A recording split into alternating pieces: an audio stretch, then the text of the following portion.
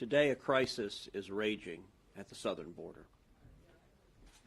It was created by Joe Biden and Kamala Harris.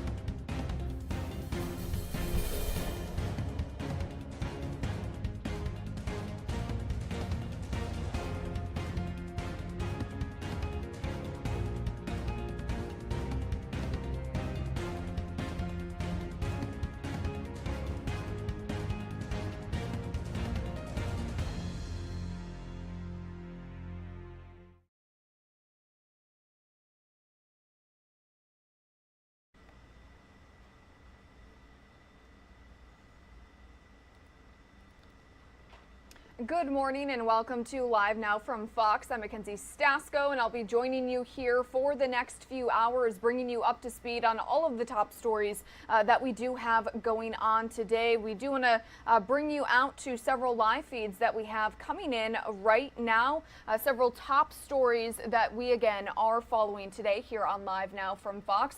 We do know that the Ukrainian delegation now says peace talks will resume with Russia today by video and not in person. That is a change that we have seen as they have been meeting face to face at a table in Turkey. Also, some major weather. We do know thunderstorms and tornadoes tore through parts of the south over the past few days. Severe weather is now shifting to the east coast. You can see our X-Rad weather radar right there on your screen with some tornado warnings in effect for the Florida Panhandle.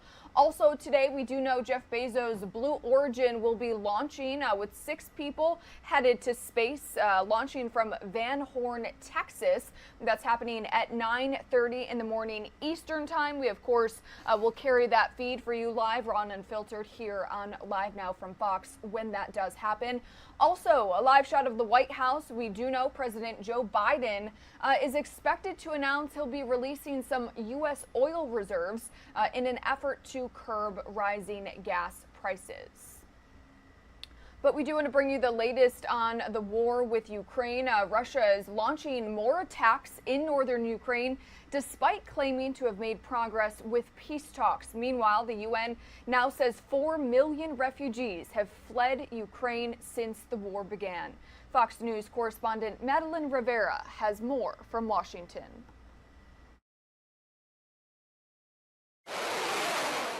One day after Russia pledged to scale back some of its military operations in Ukraine, nothing has changed.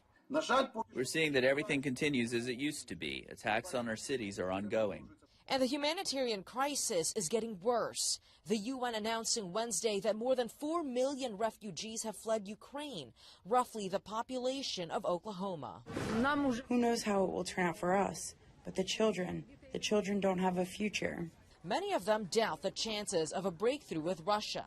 And U.S. officials are also warning of a potential setback, saying President Putin's advisors haven't told him the extent of his military's losses in Ukraine, which could affect his approach at the negotiating table. When he actually begins to realize how badly his military is doing in Ukraine, you don't know what kind of reaction that's going to cause in him. Mr. President, what is the danger of Putin being left in the dark by his military advisors? I'm reluctant to comment. In a call with President Zelensky, President Biden said the U.S. is giving Ukraine $500 million in new aid.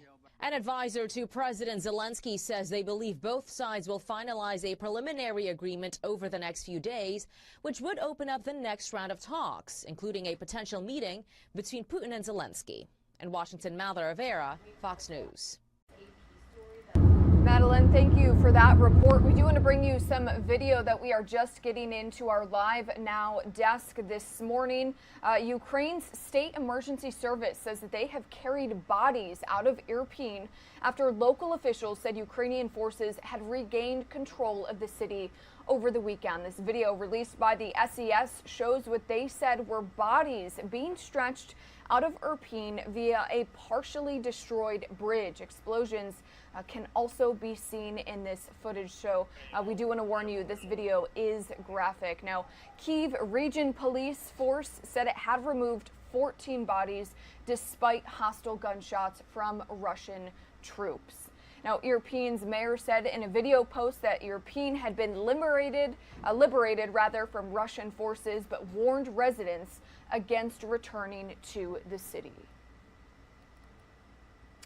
And could Russian President Vladimir Putin not know the status of his army's fight in Ukraine? American intelligence officials now believe that the Russian president is actually being misinformed by his advisors regarding the status of his troops, believing that he is unaware of their struggles and performance in Ukraine.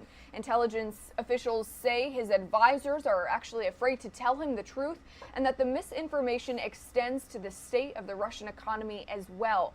Biden administration officials hope that releasing this information could persuade Putin to reconsider his options in Ukraine. And we do want to take you out to this live shot of Capitol Hill today, where we do know U.S. lawmakers are on Capitol Hill. Yesterday, they were taking part in a classified briefing on the war in Ukraine. Many of them are reacting to those reports that Russian President Vladimir Putin, as you just heard, is being misinformed by his top military advisors. Fox News correspondent Lauren Blanchard takes a closer look from Washington.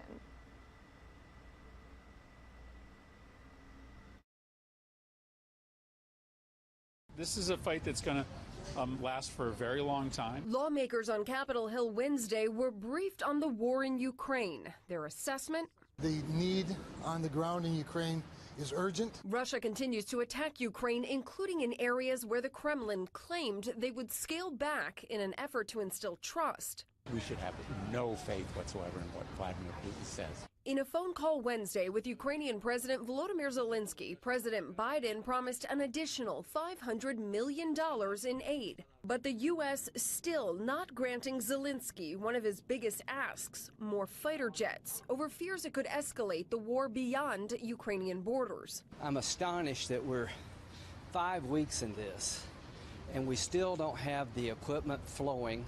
Plus, the White House now declassifying intel they say suggests Russian President Vladimir Putin is being misguided by his own inner circle. The fact that he may not have all the context, that he may not fully understand the degree to which his forces are failing in Ukraine, that's a little discomforting, to be honest with you. The intel also suggests his aides aren't giving him a full picture of how the sanctions are hurting the Russian economy. Our intent is simply to make the information available so that there is a full understanding of what kind of strategic blunder this has been for Russia and for the Russian people. The United Nations Refugee Agency says more than 4 million people have fled Ukraine, passing worst-case predictions. More than half of them are children. In Washington, Lauren Blanchard, Fox News. Lauren, thank you for that report. We do want to bring you out to this live feed that we are getting into our desk this morning, coming to us from Brussels, Belgium, where we currently have the European Commission meeting in Brussels to discuss the war in Ukraine. Let's go ahead and listen in. Wondering if you can confirm that the Iberian proposal to cap gas prices has been submitted to the Commission, and how long the Commission, an estimate on how long the Commission might need to evaluate that proposal. And somewhat related, but I don't think it's for Tim, Portugal had asked the VAT committee for a reply on lowering the VAT for gas. Can we expect a decision anytime soon? Thank you. So Tim is not here today. I'm turning to Stefan, but I don't think that we have information to provide you on whether we have received any proposal from Spain and Portugal on the cap on electricity prices. In terms of the time needed, Rita, I'm sorry, but you know that it's impossible for us to give you a timeline on assessment of a proposal. It always depends on the characteristics of this proposal. What is clear is that obviously, as I've said here on a number of occasions, we perfectly understand the urgency of the situation, and once and if a proposal arrives, we will assess it with all due diligence. On the Portuguese VAT committee, Dan has no specific information at this stage, I'm sorry to say, so we will come back to you if and when we have news on that front. Okay, we continue with energy. Mose. Thank you very much, Eric. I would also like to take the opportunity to ask a question about import of natural gas from other sources and, let's say, the reduction in dependency on imports from Russia. I think there have been different figures around how that will happen. I would like to check and clarify those figures.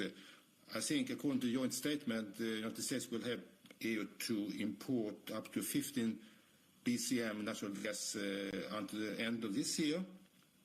And we also said that the total annual imports from Russia are about 150 BCM. And at best, I think we can import up to 50, we replace that by 50 BCM, that is a third. So is that correct to say that by the end of this year, I mean, the natural gas from Russia will only be replaced by about 10%? Thank you.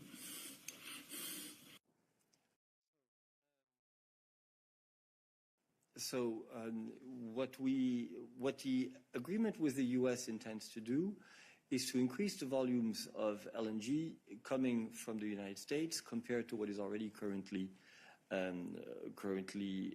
arriving, which in 2021, if I remember well, was around 22 BCM. So yes, we expect that we would get an extra 15 BCM thanks to this agreement with the United States, which your math is correct, corresponds to roughly one-tenth of Russian pipeline gas that we get every year.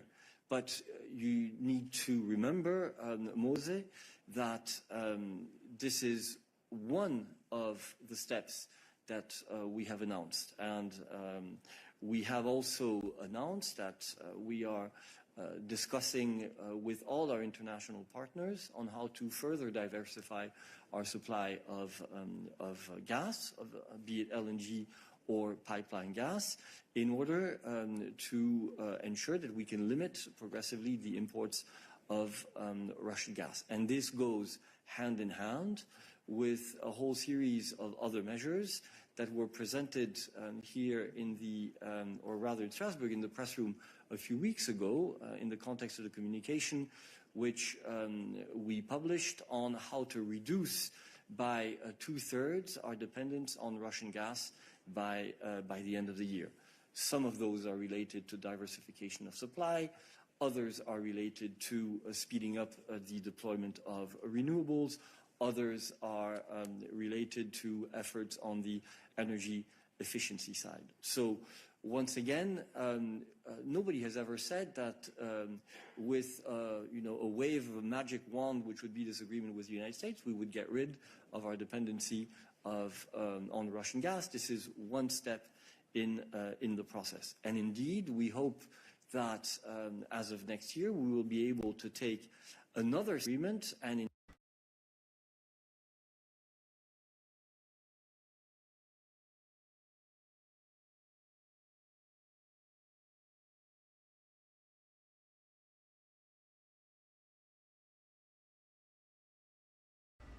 All right, everybody, you are watching Live Now from Fox. It does appear that this live feed we had coming into our desk from Brussels, Belgium, did freeze up, but it was the European Commissioner meeting in Brussels, Belgium, to talk about the war in Ukraine and, of course, trying to reduce Europe's reliance on Russian oil. We are going to try and get that feed fixed for you, but for now, it is about 6:20 in the morning here on the East Coast. We'll be back after this 2-minute break.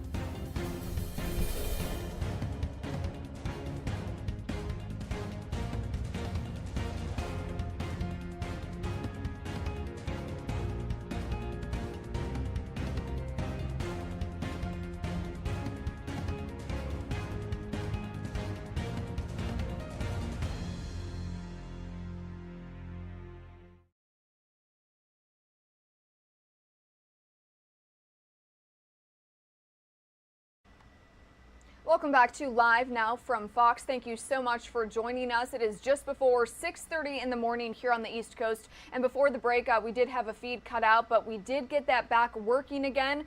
We have the European Commission currently meeting in Brussels, Belgium at this very moment. One of our top stories. Also, tornado warnings issued for the Florida Panhandle.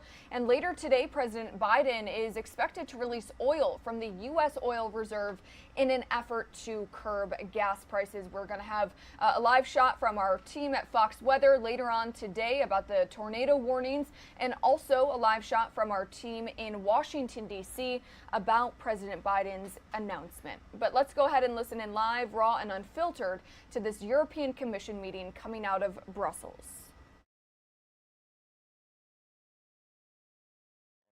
By newspapers, and secondly, as you know, we never comment on work related to sanctions. So I'm afraid, Lukasz, that you will have to wait to see if and when we have announcements to make. What is clear is that, as has been said, we are certainly working on ensuring the enforcement of existing sanctions and efforts to avoid their circumvention. Lukasz, you have a follow-up. Yes, I have a follow-up question, which is also connected to the sanction issue. The Russian currency ruble is gaining in value. So in the last dozen hours, has gained around 10% to dollar. And you mentioned many times that issue about the Russian currency, that the sanctions are strong and effective. So what is your response to that? What is your comment to that? Thank you. To the fact that the ruble has regained lost ground. Listen, we do not comment on the evolution of currencies across the world. But if I were you, Lukasz, I would look at what it has cost the Russian state to actually prop up its currency. It's not as if this was a natural phenomenon leading to the ruble regaining lost terrain. This has required massive costs on the side of the Russian state, in particular, as you know, by increasing significantly interest rates. And this has in itself obviously an impact on the economy.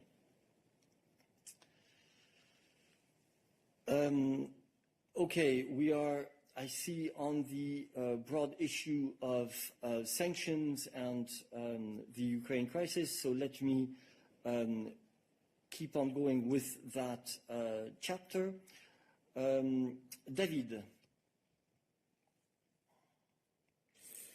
Oui, merci. Thank you. Merci Eric. Thank you, Eric.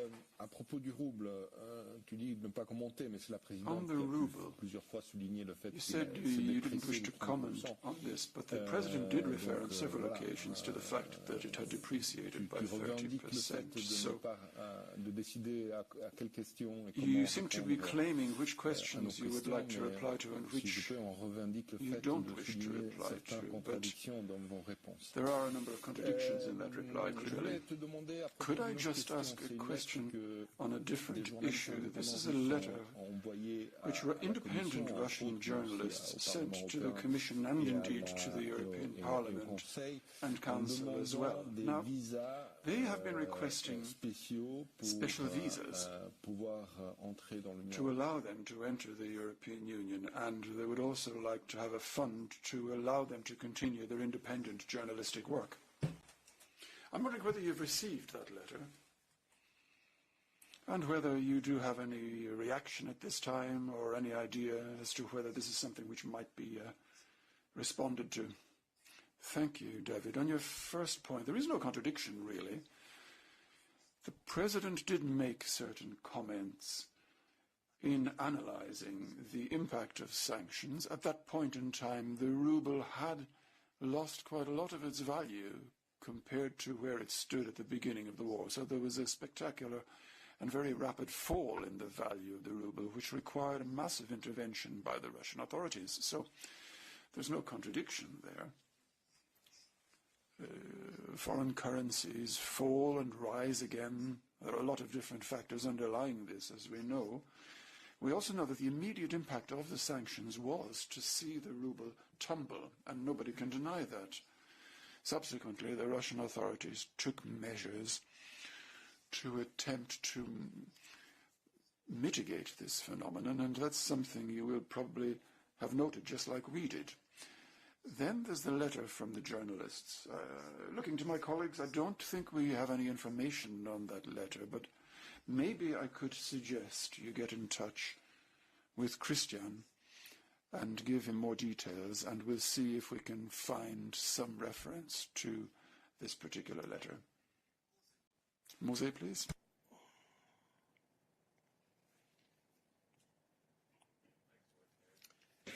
Is related both to enlargement. Mose, we missed the beginning of your question. You started speaking before your mic was turned on. If you could start again. Okay, thanks again. Okay, thanks again, Eric. This is my main question for today, related to enlargement, but particular to Ukraine and to the talks which took place in Istanbul, I think yesterday, which now be interrupted. And it seems that Ukraine is willing to give up membership in NATO, but asked for security guarantees from a number of NATO member states, I mean also EU member states, and maybe that's not so realistic. And that brings me to my question about the mutual, let's say, defense clause in the European Union. If Ukraine would become a member in the EU. So my question is if the Commission or the Action Service is analyzing this possibility of speeding up the process for that, or will we have to wait for years until Ukraine will become a member state? Thank you. Come on, Mose.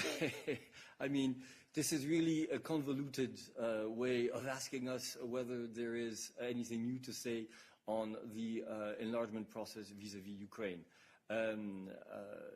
Quite frankly, we have set out very clearly our position when it comes to the request made by Ukraine on enlargement. The process, as you know, has now been set in motion and will continue. But we have nothing to add that is any way related to this or that turn in the negotiations taking place in Istanbul. Oui, je t'en prie. Bonjour. Good afternoon. RP Sud-Ouest. I have a question about relations with Istanbul on the security guarantees, seeing as they have been mentioned by the Ukrainians. Does the EU think that they could participate in these programs? What guarantees can they give to the Ukrainians in response to their request? And are you not a little disappointed by the fact that it's Turkey taking on this role of facilitator and mediator when it could be the European Union? Another question about Yanukovych, but maybe I'll put that to you afterwards. Peter. Merci, Nicolas. Thank you, Nicolas.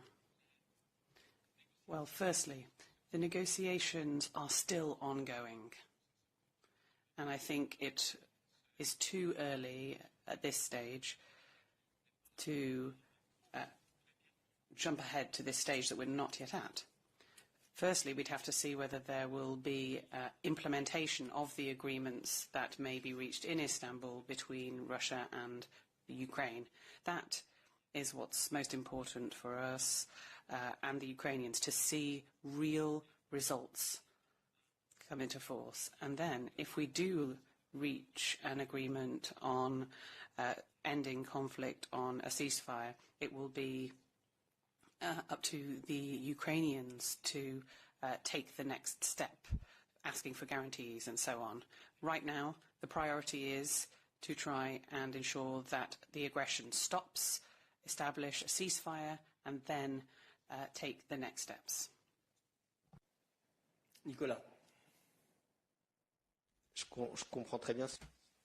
I understand this reasoning you've described, but in the case of the Ukrainians, my feeling is that the two are being negotiated in parallel, the ceasefire and the security guarantees. And the Ukrainians have asked the various partners if they could be members of this guarantee and which security guarantee could they offer. I mean, I understand that there are ongoing negotiations between Ukraine and Russia as part of this security guarantee. The question is whether the EU can or wishes to be a party to the security guarantee, or does it prefer not to be involved?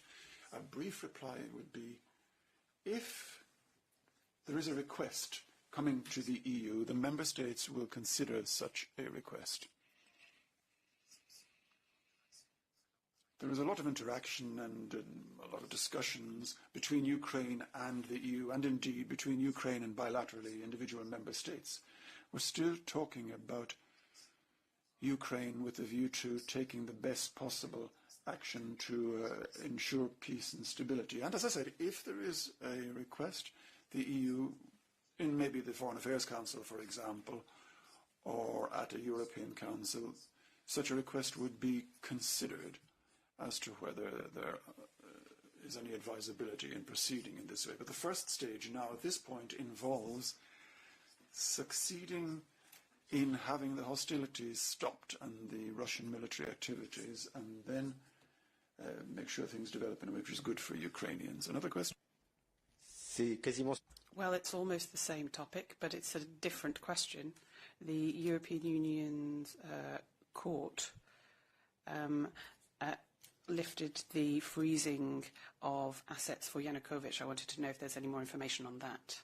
It was done for reasons linked to rule of law, that the European Union had not examined the various criminal charges. And I wanted to know if there was anything new from the court, whether the freezing of assets will continue. Yes, thank you, Nicolas. Well, when it comes to court rulings and decisions, it is the Council, that is to say member states, who examine the ruling and the consequences of any such ruling. So we will follow that standard procedure, and the listing will remain for Yanukovych, because yesterday's decision is linked to the 2020 decision, where Yanukovych was listed. It has been renewed twice, 2021 and 2022, so they will remain on the list of sanctions. And we will continue our usual analysis and assessment of court rulings as usual. Mose, I think you wanted to ask another question on the security guarantees. Yes, very quickly. Hello. Yes, very quickly, because I think that the last exchange of question and answer about Ukraine and security guarantees is very much linked to my previous question, and it is for Peter. You said that, Peter, that if Ukraine would come with a request for security guarantees from the EU, then member states will consider it. But actually, I think that Ukraine already has done it, at least indirectly, by applying for EU membership. And that will take a long, long time to achieve. So the question to you, Peter, is whether it's feasible at all or legally possible, let's say, decouple these two issues of offering EU-based security guarantees to Ukraine while it's not yet a member state of the European Union. Thank you. Peter. Okay, I was about to say, let's not jump ahead. The application for EU membership is not only about security guarantees, and it's actually not about security guarantees in the sense that is being discussed in the context of the negotiations between Russia and Ukraine to stop the conflict at this stage, the Russian aggression. The membership of the EU, of course, provides a lot of guarantees, including security guarantees for its member state, but it's much wider. So let's not confuse or let's not mix these two things at this stage. Again, now the total priority, the overall priority is to stop the bloodshed and destruction inflicted upon Ukraine and its people by Putin's regime. Ukraine is engaged in negotiations with the Russian counterparts, thanks to the mediation of Turkey at this stage and also others who are involved. And most important for us and for them is to see the stop of hostilities and withdrawal of the Russian troops.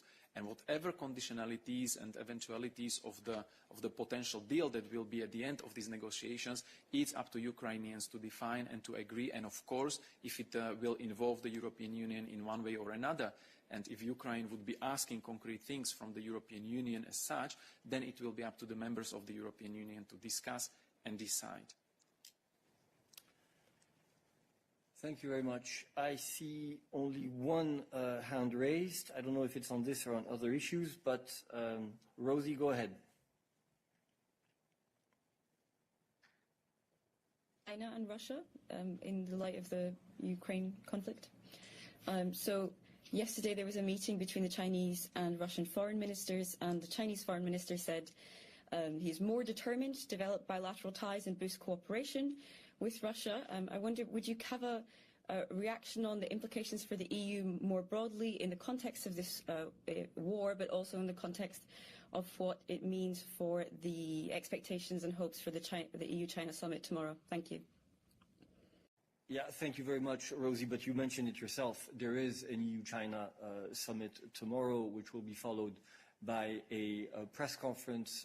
So you will get, of course, our thinking on this tomorrow during the summit. Now, obviously, countries are free to develop the bilateral relations that they wish. That is absolutely clear. But what is clear as well is that the European Union has a very, very clear position when it comes to Ukraine. Peter has had many opportunities here to express it, and that is not influenced by factors such as the relations that others want to develop.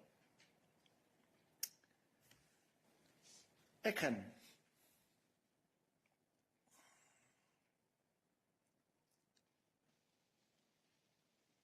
Thanks, Eric. I have a question on Bosnia. Yesterday, the Speaker of House of Representatives of Bosnia Parliament, Mr. Denis Zvezdic, met with Slovenian counterparts and made a call for more troops to be sent to Bosnia in the country as part of EU force, on top of the 500 which are already sent earlier this month. Is that something that EU will consider? Or the question will be, are the 1,100 sufficient? Thank you, Ekrem. So I will address the second part of your question, because obviously we are not commenting what has been said in bilateral meetings. But the recent reinforcements of Operation Althea in Bosnia and Herzegovina by 500 members is what the European Union has done. If there will be any other decision taken, this is again in the hands of the member states. We stand ready, and the High Representative Borrell, during his stay in Sarajevo a few weeks ago, was very clear on this. We stand ready to support Bosnia and to do everything we can and everything the country needs in order to maintain the security and ensure that there is no instability coming back to Bosnia and Herzegovina in the context of the current problems in Ukraine. Thank you very much. Are there other questions for Peter on foreign relations today? That is not the case. Any other issues for us today? No, so thank you and see you Monday.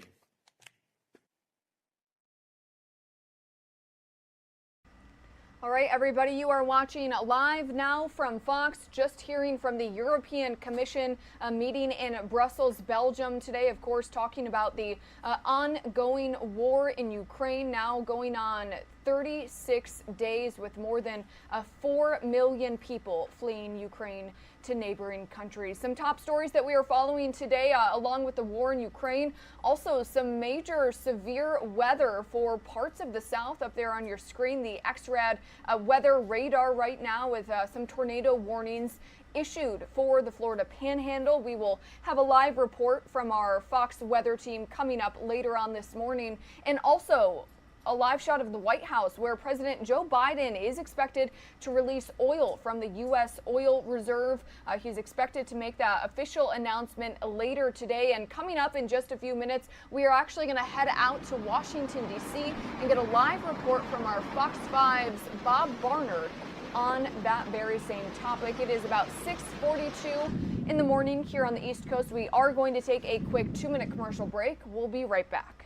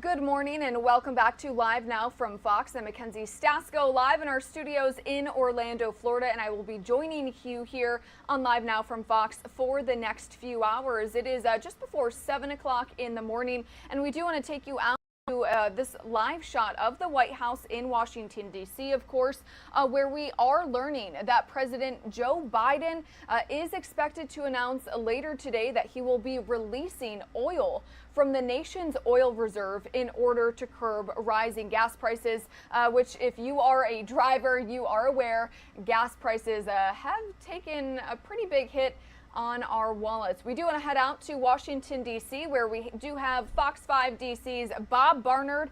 He is covering this story for us. Bob, thank you so much for joining us here on Live Now from Fox. What more can you tell us about today's announcement and gas prices, of course, in the D.C. area? Here in the D.C. area, Mackenzie, gas prices are the highest really we've ever seen. We're probably 5 miles directly north of the White House. And take a look behind me. This is the price of the regular unleaded, or all the prices for that matter. But look at that. Regular unleaded here is basically $5 a gallon, $4.99.9.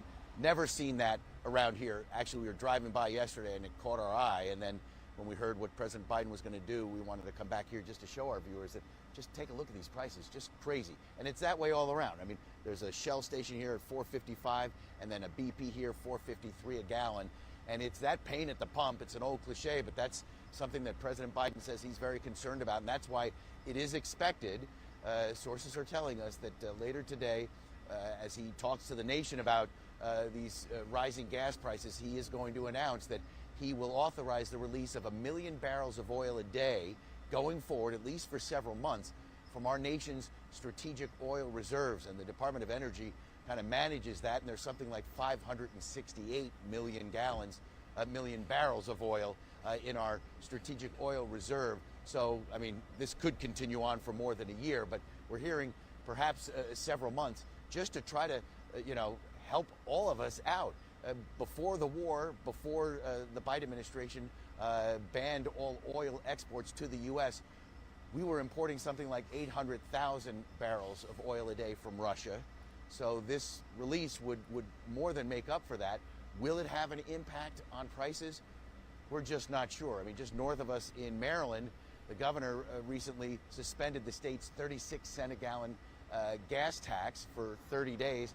And yeah, just a few miles up the road, regular unleaded is selling for $3.93. So where moves have been made by the powers that be here in this country, there have been, some, impacts in a positive way on gas prices. We'll see if this does anything to help that. Right now, Mackenzie, the nation's average for regular unleaded is $4.24 a gallon. It was $3.60 a gallon last month, $2.90 a gallon a year ago. All right, Fox 5 DC's Bob Barnard live in Washington, D.C. Bob, thank you so much for that report, and hopefully this does help people who are filling up. So thank you, Bob. We'll see. You bet. All right, everybody, we do want to head back out to this live shot of the White House, where, as you just heard from our Fox 5 DC's Bob Barnard, President Joe Biden expected to release and announce that he will be releasing those U.S. oil reserves to try and curb gas prices. This, of course, would happen over the course of several months, up to a year, of up to 180 million barrels. And as you heard from Bob, this is all coming as those oil prices have spiked across the U.S. and amid the sanctions imposed on Russia over the Ukraine invasion. It is 6:48 here on the East Coast. We are going to take a quick 2-minute commercial break. We'll be right back.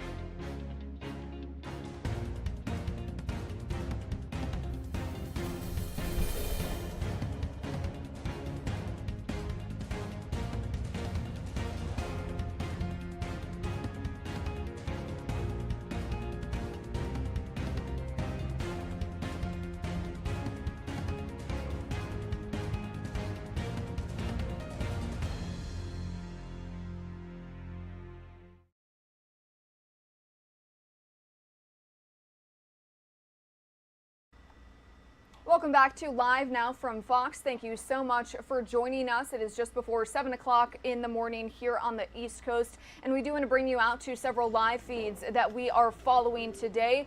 Coming up in just a little bit, we do have NATO Secretary General Jens Stoltenberg, who will be presenting his annual report for 2021 during a press conference at NATO headquarters in Brussels. So as you can see, that is a live feed coming in from Brussels, Belgium, and we will bring that to you as soon as we get it. We also have a live feed coming in from the Polish-Ukrainian border, where the UN Refugee Agency is now totaling and is now saying more than 4 million people have fled Ukraine since this war began 36 days ago. Also, another top story that we are tracking today, severe weather, a tornado warning.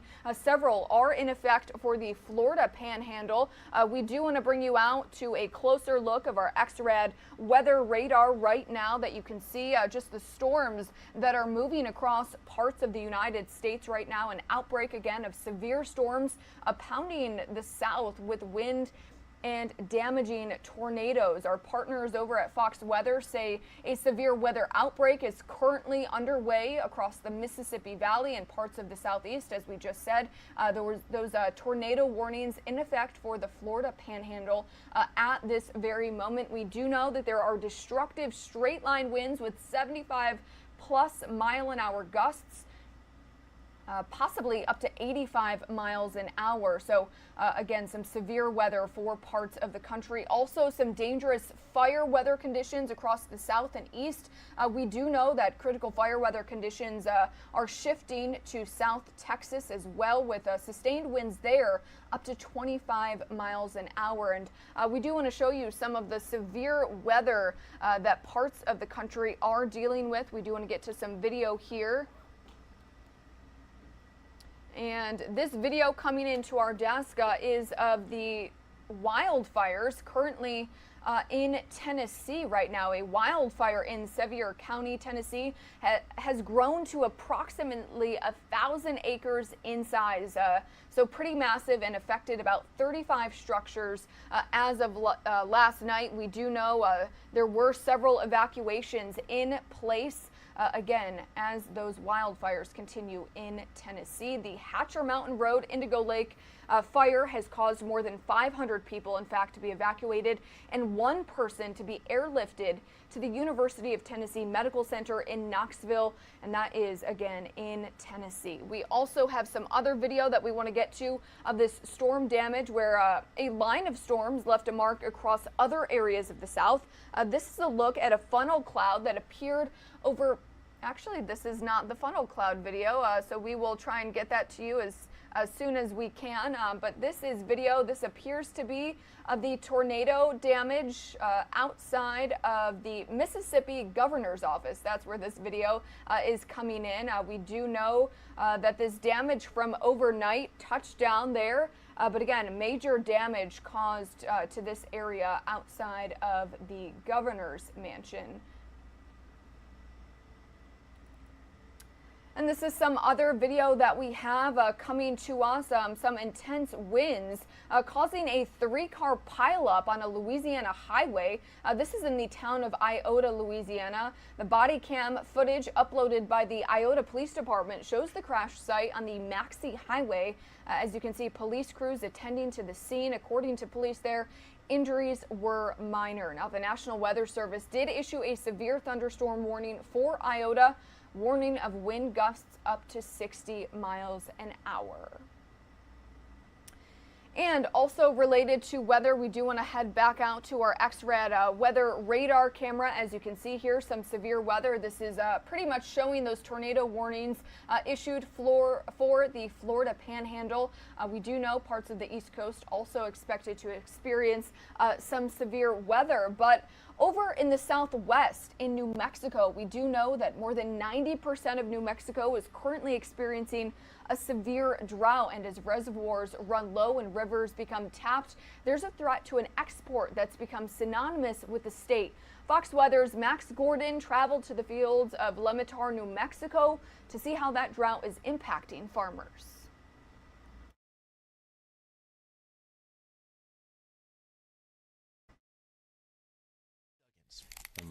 breaks into a bag of dried Sendia chilies. This is the real McCoy here. It's an iconic crop here in New Mexico. They're pretty. And it's been Glenn's whole world since he turned 22. Well, I just wanted to be free. Just give me some seed and some dirt and leave me alone. That's what I wanted. Being a farmer isn't easy. It's hard work. But farmers, you'll never hear them complaining about the work. How can you complain when you love what you do? Though these days, things seem to be even tougher. Fuel and fertilizer are more expensive, and there just don't seem to be enough workers around. I was up all night last night watering, fishing the weeds that are blown in the ditch. And then there's the challenge posed by Mother Nature. Chili's, it's very delicate. It's looking for a way to die when you plant it. It's not a hardy plant. Which means the ongoing drought here in New Mexico has been brutal for farmers trying to grow the state's marquee crop. It's irrigation season for chili farmers like Glenn, a crucial time to ensure his crops are healthy for the growing season to come. But there's a big problem, not enough water to go around. We're not seeing the snowpack up north in Colorado, which really runs the water down the Rio Grande.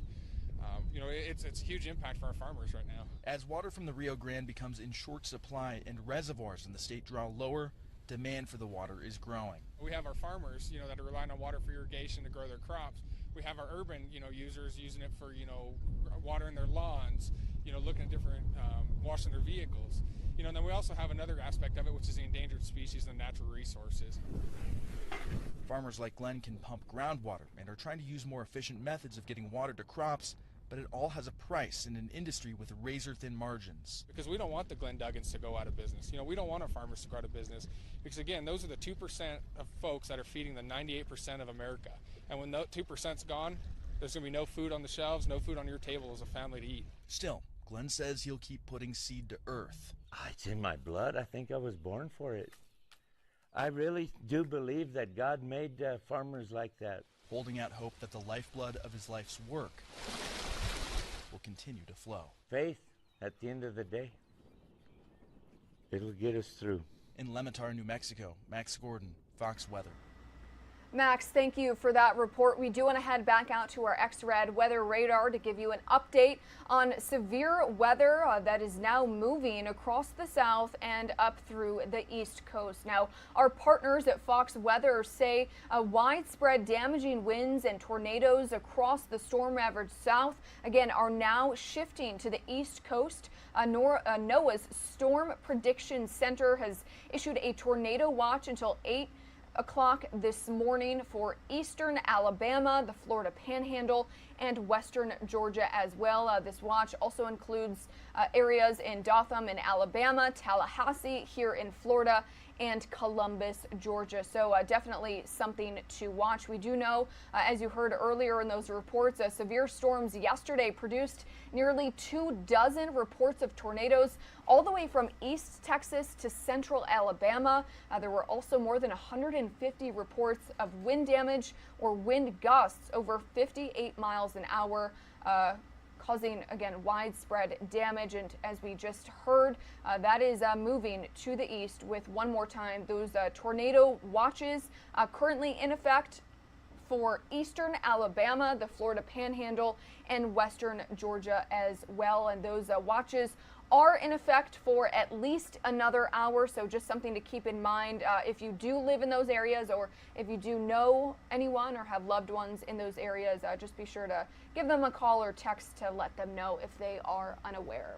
It is 7 o'clock in the morning here on Live Now from Fox. We are going to take a quick 2-minute commercial break. We'll have the latest, though, on these top stories when we come back.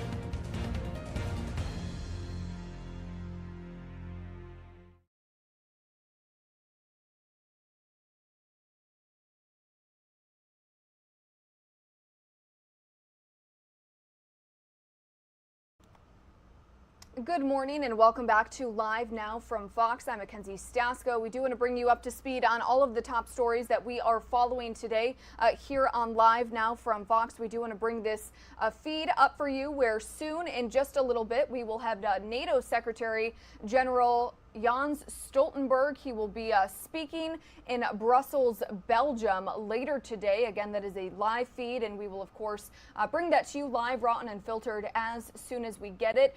We also have tornado warnings issued not only for the Florida Panhandle today, but also for parts of Alabama and Georgia as well. Coming up in about 15 minutes, we will have a live report from our partners at Fox Weather. Also, a live shot from the Polish-Ukrainian border, where we now know more than 4 million people have fled Ukraine in the 36 days that this war has been going on.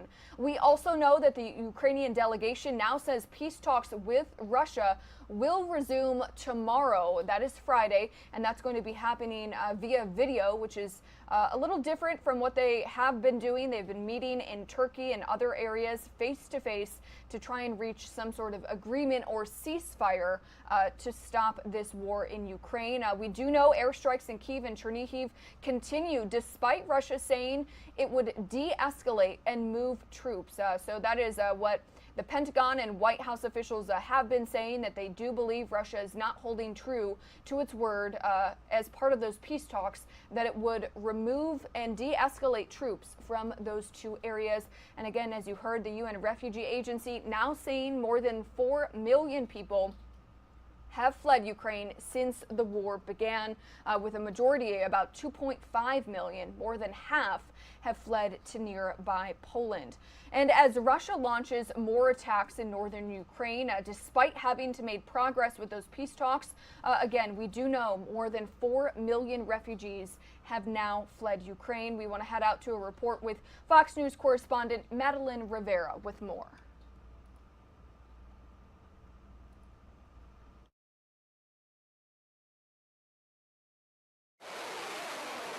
One day after Russia pledged to scale back some of its military operations in Ukraine, nothing has changed. We're seeing that everything continues as it used to be. Attacks on our cities are ongoing. And the humanitarian crisis is getting worse. The UN announcing Wednesday that more than 4 million refugees have fled Ukraine, roughly the population of Oklahoma. Who knows how it will turn out for us? But the children don't have a future. Many of them doubt the chances of a breakthrough with Russia. And U.S. officials are also warning of a potential setback, saying President Putin's advisors haven't told him the extent of his military's losses in Ukraine, which could affect his approach at the negotiating table. When he actually begins to realize how badly his military is doing in Ukraine, you don't know what kind of reaction that's going to cause in him. Mr. President, what is the danger of Putin being left in the dark by his military advisors? I'm reluctant to comment.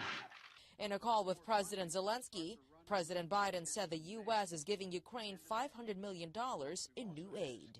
An advisor to President Zelensky says they believe both sides will finalize a preliminary agreement over the next few days, which would open up the next round of talks, including a potential meeting between Putin and Zelensky. In Washington, Madeline Rivera, Fox News. Madeline, thank you for that report. We do want to bring you this new video, but we do want to warn you it is graphic. Ukraine's state emergency service says that they carried bodies out of Irpin after local officials said Ukrainian forces had regained control of the city. Now, this video released by SES shows what they said were bodies being stretched out of Irpin via a partially destroyed bridge. Explosions can also be seen in this video. While this is happening, Kyiv Region Police said it had removed 14 bodies from Irpin despite hostile gunshots. The mayor there said in a video post that the city had been liberated from Russian forces, but warned residents against returning to the city. So just a devastating sight to see on day 36 of this war with Ukraine. And could Vladimir Putin not know the status of his army's fight in Ukraine? Well, American intelligence officials believe that the Russian president is actually being misinformed by his advisors regarding the status of his troops, believing that he is unaware of their struggles and performance in Ukraine. U.S. intelligence says that Putin's advisors are afraid to tell him the truth and that the misinformation extends to the state of the Russian economy as well. Biden administration officials hope that releasing this information could possibly persuade Putin to reconsider his options in Ukraine. And we do want to head out to this live feed of Capitol Hill today, where we do know lawmakers on Capitol Hill took part in a classified briefing yesterday on the war in Ukraine. Many of them are reacting to reports that you just heard that Putin is being misinformed by his top military advisors. Fox News correspondent Lauren Blanchard takes a closer look.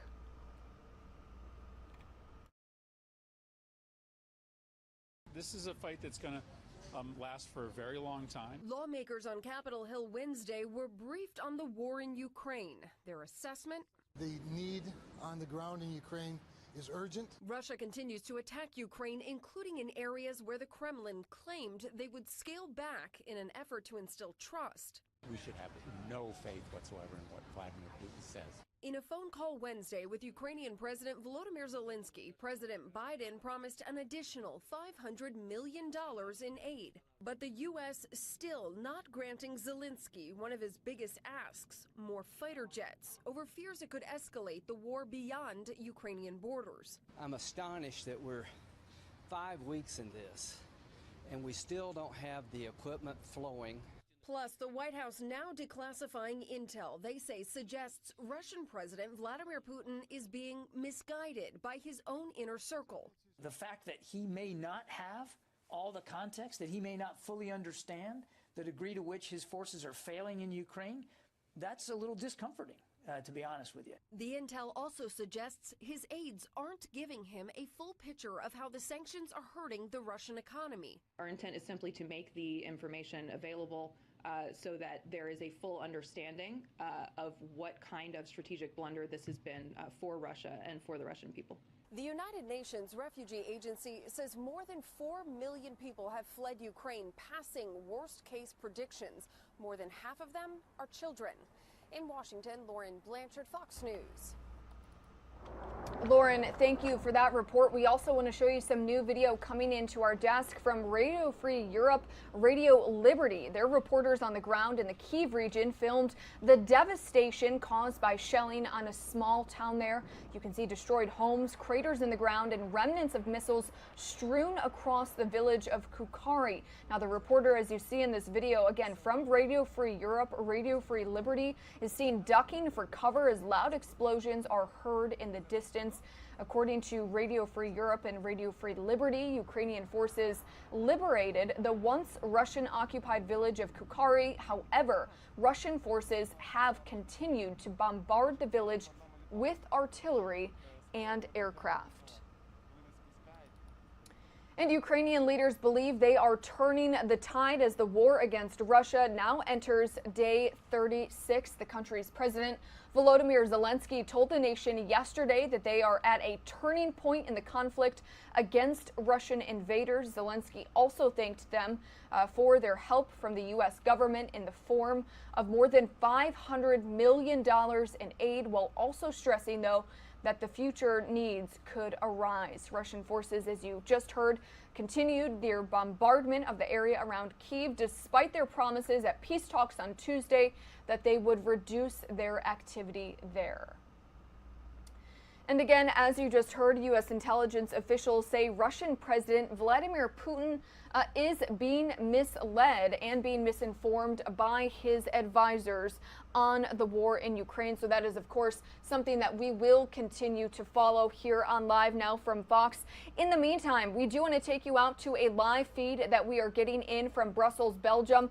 As promised, we do have NATO Secretary General Jens Stoltenberg currently speaking in Brussels, Belgium about this war in Ukraine. So let's go ahead and listen in live, raw, and unfiltered here on Live Now from Fox. Over the years, allies have trained tens of thousands of Ukrainian troops, provided modern equipment, and supported reforms.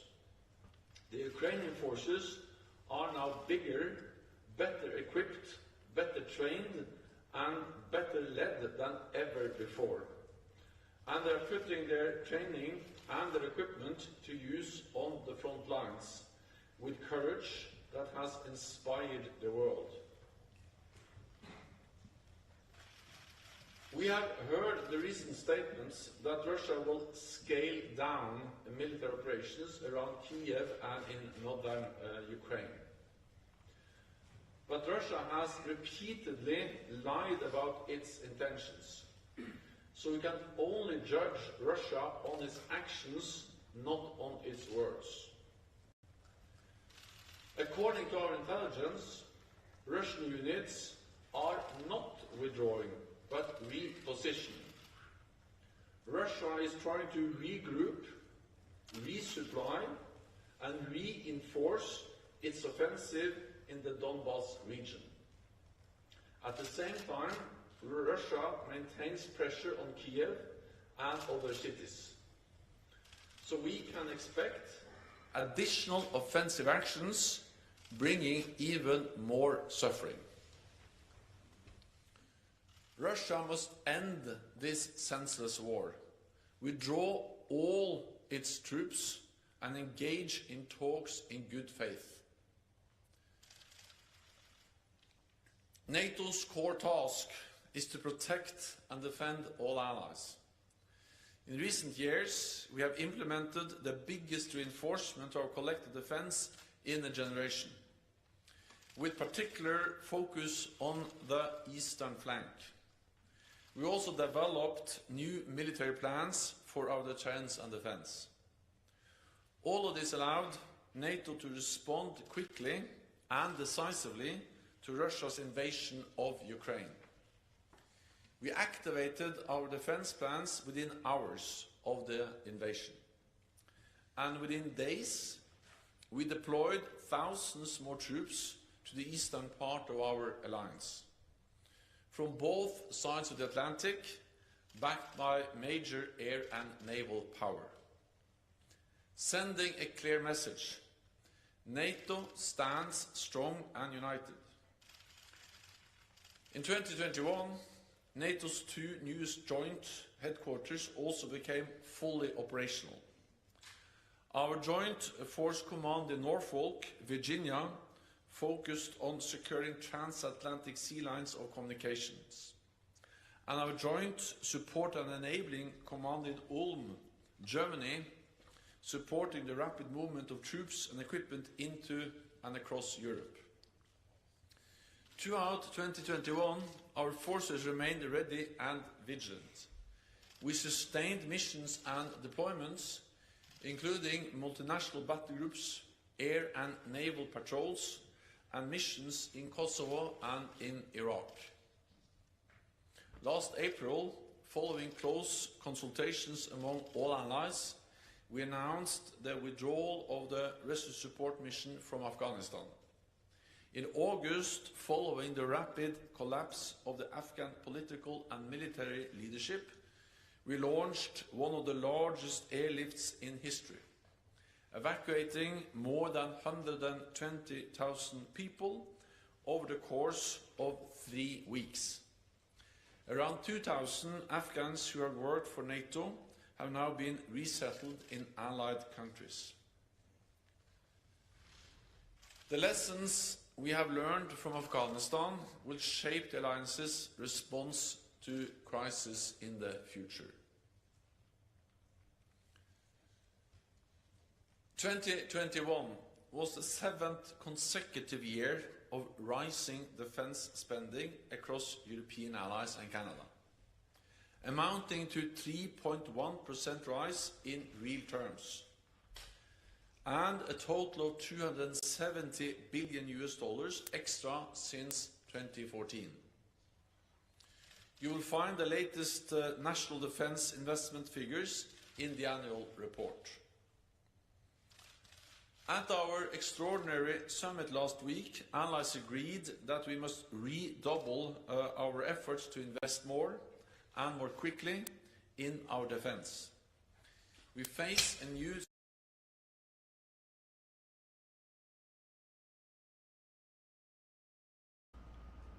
All All right, everybody, you are watching Live Now from Fox, where we were just getting a live feed into our desk from Brussels, Belgium, where we did have NATO Secretary General Jens Stoltenberg, who was briefing us on not only the war, Russia's ongoing war with Ukraine, but also about NATO's 2021 annual report, which he is revealing today. So again, that feed did cut out for us. As soon as we get that back, we will, of course, bring that to you here on Live Now from Fox. In the meantime, we do want to get back to severe weather here in the United States, where we do know an outbreak of severe storms has pounded parts of the South with wind and tornadoes as well. Coming up in 2 minutes, we're going to have a live report from our Fox Weather's Robert Ray. He is live in Springdale, Arkansas, where we do know a tornado touched down yesterday, causing some major damage. So stick with us. We'll be right back with that live report in 2 minutes.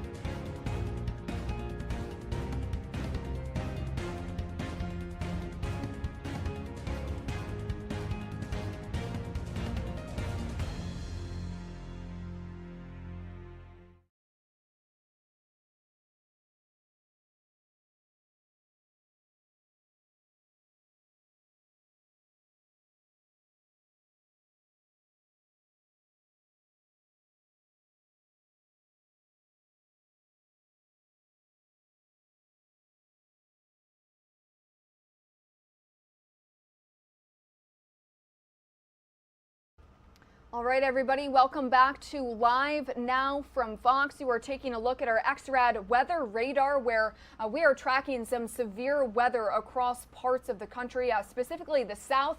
And you can see that bad weather moving through and up to the East Coast. But first, we do want to get to the storms that hit parts of Arkansas yesterday. In fact, we do know that a massive tornado touched down in Springdale, Arkansas. And we do have our Fox weather team, of course, covering this story for us. We do want to head out live to Springdale, Arkansas, where our Fox Weather's Robert Ray is reporting right now. Robert, thank you so much for joining us here. We do know that tornado, I believe it was an EF3, is that correct? Indeed. Good morning, Mackenzie. An EF3, it's 145 mile per hour winds. The National Weather Service was out surveying all the damage that you see behind me and others. Yesterday, it was preliminary EF2, but they upgraded it late last night because of the extensive damage. Behind me, in the cover of darkness, a warehouse about 100 yards in length, completely toppled and destroyed by this tornado. Maybe we see some of the video from this area. Just tremendous destruction. This tornado, part of a larger swath, the system that began yesterday in Texas and actually began began in California days ago, trekked across the Rocky Mountains, swooped down into the plains, and trucked across the south, and is now headed up into the northeast, believe it or not. But the amount of damage here came in about 4 a.m. yesterday when the tornado hit. There are multiple neighborhoods that are destroyed. Thankfully, there are no fatalities, but there were 7 people injured and 2 are in critical condition. I'm in touch with a family member of one of those people that is not in good shape. I got a text message from the family member late last night, and it reads, so I found out more about my uncle. He has a broken collarbone and jaw, and there's something broken in his neck. He has a punctured lung and a rip in the back of his trachea. They airlifted him to Little Rock for surgery, and that's all I know for now. So you get text messages like that, you realize the human impact of Mother Nature and this system that came through. There is a cell phone tower that was taken down, the gym at an elementary school flattened and destroyed. Meanwhile, it is very cold here, in the 30s this morning. Thankfully, no wind gusts and no rain like we saw in the aftermath of the tornado yesterday when it came in. So cleanup should be fairly simple and successful today as aid groups are making their way in, and started last night. Volunteers passing out food to the people that are displaced.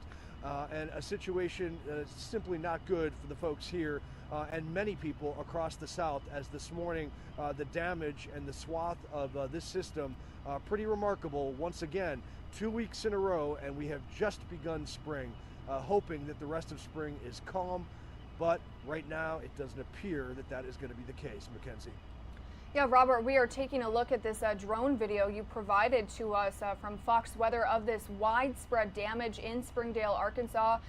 You know, any idea on how many people in this town are affected? I mean, this is major, major damage. And I know you said that there are volunteer groups, aid groups coming into the city to help, but any idea of how many people are impacted and what the future help for these residents could look like? Yeah, I mean, there are hundreds of folks at this point who are having issues with the structures, whether it be their home or their businesses. And yes, so it's going to be a rough few weeks. I mean, as far as people figuring out, you know, where they can stay in the meantime until their house at least can get a tarp on it, or some houses are just 100% destroyed, and then they're going to have to deal with the insurance adjusters. But you know what? The hearts and minds of these folks that come in to help are really significant. Can't say that enough. I mean, just hours after the tornado hit, and that's I was here about you know, probably early afternoon, so 6-7 hours after it hit.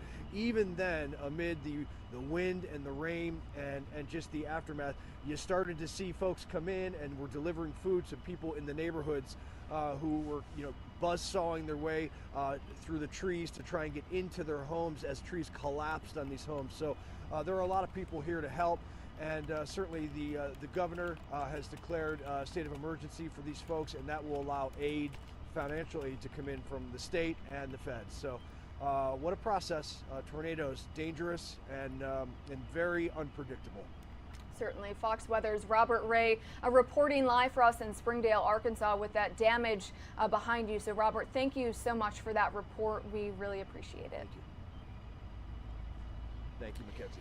And on the topic of weather, we do want to head back out to our XRAD weather radar, where you are taking a look at some major weather, as Robert just said, moving across the United States. We do know our partners at Fox Weather say that they are following another outbreak of severe thunderstorms and widespread damaging winds across the South. So that severe weather threat, as you just heard in Robert's report, moving to the east. NOAA's Storm Prediction Center has now issued a tornado watch until 2 p.m. About 30 minutes ago, that was supposed to be issued until 8. So it seems as though these storms are strong and severe enough that the Storm Prediction Center is now extending that tornado watch until 2 p.m. today, Eastern time for southern Georgia, the eastern Florida Panhandle, and the Florida Big Bend area, as well as northwestern Florida. So that tornado watch includes Albany and Valdosta in Georgia and Tallahassee here in the state of Florida. So just something to keep in mind if you have any travel plans or have any loved ones in those areas. So again, that tornado watch in effect for parts of Georgia, Florida, and Alabama through 2 p.m. today. So this, of course, is one of the major stories that we are following here on Live Now from Fox.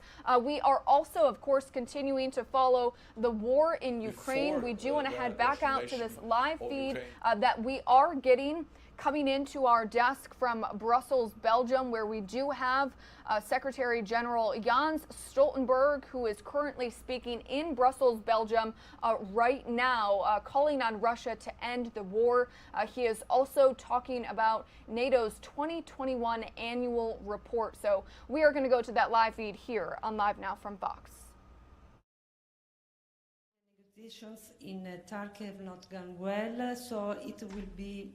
We need time to put the war, the end, this war end. What is the NATO time frame until when we can continue to supply weapons to Ukraine? Thank you so much. We need to continue to supply weapons to Ukraine. NATO allies will continue to supply weapons to Ukraine as long as necessary. This is extremely important, because Ukraine is fighting a war for freedom, for democracy, for our shared values. And therefore we have supported Ukraine for many, many years. NATO allies stepped up the support actually before the invasion, because we had very reliable intelligence about the likelihood of a Russian invasion as of last fall. And then after invasion, allies have stepped up further, and more allies are now also delivering weapons, military aid, humanitarian financial support to Ukraine. And there was a strong commitment from the NATO summit last week to continue to further support Ukraine, also with military support.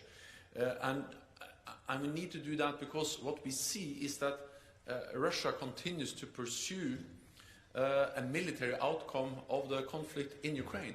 It is good that talks are going on, but so far we have seen no real change in the Russian main objective, and that is to have a military outcome of the conflict, and they continue to pursue a military outcome. So we need to be ready to continue to provide support to Ukraine. Okay. Ukrainian news agency here. Yeah. Dmitry Shkurko, National News Agency of Ukraine. As it reflected in annual report, one of the core tasks for NATO was to strengthen its maritime posture in the Black Sea. But now we have absolutely practical situation when Russian Navy not only have some kind of maneuver preparing assault operations in Odessa and Nikolaev, but also effectively blocking the cargo ships with the grain in Ukrainian ports. So that my question is NATO going to some kind of review its maritime policies to make it more effective to support the freedom of navigation? Thank you. The Black Sea is of great strategic importance for NATO. We have 3 NATO allies, which are littoral states, Turkey, Bulgaria and Romania, and then we have 2 close partners, Ukraine and Georgia, all littoral states to the Black Sea. So the Black Sea is of great importance for NATO. We also know that the Black Sea and the harbors of Ukraine are also key for the export of grain and food to the rest of the world. So the Russian blockage of Ukrainian ports is not only a big problem for Ukraine, but it's a problem for people all over the world, and it's causing a spike, a high increase in the food prices all over the world. So it is extremely important that this blockage ends, and that Ukraine again is freely allowed to export grain to the world market, to feed people and to reduce prices of food globally. And this, of course, makes the Russian blockage of Ukrainian ports an issue that matters for actually the whole world, for food, for the wealth and the livelihood of people globally. NATO allies are very closely monitoring the situation in the Black Sea, and we are working with also NATO allies are present in the Black Sea. We have the 3 littoral states. We do air surveillance, and of course this highlights just the importance of ending the war to enable normal commercial traffic in the Black Sea. Polish TV, lady in red. Dominika Czesic, I have a question about Kaliningrad, because we heard a few times in Russian state TV, but not only that Russia considers plans to explore a corridor to Kaliningrad, and do you consider this as a real threat for Poland? And if I may have a second question about Finland, because just a few minutes ago we realized that Finland will possibly apply for the membership of NATO, and the decision should be taken on the end of May. And could you comment this as well? Thank you very much. Also on Kaliningrad and any land corridor, of course, we are there to protect all NATO allies. That includes also, of course, the Suwalki Gap and both Polish and Lithuanian territory. So to make sure that there's no room for misunderstanding or miscalculation in Moscow about that, we have significantly increased our presence in the eastern part of the alliance. And also NATO leaders, when they met last week, they also started or asked our military commanders for options for how to further and strengthen our presence in the eastern part of the alliance, because we face a new reality and we need a more long-term adaptation of NATO's deterrence and defense, including the presence in the east. So we are there to ensure that Russia doesn't use Kaliningrad or any other pretext to launch any kind of aggressive actions against any NATO ally. On Finland, NATO has always supported the fundamental right of every nation to choose its own path. And that includes, of course, the right for Finland and also Sweden to decide to not aspire for membership, as has been their policy for decades. And we have total respect of that. But of course we also will respect if Finland decides to change and to say that we are now ready to apply for membership. This is a Finnish and only a Finnish decision, sovereign decision by a sovereign democratic state to make. We will respect it regardless of the conclusion. Finland is a very close partner. There are no other partners who are closer to NATO than Finland and Sweden. I visited Finland and Sweden last fall, and I saw how Finnish and Swedish troops meet the NATO standards, how closely we're able to work together, Finland and Sweden and NATO troops. And of course, if they apply, I expect that they will be very welcomed and that we'll find a way to quickly agree the accession protocol and follow up on a membership of Finland. But again, it is for Finland to decide, and we will wait until Finland has made any decision on the issue of membership. We'll take a couple of questions online, and we'll go to TV2 Denmark. Divya Das. Yes, hello, thank you. Divya from TV2 Denmark. So Denmark is offering to send 800 more troops under NATO command to the Baltic countries. First up, will NATO accept this offer? And secondly, if I may, sir, the government of Denmark has recently pledged to spend more on defense. Denmark would reach the guideline of 2% of GDP by 2033. That is 11 years from now. Is this, in your opinion, ambitious enough? Thank you. Denmark is a highly valued ally, which is contributing to our shared security in many different ways. With presence in the Baltic region, you have also been part of different NATO missions and operations, including fighting terrorism. You led the NATO training mission in Iraq, and you also invest heavily in new modern capabilities, including new fifth-generation aircraft. And all of this is essential and important contributions to our collective defense, to our shared security. And I would like to commend Denmark now for stepping up, for investing more, and also increasing your presence in the high north. All of this is important for all NATO allies. I also welcome the commitment to reach the 2% target. We have a commitment to do that as soon as possible.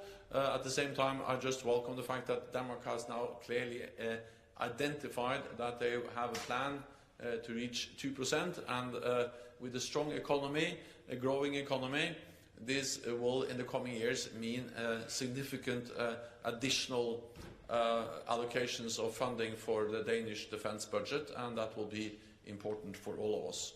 When it comes to the 800 soldiers or personnel assigned to NATO missions, of course we welcome that. It's extremely important, and we welcome also that Denmark has already provided more troops and also some more troops on higher readiness. That's extremely important, something which is very much welcomed. We are now in the process of assessing the need to adjust our presence in the eastern part of the alliance for the longer term. And of course, as part of that adjustment of NATO presence in the east, Danish troops will be very much welcomed. And we'll next take a question from Romania, Robert Lupitu from Calea Europeană. Good afternoon. Thank you for taking my question. Mr. Secretary General, we know that Germany has decided to boost its defense spending with additional 100 billion euros. Poland wants to boost its defense till 3% of GDP, Romania as well to 2.5% of GDP. I want to ask you, do you have an evaluation, given the practical way that the Russian war in Ukraine is happening, about possible new capabilities that, for instance, Germany or countries from the eastern flank will need in terms of land equipments, naval or aerial defense? Thank you. First of all, I welcome the very strong commitments and announcements made from several allies to invest more. The German announcement to meet the 2% target now already, and also from Romania, Poland and others to exceed the 2% guideline. Together this makes a huge difference. I have for many years been a politician. I know it's hard in a way to allocate money for defense, because then there's less money for health, for education, for infrastructure and other important tasks. At the same time, when we see a new security reality, when we see the aggressive actions of Russia against Ukraine, then we all realize the need to invest in our security, because without peace, without security, we will not succeed with anything of all the other aims and goals we have for our societies, be it welfare, or be it education, or be it addressing climate change. So security, peace is basis for all the other efforts, and therefore we need to invest more in our security when we face a more dangerous world. And therefore I welcome the announcements by Poland, by Romania, by Germany and many other allies. In NATO we have a defense planning process where we actually, through a very thorough and comprehensive process, go through the different needs, the different capabilities, and then we identify capabilities. And this is part of NATO defense planning process, and we have capability targets for each and every ally allocated to them. So there is a very specific list of capabilities which we expect allies to invest in according to agreed NATO guidelines and defense planning. So these are very many different types of capabilities, but for instance I think what we have seen is that there is a need to invest more in air defense, there is a need to invest more in higher readiness, to also have more ammunition, more ability to sustain operations for a longer period of time. and high-end capabilities in general. I cannot go into all the details, but I can only say that we have already agreed in NATO how to spend more investments from NATO allied countries according to an overarching agreed plan which strengthens the whole alliance when we work together. Okay, we'll go to this gentleman here. Hello, Mindaugas Laukagalis from Lithuania National Radio and Television. I have two questions. Would you say that strengthening the eastern flank is one of the main priorities of NATO this year? And in relation to that, for new capabilities, NATO needs more money, and you said that you welcome. A lot of countries already said that they are going to boost their defense expenditure. But will it be hard to convince other countries in the West, for example, when the economies are facing higher energy prices and a lot of economical issues at the moment? Thank you. What we have seen over the last years is that we have specifically increased the NATO presence in the eastern part of the alliance. And of course that reflects the aggressive actions of, by Russia against Ukraine, especially since 2014.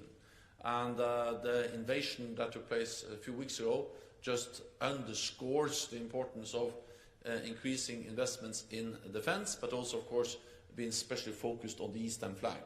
That's the reason why we, for the first time in our history, have combated the battle groups in Lithuania and in all the Baltic countries, why we have air policing and more naval presence, and also why we actually starting last fall, and especially after the invasion of Ukraine on the 24th of February, we have increased significantly our presence, doubling the size of the battle groups. We have now 100,000 US troops in Europe. We have 40,000 troops on the direct NATO command, most of them in the eastern part of the alliance. And we have hundreds of thousands of troops across the whole alliance on heightened alert. So yes, the focus has been, and I expect will continue to be, very much on the eastern part of the alliance. Having said that, I think it's important also to underscore 2 points, or to highlight 2 points. One is that our security is indivisible. It is interlinked.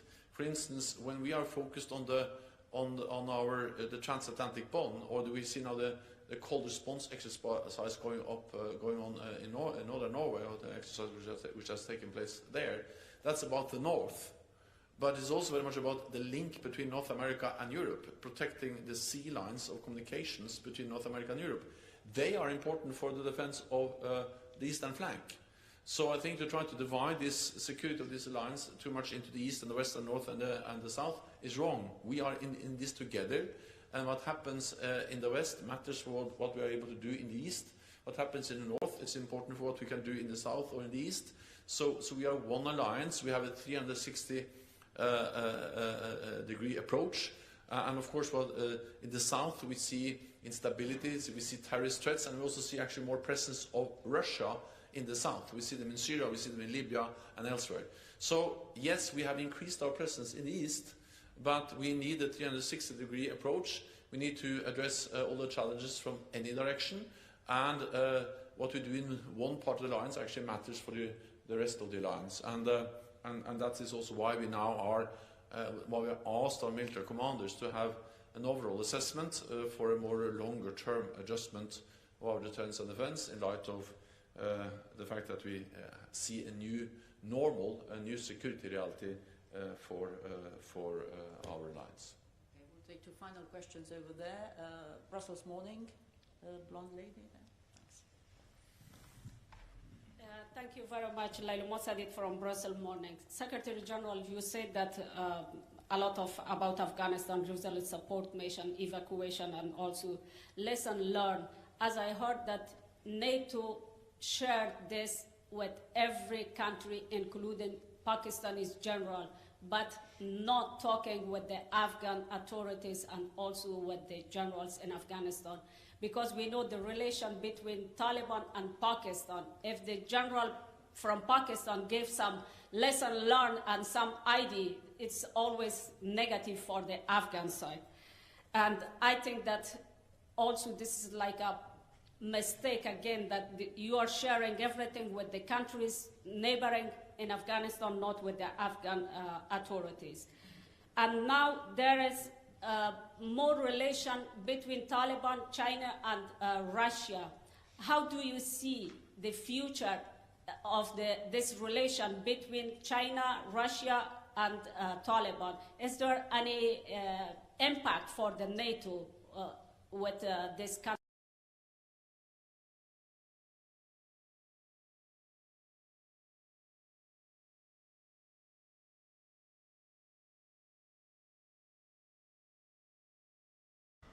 All right, everybody, you are watching Live Now from Fox. We were just hearing from Secretary General from NATO, Jens Stoltenberg, who was just briefing the press and answering questions, of course, about the ongoing war in Ukraine. Stoltenberg also saying that he believes that NATO countries do need to increase spending. So that is the latest from Brussels, Belgium. It actually looks like we are getting that feed back again. This is what Live Now from Fox is all about, everybody.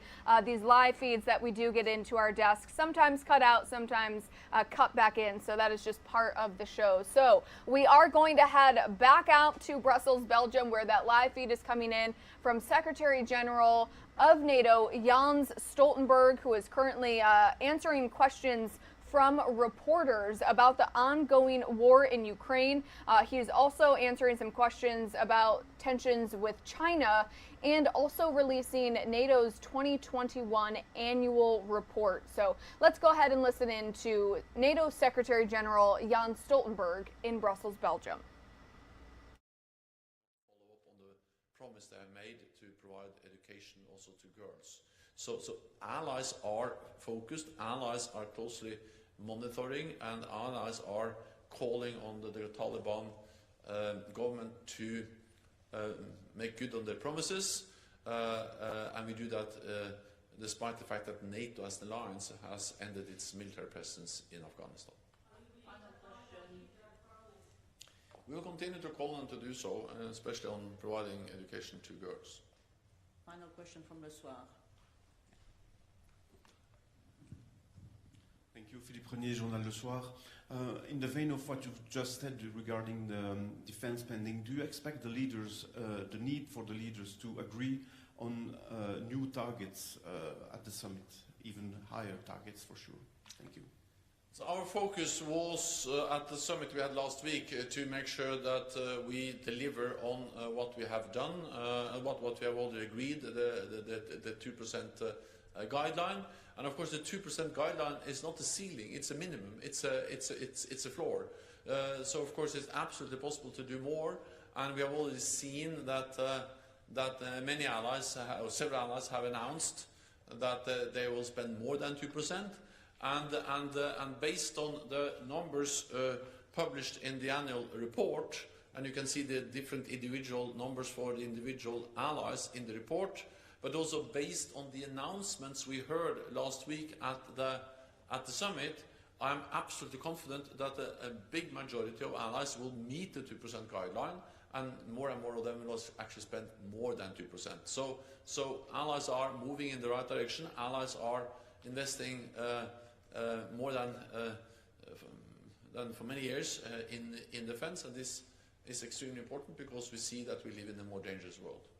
Thank you very much. This concludes this press conference. Thank you. Thank you.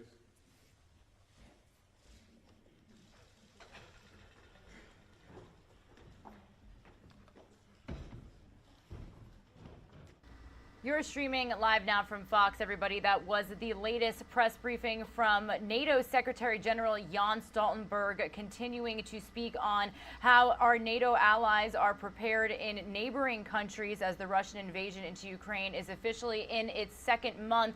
But as you can see, we are also monitoring several other top stories for you here. And to the left-hand side of your screen, it's a look at what we've got going on. We do know that the Ukrainian delegation is going to resume peace talks with Russia tomorrow by video and not in person. We're also monitoring some severe weather. Now, I do want to give you a look at our XRAD radar this morning. We've got that system that we officially had bring some tornadoes, some really devastating winds and damaging winds across the south yesterday, officially shifting eastwards. So we do know that the Florida Panhandle all the way up to the Hudson Valley in New York could see some inclement weather today. So we'll be monitoring that for you here. We actually do have a vantage point. Our Fox 5 Atlanta team driving around live, showing us the conditions out there in Georgia this morning, as they are also expected to see some severe storms.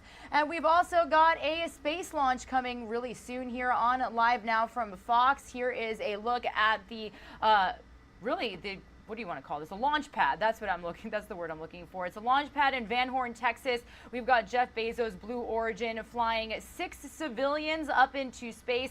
5 of them are paying customers, and 1 of them does have space flight experience. And actually, a couple on this rocket is from Central Florida. That's where we joined you from here on Live Now from Fox in the morning from Orlando.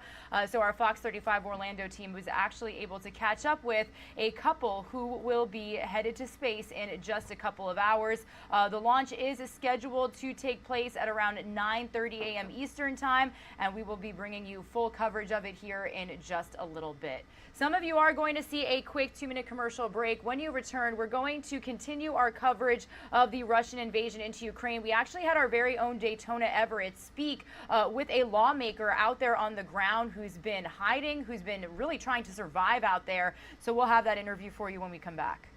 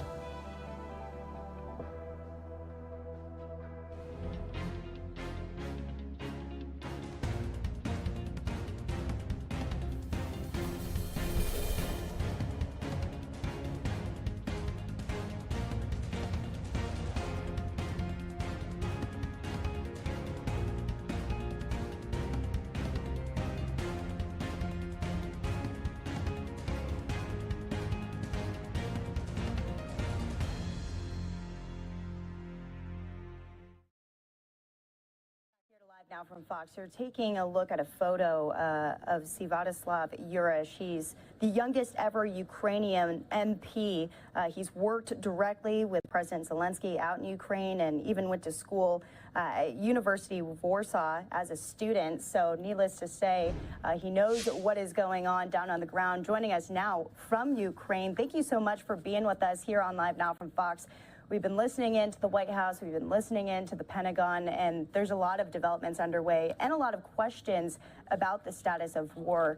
If you could just explain to us what you're seeing and what you're hearing from down on the ground. There's lots of talk about some scale back and such.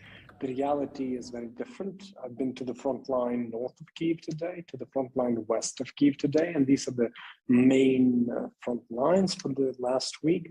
And the reality is there's plenty of fighting happening, going on. I just the end of the day, so speaking my commander about what he has seen clearing different small towns of the Russian forces, it's by no means a scale back. Russians are losing ground basically near Kiev, and it seems much more like they are trying to explain than losing the battle around Kiev by saying this is kind of a scale back. By no means that.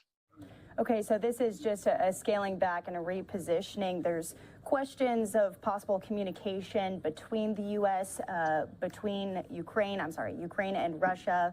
Peace talks, are they even possible at this point? And should they be trusted from President Putin? From the very beginning, I mean, Mr. Zelensky, the president, responded to Mr. Putin's hour-long speech that he published a week before the invasion, with calls for talks and for negotiations and for discussions. But instead of that, we got a full-scale invasion. Russia hoped to win very fast. Your intelligence services were predicting that they will, and everybody was mistaken. And we are basically pushing them in different sectors that they've been trying to advance time and time again. The reality is that we are seeing right now that Ukraine can hold its own, and with the support of the world, we can essentially even win this. The reality is that in those negotiations, Russians are essentially issuing demands which amount to capitulation, which we are not going to accept, as we are fighting and losing people every day in the battle for our independence, sovereignty, and our integrity. So the point here is that as far as negotiations, I am quite pessimistic, and not to mention that what we have agreed on in these negotiations, such as humanitarian corridors out of the embattled cities, the Russians were shelling those corridors every chance they got. So it's not as if Russians are following any of their promises. Well, reporters asking the White House point blank who they believe is winning the war, Russia or Ukraine, unable to answer that question, but saying that the Ukrainian people are, quote, brave. How would you answer that question right now? Well, as far as the battle itself, the battle is something that we see very much all the steps towards victory from our side. I mean, we are capturing Russian POWs by the hundreds. We are essentially destroying the tank columns one by one. We are showing the world as Putin's military might is nothing but a bluff. But again, winning against the biggest country on earth and trying to defeat the second biggest army on earth is very much an uphill battle, a David versus Goliath battle, if you allow me. And in the support that we're getting from the world, we welcome all, but it's by no means enough, as again, such a battle demands essentially uniting that we've never seen before. Do you think it's correct that Russian advisors to President Putin are misleading him and saying that they're far more successful than they actually are on the ground? I mean, what we're getting from Russia is a very Stalinesque approach, where he is trying to detain his own chief of intelligence. When we see Minister of Defense disappearing, at the moment of war being fought, largest war that Russia fought since the collapse of the Soviet Union. And the fact is that we are seeing as the Russian state basically disintegrates under the weight of its own propaganda. And we think the world needs to support that process, because Russia has forsaken every place, every avenue it has, the international community, as it basically breaks every promise it made to the world. So the point here is, let us help dismount this Russian behemoth which is trying to impose itself on the world.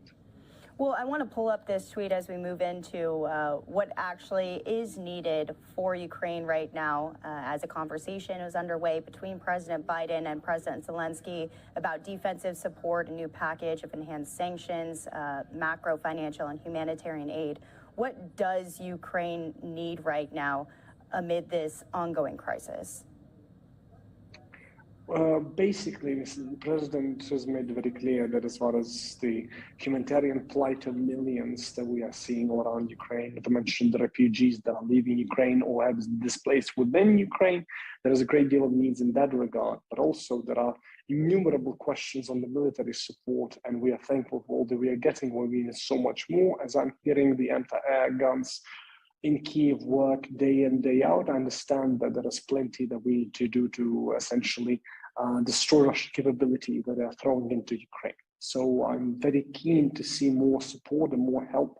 Not to mention that point which we mentioned every single time, there is no fly zone over Ukraine, which is something the West has done previously for humanitarian reasons. And when you see footage coming from various embattled cities around Ukraine, you see that case very clearly.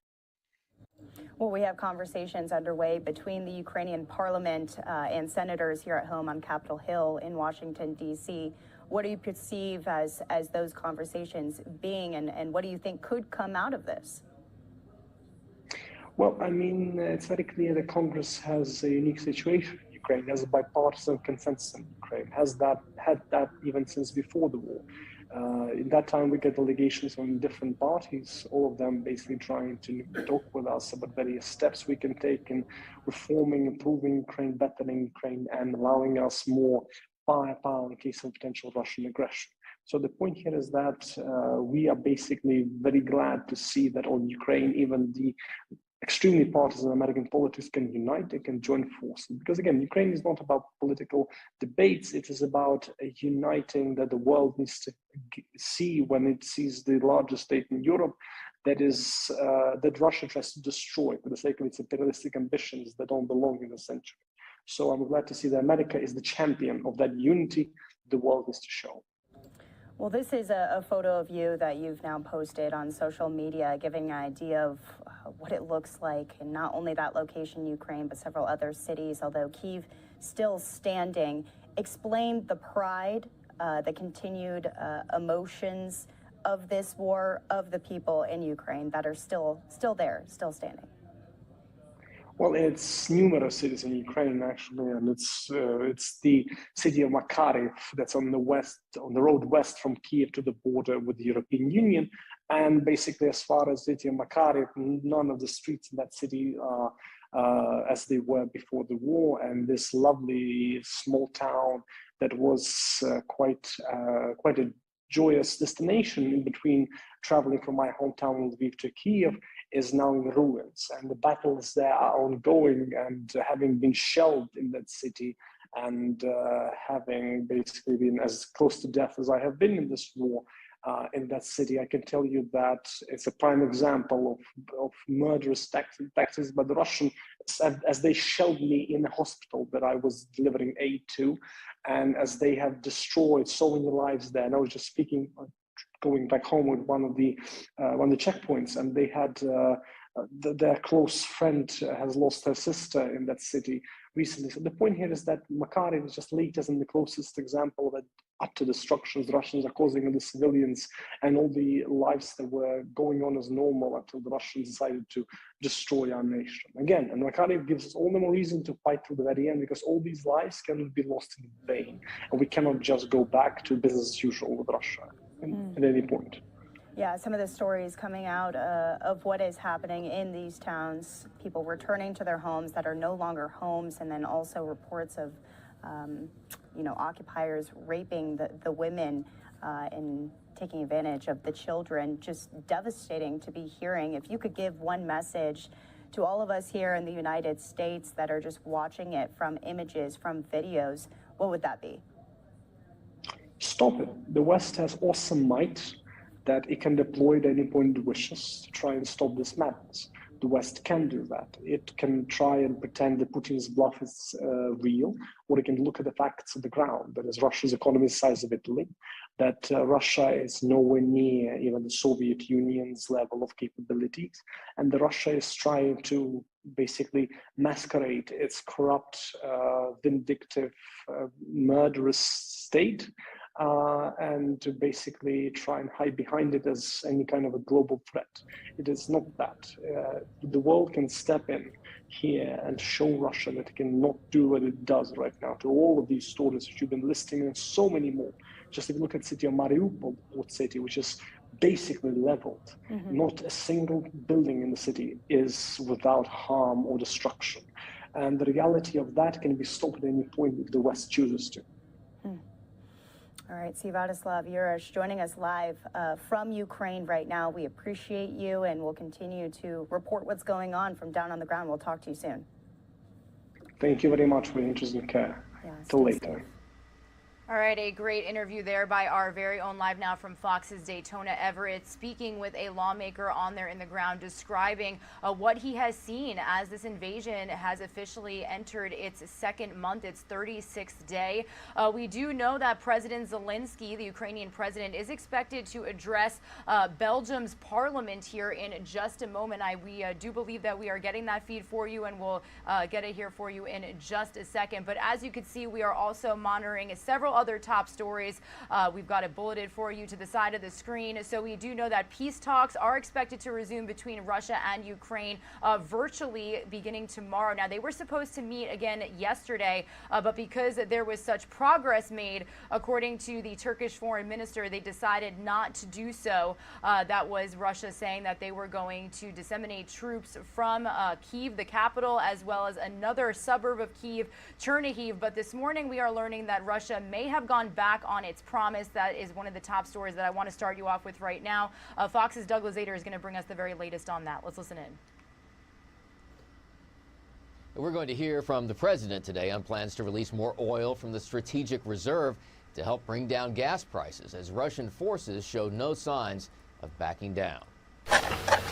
A Ukrainian man sifts through what remains of his home near Kyiv. He once fought for the Soviet Union, finding old medals that he received for his service in Afghanistan decades ago. I never thought something like this could happen, he says. Russian attacks have been relentless, despite promises to pull back. No, I can't. President Biden wouldn't comment about reports that Russian President Vladimir Putin isn't aware of the extent of Russia's losses in Ukraine, or that he's losing faith in his military leaders. Biden spoke with Ukrainian President Volodymyr Zelensky by phone, promising more aid. And today he'll announce that the U.S. will start releasing up to 1 million barrels a day from the Strategic Petroleum Reserve to help bring down gas prices. Meantime, a group of Ukrainian lawmakers came to Washington to press for more assistance. We hope that this issue will be dealt with in a timely manner, because for Ukraine, promises or discussions or any other kinds of, frankly, inaction are not helpful anymore. Administration officials briefed members of Congress yesterday on Capitol Hill, where there are bipartisan concerns. So I came out of there very frustrated. Is it actually launching? We're 5 weeks into this thing, and it seems like nothing changes. Every briefing's the same. I still have very strong reservations about whether we're doing enough and doing it quickly enough. Now, peace talks, virtual ones, between Ukraine and Russia are set to resume tomorrow. In Washington, Douglas Zader, Fox News.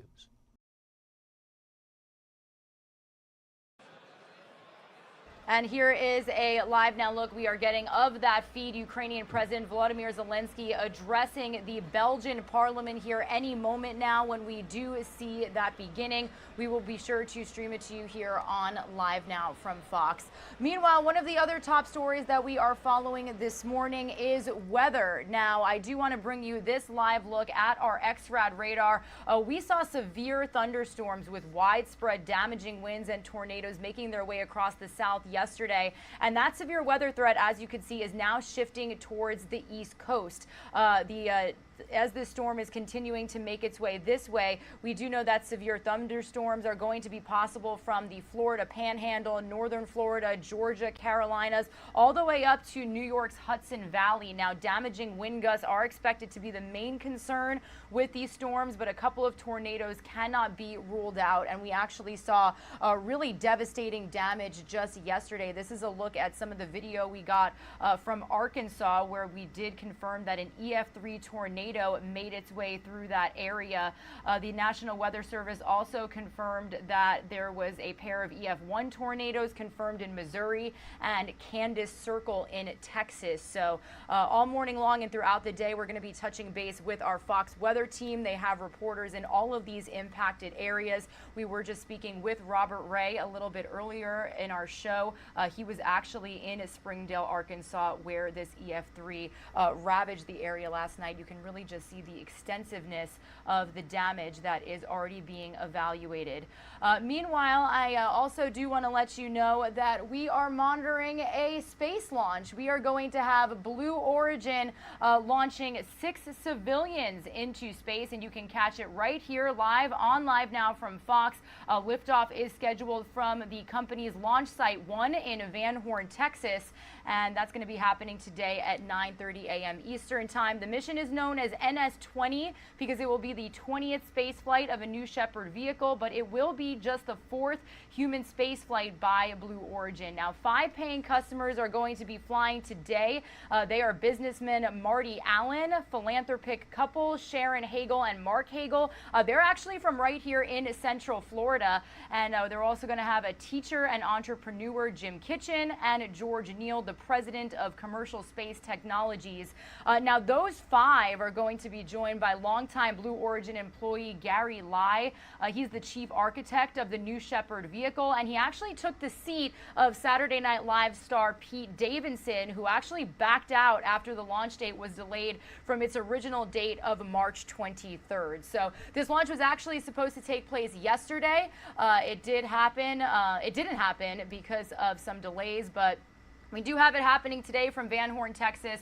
And again, here is a look at our Live Now from Fox XRAD radar showing you those conditions. That severe system making its way towards the East Coast, expected to impact portions of the northern Florida Panhandle, all the way up through the Carolinas, Georgia, and really as far as the Hudson Valley in New York. So definitely be weather aware if you are heading out. We actually do have our Fox 5 Atlanta team driving around to show you the conditions. Looks pretty clear right now. You can see some clouds in the sky. Looks like it is going to be a dreary day out there. They're expecting some severe storms as well. So again, we will be sure to touch base with all of our owned and operated stations in these impacted areas, as well as our Fox weather team.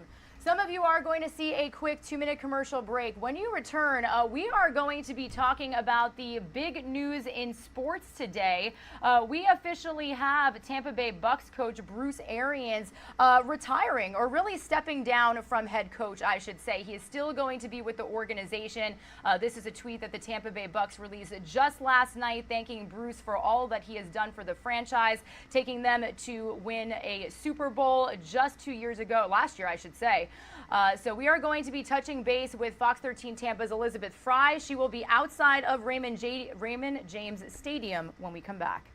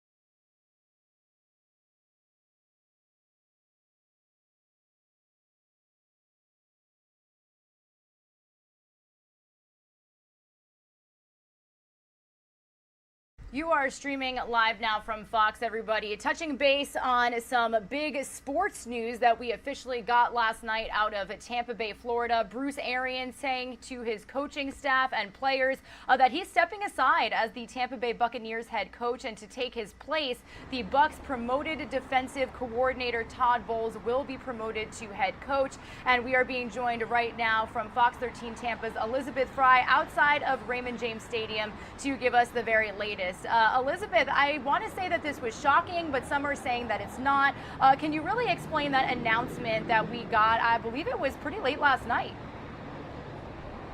Yeah, good morning to you, Regina. I mean, this offseason has been one for the Bucs, to say the least. A couple weeks ago, we had Tom Brady announce that he'd be coming back to the team. And then, like you mentioned, late last night, Bruce Arians announced that he would be stepping down as head coach and moving to take a different position within the Bucs organization. So he's not leaving the Bucs family altogether, but he is passing the reins over to defensive coordinator Todd Bowles, who will now take over as head coach. Now, Bruce Arians has been the head coach of the Bucs for the past 3 years, but he's been coaching for the past 47. We knew that eventually retirement as the head coach was going to be coming in the near future, but this kind of did come as a shock. But really, Arians said it came down to timing. He said timing is everything. With Brady coming back, it's really setting the team up for success, and that's how he wanted to pass this on to Bowles, giving him a winning team to head into this season with, and also him stepping down right now kind of set the groundwork so that the team coaching staff could remain intact. No one would have to leave. And so that's why he said he decided to make this decision when he did. And, you know, like you mentioned, this was late last night in the middle of off season, kind of a random time for this to come out. But he said it came down to timing, and he will be staying with the Bucs organization. He's going to be moving to the front office with general manager Jason Light as a new senior football consultant. So he'll be staying right here with the Bucs. I know that's a welcome news for Bucs fans, but as for Bowles, he's already well loved by players and well respected on this team. So all around, I think everyone is pretty happy with the decision that's been made.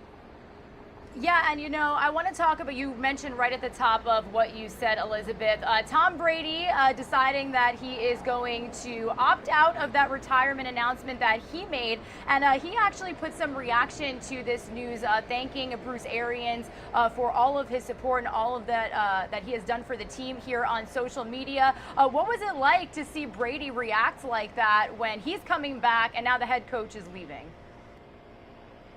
Yeah, well, I think a lot of players had their own reactions, but Brady, you know, there had been some speculation about a rift between both him and Arians. Arians has put that to rest in the past, and Brady last night did that once again by just voicing his support for Arians. If you wanted to put that post up on the screen, he said in part, "Smart, tough, and loyal. Those are a few of the words to describe your style. I will always remember the conversations we had when you recruited me 2 years ago. And all of the things we discussed came true. We all benefited from your leadership and guidance, and I'm so proud of everything we accomplished. You were a huge part of the decision to join the Bucs, and I am forever grateful." And I know a lot of coaching staff, the general manager, the owner of the Bucs have really echoed what Brady had to say, thanking Arians for just a great run. I mean, he had 36 cumulative wins between postseason and regular season, and for the time that he spent coaching the Bucs, that is pretty far up there as far as records go. I think it's the 4th in NFL coaching for the 3-year time span. So, I mean, he did a lot for the Bucs franchise, and I know that players and coaching staff, everyone involved with this organization is very appreciative. Yeah, and you know, Elizabeth, I do want to talk about Todd Bowles now, who is going to be replacing him. This is actually going to be his second opportunity to lead a team. He was previously the head coach for the New York Jets. Yeah, that's right. So he's been with the Bucs organization for the past 3 years as their defensive coordinator. So he is well known to this team. And like I mentioned, the players, they love him, they respect him, and they seem really happy with this move. And like you said, he does have prior head coaching experience. He was with the New York Jets before he came down here to Tampa. So he's very seasoned in this role already. And he also thanked Arians for this opportunity. He said he's learned so much from him, and he's ready and excited to take on this new role. So a lot of changes happening in this offseason. Who knows what's coming next, but so far everyone seems to be pretty happy with what's played out. Yeah, definitely. And the big question is, will all of these changes lead them to another Super Bowl? So we'll be sure to touch base on your team with your team throughout the season for that. But Elizabeth Fry, outside of Raymond James Stadium in Tampa, thank you so much for joining us here on Live Now from Fox. Definitely big news in the sports world. Have a good day. Thanks, Regina. You too. All right, everybody, Regina Gonzalez here with you on Live Now from Fox. We are going to entirely switch gears here back to some coverage of the Russian invasion into Ukraine. We've officially got Ukrainian President Volodymyr Zelensky about to address Belgian Parliament as this invasion officially enters its 36th day. So let's listen in here live, raw and unfiltered.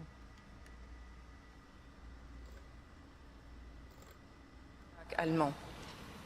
Aujourd'hui, l'Europe est confrontée à une nouvelle dimension de sécurité. Il était vain de croire que toute menace avait disparu avec l'effondrement des blocs. La menace était toujours présente et d'autant plus complexe à appréhender qu'elle s'inscrit dans un cadre régional et non plus strictement national.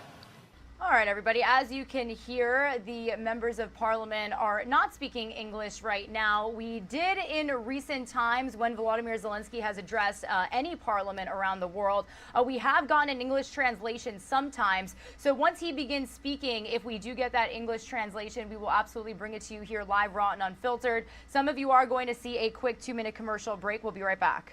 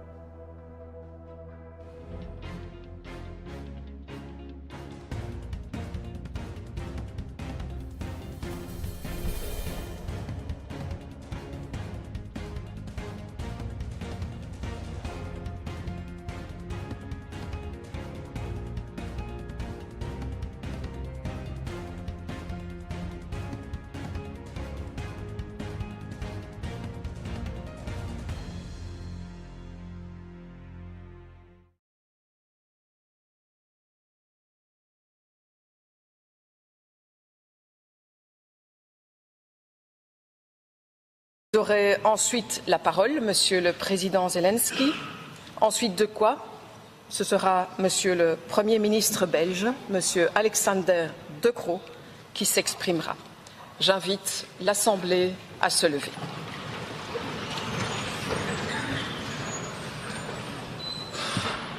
On va d'abord attendre que la présidente s'assied.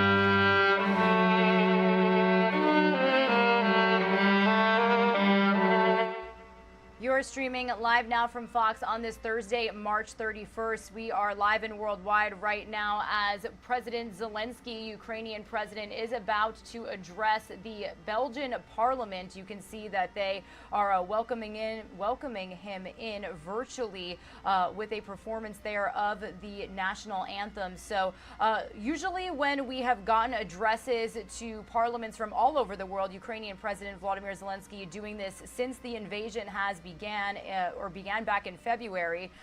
We have gotten an English translation sometimes, so we're going to keep listening in, and if he does speak and we don't get that translation, we will move on with some more top stories and bring you the latest on the Russian invasion into Ukraine. But for right now, I do want to listen in live, raw, and unfiltered.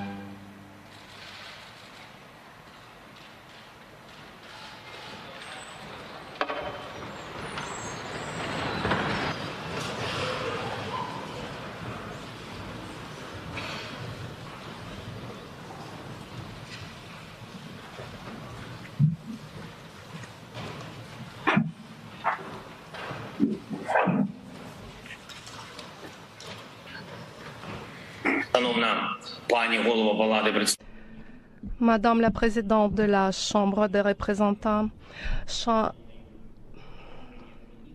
Madame Présidente du Sénat, Monsieur le Premier ministre, cher peuple belge, cela fait 8 ans que l'Ukraine est en guerre.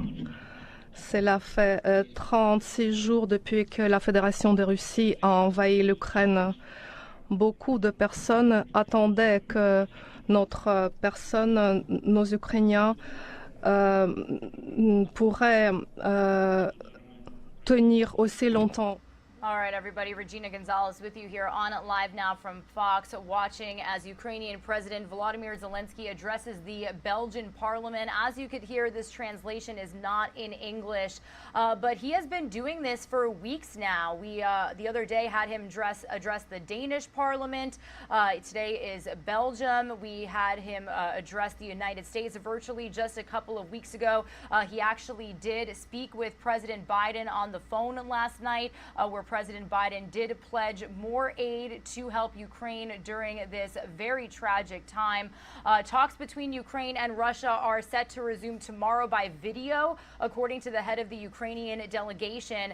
And we also had a delegation of Ukrainian lawmakers here in Washington, D.C. just yesterday to push for more U.S. assistance, saying that their nation needs more military equipment, more financial help, and tougher sanctions against Russia.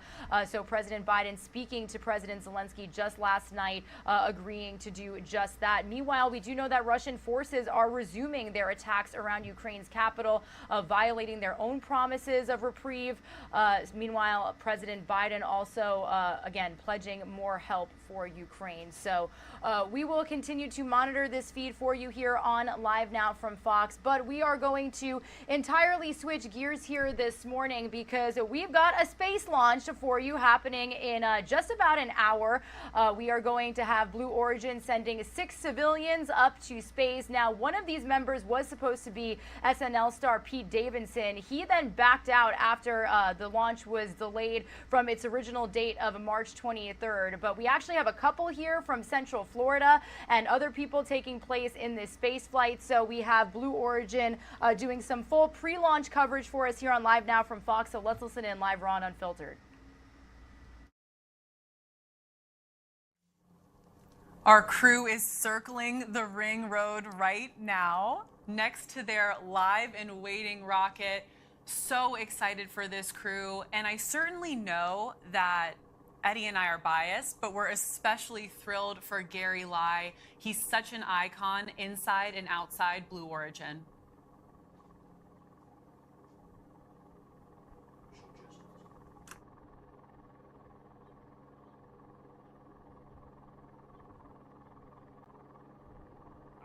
architect of New Shepard, and I've been working on the program from the very beginning.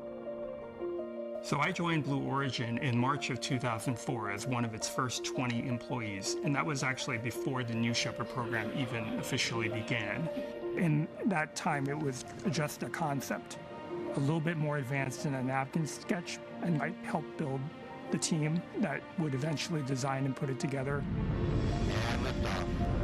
When most people look at the New Shepard, they might see the astounding technology. To me, New Shepard is about the wonderful team that I've had the pleasure to work with over 18 years.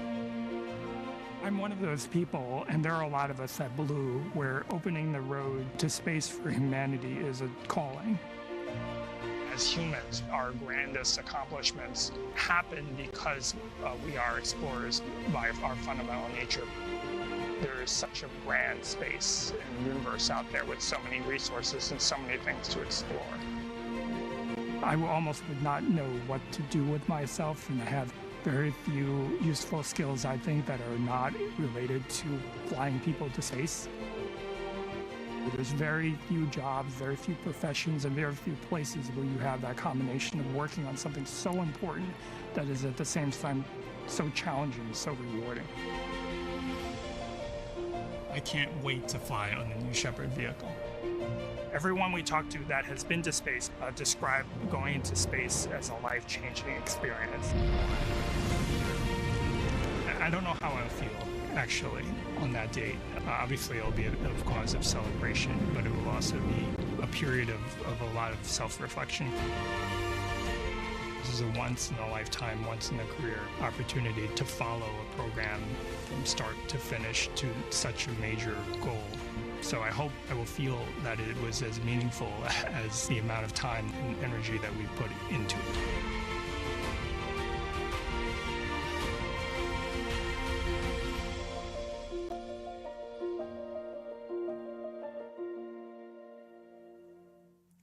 It is safe to say all of us at Team Blue are so excited to fly Gary live. Fly Gary live. Hashtag fly Gary live. That's right. We're thrilled for Gary today. Words truly cannot describe it, and I am absolutely thrilled to say Gary is currently climbing the launch tower in the bottom right of your screen. If meeting Gary is any indication, we're passionate about doing meaningful, historic work here at Blue Origin. Come join Gary, Eddie, myself, and the rest of us here at Team Blue. We're quickly growing across the country. We have offices and factories in Washington, Florida, Texas, Alabama, Washington, D.C., and California. We've recently expanded to Colorado, Virginia, and Arizona. Big initiatives require the best and the brightest, like Gary Lai, like Jackie, like you. Come work with the smartest people on the planet, solving the most interesting challenges as we build a road to space. Encourage you to visit our website for more details. And as we see our astronauts ascend the tower, let's take a moment to discuss some of the things each astronaut will fly with today. Jim Kitchen is carrying his 10 passports with him. The one with the Ukraine stamp will be in the pocket closest to his heart. He's also carrying a Ukraine flag and an American flag. Marty will be bringing a 10-foot by 6-foot American flag made to fit exactly inside his flight bag. He'll be hanging this flag in his front yard when he returns home from space, to be Marty's neighbor. Sharon will be bringing challenge coins from her STEAM-focused nonprofit, Space Kids Global. Mark will be bringing a small stuffed drum from Purdue University, his alma mater. Mark actually used to play drums in the Purdue marching band. And fun fact, Eddie, Purdue is home to the world's largest drum. I did not know that, but boiler up. Dr. George Neild will be bringing numerous patches and other artifacts from his storied aerospace career, as well as his Air Force Academy badge. And one of the things Gary Lai is bringing with him is a first edition copy of the book, From the Earth to the Moon.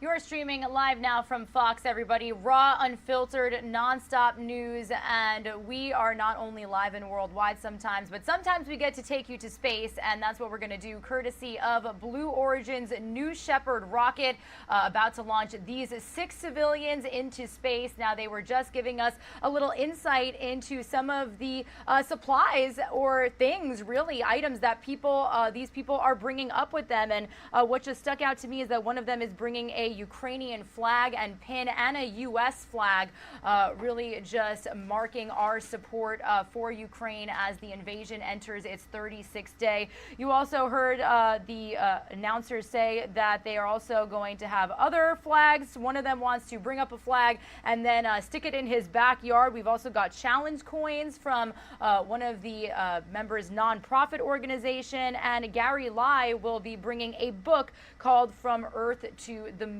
So again, 5 paying customers flying into space today, and those 5 being joined by longtime Blue Origin employee Gary Lai. He's actually the chief architect of the New Shepard rocket. So he gets to ride in the rocket that he has worked so hard and articulately to build. So we're going to continue listening in to this live coverage. You've got these space cadets about to ring the bell and board the New Shepard rocket. So we'll listen in live, Raw, and Unfiltered.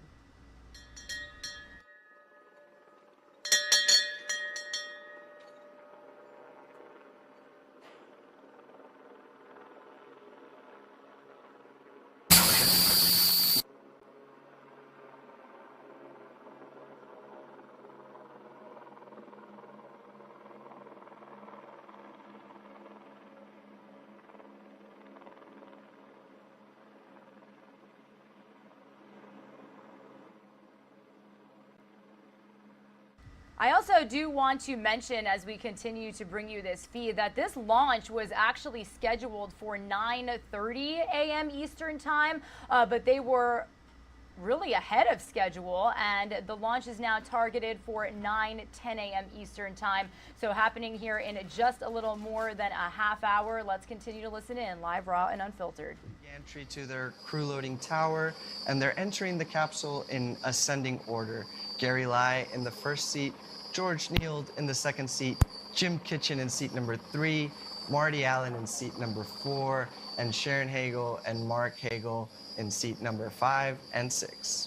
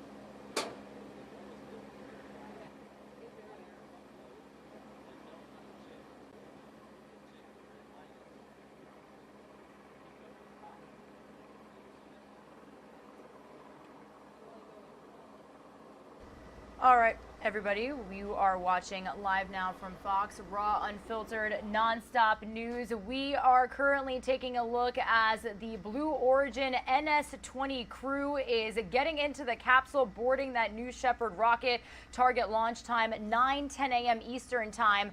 We are going to depart this feed for just a moment as we break to some coverage of the Russian invasion into Ukraine. We do have President Zelensky, who just addressed the Belgian Parliament, and we actually do have this representative speaking in English directly to Zelensky himself. So we're going to listen in for just a moment here. Russian missiles and bombs. We stand by your side, and we will remain by your side. From the beginning, Belgium was a fierce advocate for sanctions that bite. We see that sanctions are working, and let there be no mistake. These sanctions are here to stay for a long time. We will continue working with our allies around the world to tighten the loopholes and ensuring a strict application of those sanctions. just as we will continue with our humanitarian and military support. As we speak, new aid from Belgium is on its way. During the last NATO summit and European Council, you asked for additional military support. And I can inform you that the Belgian army has ordered new weapons for Ukraine. And we will continue our support as long as needed, as long as your country is under assault. Monsieur le Président, la Belgique est à vos côtés. La Belgique est aux côtés des Ukrainiens car vous faites partie du peuple européen. Nous formons une seule et même famille européenne. All right, everybody, we just wanted to bring you those quick live remarks from one of the members of the Belgian parliament. He had some really just touching remarks saying that we stand by your side and will remain by your side, that the army has ordered new weapons for Ukraine and will continue providing help until the end of this war. He also said that NATO is not a party in this conflict and that it should not become one, also saying that we are going to continue working with our allies to bring more sanctions upon Russia. So I wanted to bring you this update quick here on Live Now from Fox as we also monitor the war in Ukraine entering its 36th day. Some of you are going to see a quick 2-minute commercial break. When you return, we are less than a half hour away from a 9:10 a.m. Eastern time targeted launch time for the NS-20 crew. 6 people going to space in Blue Origin's New Shepard rocket. They just entered the capsule, and we'll have more live, raw, and filtered coverage when we return. Talk about subject matter expertise. I also, so funny, I was thinking about training very live.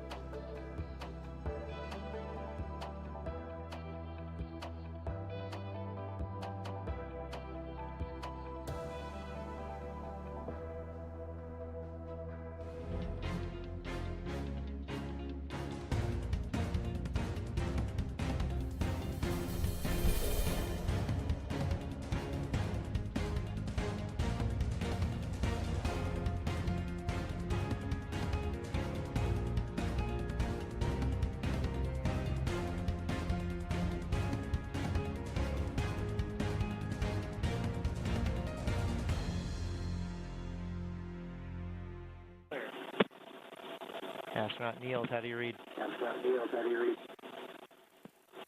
Niels, clear. Astronaut Marco, how do you read? Astronaut Marco, how do you read? Polo, loud and clear. Astronaut Marty, how do you read? Astronaut Marty, how do you read? Astronaut Marty, all is good. Astronaut Space Cadet, how do you read? Space Cadet, how do you read?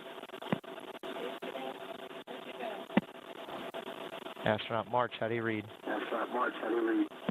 Astronaut March, okay. All right, Blue Patrol has all astronauts loud and clear. Loud and clear. At this point, Sarah's out. Sarah's out. You're going to see Felix for a moment, and then we'll be getting into...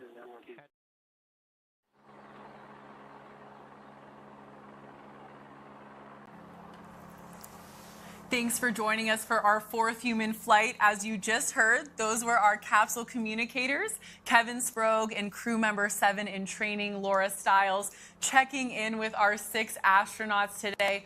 George Niels, Sharon and Mark Hagel, Jim Kitchen, Marty Allen, and the architect of New Shepard, Blue Origin's very own Gary Lai, are loaded into the RSS First Step, awaiting a life-changing experience to space and back. And we just had a great shot of Gary and his smile, and of course, the RSS First Step over the hatch. It means reusable spaceship. This capsule has already gone to space 5 times, and it did so in the span of 12 months. Operational reusability, like today's 6th flight, is an underlying philosophy at Blue. It's fundamental to ultimately and dramatically reducing the cost of access to space. I'm just blown away when I think about New Shepard's vehicles being designed for 100 uses. We work towards that goal step by step. We're at just about T-minus 23 minutes until launch. While we have a moment, let's take a closer look at today's 4th human flight crew, dubbed the Roaring 20s. I love that name.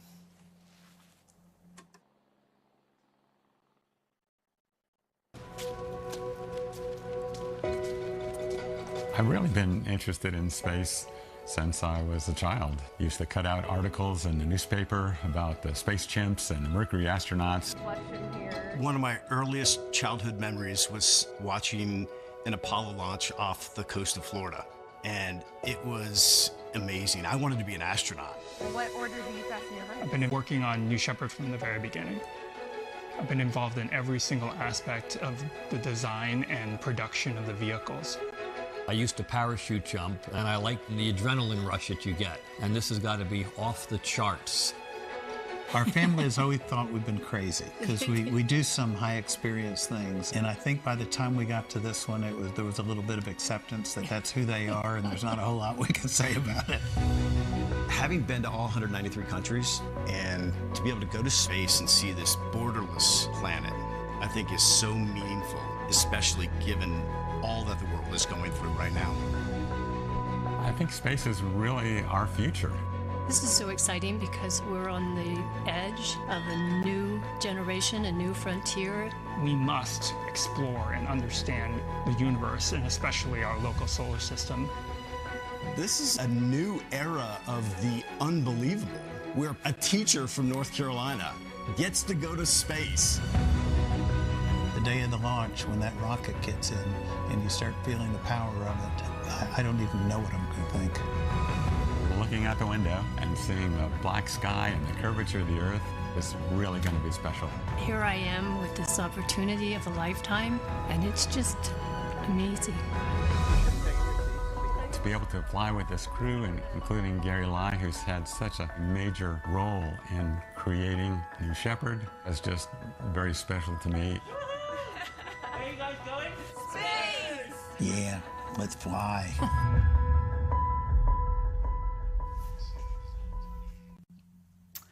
The crew, the Roaring 20s, are in the capsule, and that hatch is closed, Eddie. I love the name they gave themselves. An ode, I think, to so many things. This is New Shepard's 20th mission. That's right. We're in the 2020s. And maybe the roar of that BE-3 engine. I think it's the roar, but it's also the fact that this is the new era of commercial human spaceflight, and what a time to be alive. I love it. Let's go with that. It's such a unique shared experience for the crew. The bonds they form here in West Texas will last a lifetime. In a few moments, we'll have a special message for our crew from our Capcom, Kevin Sprague, who you saw just a minute ago. But first, we want to share a piece featuring Kevin in a new segment. Club for the Future works with students from across the country to provide the chance to ask Blue Origin experts questions about rockets and engines and space, and my new favorite segment, our very first, Q for Blue.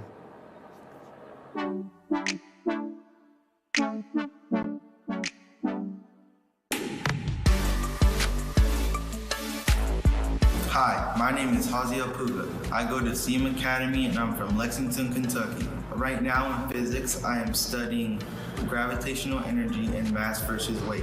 My question is, what is the speed of the capsule on re-entry with and without the parachute? Thank you. This is a great question because it really shows you the effect of our atmosphere on a spacecraft. The descent phase of flight starts at the very top of the capsule's ascent, called apogee, which happens around 350,000 feet. At this point, the capsule comes to a momentary complete stop and then begins to fall back to Earth, accelerating the entire way, reaching speeds of over 2,000 miles an hour, more than 3 times the speed of sound. Once the capsule re-enters the atmosphere, its wide, flat-bottom shape causes drag. The capsule keeps falling at about 250 miles per hour until the moment the parachutes are deployed. Once that happens, the capsule speed drops to an easy 16 miles an hour, and our soft landing system activates just before touchdown to give the astronauts a nice, gentle landing.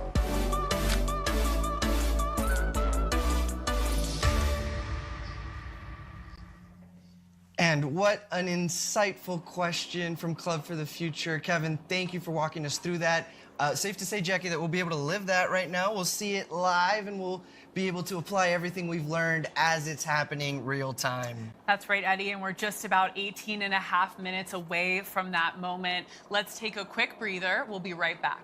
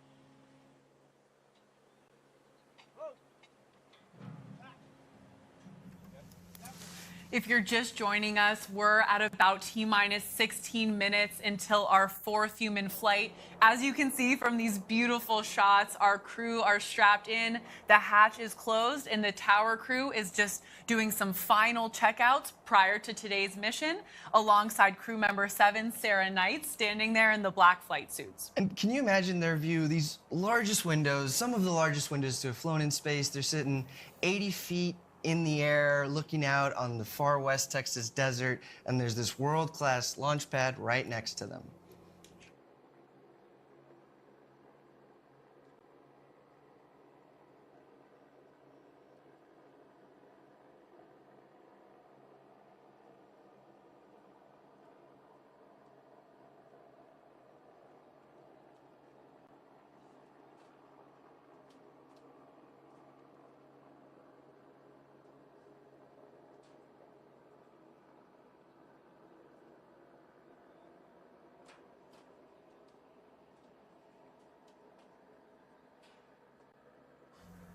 Crew member 7, Sarah Knight, waving to the crew as she departs the tower. I think I saw a thumbs up.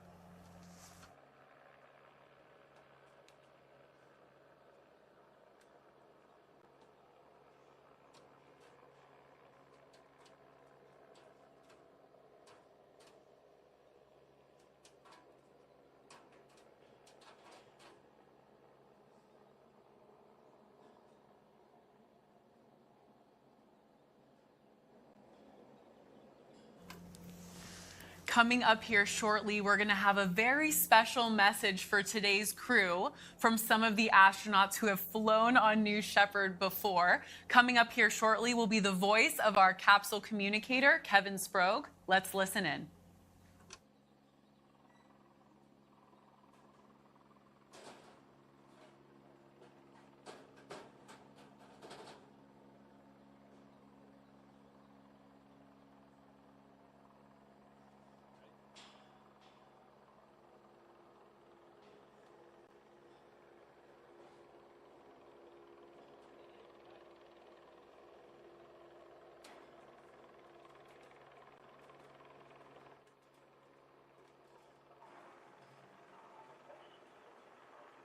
Crew, the NS-19 crew, who called themselves the Original Six, and they wanted to wish you well, the Roaring 20s, on your flight to space.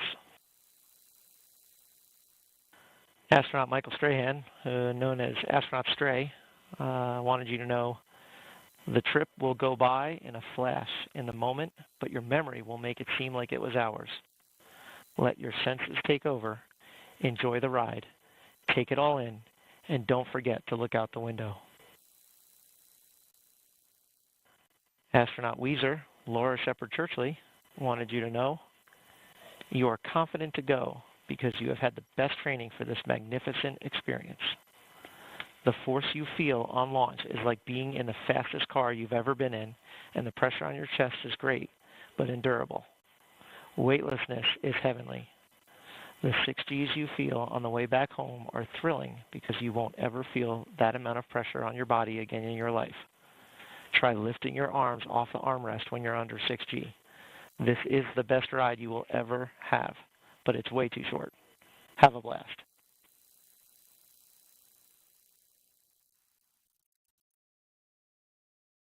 Standby 1.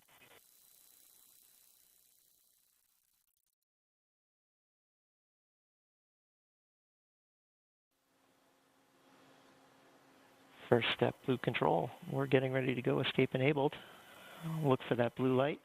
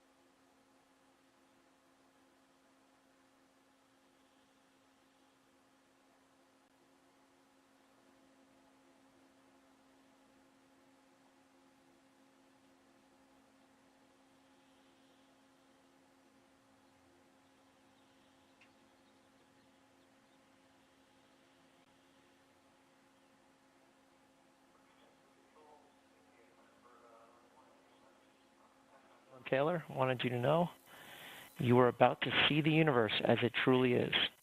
Thoroughly enjoy the experience, and then take this gift of perspective to help make a better world for all of humanity.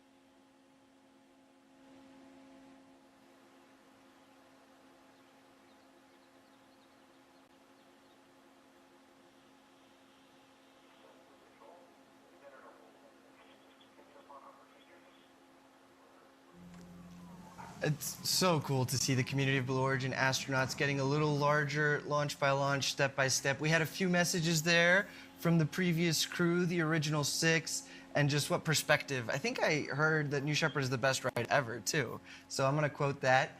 We Good morning, have everybody. entered You a are hold at the streaming moment, live now from and, Fox. we're It is gonna- Regina Gonzalez with you here from Orlando, Florida. Good morning, everybody. We are currently listening in to Blue Origin's live stream as the New Shepard rocket is about to launch 6 people into orbit. This is Jeff Bezos' company. Now, they are actually called NS-20 because this is actually the 20th launch that New Shepard has done, but it's only the 4th civilian crewed mission. So that launch time is set for 9-10 a.m. Eastern time here in just a couple of minutes. So we are going to get back into that stream here in just a moment. But I also do want to let you know that we are monitoring several other top stories here this morning.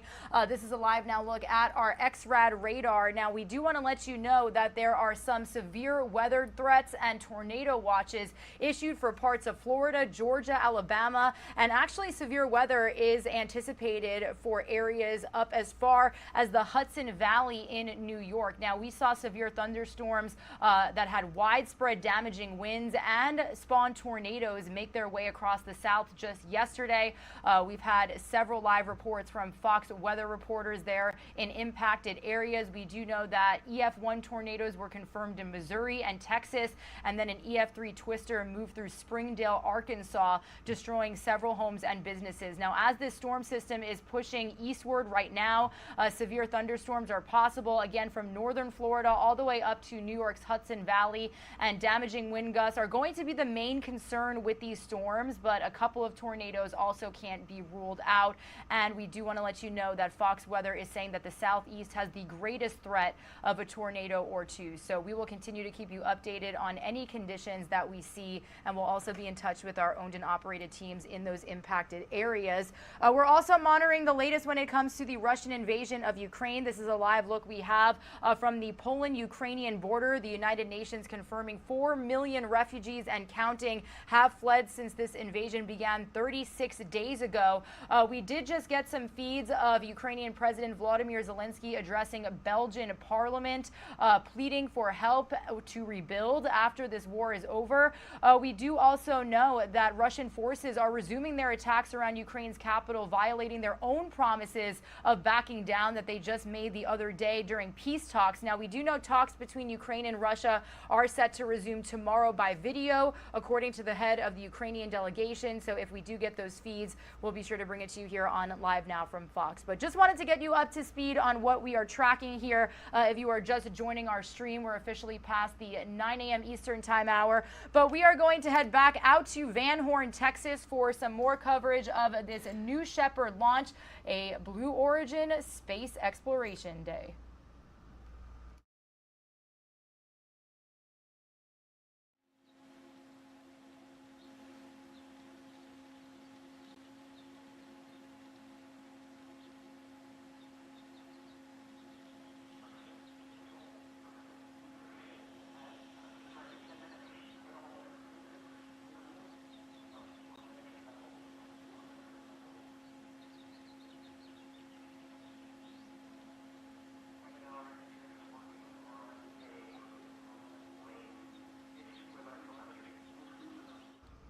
All right, everybody. So since we brought you the fact that the targeted launch time was at 9-10 a.m. Eastern time, and it does actually look like they are in a little bit of a hold right now. So to explain here, to the upper right-hand side of your screen, that T minus, that is the countdown clock for the anticipated launch time, and then that H means hold. So it looks like they've been in a hold for about 4 minutes now. Now this, we brought you launches here on Live Now from Fox in the past. This is pretty common. It could be that they're just making some last-minute safety checks, that they are speaking amongst themselves within the launch pad. And actually, we do have some Blue Origin hosts here giving a little bit more of an explanation. Let's listen in. Amazing camera crew. We actually have an expert here at the desk today. Eddie lived in Van Horn and worked at Launch Site 1 for a large part of his career at Blue Origin, many years. Eddie, tell us about your time at Launch Site 1, living in Van Horn in this amazing and special community. Yeah, no, thank you, Jackie. I've been so lucky to have started my career here at Blue Origin at our West Texas Launch Site 1, working on the West Texas test stands. You know, Van Horn is really in the middle of nowhere, West Texas, but it's a slice of home for me and for us at Blue Origin. We moved to Van Horn in 2006. our founder Jeff Bezos gave the scoop to the Van Horn Advocate all those years ago that we were going to be here, that they would hear the roar of our engines and see the beautiful flying vehicles go to the edge of space and back. Now that operation has changed since 2006. We've grown a lot. We're over 300 employees, and we've launched 19 times, going on 20, and we continue to test the BE3 engine, the BE3 propulsion module, the BE3U engine for New Glenn, and of course the BE4 engine for Vulcan, for New Glenn. And it's an incredible operation. Our team here has a dream job. They design, they build, they test, they push those systems to the limit, and then they learn. And it's part of the reason that we're able to today with certainty say that we believe and are proud of our mission assurance that this BE3 engine and this New Shepard system will keep our astronauts safe on this incredible ride to space. Van Horn is truly such a special place. Every time we're here, we love seeing the signs of support for Blue Origin. The community here is truly unmatched. Absolutely, and I'm so proud of the employees that have helped and have gotten involved in the community and have really helped Van Horn grow up with us. And that's super important because this is our home. So special. Thank you for those special memories and insights, Eddie. We remain in a brief hold here, so let's check out more of those beautiful West Texas views, and we'll be right back.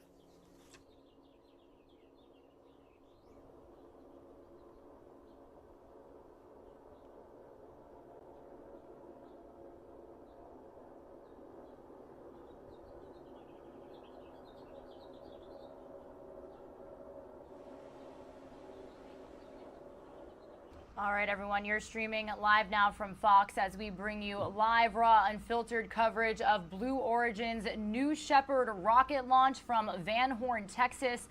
There was a scheduled launch time of 9:10 a.m. Eastern time. Now, important to mention, earlier today, they actually notified all of us saying we're a little bit ahead of schedule. Instead of launching at 9:30 a.m. Eastern time, we will launch at 9:10. Well, now it looks like they are in a little bit of a hold there. So once this hold is lifted, then the launch time will happen in an additional 9 minutes and 59 seconds, that T-minus time that you see up there to the right-hand side of your screen. Now, a little information on what's happening here today. So, of course, if you're not familiar, Blue Origin is Jeff Bezos' space flight company. He is the CEO and founder of Amazon. They're going to launch 6 people to space this morning, and the vehicle, again, was scheduled to launch at 9:30 a.m. Eastern time. They moved it up to 9:10. Actually was supposed to launch yesterday, but there was a delay. And before that, they actually did have a target time of March 23rd. Now, that is actually why SNL star Pete Davidson backed out. He was all for it, but then when the launch date was delayed from the original date of March 23rd, he said that it was a scheduling conflict. Meanwhile, 5 paying customers are going to be flying to space today. They are businessmen Marty Allen, a philanthropic couple, Sharon Hagel and Mark Hagel. They're actually from right here in Central Florida. Teacher and entrepreneur Jim Kitchen and George Neal, the president of Commercial Space Technologies. Those 5 are being joined by longtime Blue Origin employee Gary Lai, who's actually the chief architect of the New Shepard vehicle. So he gets to fly in his own work today. So Lai took the seat again of Saturday Night Live star Pete Davidson.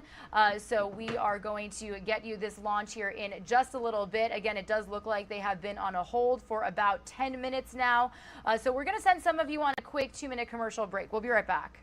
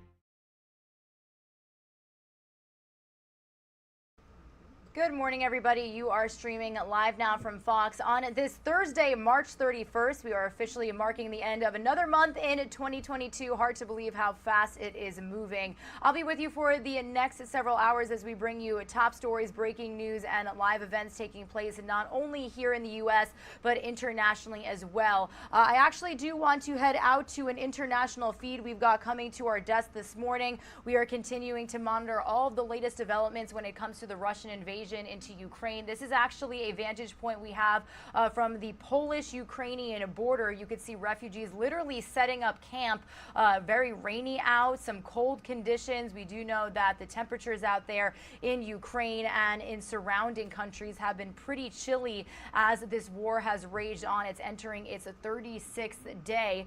We're also monitoring an announcement from President Biden today. It was something that our very own Live Now from Fox's Mackenzie Stasko spoke with a Fox 5 DC reporter about. He's actually planning to announce and order the release of up to 1 million barrels of oil per day from the nation's strategic petroleum reserve, and that's according to two people familiar with the decision. This is all in a bid to control energy prices that have spiked as the U.S. and our allies have imposed steep sanctions on Russia over this invasion of Ukraine, and we are expected to get that announcement at some point today, so we will be sure to stream it for you live, raw, and unfiltered when we get it. Meanwhile, we're also monitoring some severe weather that has already made its way through the south and is now shifting eastward. We do know that there are severe storm warnings and tornado watches in effect for portions of the Florida Panhandle, Georgia, Alabama, and actually a huge portion of the East Coast, basically up as far as the Hudson Valley in New York. Now, we saw very, very extensive damage to parts of Arkansas, Mississippi, and other impacted areas. I actually do want to bring you a look at some of the damage that we have gotten to our desk. This is video coming from Springdale, Arkansas. Our Fox weather correspondent Robert Ray is out there this morning. We did touch base with him a few hours ago, assessing the damage, speaking with residents, and talking about what relief could come in the coming days. So stick with us for more updates on these conditions and on the damage that has already been seen within the last 24 to 48 hours. Meanwhile, we do want to head out live once again to Van Horn, Texas, because we have been monitoring this Blue Origin space launch. This is a live now look at the launch pad there in Van Horn, Texas. This mission known as NS-20 because it will be the 20th space flight of a New Shepard rocket, but it's only the 4th human space flight by Blue Origin. We saw Jeff Bezos go up himself, William Shatner, Michael Strahan, and now we've got 5 paying customers flying to space today. A businessman, Marty Allen, a couple who own a charity organization out here in Central Florida, Sharon Hagel and Mark Hagel, and we also have teacher and entrepreneur Jim Kitchen. Actually, Jim Kitchen is going to be bringing a Ukrainian flag and a Ukrainian pin, as well as an American flag up there with him to show our support for Ukraine as the war continues to rage on.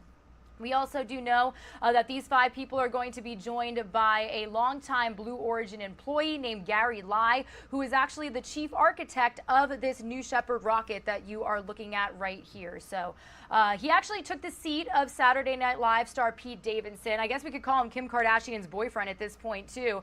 He backed out after the launch date was delayed from its original date of March 23rd. So you could see them there in the capsule.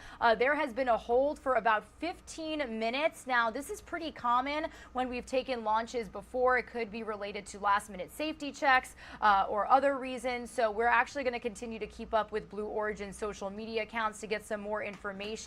And then once that launch is that hold is lifted, we will have an additional T-minus 9 minutes and 59 seconds, as you can see up there. This is produced coverage from Blue Origin. They do have hosts there. They've been interviewing experts and talking about the crew that will be going up there today. So I do want to continue listening in here on Live Now from Fox.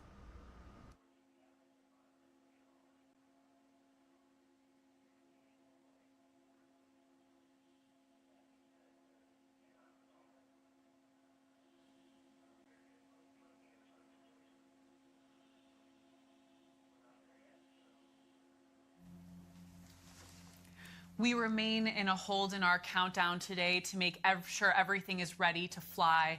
While we have a moment, let's talk some more about safety, of course, our #1 priority at Blue Origin.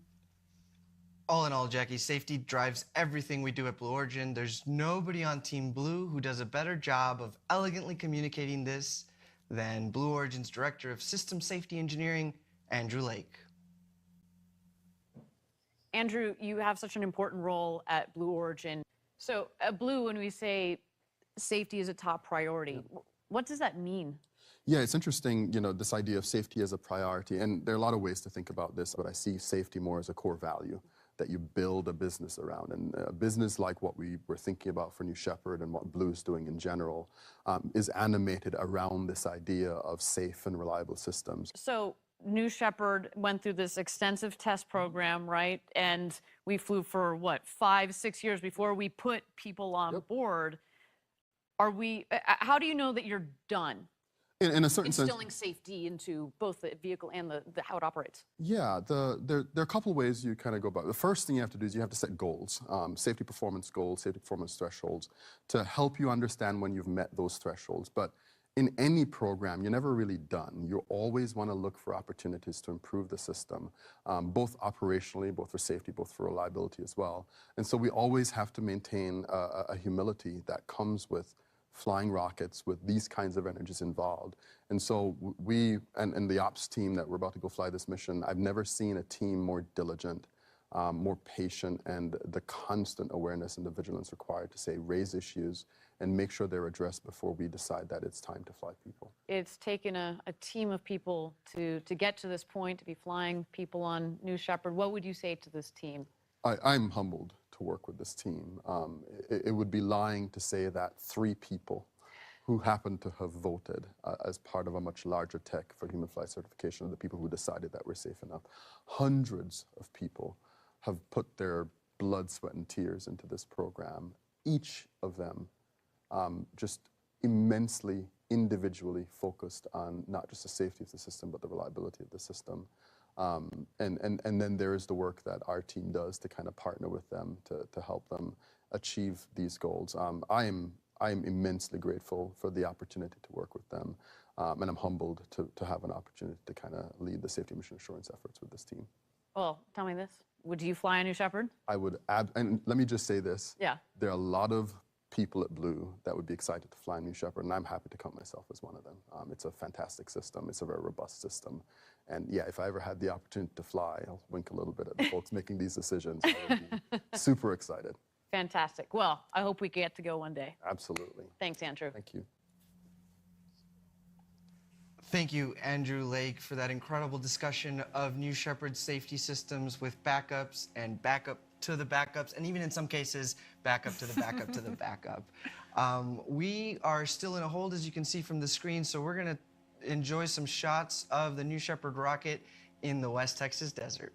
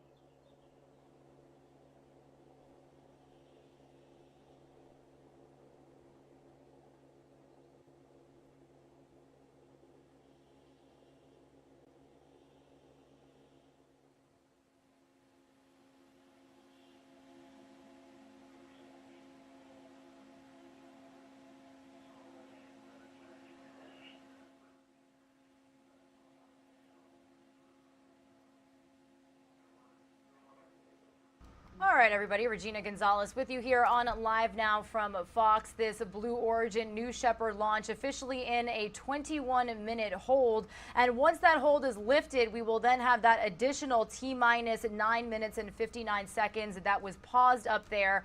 Now, you heard the two hosts say that this is pretty standard or pretty normal when it comes to a launch, that this could be due to extra safety checks and conversations. They did speak with an expert right there just a couple of minutes ago about why safety is clearly so important. You've just got civilians going up to space in a rocket, no big deal. But if you are just joining our stream, this is Jeff Bezos' spaceflight company Blue Origin, expected to launch 6 people to space this morning.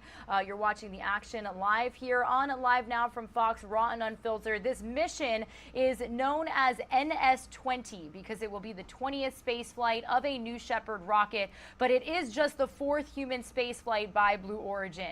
Now, 5 paying customers are currently inside of the rocket alongside a longtime Blue Origin employee, Gary Lai, who is actually the chief architect of this rocket. So pretty cool there.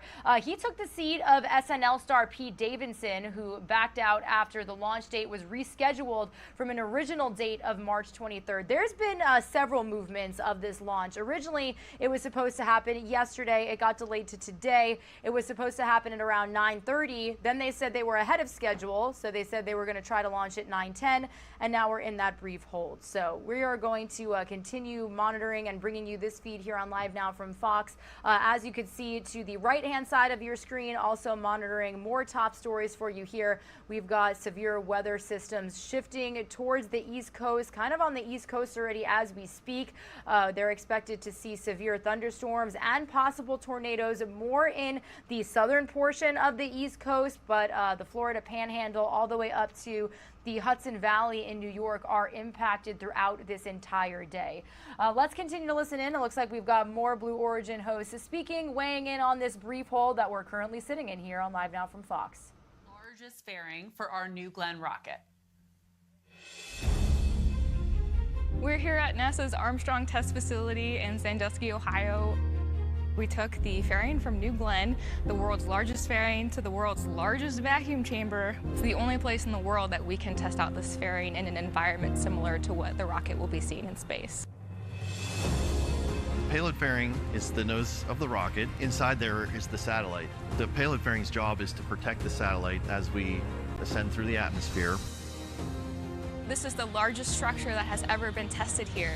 The New Glenn fairing is 72 feet tall. So when we put that on top of the 26-foot test stand, we're taking up 98 feet of vertical space in the 120-foot chamber. This jettison test is a huge milestone for us. We will be firing ordnance that will separate the fairing within the chamber. When it separates, the fairing is going to create this huge breathing motion, and we want to make sure the edges aren't going to come in and hit the payload. This test is important because it helps us qualify the payload fairing and prove out that we actually do separate as designed. So we'll be looking at things like deflections and stresses. We have done a lot of component level verification. This is really the culmination of putting all those things together. All cameras are up and waiting trigger. And it's going to all happen in a split second. Firing in 3, 2, 1, fire.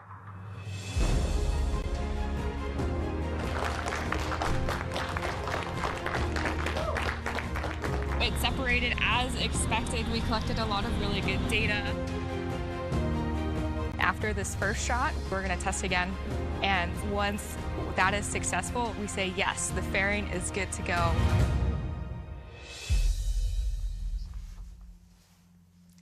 It is so amazing, Eddie, to see New Glenn hardware in test. These moments are so incredible along this road to space, and it's very special.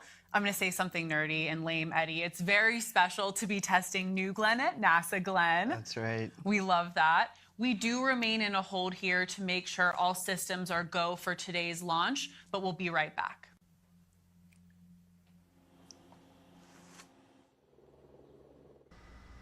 And as we continue our coverage here on Live Now from Fox, we are actually going to send some of you to a quick 2-minute commercial break as well. You heard them say that they are on a brief hold, now going on 26 minutes. Original launch time was scheduled for 9:10 a.m. and then the launch time before that was originally 9:30. So hopefully we'll get going here pretty soon.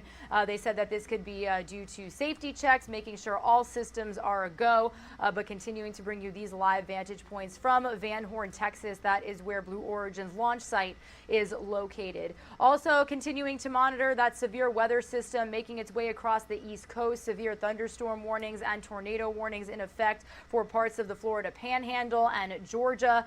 We also do know that severe weather or rain is expected for parts of the East Coast all the way up to New York throughout this day. And then we're also continuing to monitor the Russian invasion of Ukraine. We've got a vantage point coming in from the Ukrainian-Poland border. As you can see, refugees setting up camp there. More than 4 million and counting have fled since this war began 36 days ago. Again, some of you are going to see a quick break. We'll see you back in 2 minutes.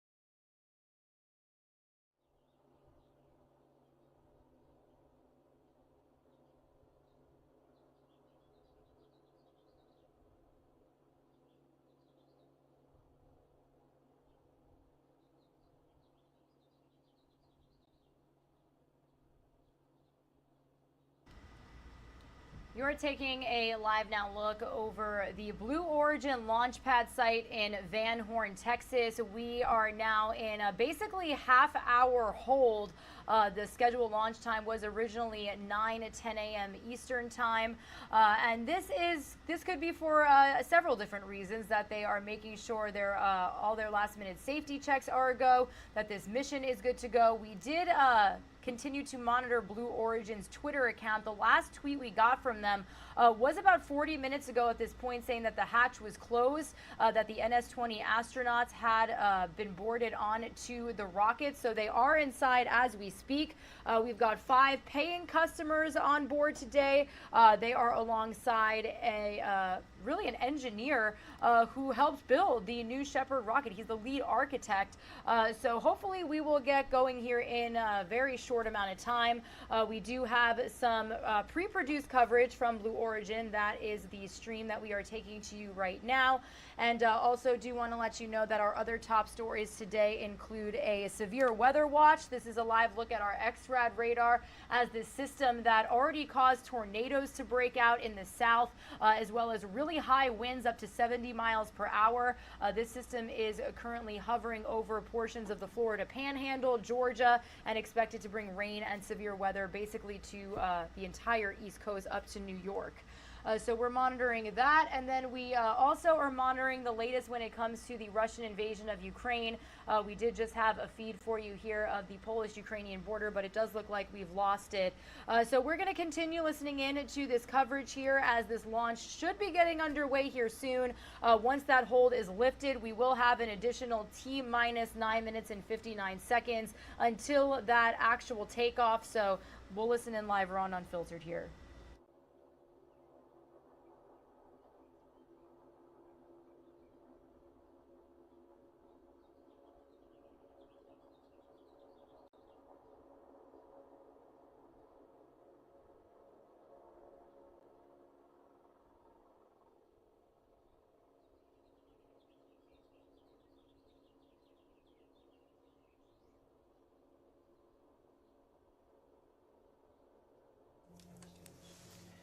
We remain in a hold here while Mission Control ensures that all systems are a go for launch. While we wait, let's talk about an exciting new project at Blue Origin, Orbital Reef.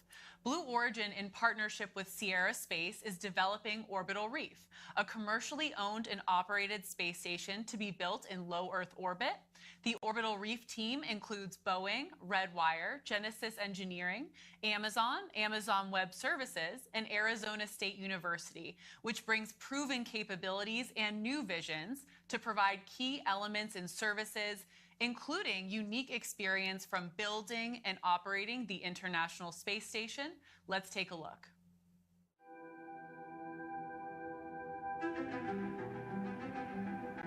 There have been dreams for a very long time of robust commercial activities in space with growing populations and so forth. Now we have access to systems that cost less to launch and land, and we now understand how to build destination systems that last for a long time. It's the commercial world in which advanced capabilities get normalized and become a part of everyday life. Orbital Reef is a full-fledged commercial space station. Think of it as a village. Think of it as many different organizations and people in their own parts of Orbital Reef doing their own activities, where all types of companies can come together and do research and or production, and also provide opportunities for tourists to come and just experience what space is like. It's an ecosystem that will allow ideas to grow, to germinate, whole new fields and areas of economic arena, new science that we can't even imagine now. Orbital Reef starts with two strategic partners, Blue Origin and Sierra Space. These two together have the fundamental elements that give us both transportation of cargo and crew and the destination system essentials. In addition, we have a set of expert teammates, which includes Boeing, who will be developing our research module. We'll be providing crew and cargo transportation with the Starliner, and when the Orbital Reef is operational, we'll provide all of the operations and maintenance necessary to sustain the Orbital Reef. Genesis, who are developing the single-person spacecraft for suitless extravehicular activity. ASU is going to bring together this international group of 14 universities to work with Orbital Reef on the ethics and guidelines of research, on how we can bring to bear all of our expertise. And Redwire, who provide in-space manufacturing. Leveraging the microgravity environment to push new science, new discoveries, and new commercial applications. We're working very hard to make sure that Orbital Reef is not just for the entities that have had access to space so far. It's intended to be humanity's footprint in Earth orbit, and that means all the nations and companies and peoples of the world. I think that Orbital Reef offers us an opportunity at this point in history to really approach the next frontier as humans and to expand beyond the surface of the planet. Maybe there's a company that wants to manufacture materials in space. Maybe there's a school that wants to send an experiment up. Maybe there's a nation that's ready to send someone into low Earth orbit to inspire their entire nation. It's limitless, the implications of microgravity research, development, and manufacturing. Every aspect of our life, of industry, of science, will be impacted by the discoveries that we make on Orbital Reef. This unique environment that's only a couple of hundred miles away from us is both transformative and accessible. It's incredibly exciting.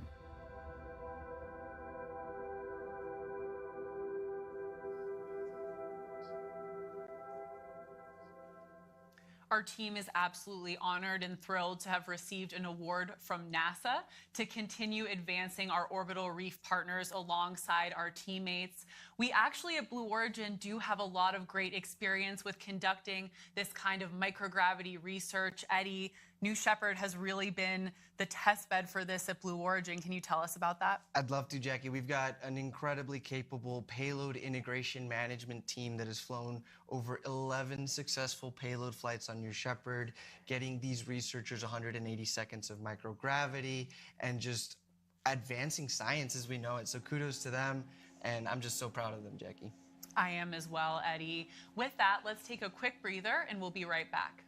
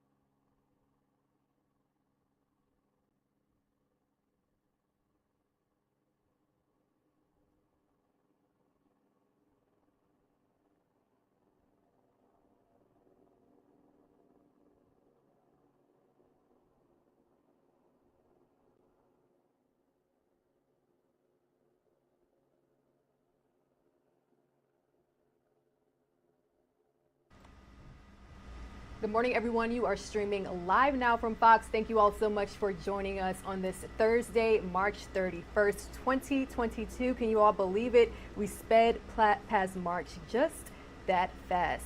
Bringing you all these live now images now from Van Horn, Texas, in about 45 minutes or so, 50 minutes or so. After this 40-minute hold that we are on, we will witness mission NS-20 take off from Van Horn, Texas. 5 paying customers will be taking flight today. Now, you may remember that Saturday Night Live star Pete Davidson was originally on this flight but did drop out due to rescheduling conflicts. And even today, this flight has been pushed back about an hour or so. Again, as you see in the upper right-hand corner of your screen, we are in about a 40-minute hold and then 9 minutes and 59 seconds into lift off. So make sure that you're streaming live now from Fox as we plan to bring you all this very historic flight in just about 50 minutes. The time is now 9:40 a.m. Let's take a 2-minute commercial break, and when we come back, we'll get you caught up to speed on other top stories that we are closely paying attention to here at Live Now.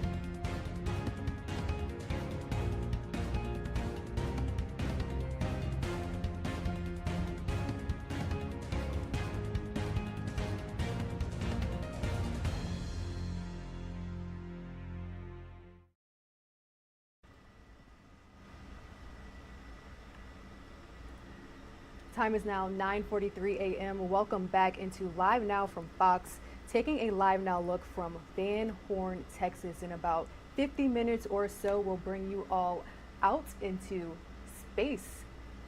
Mission NS-20 is the 20th space flight of the New Shepard vehicle, and of course, we'll bring this image to you all live as 5 paying customers will head into space. Now, we are in a brief hold right now, so I would like to switch gears for just a moment and bring you all this live now look that we are getting from Orlando, Florida. This was scheduled for about 9:30, but it looks as though this live event is just a little bit behind. We do expect the Secretary of Education, Cardona, to make a few live remarks that we plan on sharing with you all right here on Live Now from Fox. That's what we're all about. Now let's take another look at our XRAD weather radar. As you can see, we are closely tracking a string of severe thunderstorms that have yet again impacted the south and the southeast. Yet another outbreak. So make sure that you are staying tuned, because in about 15 minutes or so, we will have a live conversation with Mitty Hicks, who's there in the ground in an area just outside of New Orleans, who was impacted by a tornado just about a week or so ago. So this area seeing a string of severe thunderstorms. We want to make sure that we're bringing you all the latest information on that with our colleagues from Fox Weather. Right now, let's get into the latest when it comes to the Russian invasion of Ukraine. Here is Fox News correspondent Doug Luzader.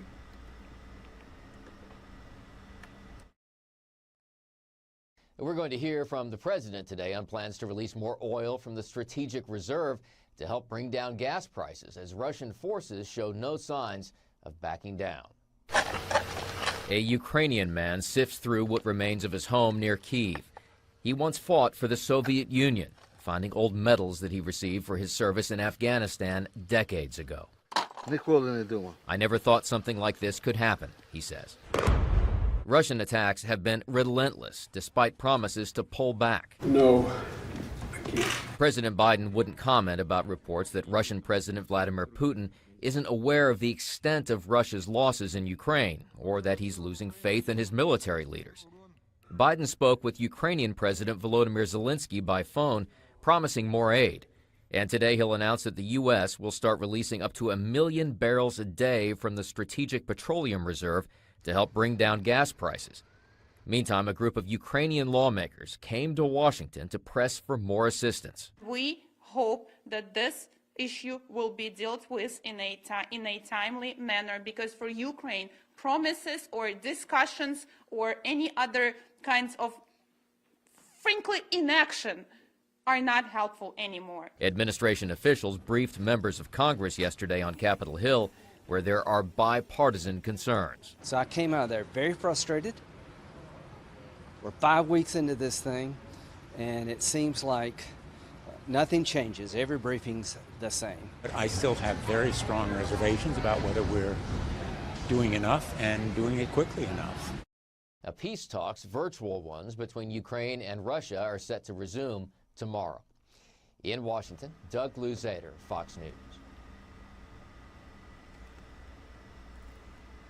Staying on the Russian invasion of Ukraine, lawmakers on Capitol Hill say that they're trying to take part in a classified briefing on the war. Many of them reacting to reports that Russian President Vladimir Putin is actually being misled by his top military advisors. Here's that story from Washington. Familiar sounds that continue to ring out even hours after a Russian delegation announced it was cutting down its military activity in the Kyiv region. The sirens, shelling, and strikes haven't stopped. And the Pentagon says less than 20% of those Russian forces have moved out. Whole night we listen to sirens, this means the rocket attack, and we listen to huge explosion east of Kyiv and north of Kyiv. It's means battles there. The people died, still died. In Chernihiv, Ukrainian officials say homes, stores, and libraries, all civilian sites, are still the targets of Russian troops. With each rocket and with each shell that you are sending to Ukraine, which come to my Chernihiv, you are putting another and maybe already the final nail in your coffin. Strong words that were aimed at Russian President Vladimir Putin, who we're learning from U.S. officials is being misinformed by his own circle. They say some of his most senior advisors are too afraid to tell him how poorly the Russian military is performing, the use and loss of conscripts in Ukraine, and how the war is crippling the Russian economy. And news today from Poland only making the financial outlook in Russia worse. Its prime minister announcing a ban on all imports of Russian gas, oil, and coal by the end of the year. Poland has become ground zero for the ongoing refugee crisis, where many of the 4 million who've escaped Ukraine have fled. 6.5 million others are internally displaced. Now I'm in Zaporizhia, alone, with 4 children, with no money. Where next? I don't know. Many come from Mariupol, now just a shell of the bustling city that the war has turned to ashes. It's insane what they were doing. Throwing bombs. It was frightening. There is no Mariupol anymore.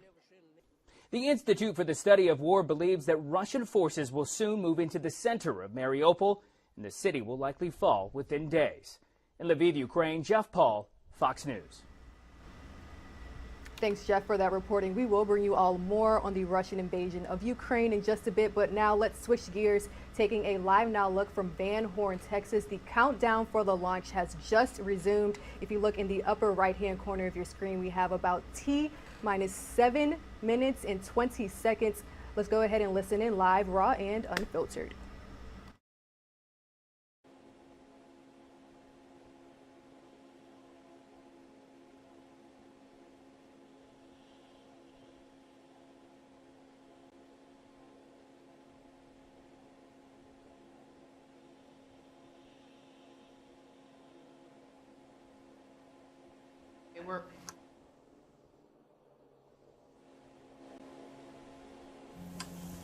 Okay, as we tick down to launch, Eddie, can you take us through today's New Shepard flight profile? I'd love to, Jackie.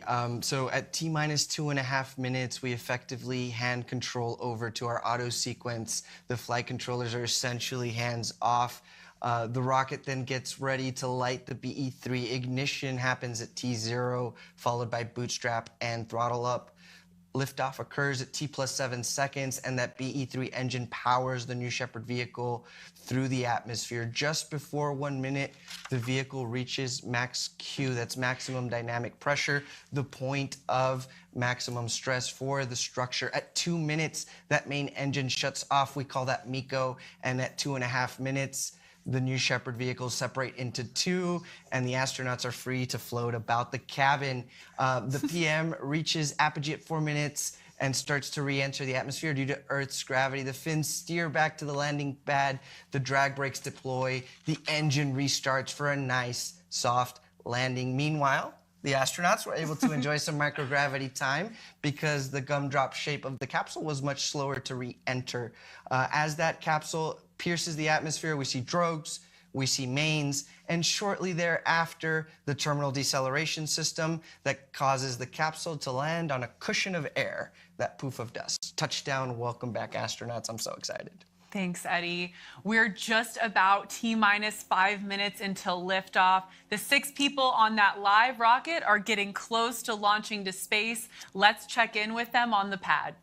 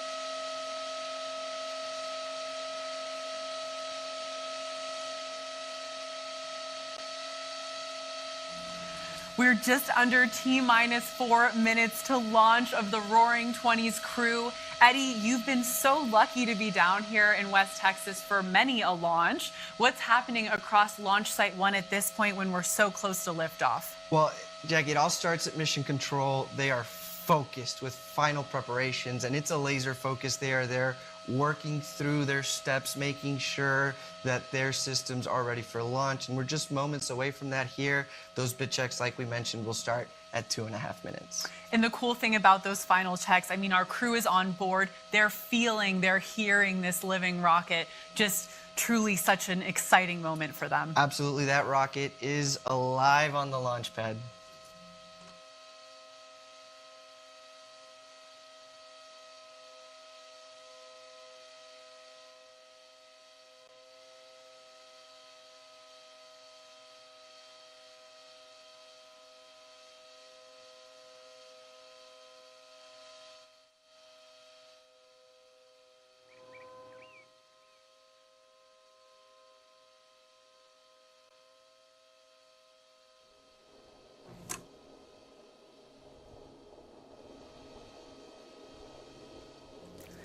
Thank you for joining us. As you've noticed, we've just entered what we expect to be a very brief hold here, just a few minutes. Stay tuned.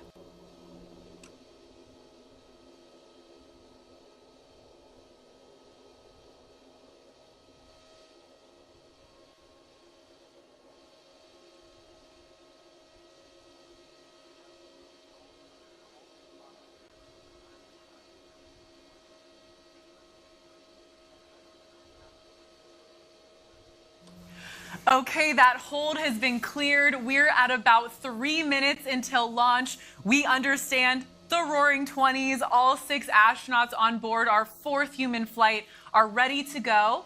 Let's watch and listen as New Shepard goes through those final checks and revs up for today's flight.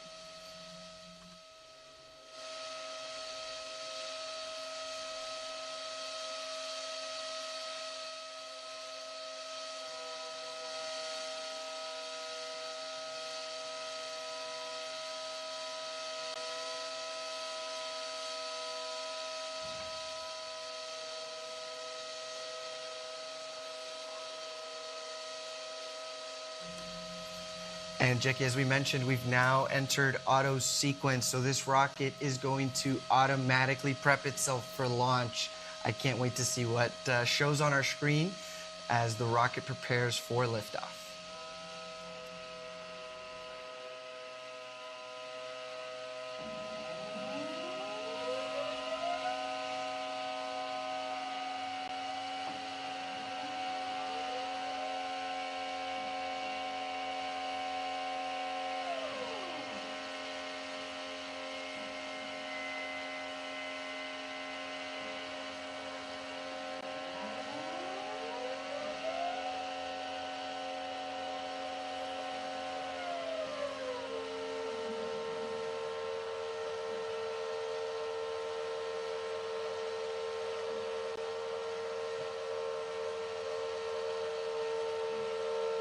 With just under 90 seconds to go, those aft fins at the base are actuating, going through their bit checks. They provide control authority for the vehicle on ascent and descent. At the same time, we should be able to see the engine nozzle gimbal. It will help maneuver the rocket as its primary form of control. We've entered a brief hold in that final countdown. Our teams will assess. We'll be right back.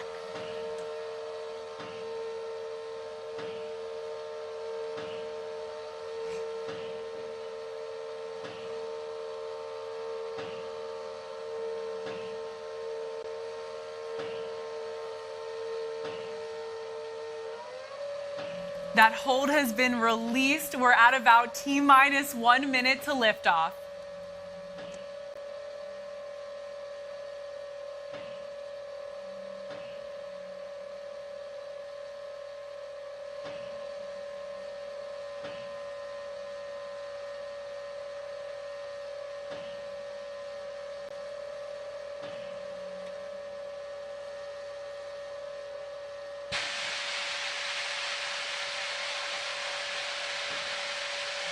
Ladies and gentlemen, it is time to launch this rocket. Godspeed, New Shepard. Godspeed to our crew. We're handing it over to Mission Control.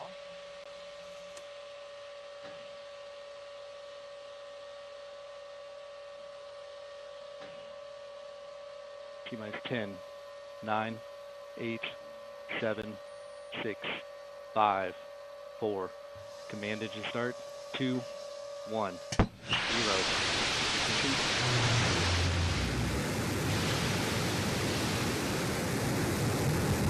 And liftoff. Shepard cleared the tower. And liftoff. Mission Control has confirmed New Shepard has cleared the tower and is on its way to space with our 4th human flight crew. Godspeed, New Shepard. Godspeed, the Roaring 20s. Enjoy this ride.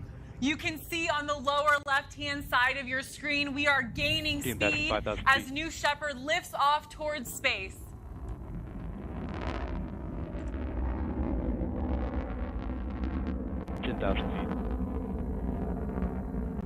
That beautiful burn on that BE-3 engine, lifting New Shepard towards space. As we hit T plus 55 seconds, we will enter max Q, the point where aerodynamic stress on the vehicle is at its maximum. We just confirmed max Q, and that BE-3 engine doing some work, 8,000 horsepower equivalent of it, to produce 110,000 pounds of thrust on its way to space.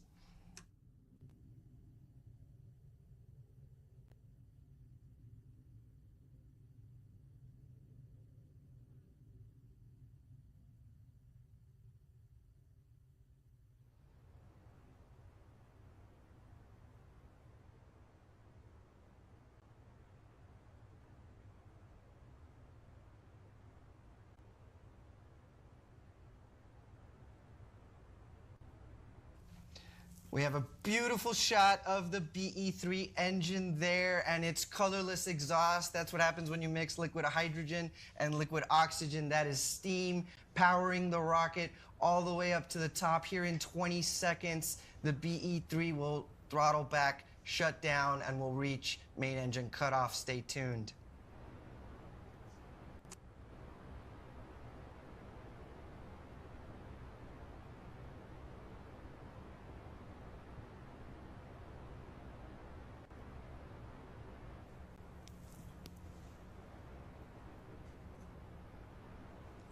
There it is. Miko, way to go, BE-3. Thank you for powering our astronauts to space. That was our main engine cutoff. Shortly here, we'll see separation of the crew capsule and the booster.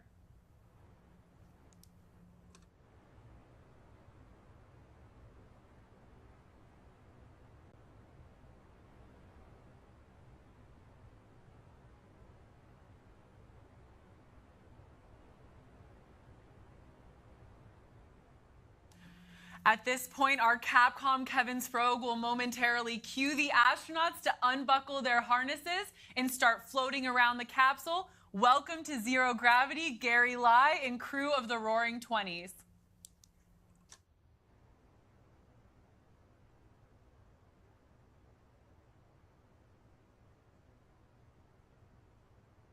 Beautiful shot there of the 2 separate craft. George Neal, Sharon and Mark Hagel, Jim Kitchen, Marty Allen, and Gary Lai.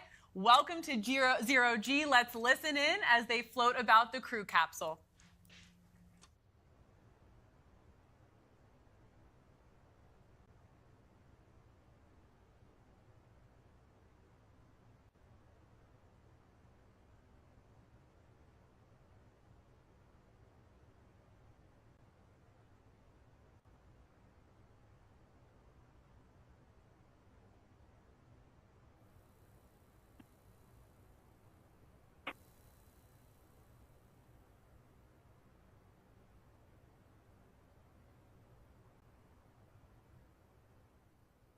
What?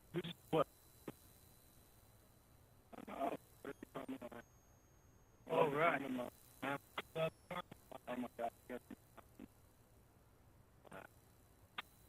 You see all the circles for farmers.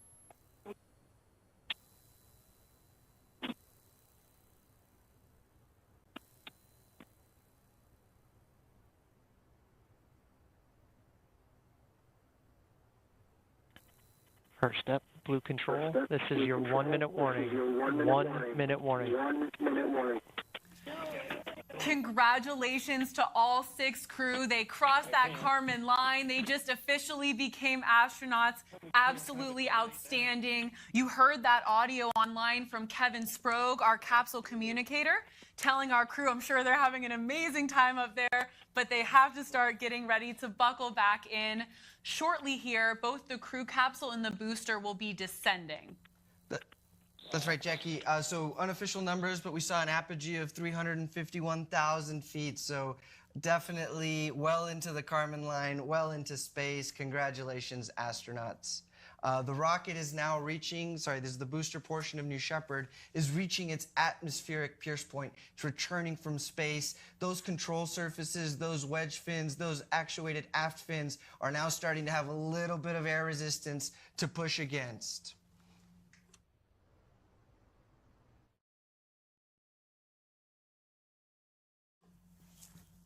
The booster will reach its maximum re-entry velocity, which is just under Mach 4. That's 4 times the speed of sound. And it's an incredible booster shape coming back down over the West Texas desert against those Texas blue skies. This is the fun part.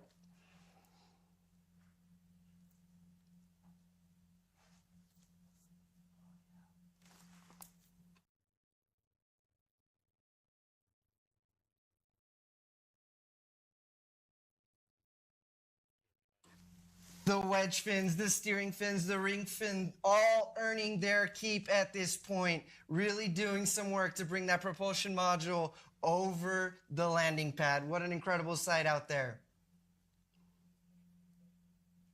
Here shortly, we'll see the air brakes deploy that will cut the velocity of the booster in half. There it is. This is a critical step in slowing the vehicle down before the BE-3 engine is reignited for the final portion of the descent. We had a sonic boom. Man, was that incredible. I love hearing that sound. And the BE-3 engine relights for the final portion of the descent.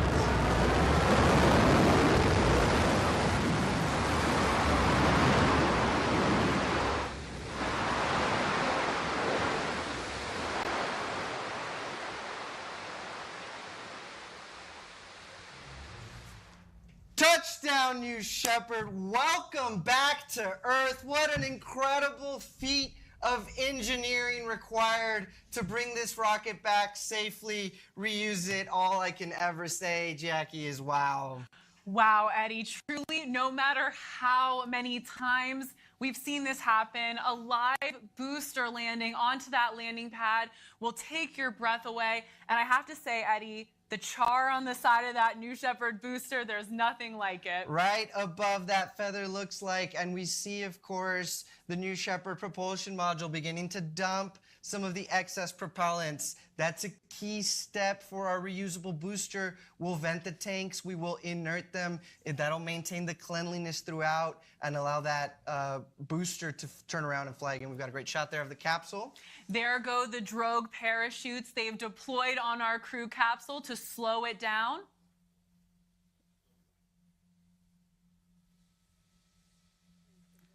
And there go those main parachutes.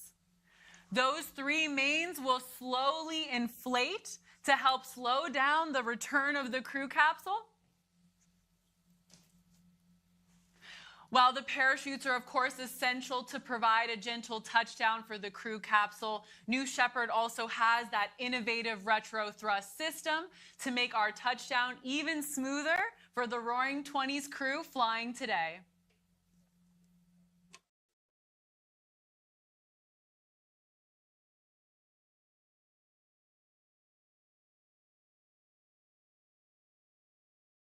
From the blackness of space to the beautiful West Texas desert, our crew is getting an experience right now.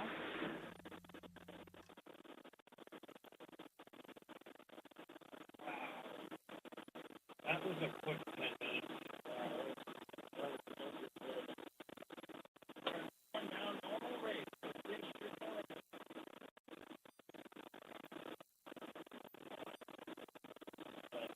You're ready for the ground rush.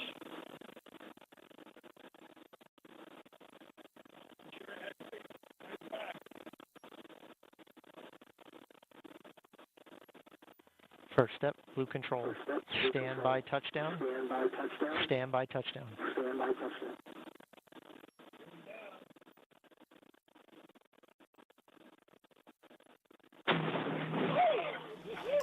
Woo! Crew capsule touchdown. Welcome back, the Roaring 20s and astronaut Gary Lai. That sounds like some happy crew members there. From the sounds of it, maybe all landed back safely and are doing great. We'll get confirmation from Mission Control here shortly.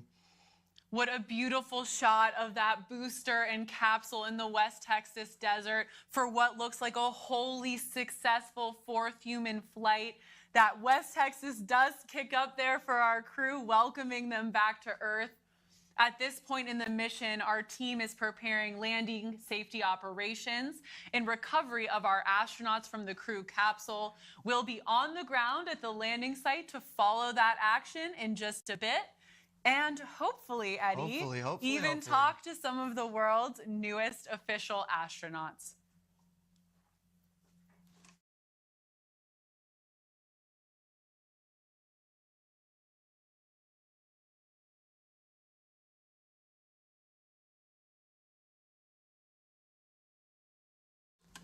Waves from our crew members looking great back here on Earth through those beautiful windows on New Shepard. And live footage of 2 reusable spacecraft next to each other. What an accomplishment. Congratulations, Roaring 20s. Congratulations, Team Blue. What a day today. Just a truly incredible moment. Our astronauts have returned home safely. Our crew team is on the way out to recover them from the capsule. Wow. What a day. As we've mentioned, it appears to be a safe launch and landing, so absolutely kudos, congratulations to the mission team and Mission Control for really pushing through it, staying determined on that long-term vision of flying people to space today.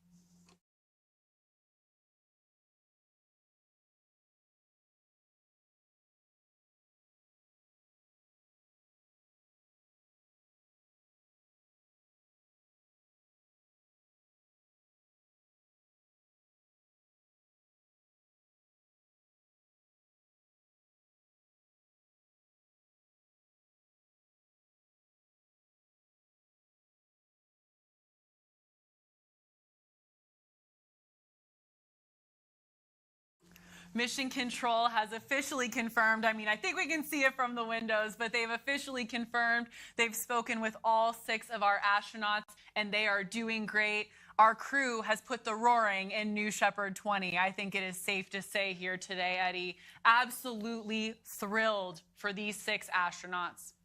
And we've got just incredible shot right now of the desert, the mountains in the back, the blue skies. I can't wait to hear from these astronauts. What will they have to say about their experience today?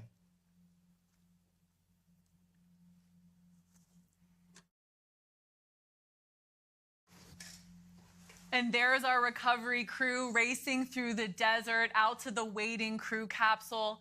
Our recovery team will safe the capsule and ensure that the astronauts are ready to disembark. Shortly thereafter, they'll be followed by their friends and family. Eddie and I know they can't wait to give them a big hug and welcome them back to Earth. For the friends and family in particular, a moment of anticipation before they welcome their astronauts back to Earth with warm hugs, kisses, and just celebration.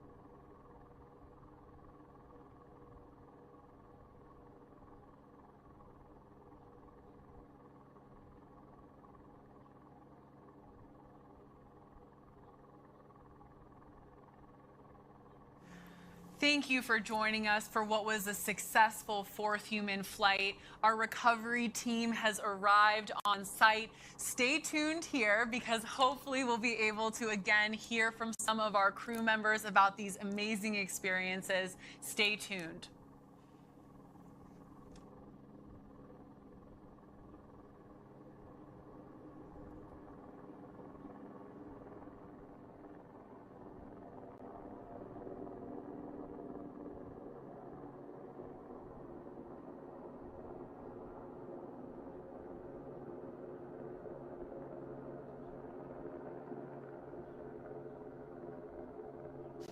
There's crew member 7, Sarah Knights, racing over to wave to the world's newest astronauts. Get that thumbs up from all 6 on board.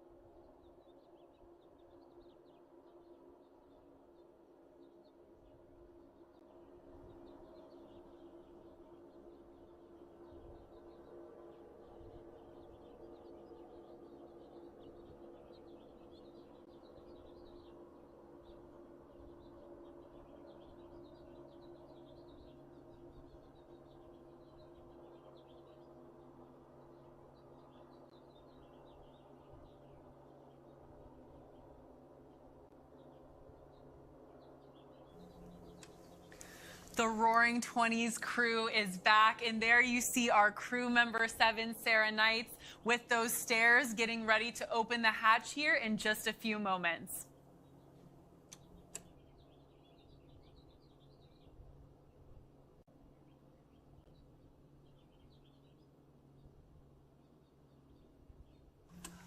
Beautiful shot there of our crew with their ride in the background, venting the propellants like Eddie mentioned just a few minutes ago. And we see the vehicles approaching the crew capsule. That's going to be friends and family. And hopefully, as we said, we'll get a few words from our newly minted astronauts.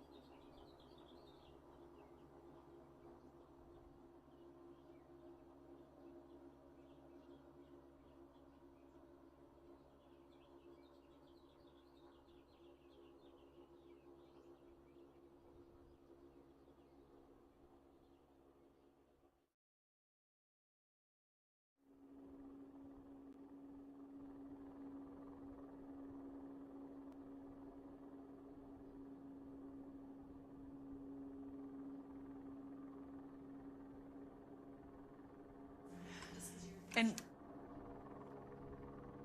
we'd be remiss to not mention huge kudos to our crew member 7, Sarah Knights, down there about to open the hatch. Our capsule communicator, Kevin Sprague, that was with our crew through the duration of their flight. Just an amazing role this crew member 7 does, shepherding our crew through this entire experience from astronaut training to touchdown. That's absolutely right, Jackie. It's why we call it Crew Member 7. We, Team Blue, through Sarah and through Kevin, ride with these astronauts to space and back, and we're with them every step of the way.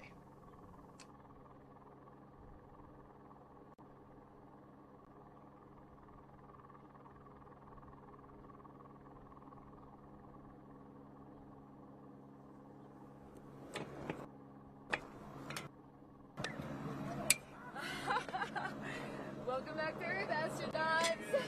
Thank you! Okay, when you come out, watch your steps out here. There's kind of a loose actually. Come on out. The hatch is open. Welcome back, Gary Live. George Niels, congratulations. We should also have, there's Jim Kitchen with the 194. Congratulations.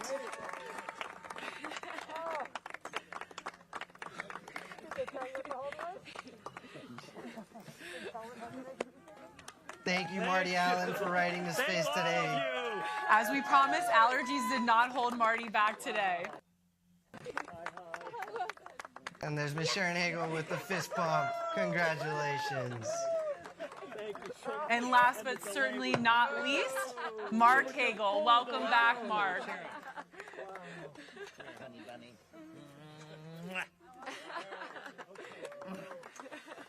Camera's over here.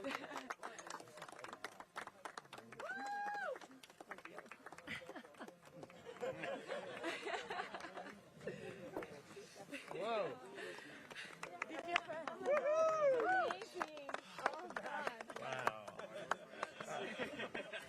It's the most beautiful thing I've ever seen.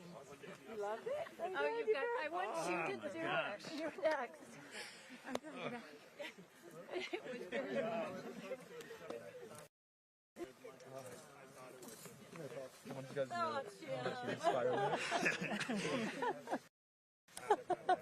I don't know that I could even, words could do that justice. I must have to feel it. Was it awesome? How is it going up for you? Was it everything you'd hoped for? Was it everything you'd expected it to be? It was different. I mean, I don't know, because I've never been in the centrifuge, so I didn't, I felt my skin pulling taut. And I think more dramatic than even the 0G was the throttle back from 3G. When we throttled down, I felt like I was rising there. And even the entire time I felt I was in 0G, I felt like I felt like I was falling towards the ceiling. So it was intense, and I did get a little bit of a feeling of vertigo. Really? So, okay. Yeah. And I know most of the astronauts have said in the past that they haven't felt nauseous. I did feel a little bit of nausea, for sure. Yeah. What about the windows?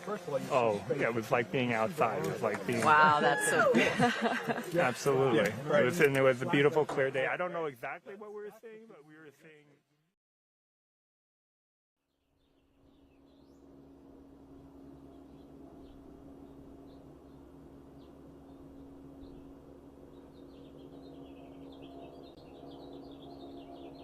I'm so overcome. Thank you very much. Thank you for Team Blue. Thank you for this opportunity.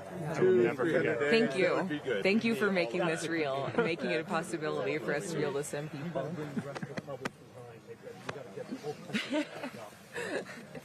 It happened. Yeah. I was worried there. 45-minute hole. We were only supposed to have a 30-minute hole, and then we struck.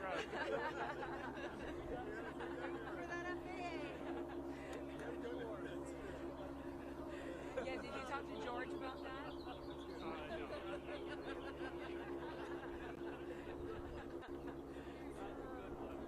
It was Texas Hold'em. Thank you. Do you want me to put this on? Jim, show me what do you have here? Yeah, this is we were joking 193 in space. It was scary on the line. What is 193? 193 is the countries that I visited. I brought all of my passports with me, representing all of the countries in the world, and this was pushing that final boundary, going to space. And let me tell you, that was an out-of-body experience. I was thinking that on the way up, you're going 2,300 miles an hour, and you feel every bit of that, and then you get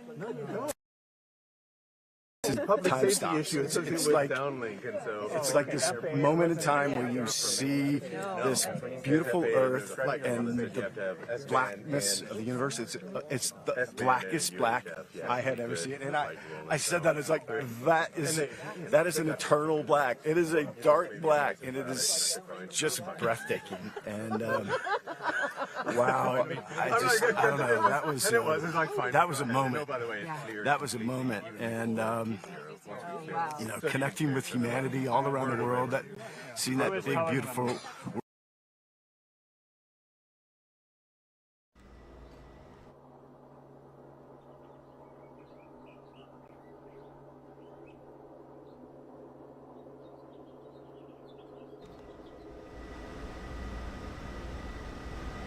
You're streaming live now from Fox. The time is now 10:24. What a remarkable moment to share with you all. All of the customers that paid to go into space, safely landing back on Earth, emerging very happy, very excited to share their experience. And let's go ahead and listen in as they continue to talk about their experience.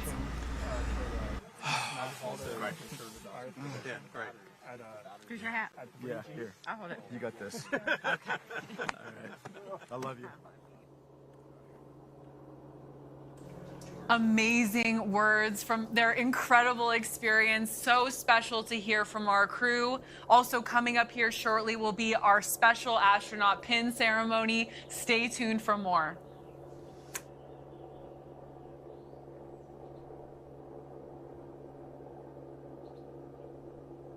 All right, guys, we are looking live from Van Horn, Texas, as all 5 astronauts safely landed back here on Earth after safely accomplishing mission in S-20. Now, if you are just George, tell us, how was it? We did show it was awesome, amazing. You cannot be put into words. As soon as we got above 100,000 feet, you saw the sky getting darker, and when it turned to pitch black, it was just gorgeous. The pictures don't do it justice. So between the black sky and the curvature of the Earth, and then having the freedom of floating around and upside down, just an amazing trip. Just thrill of a lifetime. That's fantastic. So it was everything that you had hoped for in your entire career fighting for this, right? Wow. Yeah. Here we are, letting more people go to space, and wow, they're going to like it when they try it.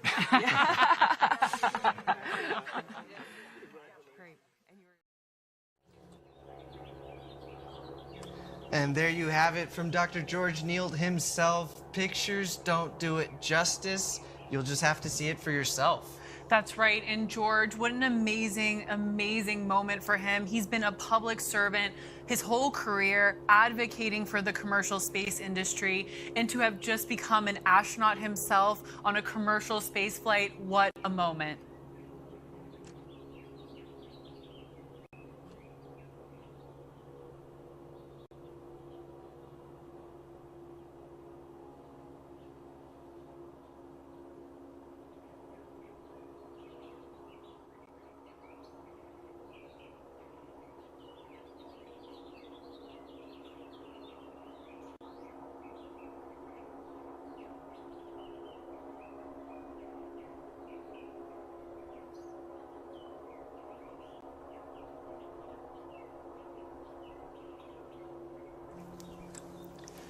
We're getting set up right now for that special astronaut pinning ceremony. Can't wait to see this crew get their wings.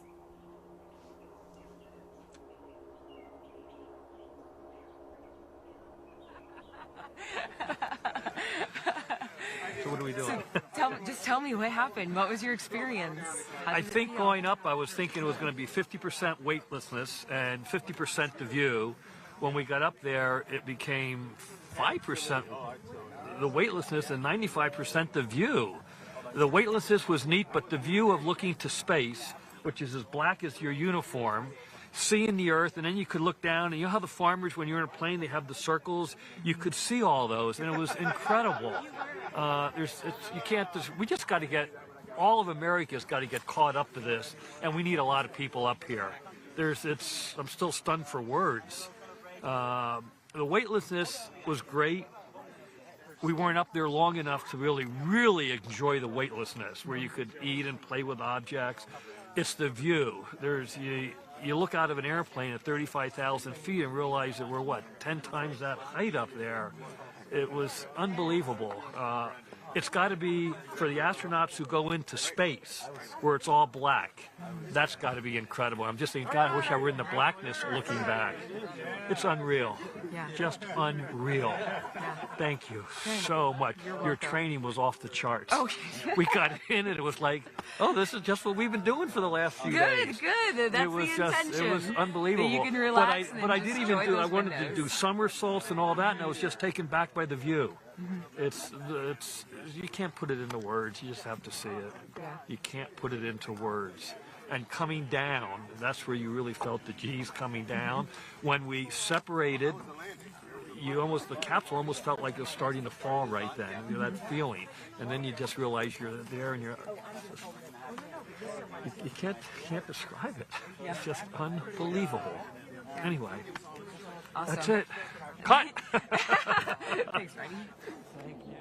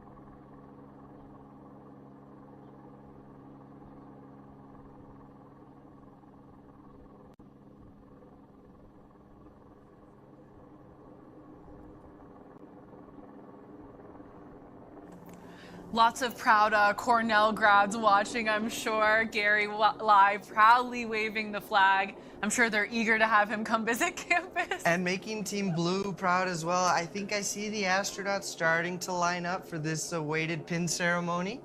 What an exciting time. And to hear from the astronauts just like we wanted to, and the reflections, I'm sure, over time will grow more and more beautiful. Down here, please.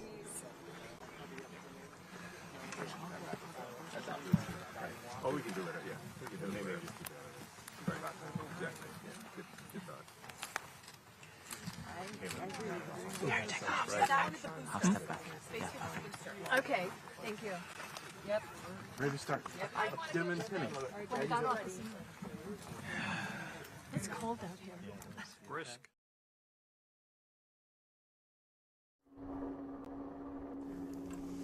And here to lead us through this very special pin ceremony is our Vice President of New Shepard, Audrey Powers. Woo! Congratulations on your flight today. All right. Okay, I have some astronaut pins here. George, you have dedicated an entire career to progressing this industry, and I am so honored to be part of the team that flew to space and helped you become an astronaut. Thank you. On behalf of an entire industry, thank you very much for your work, and congratulations. Thank you, George! Here.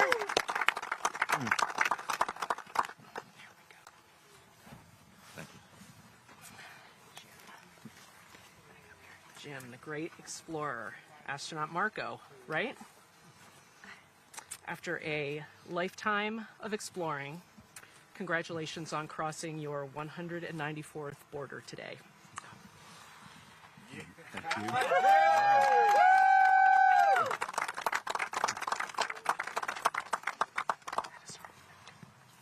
Thanks. Marty, right one. Marty, also a great adventurer. I hope that the view out the window was even better than you thought. Fabulous. It was? Fabulous. Good. Congratulations on this most grand adventure. When are we going again? That's right.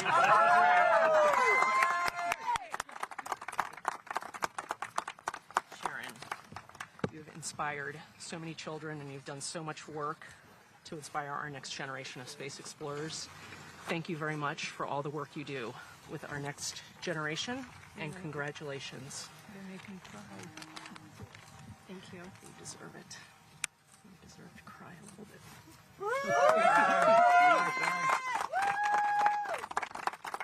And Mark, my fellow Boilermaker. Yes, indeed. Yes, Purdue. indeed. Congratulations Number on your 29 flight today. from Purdue. That's right. I'm so glad that you were able to share this with Sharon. Thank you. There you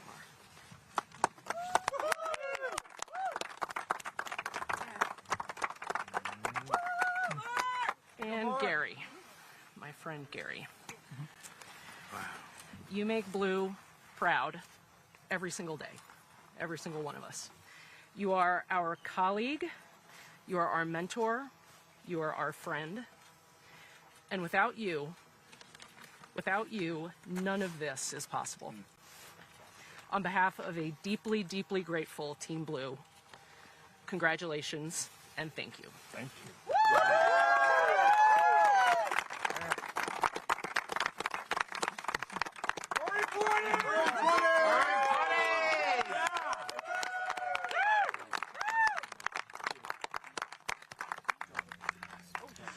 Well, that was amazing, Eddie. I think it's safe to say all of us across Team Blue might be a little teary-eyed right now. Not speaking for you, speaking for myself, though. Astronaut Audrey Powers, is there anything that woman can't do? Thank you all. Thank you so much, everyone, for joining us today for Blue Origin's 4th human flight. A huge and very special thank you to our customers, George Neild, Sharon and Mark Hagel, Jim Kitchen, and Marty Allen. Well, customers and now astronauts. If you're interested in purchasing your seat on a future rocket ride to space and back, it starts by visiting blueorigin.com and clicking Fly to Space. Eddie, thank you so much for sharing the desk with me today and adding your invaluable perspective from your vast experience here at Blue Origin. Anytime, Jackie. It was an honor. This was so much fun, and I'm so proud of everybody on Team Blue. The road to space is being built, and we took another big step today. If you're interested in joining our extraordinary team, please visit our careers page on the website. And all right, that was the latest from Blue Origin. Yet another milestone when it comes to commercial space flights. Very exciting stuff. Jeff Bezos' Blue Origin officially launched and landed safely its 4th human flight for the New Shepard program. We gave it all to you right here, live, raw, and unfiltered. All passengers, including one of Blue Origin's early employees and 5 other paying customers, soared the automated capsule to an altitude of 66 miles. They felt a few minutes of weightlessness, but everyone said that the most impressive part of this journey to space was the view, being able to view planet Earth from space. Time is now 10:37. Let's take a quick break, and we'll have more top stories right after this.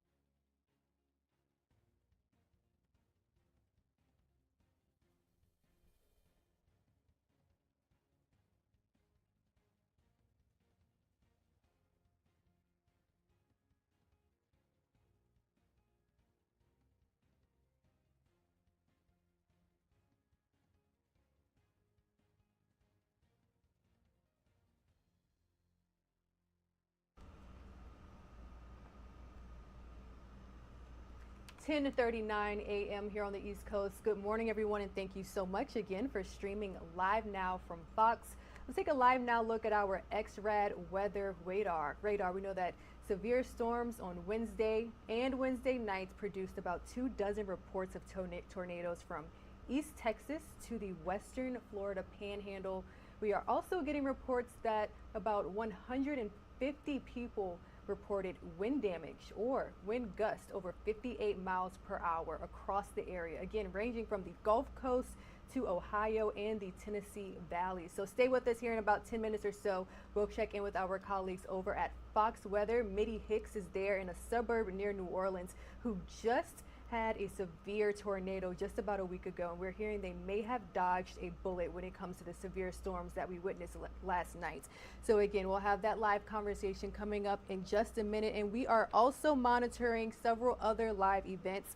Let's head out to Washington, D.C. in about 5 or so minutes. This is slated for 10:45. We do expect House Speaker Nancy Pelosi to hold her weekly press conference. A lot of news coming out of Washington, D.C. Of course, we've learned that the United States plans to accept about 100,000 Ukrainians refugees as the Russian invasion of Ukraine enters day 36.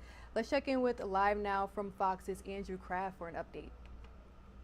Of course, we always appreciate national security expert Hal Kempfer as well, who each and every night since the war began, we're now 5 weeks in, has been providing us insight and expertise about what we need to know about this, clarifying the war there. Hal, thanks so much for being with us. The first thing I want to get to, we learned earlier today, a U.S. official telling Fox Putin didn't even know his military was using and losing conscripts in Ukraine, clearly showing a breakdown in the flow of accurate information to the Kremlin and to Putin. He's being misinformed by his advisors about how badly the Russian military is performing. Hal, are you surprised by this news from U.S. intelligence? And also, isn't this what happens in autocracies? There always is an information breakdown.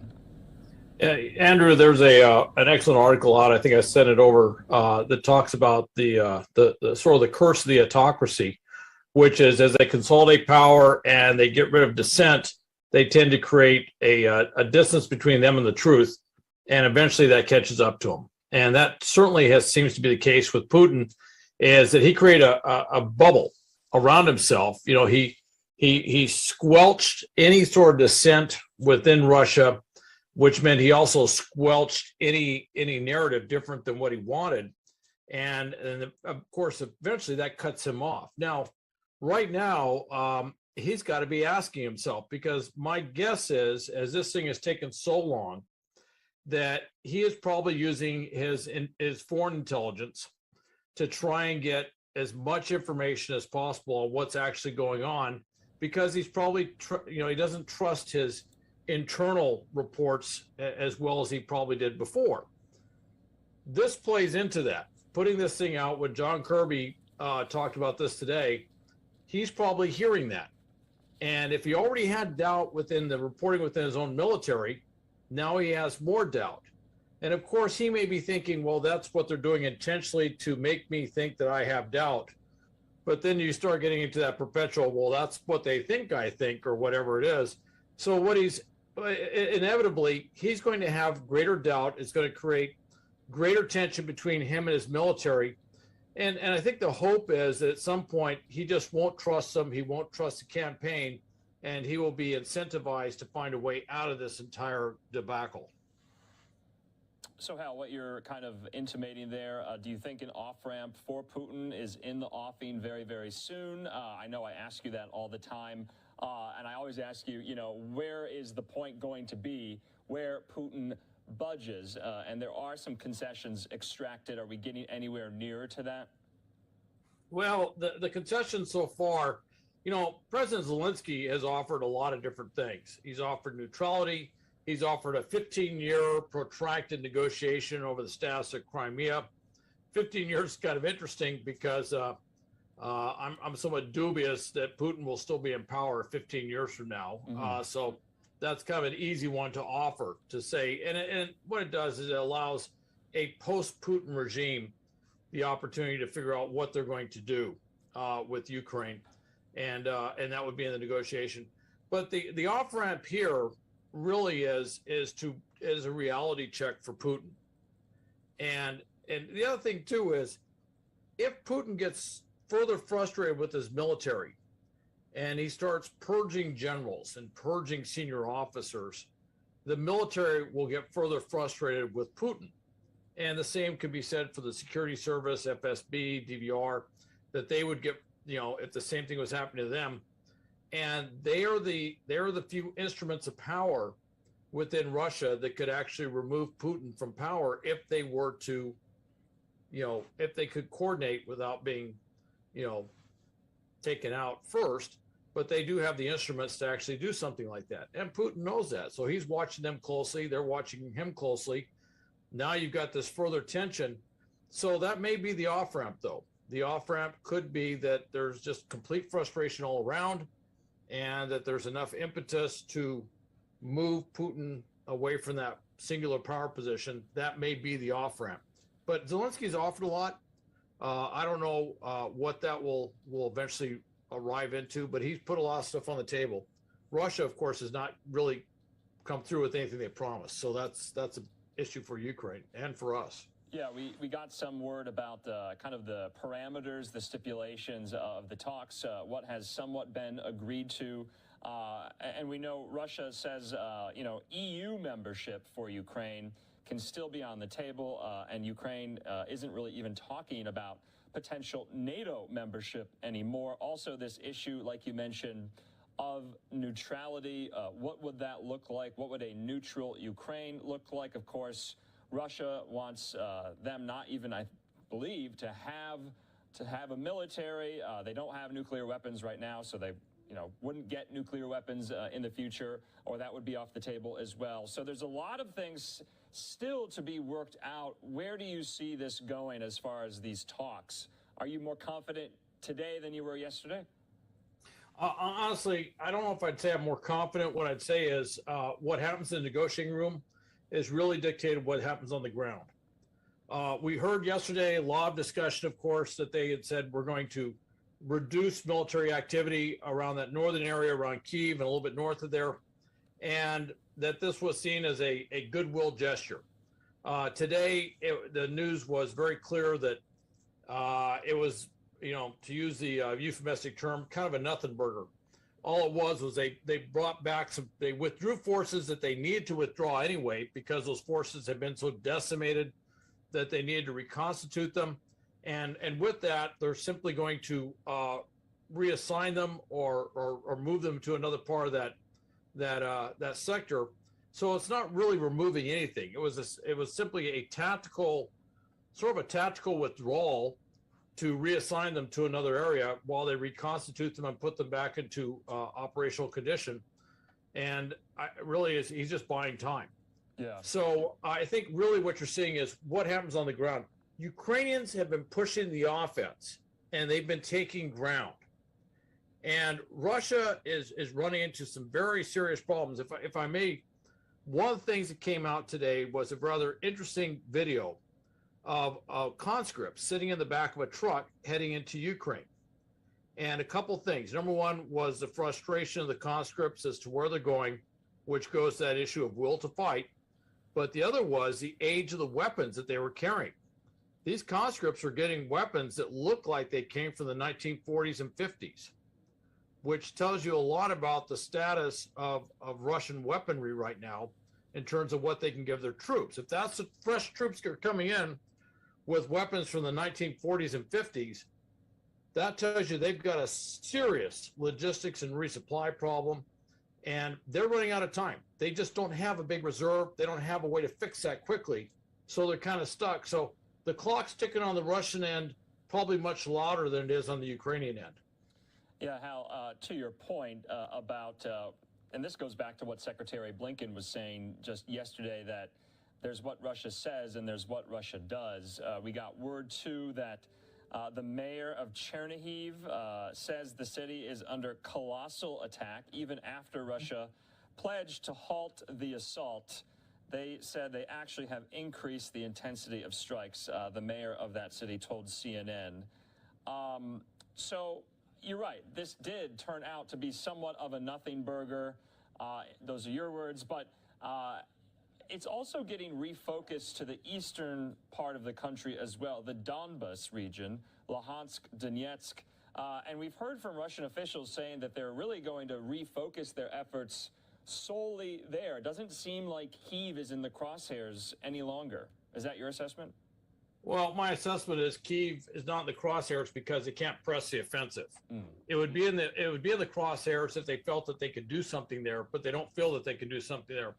By the way, Chernihiv and up north, this wherever they're moving forces, they're covering their withdrawal with an overwhelming array of firepower, artillery, rockets. By the way, I should say dumb artillery, dumb rockets. These are not precision-guided munitions.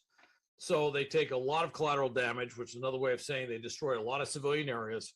But they're using overwhelming firepower to cover the withdrawal of those forces and then the realignment of those forces into another sector. There's a lot of question right now amongst military experts and others wondering if Russia can actually maneuver enough forces to make a big difference in the Donbas region. They haven't been making a lot of progress. Surprisingly, considering that they had a foothold in the Donbas region when this whole thing began, they have really not been able to move much at all. And they are trying to move forces down from the north to encircle and move them up from the south to encircle those forces that are defending the Donbas region. But those movements have been repulsed very effectively by the Ukrainians. Another thing I should also mention is happening in the background. A lot of the weapons that we had promised, that $800 million plus up, are reportedly showing up. In fact, there was a report out today that those 100 loitering, if you will, the loitering drones, the kamikaze drones that we promised them, which are man-packable, that they are now arriving. Now, they're not going to be a decisive shift in the battle. 100 drones can only do so much. But 100 drones can put a lot of doubt in the minds of the Russians because this is a weapon they're not prepared for. And if effectively used across the battlefield, it could kind of take on a whole aura of its own. The other thing is, if we think that they're not properly informed about what's going on in Moscow, you can bet the Russian troops on the line are even less informed. So they're very susceptible to rumor control, if you will, as we like to call it, where they're, basically it's what we would call scuttlebutt, things going up and down the line as far as what they hear. So that 100 drones, by the time it gets passed around, could be 1,000 drones in the minds of the Russian troops, and that could change the way they fight. Hal, also, let's talk about the Ukrainian military at this point. New details today on the training the U.S. military is giving Ukrainian troops. The president referenced it earlier this week. Sources tell Fox that our military is giving verbal instruction on how to use weapons coming into their country, covering most general how-tos, but that does not include any drills. So Ukrainian training on our part, what does that look like? And do you fear that the Russians could be, one, targeting the weapons resupply shipments into Ukraine and also training centers in the west of Ukraine? It's interesting. First off, we don't have troops in Western Ukraine, all right? At least we're not supposed to have troops in Western Ukraine. And I don't think the president was saying that per se. What the president kind of walked that back. There was a certain amount of ambiguity in the language as to whether we were actually training Ukrainians in Ukrainian territory. But officially, we've said we don't have any of our troops in there. But it did sound like there were Ukrainians that were getting specialized training on weapon systems and equipment in Poland at those training centers. Now, obviously, if Russia was to target those training centers in Poland, that would trigger Article 5, and a full NATO retaliation would be a distinct possibility. But it does sound like they're doing some training. You may recall when this thing kicked off, one of the things we were talking about as we were pulling our troops out was how would we train the Ukrainians on these weapons that we're sending over? And some of the discussion at the time was maybe they do online training for them. It sounds to me like they've worked it out. I think that, I don't know if that was an inadvertent slip by the president saying that we're training Ukrainians in Poland, but it's out there now. And that tells me that we have worked out the issue of how we do that. And frankly, it's just a lot more effective and efficient if you can get that hands-on training, especially with weapons. That's something you just can't do in a virtual environment. You can't give them an instruction manual and try to do that. You really need to, have them handle the weapons, go out there, fire some rounds, become familiar with it. And it's a lot faster, it's a lot more efficient. And as soon as they train, you get them into the fight. And I think that's what's happening. Now, as to your other question about targeting of the shipments going in, I will say this. My experience has been that we're pretty good at moving stuff around. Logistics is our strong point. And we've got a lot of experience in moving logistics in areas that are somewhat denied.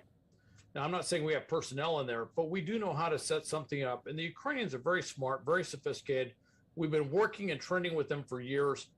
I don't think it's a great, an overwhelming task to move weapons and other aid into Ukraine and get them to the places where they're going to be employed while minimizing the chance of interdiction.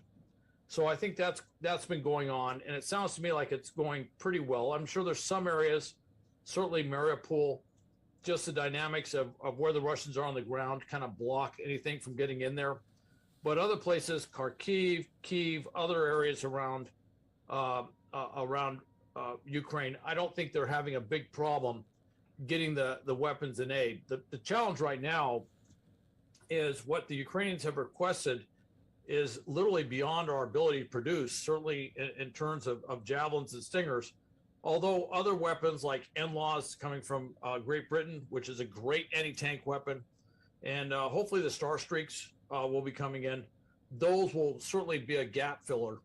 And as someone noted today was if Ukraine actually got all the anti-tank weapons that they requested, the Russians don't have enough tanks. Wow. In other words, there's so many anti-tank weapons on the ground that there's not enough armor. I look today, the Ukrainians are claiming they've killed over 600 tanks. They've killed over 1,700 armored vehicles. They're at the point now where you start looking and say, okay, how much do they have left? Because the numbers are so big. How much much more can they really put in there? And that's not even counting all the ones that have broken down due to maintenance and every other problem they got. That's a lot of vehicles that have been taken off the off the battlefield, and they don't. And the big thing, of course, is 75% of their operational units were committed. Ground combat operational units were committed at the outset. There is no big reserve coming in. In fact, if anything comes in, it'll probably be older stuff that's less survivable on the battlefield, which will be easier to take out. So the Russians, they have got a basic problem. All right, guys, the time is now 10:58. We're taking a look back as Live Now from Fox's Andrew Kraft speaks with a national security advisor about the ongoing situation in Ukraine. We know that the Russian invasion has now lasted 36 days. But let's switch gears. I do want to bring you all a Live Now look at our XRAD weather radar. And that is because we're getting reports that 2 people have died and 2 others were injured after a likely tornado hits in the Florida Panhandle. Now, this happened early Thursday morning. Washington County first responders were on the scene of what the sheriff's office said was a tornado that touched down in Shipley near Gilbert's Mill Road and surrounding areas. Now, this is about 30 or so miles just north of Panama City, to give you all a bit of perspective. And actually, this is the second string of severe tornadoes that we've seen across portions of the South. Fox Weather's Mitty Hicks joins us from Arabi, Louisiana, where another outbreak of severe thunderstorms just happened overnight. Mitty, what can you tell us? What is the scene like there? Well, good morning, Rain. I can tell you that for folks waking up here in Arabi, Louisiana, it's a big sigh of relief for this community because, as you just mentioned, this is the second round of severe storms for this area and much of the South. And the damage that you see behind me is what is caused by an EF3 tornado that hit last week. So we're actively recovering in this community. I've had a chance to talk to people and small businesses here on the ground and talking to them yesterday as we were expecting these severe storms to hit our area. Many of them are asking me, Miss, where do we go? Where do we go if we have nothing to cover? As you can see behind me, again, homes were damaged, a church was damaged. You see the utility crews actively trying to restore power lines and electricity in this community. So, Rain, I am happy to report that after those storms last night, there were no reports of any tornadoes, there were no reports of any injuries, and no reports of any additional damage for this community because, as you know, we will be actively recovering for some time, Rain. Absolutely. I can see the recovery process is in full swing there. The blue tarp still on the homes just behind you. So what else are community members saying? Do they think that this will be a long road to recovery, or are they kind of used to this type of destruction by now? Well, Rain, here in southern Louisiana, of course, we're no stranger to severe weather, but we're typically preparing for hurricane season. And just talking to people within the last week or so, you talk to people who've been living in this community for more than 20 years, and they'll tell you they've never seen a tornado in this community. And when you ask them, you know, how is this different than a hurricane, they'll tell you, well, at least with the hurricane, you have a couple days to prepare for it. But with a tornado, you don't have any time to prepare for it. It can happen within 5 to 15 minutes. And let me remind folks watching that here in Louisiana and much of the South along the Gulf Coast, we don't have basements here because a lot of these cities and communities are below sea level, and of course because of that there's the risk of flooding, so you don't really have basements, so it's harder to find cover. So I can tell you it's been very stressful for people here in this community, but they're resilient here. They're already rebuilding in this community, and in terms of what's happening next, again, we're still in active recovery, and a lot of people just really coming together because it will be all hands on deck as we work to rebuild this community here in Arabi, Rain. Absolutely, a very resilient community. What a good note to end things on. Fox Weather's Mitty Hicks, thank you so much for joining. Thank you. All right, guys, we are just past the 11 a.m. mark here on the East Coast, but we're going to pass things off to our colleagues in Phoenix. They will continue our live coverage, bringing you all top stories, live events, and breaking news.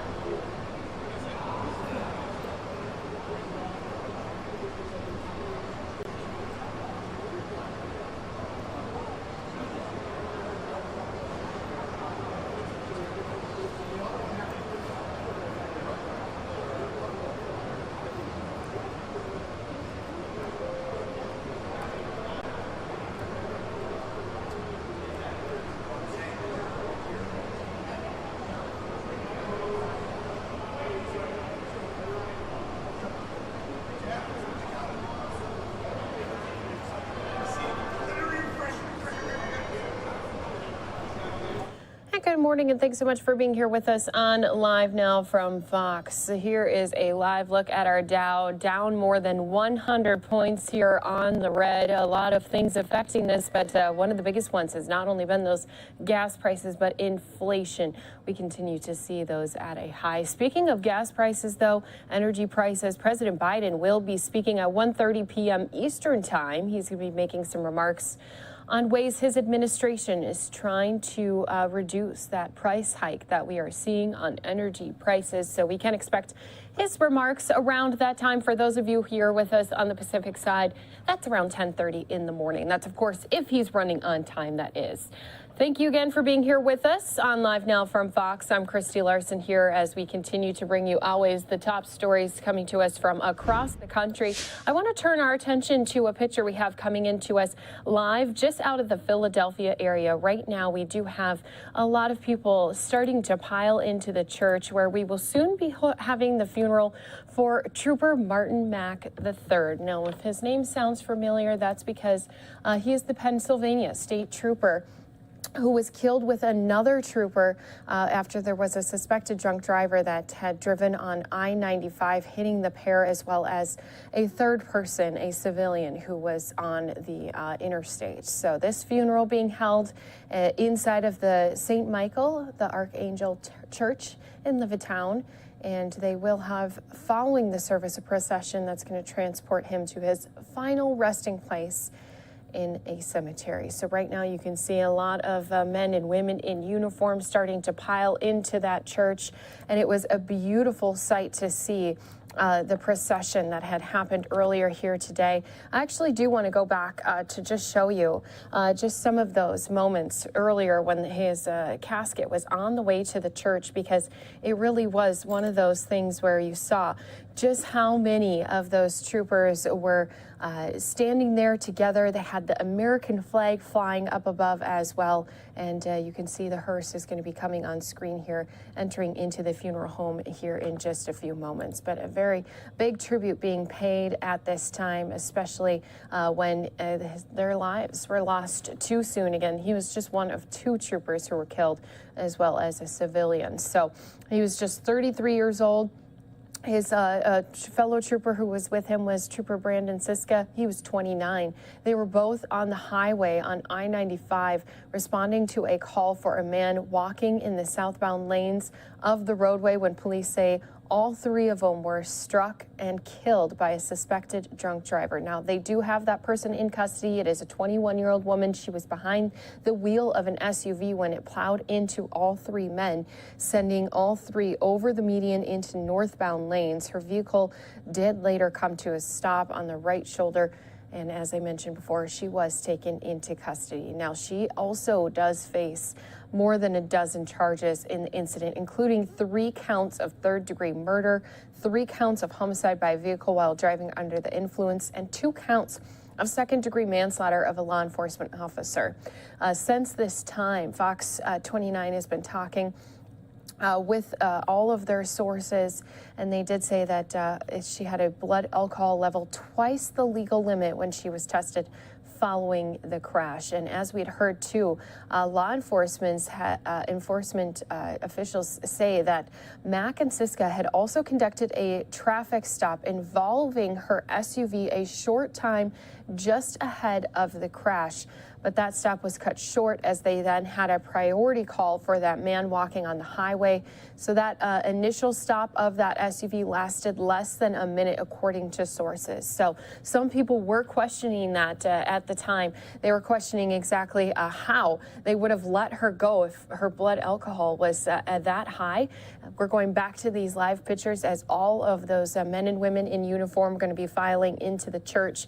But as I mentioned, they do have, of course, priorities when it comes to these different police calls. So they had a priority to go and help the person who was walking on the interstate. Unfortunately, all three of them, when they were bringing that man back to their squad car, is exactly when that incident had happened. So the deadly crash's impact on the brotherhood and sisterhood of law enforcement community obviously is apparent here today. Troopers from states as far away as Indiana, California, they're all here paying their respects to both Mac, and also later when we have Ziska's funeral. But as, again, they had multiple buses come in with these Pennsylvania state troopers that we are seeing here. So right now, what I want to do is, because this is a beautiful ceremony, I know so many people are going to be missing this trooper, again, 33 years old, and his partner just 29 years old. I know this is something that's going to take a while to get people filed into the church before the funeral does begin.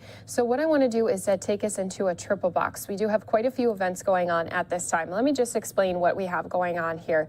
Since there's a lot of press conferences, the great thing about watching here with us on Live Now from Fox is we can monitor all of them. We'll be rolling on some of them. And then as soon as we have one press conference finished, we can jump into another one. We can either join them live, or I can always replay it for all of our viewers who are watching here with us on Live Now from Fox. So just want to walk through what exactly we have happening here at this time. We do have Speaker Pelosi. She is speaking here on Capitol Hill. This is during her weekly press briefing, but of course you're going to be listening in for a lot of comments to be made, not only on President Biden's request for Congress to pass more and additional funding to help fight COVID-19, but also on recent confirmation hearing of his nominee for SCOTUS, Ketanji Brown Jackson. So a lot of topics to be discussed here, including also Ukraine. We do also have a family in Chicago who's speaking at this time after their son had been killed, and he was a U.S. Marine veteran. He was visiting Boston, and so they are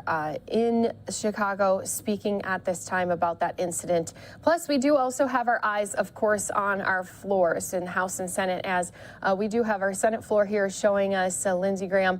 He is speaking about the border crisis, as we are expecting now. I believe I heard Mitch McConnell say earlier this morning on the floor, nearly 18,000 border crossing attempts each day. So that is a high number, and can only be expected to continue to grow here as our we've been hearing more about our borders kind of reopening after our COVID-19 pandemic ending. So as I mentioned, because we have so many different events going on, we want to keep track of them all. I'm going to put us into a triple box. We're going to be listening into Speaker Pelosi's press conference, and we're going to start it from the beginning. So let's go ahead, listen into that right here for you on Live Now from Fox. My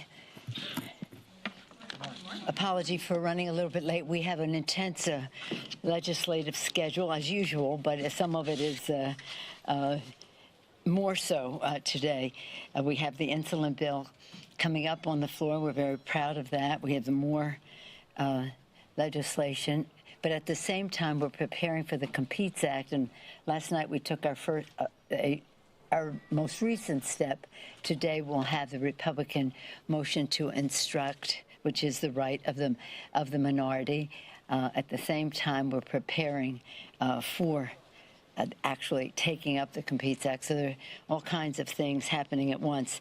At the same time, though, I have to say it's with great sadness that we said goodbye to Don Young, our dean, a member served 49 years in the Congress, 49 years in the 49th state, so beautifully acclaimed at his service the other day. And then it was shocking to learn that he had passed. He wasn't sick. He just went to heaven. And then Madeleine Albright, she had been sick the last few months, and that was a terrible loss for her. A great patriot, the first woman Secretary of State. She made us all so proud about her commitment to the national security of our country, especially now learning from her right up until the end about her experience coming to the United States as a refugee and seeing what's happening in Ukraine and all these refugees coming. So for us, one staunch Republican leaving us, someone we beloved in our Congress, and she wasn't really a partisan person, but she was a Democrat, Madeleine, and we'll miss her terribly. So in terms of the insulin bill, we're really very, very excited about that. Americans pay over 10 times for insulin than people in other countries. This is an essential to people with diabetes, and it is It's going to cap the cost of insulin at $35 per month, making a very big difference to America's families. This is a kitchen table issue. Are people going to be able to pay their bills? And it is for us a step in the direction of the Secretary being able to negotiate for lower drug prices beyond insulin. But the insulin is 1 in 4 Americans is forced to skip or ration doses of insulin, and that's life-threatening. Our bill requires Medicare and insurers to cover insulin on their plans and cap the cost to families on the private side to $35 per month. Again, it paves the way to further action on prescription drugs. The MORE Act that is on the floor today, more of it on the floor today, it's a major criminal reform bill that helps end the racial and economic injustice of marijuana criminalization. We're very proud of the work that has gone into it, and we would hope that it has support in the Senate. It's something that Senator Booker has been working on their version for a while. It's some of what is in this bill stood in the way of our getting the George Floyd, because there were some in the Senate who wanted the aspects of this bill to be in the George Floyd bill. So in any event, it's about justice, and that's what our president is. He's about justice. He's about equity, whether we're talking about health care, whether we're talking about justice in the criminal justice system, whether we're talking about environmental justice, any subject that you can name. This president has been very, very committed to justice in the system. Right now, and again, part of that justice is lowering cost. Right now, of course, we have the Putin price hike at the pump, and it is something that has to be addressed. The price of oil and gasoline, gas at the pump started going up when he started circling Ukraine and Kyiv, and it is, well, even before he went in, but as he showed his intentions. But it's beyond that, too. There is very interest in our caucus in stopping price gouging on the part of the industry. It's about passing on whatever we might pass to alleviate the price at the pump to the consumer. It's about use it or lose it in terms of the about 9,000 licenses that are permits that are there for the private sector to produce more oil domestically. So there are an array of issues. The president will be making his statement later, consistent with many of the things that I've been hearing from our members. You know that the SPRO is already in the public domain, and he'll be making others. But again, it comes back to the subject of lowering cost. So lowering cost at a time of inflation is a reality that must be faced and must be addressed and must be lowered. One place is at the pump. Another place is just the fact that the president, with the increase of 1 million jobs, I don't think any president would say that he himself made that happen. Of course, the public policy that we're engaged in made it happen, but the private sector made it happen too. 1 million jobs, which means that unemployment went down, practically cut in half. And when that happens, inflation increases. I've told you before, when I was a new member of Congress and the chairman of the Fed said unemployment is dangerously low, is going to increase inflation. It's the way it is. But nonetheless, we have to recognize that. Another cause, of course, is COVID. And COVID. We have many reasons to address COVID, but one of them is to recognize the shortage of supply, the supply challenge that we have in so many respects. And one of the things we're doing in that regard is passing the Competes Act, increase supply to lower cost. It's pretty exciting. You've heard me talk about it before. We'll have over $50 billion committed to manufacturing chips, 1,000 chips in a car, 2,000 chips in an electric car. It's pretty exciting, chips and semiconductors. Another over $40 billion to address the supply chain challenges that we have, bringing supply back to our shore or near-shoring them, and the research and education pieces of it. Again, justice, to have many more people participate in the new aspects of our independence, of this president declaring our independence, our self-sufficiency, because we are making more in the USA. And so that's pretty exciting. But it's a very extensive bill. We have much in common with the Senate, some not, and we are preparing to go to conference with that. And again, as I mentioned, the motion to instruct will be on the floor later today on the Republican side, and then next week we'll start appointing conferees to that. So for these and other reasons, it's an exciting time. I just closed by saying yesterday I had the honor of a visit from to the Speaker's office, but 5 members of Parliament, women members of Parliament from the Ukraine, accompanied by Ambassador Makarova, whom you all know her. I mean, many of you have seen her here, but she brought 5 members of the Parliament who are women. These women are young. They have children. One child was 2, another 8 years old, small children, their husbands in large measure on the battlefield fighting there, but they thought it was important to come to the United States to tell the American people how they see it from there. They're going on to Canada after that.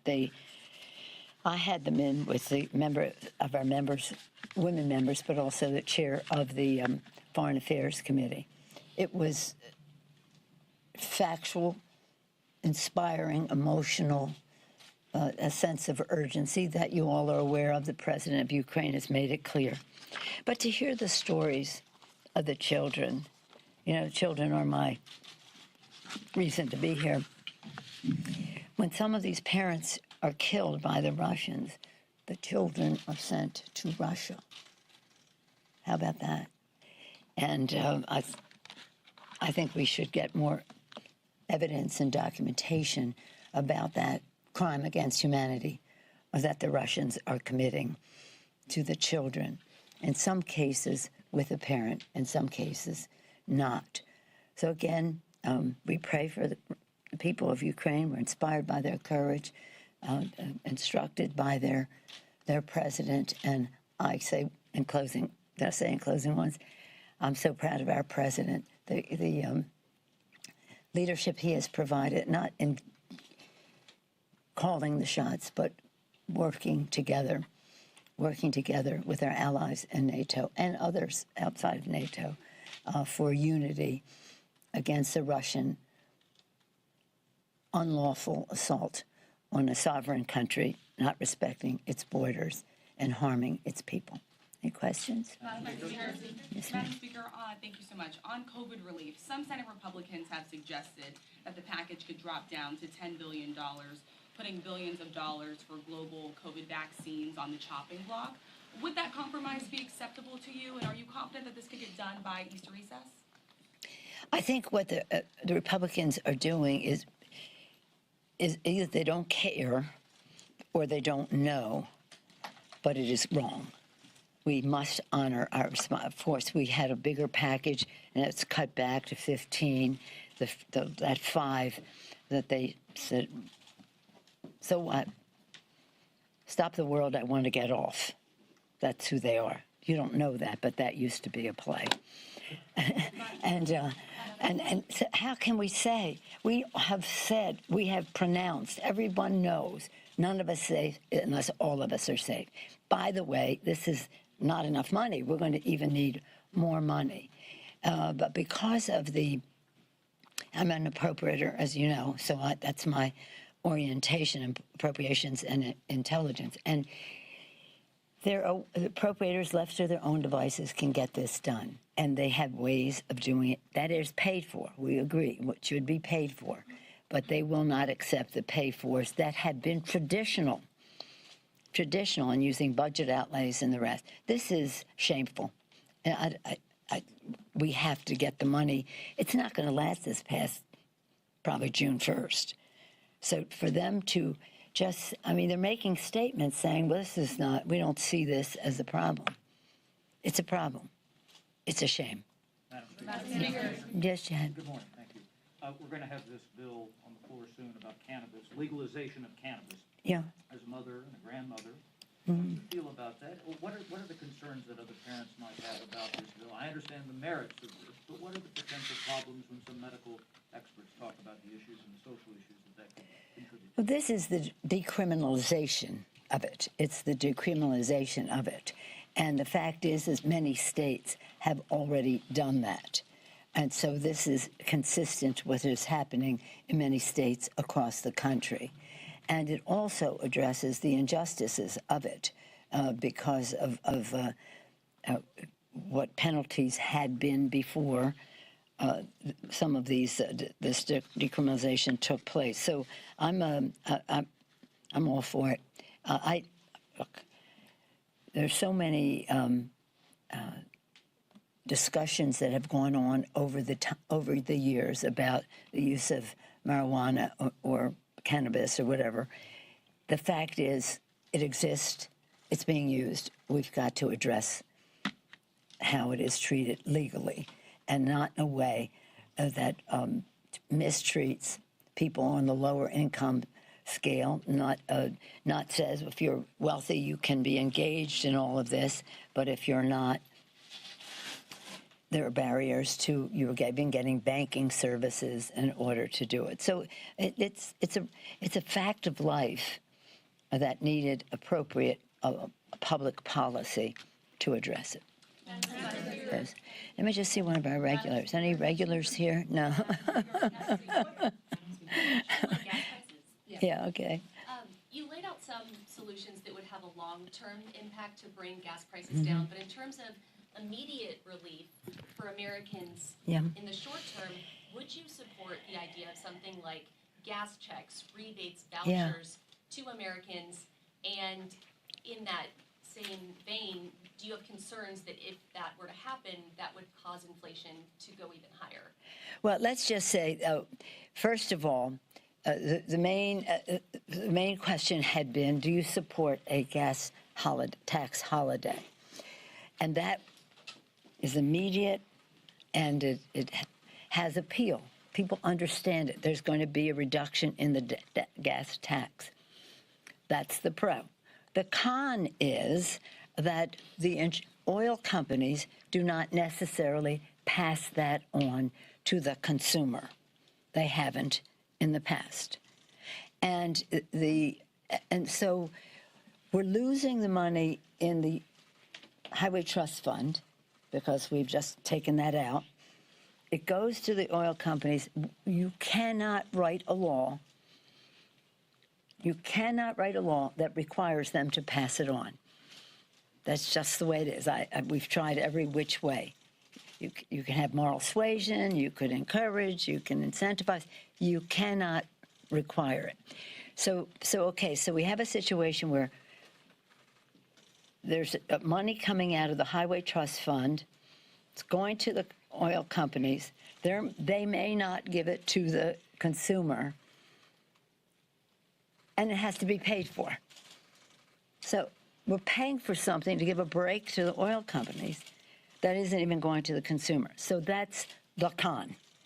The pro is very showbiz. Okay, let's just do something, there it is. But it is not necessarily landing in the pocket of the consumer. It's taken out of the trust fund. We have to pay for that to return it.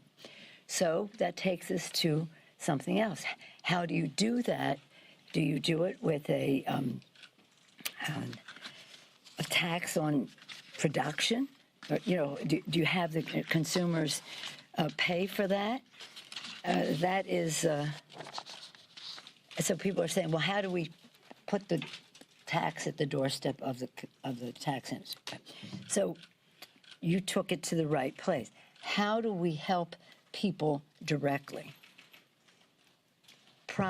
If you're going to have to pay for it, and you don't want it to come out of the trust fund, something could be a rebate card or a direct payment, and those are the things that are being considered. But some of the things that looked appealing in the beginning to some, if this were my caucus, one half the room would say, let's go with that, and the other half would say, well, wait a minute, it's not going, did you know it's not going to the consumer? So there are a number of approaches that are on the table. Are you going to have let's hear what the president has to say today. That will be very important to us. What he has to say. He's going to talk about the SPRO to reduce it. He's going to talk about, well, we'll just hear what he has to say. Yes, ma'am.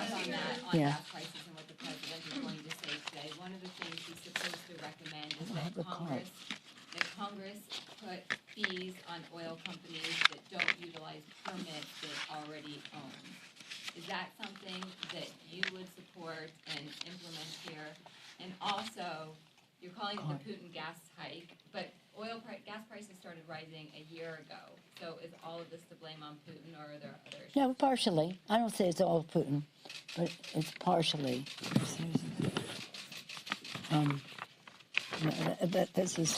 That's not what I'm talking about. But anyway, here's the thing. When the president makes his statement, I will comment on his statement. Okay, so thank you very much for your advanced knowledge of it, but I don't have that, and so I won't comment on it. But I do, Putin definitely contributed to this gas hike. So I'm not saying it's all his, no, but it's largely his. So when we talk about this, price of oil went down from, what, 140 to 105. Have you seen it go down at the pump? Seems like it goes up when the price of oil goes up. It doesn't necessarily come down when it goes down. So to your first part of your question, there is, we have always said, use it or lose it. 9,000 permits exist for them to drill on land, on shore. And one of the things that I would say is that we want to fight inflation. The price of oil is an indicator, or the price of gas at the pump is an indicator. Putin has exacerbated it. But we cannot allow the fossil fuel industry to use this as an excuse to reverse everything we're doing to save the planet.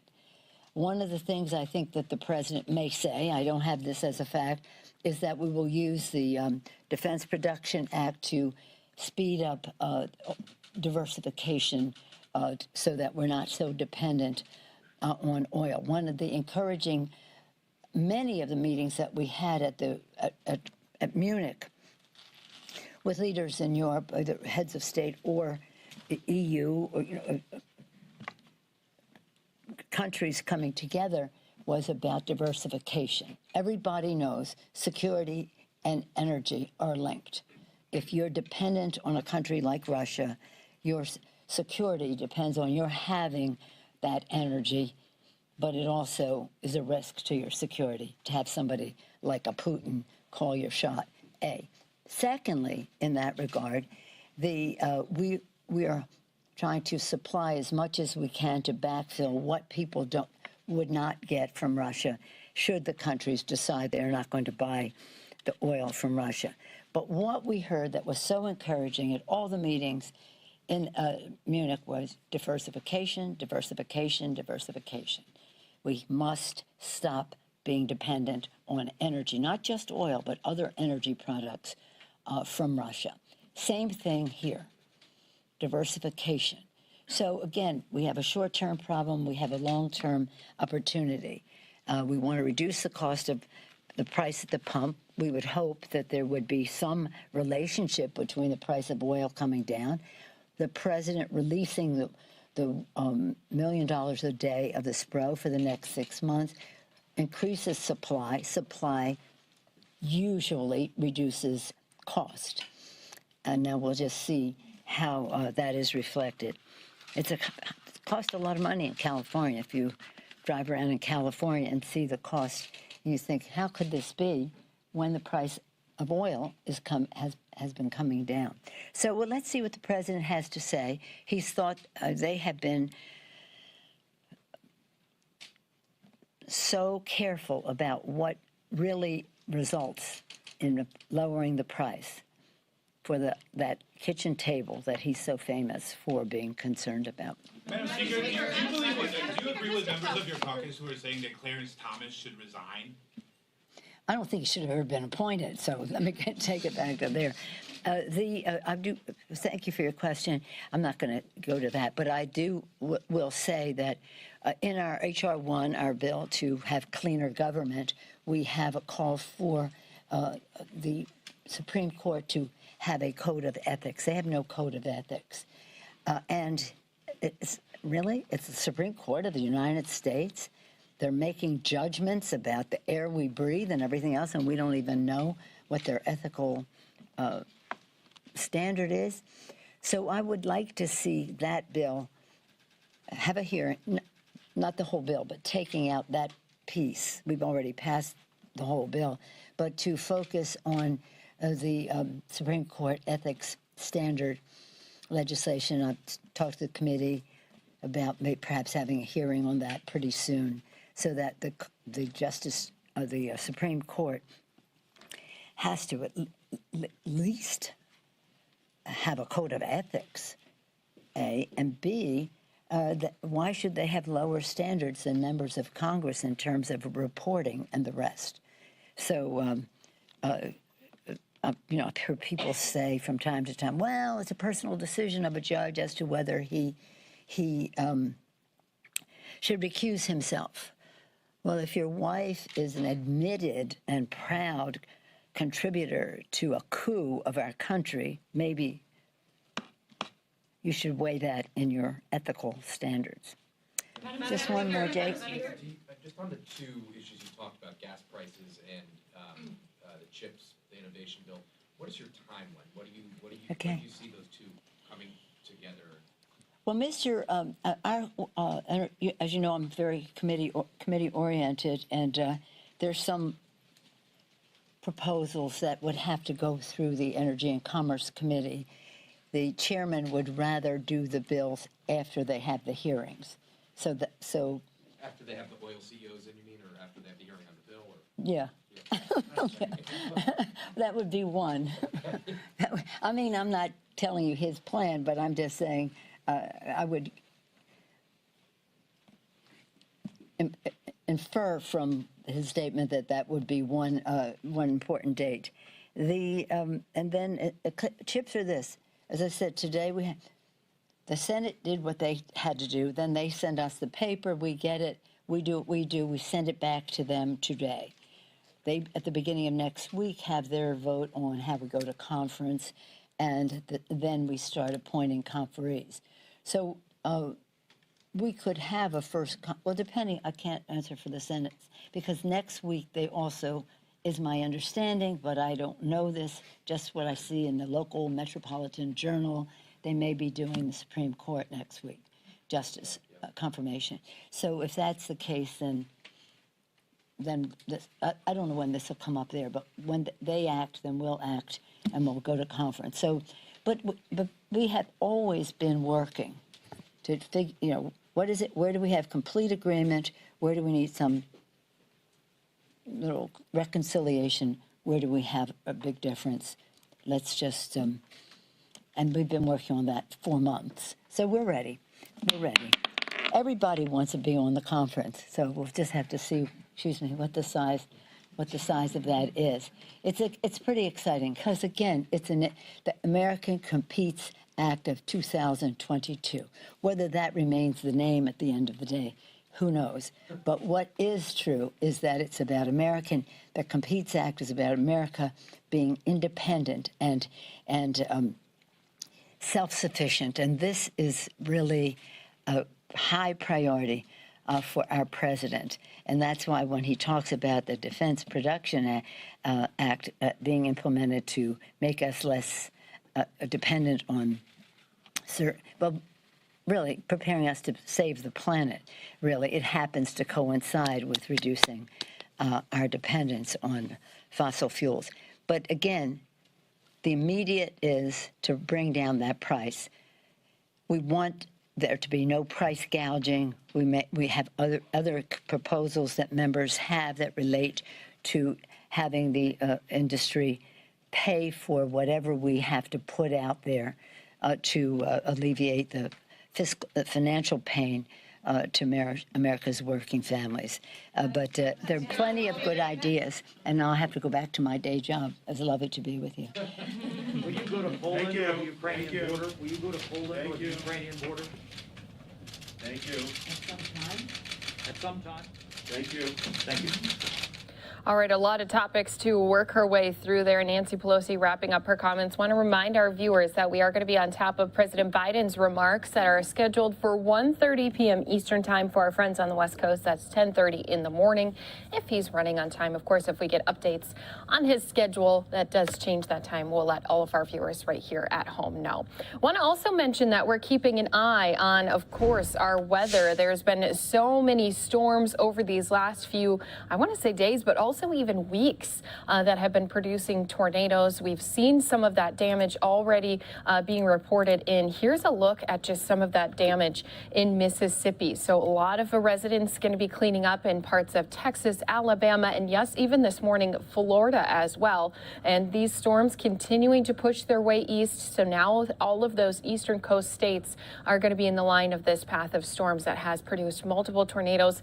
I believe in Alabama, it was an EF3 tornado that had been reported. So after the storms roll through, what happens then is the crews come out. They take a look at all of this damage. They assess it. They take a look at all of the reports as well before they come to determine exactly if it was a tornado indeed. And if they do say yes, then they decide also how strong that tornado strength was. So we'll be keeping an eye on weather since these storms, you can see here, still producing a lot of rain. That northern peninsula of Florida is going to be getting a lot of rain, some lightning even being registered right now on our radar as well. And then where you're seeing some of those orange and red colors, that's where the heaviest amounts of rain is going to be falling. That's where the strongest parts of the storm is going to be as well. So you can see that we have some of our Carolina states who are being impacted by these storms right now as well. So we're going to keep a close eye on this. Plus, of course, always, if we have more of our senators speaking on the floor, we'll be bringing you to that. Plus,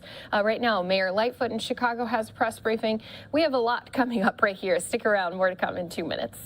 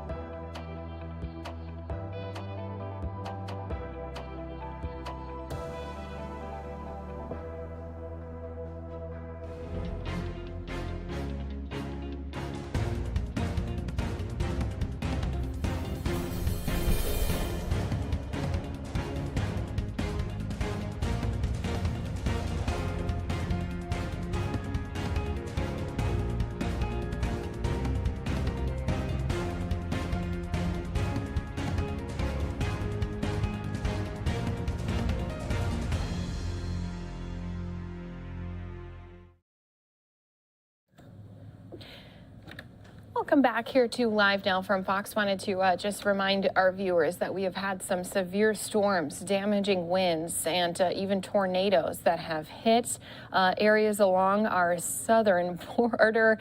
Those southern states really have been getting just pummeled by storm after storm, week after week. It seems like we've been seeing storm damage. And now here today, our East Coast can be in the area of that threat from that storm. So this has been an outbreak of severe storms.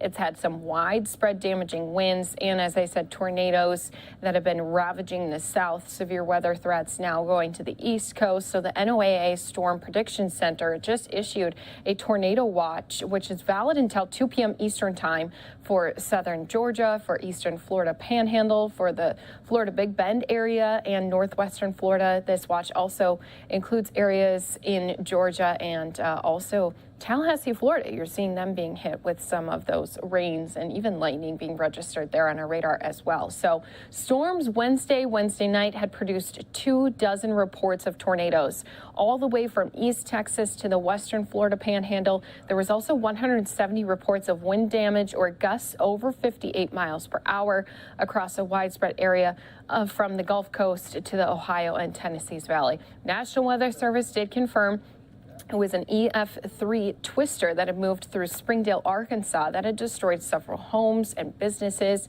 And there was a pair of EF1 tornadoes that were also confirmed in St. Joseph, Missouri, and in Kansas Circle, Texas. So additional tornadoes could be confirmed in these next coming days.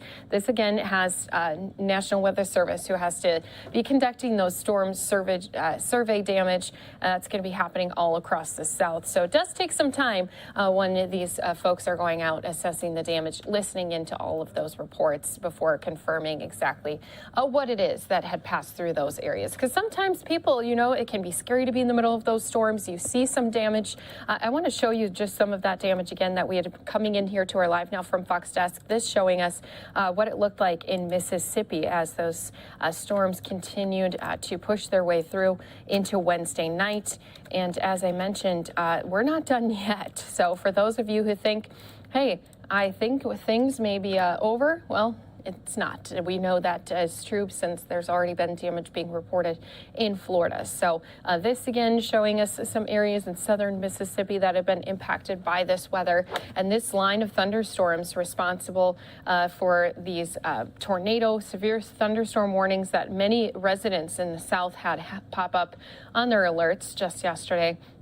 It is pushing eastward, though. Additional thunderstorms going to be possible all the way from northern Florida up to New York's Hudson Valley. So damaging wind gusts are going to be the main concern for these storms. There, of course, though, can't be tornadoes that are ruled out. So the southeast part of the area is going to have the biggest threat of a tornado or possibly two. So this system, again, responsible for some of this damage that we're seeing just here on your screen. We saw a lot of those videos coming in just yesterday showing those storms as they had pushed through. The scariest thing, too, is sometimes when you have them happening in the evening hours when things are dark, you can't see its path. So what I want to do for all of our viewers is let's go ahead, listen into some of our storm coverage with our Fox weather team as they're talking about what's to come here for all of the residents who are in the wake of this storm. Arian counties as well. This, as radar indicated, this line right here has been producing or can be producing the chance of some strong winds, also perhaps some rotation as we go in a little bit tighter there. There's the areas we highlight this area. There we go, that little notch right there, just outside of Echo and south of Slabtown. That is moving rather quickly. It's moving to the northeast at 60 miles per hour. Moving that quickly, when you think about it, it's about a mile a minute. So you want to make sure you're in your safe spot at this point if you are included in this area. As we track it out at 60 miles per hour, Armstrong, PA included with that.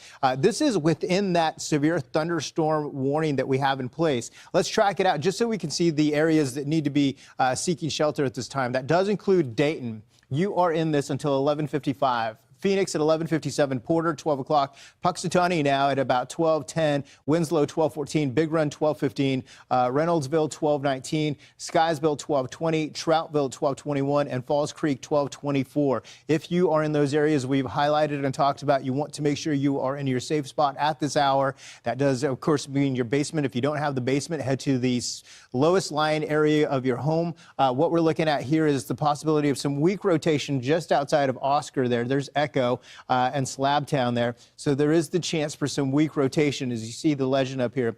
There is, as we look at the winds to and from, you can kind of make out where that little notch is right there, where we could see the chance for the rotation. The gate-to-gate wind shear, when we're talking about the winds, just how strong they are, they're over 100 miles per hour, and anytime they get above 100 miles per hour, there's a good chance that there's some rotation in there. Lower than that, that's probably pretty weak, but that's why the National Weather Service says, hey, this could be radar indicated. So you want to make sure you've gone to the lowest portion of your home. As far as the rain, it's been coming down pretty good. There's the chance for some weak rotation, not only with this storm, but you see all of the light green there. There is the chance to see some rotation with a lot of these storms as we've been tracking these this afternoon. This is the northern side of the storm, which does extend all the way down to Florida as well. So this is, again, the final day of this multi-day severe weather outbreak in the second week in a row that we've been following it. So just incredible.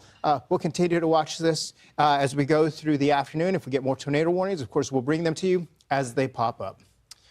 NASA says the 32-year-old Hubble Space Telescope spotted the most distant single star ever seen. Pretty exciting, right?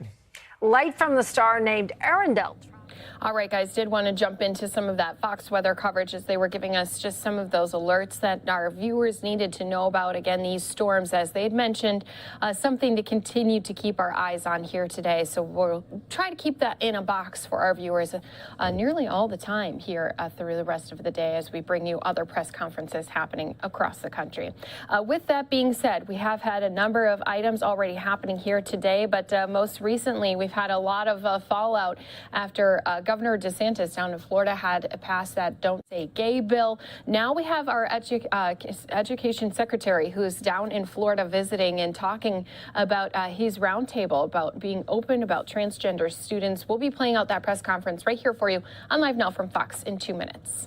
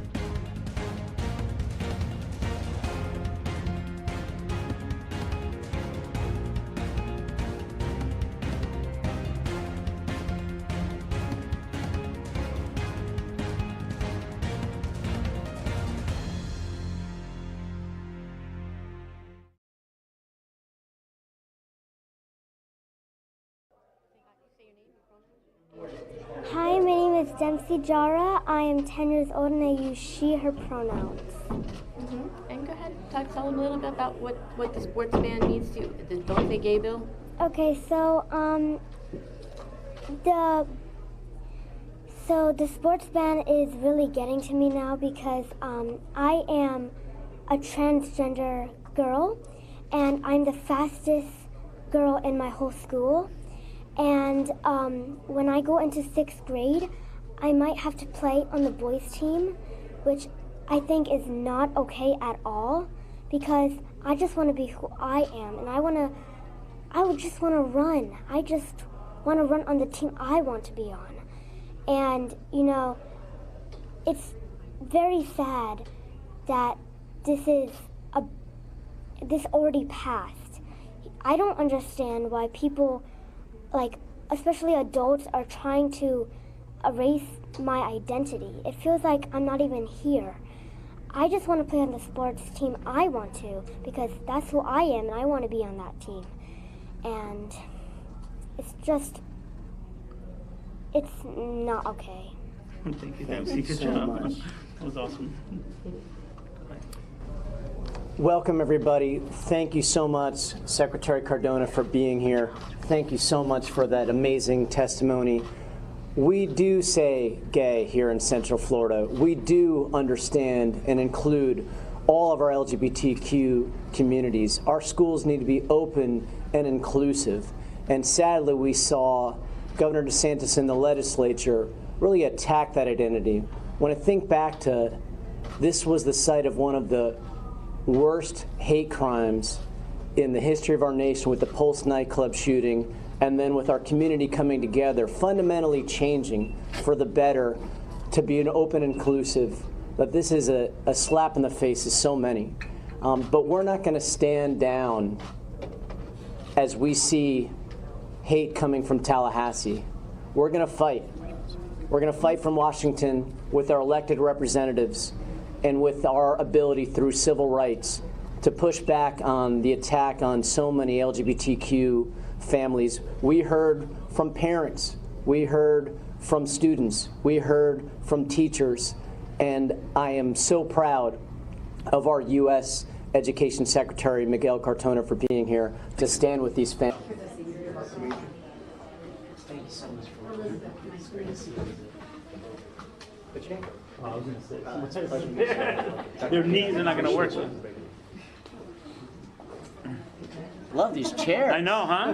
I'm just happy they didn't make me sit here because I would need help getting up. All right, guys, so that one press conference got interrupted, but you can see here we still have our Secretary of Education sitting down now with some parents in a roundtable sort of fashion. Now, this again on the heels of Florida Governor Ron DeSantis. He's recently passed the bill that bans teachers from giving classroom instructions on sexual orientation or gender identity in kindergarten through third grade. He's speaking with some family members as well as some of the school leaders as well. Let's go ahead, listen into that here on Live Now from Fox. We couldn't even imagine 2 years ago, right? I think all of us, professionally, but personally also, we were shook. You know, like we were afraid at first, and then we knew that the students we serve need us more now than ever. One of the things that I want to share with you is that I commit as secretary to continue to lift up the profession and make sure that we're supporting our schools, we're supporting our educators and education leaders, because you're doing heroic work, really. And it's not enough to thank a teacher when school's open or on Teacher Appreciation Week. It's really, we need to make sure we're elevating the profession for what it is. And I want to say thank you for how the American Rescue Plan funds are being used here to provide what we know our students need. We know they need additional support after hours. We know their social emotional well-being needs to be cared for, right? So the funds that are being used to make sure they're okay. You know, they're smiling, but they've seen a lot, they've experienced a lot in the last 2 years. So what you've done to provide that support, and I know with Title I funds, you're doubling down on that support that their students need to be successful. So, you know, it's visits like this that keep me going, that keep me inspired, and make me want to fight even more, not only for education funding, but for the respect that our schools deserve in this country. So thank you for having me, and I know I want to thank Congressman Soto also for, you know, being a partner from day one, and really being a strong advocate for students and for schools, and especially at a time where it seems like schools are under attack. It's good to know we have colleagues that not only support American Rescue Plan funds, but also are willing to put their neck out and say, no, we need to support our schools and support our educators. So thank you for the invite. And thank you, Mr. Secretary. Go Ventura Tigers. Obviously, not only is this my home county, but this is a very special place for us. We're very appreciative of the leadership of Dr. Pace, who has been a wartime general over the last 2 years, helping us through. thank you, Principal Graham, for your leadership, and to my loving wife, thank you. An extra special love you. The kids have been through a lot, and the teachers have been through a lot, and so, Mr. Secretary, you said it right. You know what, our partnership between the federal and state governments to make sure the funding is here to empower all of you to help our kids get back on track. I believe in the resiliency of our county, of our students, of our teachers, and so we're here to listen, and we're here to thank you for all the work that you've done so far, and thank you so much for being here as a teacher, then as a principal, then as a state secretary, now as the highest ranking education official in the nation. It is of unending pride that we have you here. And we also have School Board Member Melendez here as well, who has been a great champion. So thank you, School Board Member, for being here too. Thank you. And Superintendent, would you like to say a few words also? Well, we just certainly appreciate the leadership that you bring to this work, and also Congressman Soto has been a tremendous partner in this. We have a great group of very dedicated teachers in our community, and so, you know, even in June and July of 2020, it wasn't if we're going back to school, it was how do we do it safely. And our teachers rose to the occasion. They've shown up through it all to do what's best for kids, and I couldn't be more proud of them. The one thing that I do believe that we've lost since that spring of 2020 is that appreciation and respect for the great work that our educators are doing. So I applaud you for your efforts to start to raise that back up. That's our best bet for getting more talented individuals to consider the profession of education, and there's just couldn't be a greater need today than ever before. Thank you, thank you. And of course, the best job in the business, the principalship, right? Did you want to say a few words before I start with some of the questions? Of course. Well, thank you for coming. Thank you. This is an amazing opportunity, especially as a brand new principal. I'm learning the ropes and learning the ways, and I'm very appreciative of Dr. Pace and Dr. Reyes, who have been guiding me along the path. It has been hard. It has been challenging. I was an assistant principal at a K-8 school, and so I saw families in need and during the pandemic. And the school that I was at, a lot of them lived in hotels. And so I understand being not only a teacher, but a mentor. And their sister, their brother, it's been a challenge, but even coming here, I'm so proud of the teachers, and I'm so blessed to have you here to see the work that we put in, because it's bouncing back has been a challenge, but they've risen to the occasion. Thank you. So thank you for your leadership, and Soto, thank you for your leadership as well. You know, this is unlike any other time we've had in the past. You know, for those of you that have been in education for a while, we've experienced challenges, but nothing like this. So we have to hit reset. We have to hit reset. And part of the reason why I'm here is because the way you've used American Rescue Plan funds is really getting at what our kids need. They need more intense academic support. They need mental health supports. I know you're doing after-school programming here, expanded summer programming for our students. As educators, what are you finding? How are the kids? Let's start with that. How are the kids? You know, they're smiling, they're happy, but we know that there's greater need. So unpack that a little bit for me. How did you see the kids when they came back, or after, you know, as they go through the pandemic? This is our guidance counselor, Dr. Ricky Pierre, so I think he can start the conversation. Yeah, that'd be great. I would say stressed. Yeah. I think the kids in general, they've developed that resiliency. And they find ways to keep it going. So often there are motivators. They've gone through a lot, and you can see it in their faces. So applying the educational stuff, it helps. It helps keep their mind going. However, the social emotional part of it is so important, so important. So a hello, how are you? A hug in the morning, a smile, a check-in. It helps tremendously. So I know from experience that the kids have reported that the relational approach is what they value the most. Probably now more than ever, right? Oh yeah, now more than ever. And again, we know that at home is difficult. There are certain things that are not, they don't have access to anymore. And we have we're in a Title I school, so we know a lot of kids are from lower SES homes, and they face some struggles that, you know, that are unspeakable.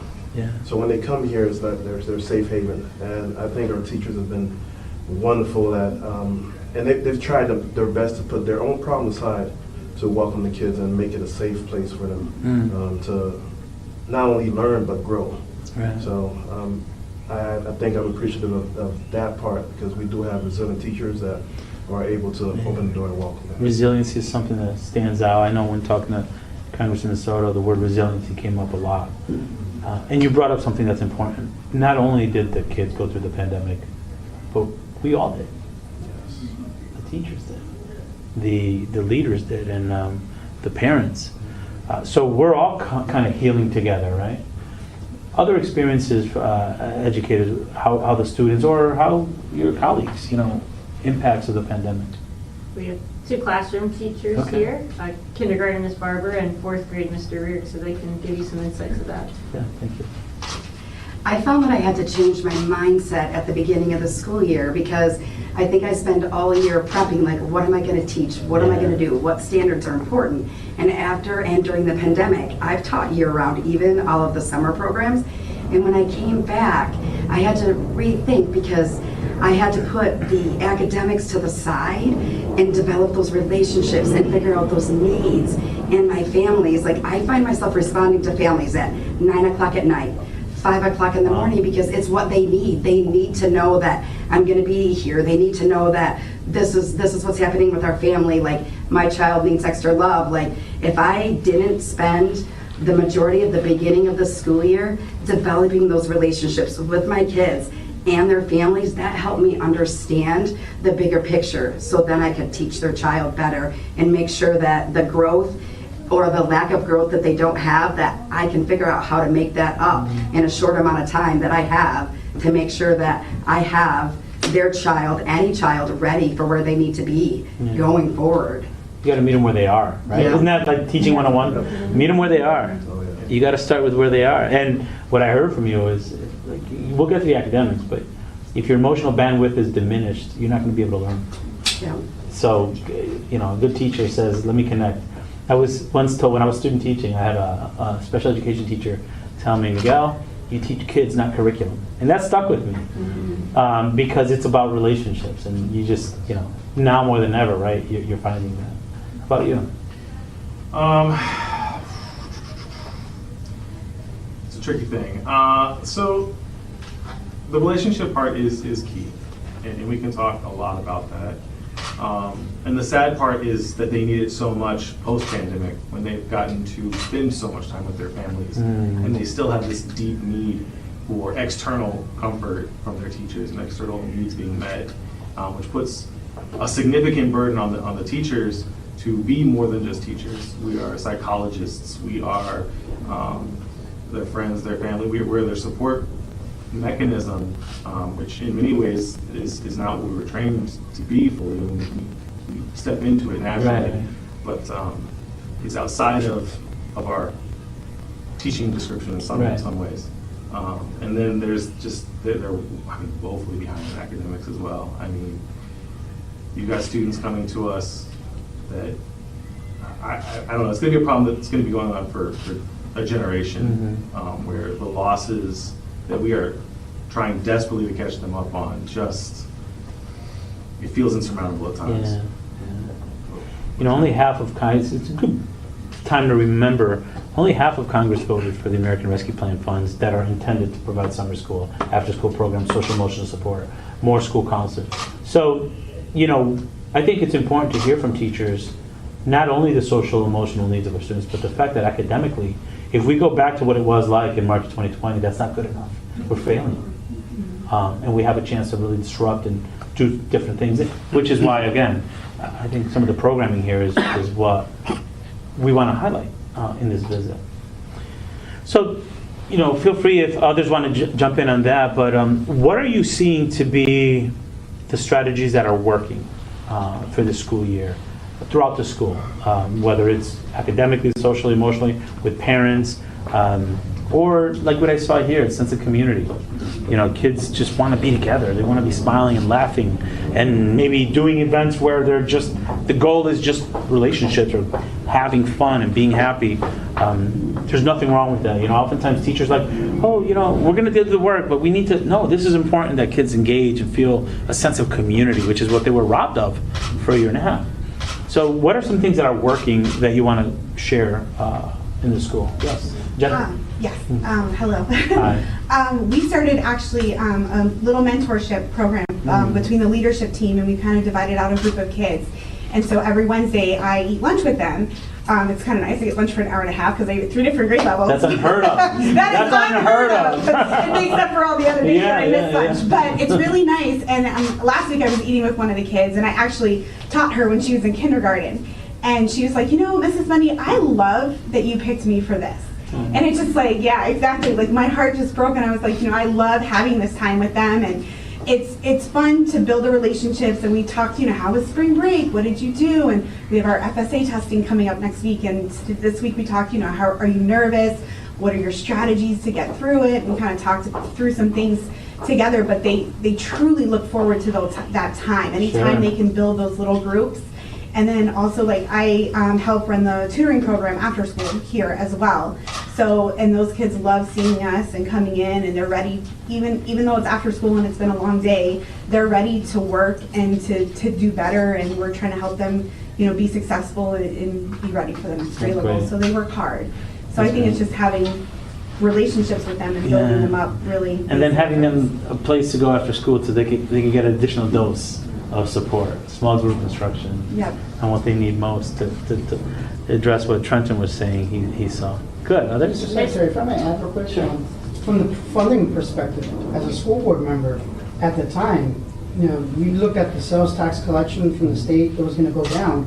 We were worried about, are we going to keep teachers whole? Because, you know, like you said, the pandemic brought a lot of social emotional, a lot of, you know, digital technology issues that we needed to take care of, because as they're working from home, not everybody had a device. So we were able to use some of the federal dollars to make sure that every student had a device so they can continue that education. But I tell you right now, if the federal monies weren't there, the conversation wouldn't have been, do we have a device for everybody? It's going to be, do we have enough teachers to support them and support staff? So we were able to keep our districts whole, and we really, you know, didn't have to lay off anybody. And that was a conversation the board did not have to do. And we're very appreciative of Congressman Soto for doing that and stepping up, because without the federal dollars, we would have been a whole different conversation on top of student. Thanks for mentioning that. That's why it's important to have people there fighting for the needs of your students. At the end of the day, as I said before, half didn't vote for it. So thank goodness we had leaders like Soto, Congressman Soto, who said, no, this is what it's going to mean for our kids. And you're right. What would the headlines be if we didn't have those funds? 25% cuts, hundreds of teachers fired, kids facing misery in the midst of a pandemic. And now, Mr. Secretary, we're all going to come together. It was half the folks who voted before, but now we all need to make it work. And we have a great school board that has shown that kind of bipartisanship to come together and utilize these funds to make sure, along with our great superintendent, they're used wisely. And we didn't have any teachers fired. We did have funding for after-school programs. And when I was talking to one of your fellow school board members back then, when I heard it could have been a 25% cut, amazing. I don't even know what that looks like, you know? And so I just appreciate everything that you all do, and we have your backs. Yeah, definitely. And, you know, when I was walking through one of the rooms, I saw coats hanging. I saw boxes of food. Schools are really caring for, you know, Maslow's pyramid, right? The pyramid, the basic needs. And, you know, you start off with some of those basic needs that our families have, and then you care for the emotional connection, and then the academic, and then the students are able to thrive. I'd love to hear from you, your experiences too. Okay. Yes, I work with the special ed students and actually push into a regular classroom as well.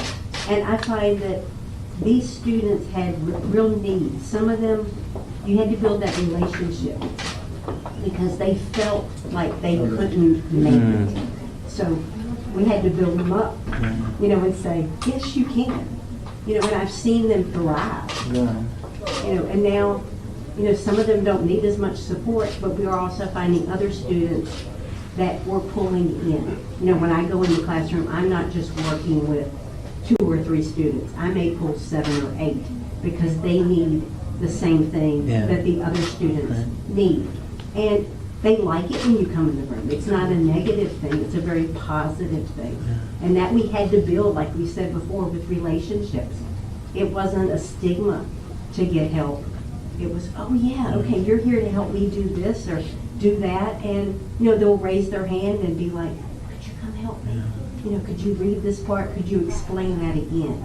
And that's getting them to take ownership of what they need. Right. That was so much of what I felt like I needed to do, and make it a positive thing of extra support, not, you know, something that they felt bad about. They feel wonderful about it. I like how you mentioned that, you know, instead of seeing 2 to 3 students, you saw more.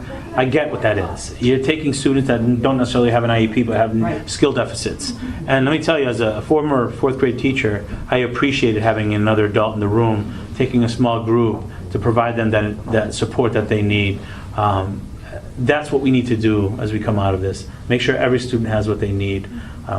You know, we're going to continue to push for funding, not only with the American Rescue Plan, but the President's budget proposal increases by billions of dollars Title I funding, which I know schools like this would benefit from. Funding in IDEA, and also Pell Grants too, right? So that when these students graduate high school, they feel, if they qualify based on financial need, that they have access to college, higher education. We're going to continue to fight for community schools too. You know, it seems like this has a lot of components of community school because you're providing whatever the students need to get. But we realize, especially after the pandemic, the importance of schools being the hubs of the community. And it seems like that's what we have here. What are some other things that you think, you know, as I go back to DC, I should be thinking about in terms of either how the ARP funds were being spent or what you think we should be thinking about as we continue to push for better education across the country? ESPs. We have so many dedicated ESPs, and they are paid a fraction of what their demand is. And it's a shame. Sorry, ESPs. It's our paraprofessionals, the sports staff, it's our custodial staff, our lunch monitors, our support around the school, stuff like that. So all of them are paid significantly less than what they would be in other professions, and we're hemorrhaging them like crazy. We have 183 vacancies the last I looked last week, and I don't see that number shrinking by a ton because they have options other places that seem to value them more. And it's a shame because they do love being here.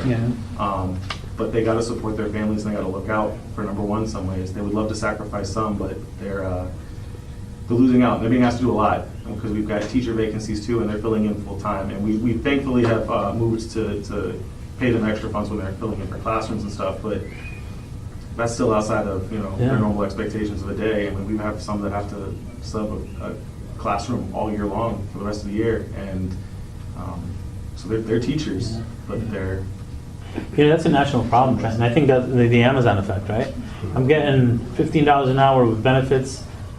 All right, so our U.S. Secretary of Education speaking here with just some of those leaders in this school district talking about now coming back to these classrooms and everything surrounding children's education. Do you want to let our viewers know, of course, we're going to be keeping a close eye on that weather. As you can see here, we do have quite a few storms that are still producing some areas that are going to see more severe weather. That does include those strong wind gusts and even possible tornadoes still going to be happening for some of those East Coast states.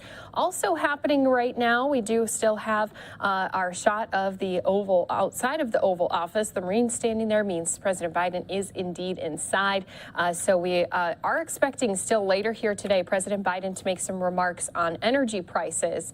That's set to happen here in just about an hour and 10 minutes. So it's set for 1:30 p.m. Eastern time. That's, of course, if the president is running on schedule.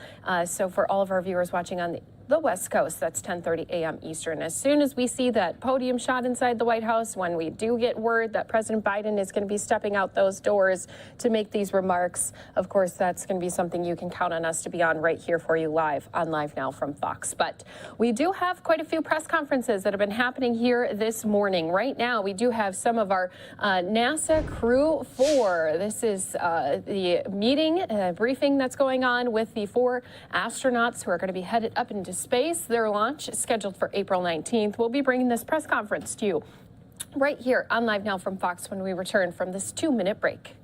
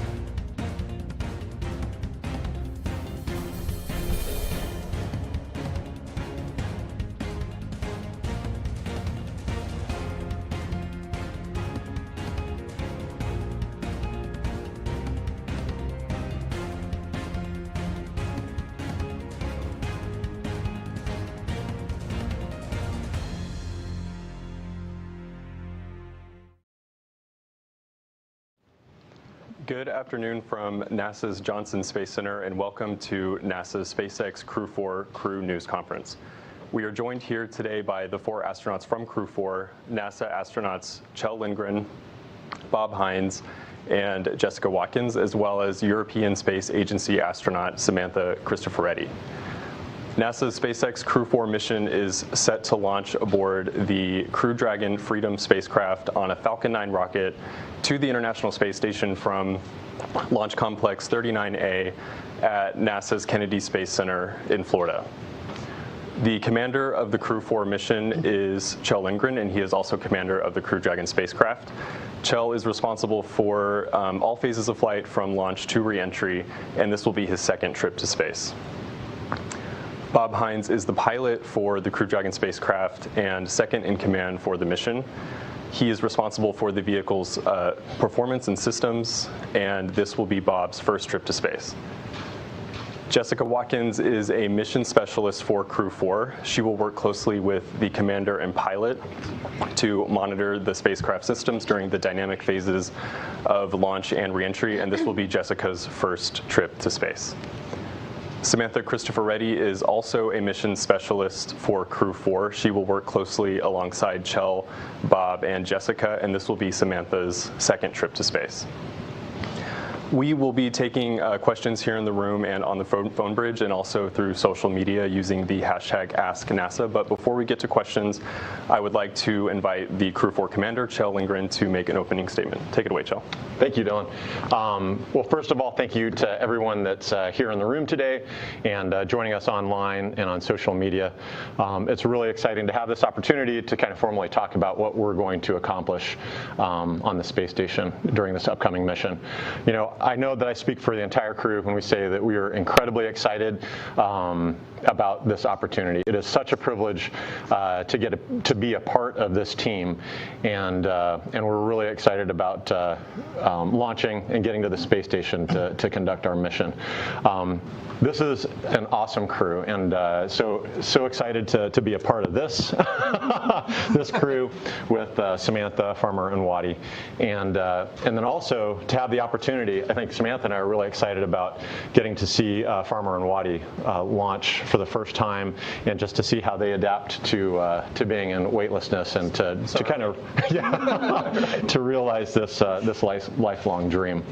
We're excited about launching on a U.S. rocket from Kennedy Space Center. Both Samantha and I had the opportunity to launch previously, and so to do this from Kennedy Space Center, to have family and friends join us in that experience is really a remarkable thing. And we're excited to get to orbit and to conduct this mission, to conduct the science and research to improve life back here on Earth, to conduct the operations to research to help us succeed in our mission to return to the moon and to go on to Mars and extend our presence in the solar system, to do the maintenance and repairs to ensure that we can conduct safe operations on the space station, and really to serve on a team that inspires the next generation for what is possible to do when we work together as an international partnership. So we are really excited to be at the end of our training flow and looking forward to our launch on the 20th. Awesome, thank you, Chell.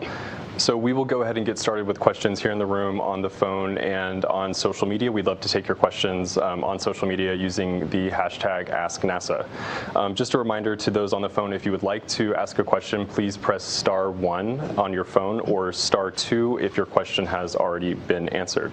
A reminder to folks who are asking questions to the crew, we ask that you keep it to one question for the time being so that we can make sure that we have enough time for everyone, and time permitting, we will circle back for some follow-ups. So let's go ahead with some questions in the room. We'll start with Mark Carreau.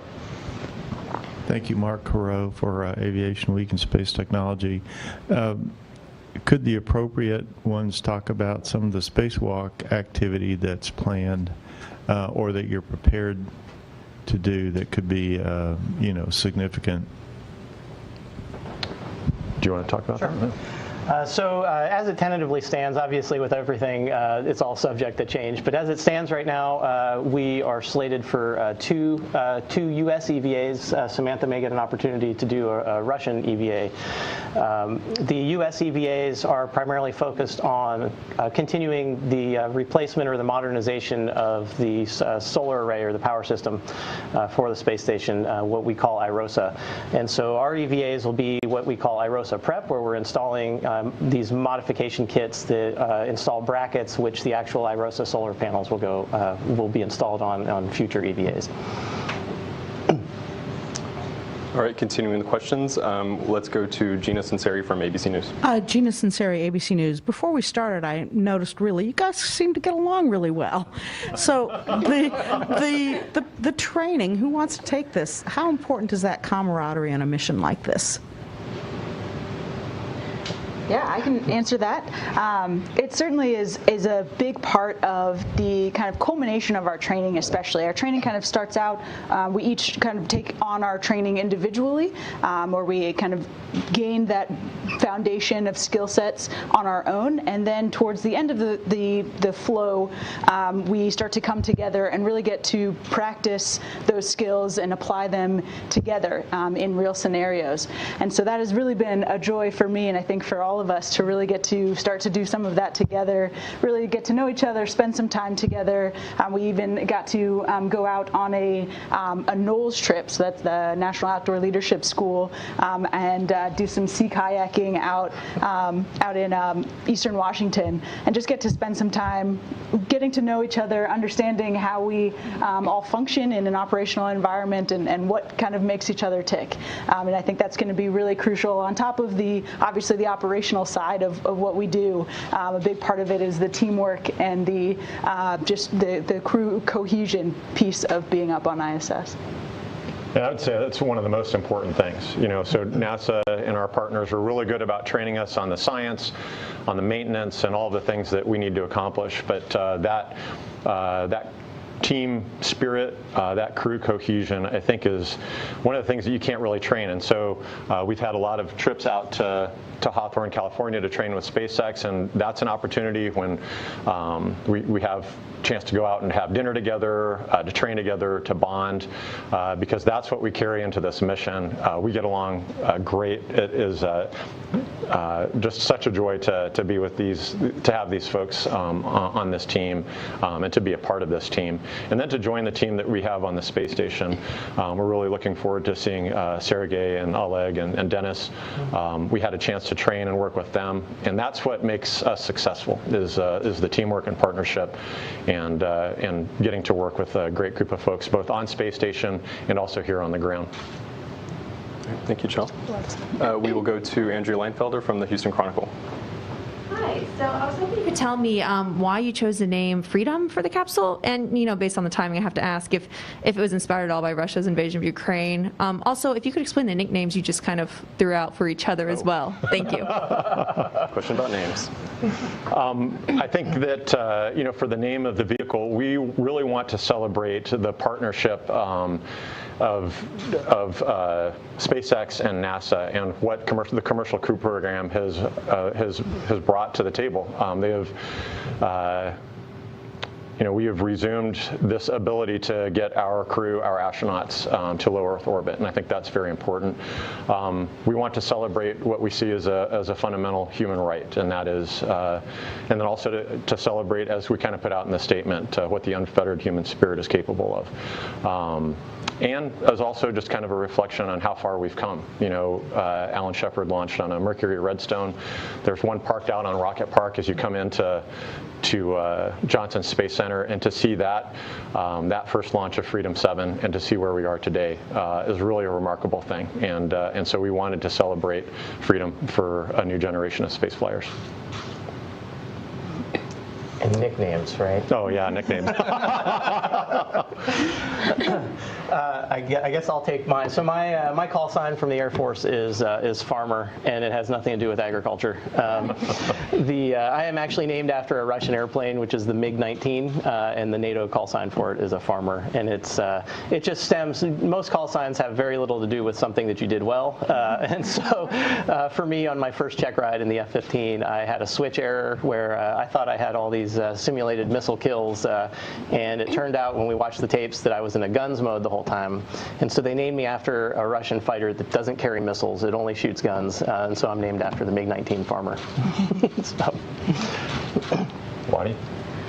Yeah, mine's pretty straightforward. You'll hear these guys calling me Wadi, just based on my last name is Watkins. So. Good. I think that's all the nicknames. Yeah, I think so. All right, guys, so we are going to go ahead and start taking some questions from the phone bridge. A reminder, if you would like to ask a question, please press *1 to be added to the queue, or press *2 if your question has already been answered. For those on the phone, please also make sure to state your name and your outlet, and please state who your question is for. So let's go ahead and take the first question from Robert Perlman with Collect Space.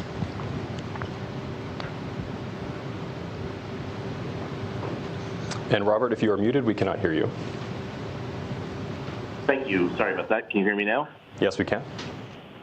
Okay. Robert Perlman with CollectSpace.com. For the whole crew, or whoever wants to take it, your crew patch sort of broke your tradition from the past and even future Dragon crews, moving the large element from a depiction of a mythical dragon to a dragonfly. Can you share the development of the patch as a crew, and if that uniqueness carries across to your personalities and approach as a crew together? Yeah, absolutely. I'm happy to share kind of the origination of that patch.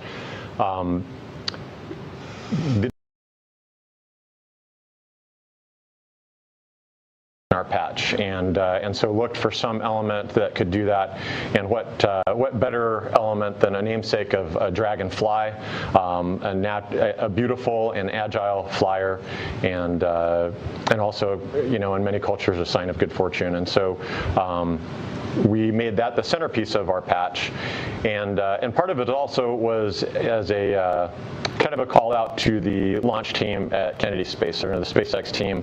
The Dragonfly is something of a, I wouldn't say a good luck charm, but it's something that has popped up before every launch out there. Remember during Demo 2, as the weather was kind of bad, a Dragonfly landed on Doug's shoulder as they were getting out of the vehicles to go to the launch pad, and everybody kind of took that as a good sign. I actually got to serve as an astronaut support person for Crew 1's launch. I was out at the launch gantry and saw a Dragonfly land on the crew arm. and subsequent launches that I haven't been able to attend. Folks from the support team have sent me photos of the Dragonfly as they've landed in preparation for launch. So we really wanted to highlight that aspect as well, and then. I think even better, the patch was designed by my daughter. So yeah, we were really excited about the designs that she came up with.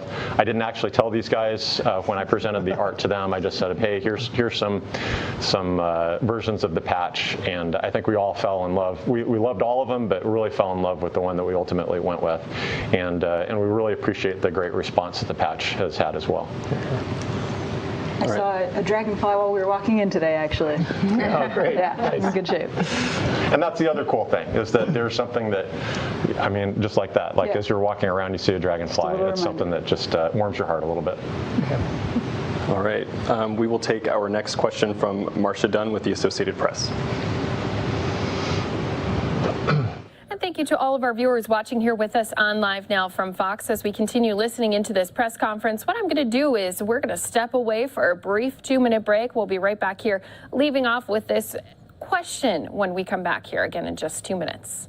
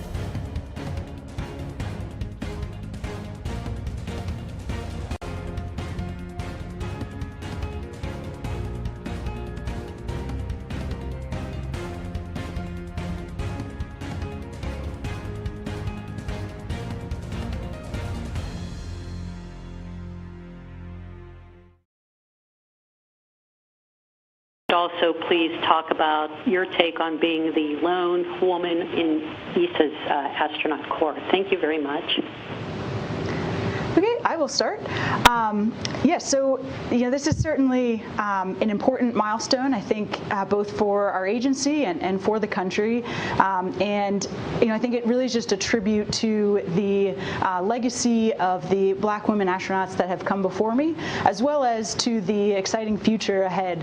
And so I'm just honored to be a small part of that legacy moving forward. For me, growing up, it was important to me to have role models in roles that I aspire to be in, contributing in ways I aspire to contribute. So to the extent that I'm able to do that, I'm honored and grateful for the opportunity to return the favor. But we're just super excited to be a part of this crew and to execute the mission together. Yeah, and from my side, that condition that you mentioned about me being the only woman in the European Astronaut Corps is bound to end very soon, and we are in the process of selecting a new class of astronauts. We had a huge response across all ESA member states. I think we got well over 20,000 solid valid applications. We are well into that process of selection now. I think we gotta great response also from young female professionals across the continent compared to my selection back in 2009, where female applicants were only about 15-16%. I think we're about 25% now, and so we definitely expect to have some great female colleagues by the end of the year, and I'm very much looking forward to that. Okay. Our next question comes from Paul Brinkman with Aerospace America. Hi, yes, thanks for taking my question. I was wondering if one of you, I guess astronaut Lindgren, could you just talk about the fact that this is a new Dragon? Are you aware of any new features that are on this Dragon that may have been added? And then what your training experience was like training for the Dragon? Thanks. Yeah, thank you for that question. The training experience has been phenomenal, and I have somewhat of a unique perspective as I kind of joined that team several years ago, almost 4 years ago, as the backup for Bob and Doug and as the backup for Ike and Hopper for Crew 1. And so I've been working with that team, training with that team, a part of the test and development initially, and then really watched the training process mature over time. And so it's been a lot of fun to go through that training formally with this crew and to experience it firsthand. In terms of new capabilities, that is, I think, one of the really cool things that SpaceX brings to the table is that they are constantly trying to improve and to make things more efficient. I think the teams that we work with are always listening to our feedback and want to make things better. And so I think that a couple of things that come to mind. One, just in terms of our communications system within the vehicle, Vox is something that controls kind of the level of static. And so we have some visual indicators of how to set that now that just kind of take the guesswork out and make things, I think maybe we save a couple of minutes, but those are important minutes and kind of minimize some frustration. That was great. I think our favorite thing, though, is that we have USB charging ports in the spacecraft. This is something that goes to low Earth orbit and is going to get us to the space station, and I'm talking about USB ports. But yeah, it's the little things. Next coffee maker. No Wi-Fi though. But we have tablets as a part that have some of our reference material on it, and so the ability to charge those tablets just again takes away this idea that we have to really monitor the use of the tablet to maintain the battery charging, and so those USB ports actually were a product of the Inspiration 4 mission, and so some of their private missions have fed capabilities into the NASA missions, and again I think that this is just really demonstrates the power and agility of this commercial partnership with through the commercial crew program and the benefits that feed back to NASA as a result.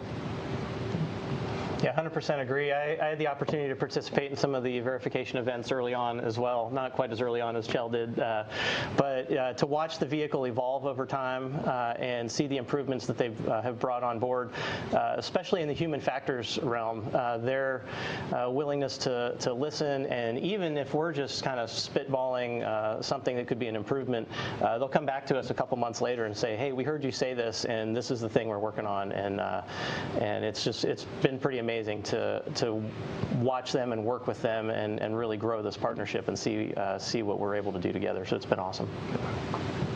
Thanks, guys. Our next question is going to come from Michelle with CBS 4 News. Hi, I'm Michelle Griego with CBS 4 in Denver, and I just want to congratulate all of you, but this question is for Jessica Watkins. We are very excited that somebody who is from Colorado is going up into space, and I just wanted to ask, or wanted to see if you could just talk about your connection to Colorado. I know your family still lives here, and also you touched on this historic mission and this important milestone for the agency and the country, but if you could just talk maybe to young girls out there who are wanting to get into science, and especially girls of color, how important that is and what the need is. Yes, absolutely. So yes, first of all, I'm super excited to represent Colorado with Chill as well. I attended CU. My family, as you mentioned, lives in Boulder. That's where I grew up, went to high school there, went to Fairview High School in Boulder. Colorado has a pretty good showing in the astronaut corps, actually, with quite a bit of representation. So I'm happy to add my name to the list and try to represent you all well. For your second question, yes, I certainly would encourage any young girls, young children of color, young children in general, to find something that you love and just pursue that relentlessly. For this job in particular, we're looking at the STEM fields, so science, technology, engineering, mathematics, but anything within that realm. That's actually a pretty broad category to find something that you really love and just seek out opportunities to do that. For me, that often looked like internships. I was involved in several NASA internships kind of throughout my career before arriving here, and NASA does a great job investing in their internship program, and that just allows you the opportunity to get hands-on and get a little bit of experience while you're still in school and decide what it is that you really want to continue to pursue. And I was really lucky to have those opportunities. So I would just say to any young people to find that thing that you love and continue working hard at it. Awesome. Thank you, Jessica. Our next question comes from Chelsea Goad at space.com. Hi, thanks so much for taking my question. Yes, Chelsea from space.com. Being Crew 4, you have a really great and incredible group of astronauts that have come before you in flying Dragons to the space station. Whether that be through these missions or through, as you mentioned, Inspiration 4. Have you been chatting with these other astronauts, with these former crews, and have they been giving you tips? Have you been working together? I'm curious what that collaboration has looked like in preparing for this mission. Sure. Yeah, thanks for the question. That is definitely a very important part of our training. It's not the formal training. That's the one that's like hard scheduled as classes with the instructor. But of course, it's also, as you say, very much important to learn from the experience of the crews that went before us. So when Crew 2 came back, they went through a very rigorous process of debriefing their mission. And so we were always invited to participate in those debriefs. Unfortunately, we were also very busy with our own training, so we couldn't always go. But we made a point of having an informal, like, pizza evening with the crew a few weeks after their return, when it was all still fresh in their mind, and they could really pass on parts of that experience.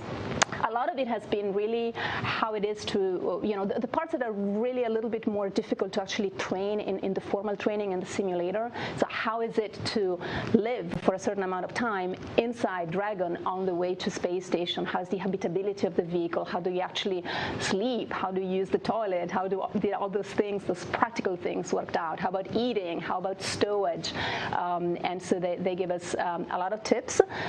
Their feedback and their, the content of their debriefs informed also a process of improvement. As Chell was mentioning earlier, it's a very agile program. So, both the SpaceX team and the NASA teams involved in Dragon, they work really hard, especially because it's still kind of the beginning of this program, it's still the early flights, to incorporate in the next flights all that feedback that they got from the previous crews.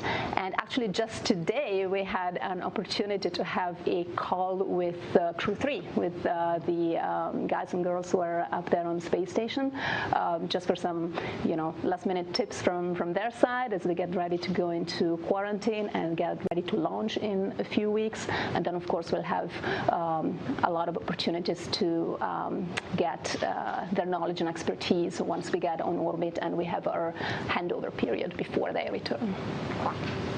Yeah, I'd just add on to that. I think in our previous experience of training, I found that spending time around a dinner table, talking with folks that were in training or just recently returned from flight, that I think, and many people say it, is that's where you learn space flight, is in those kind of informal conversations, just asking questions and the opportunity to have just a conversation. And people have amazing stories that really drive points home.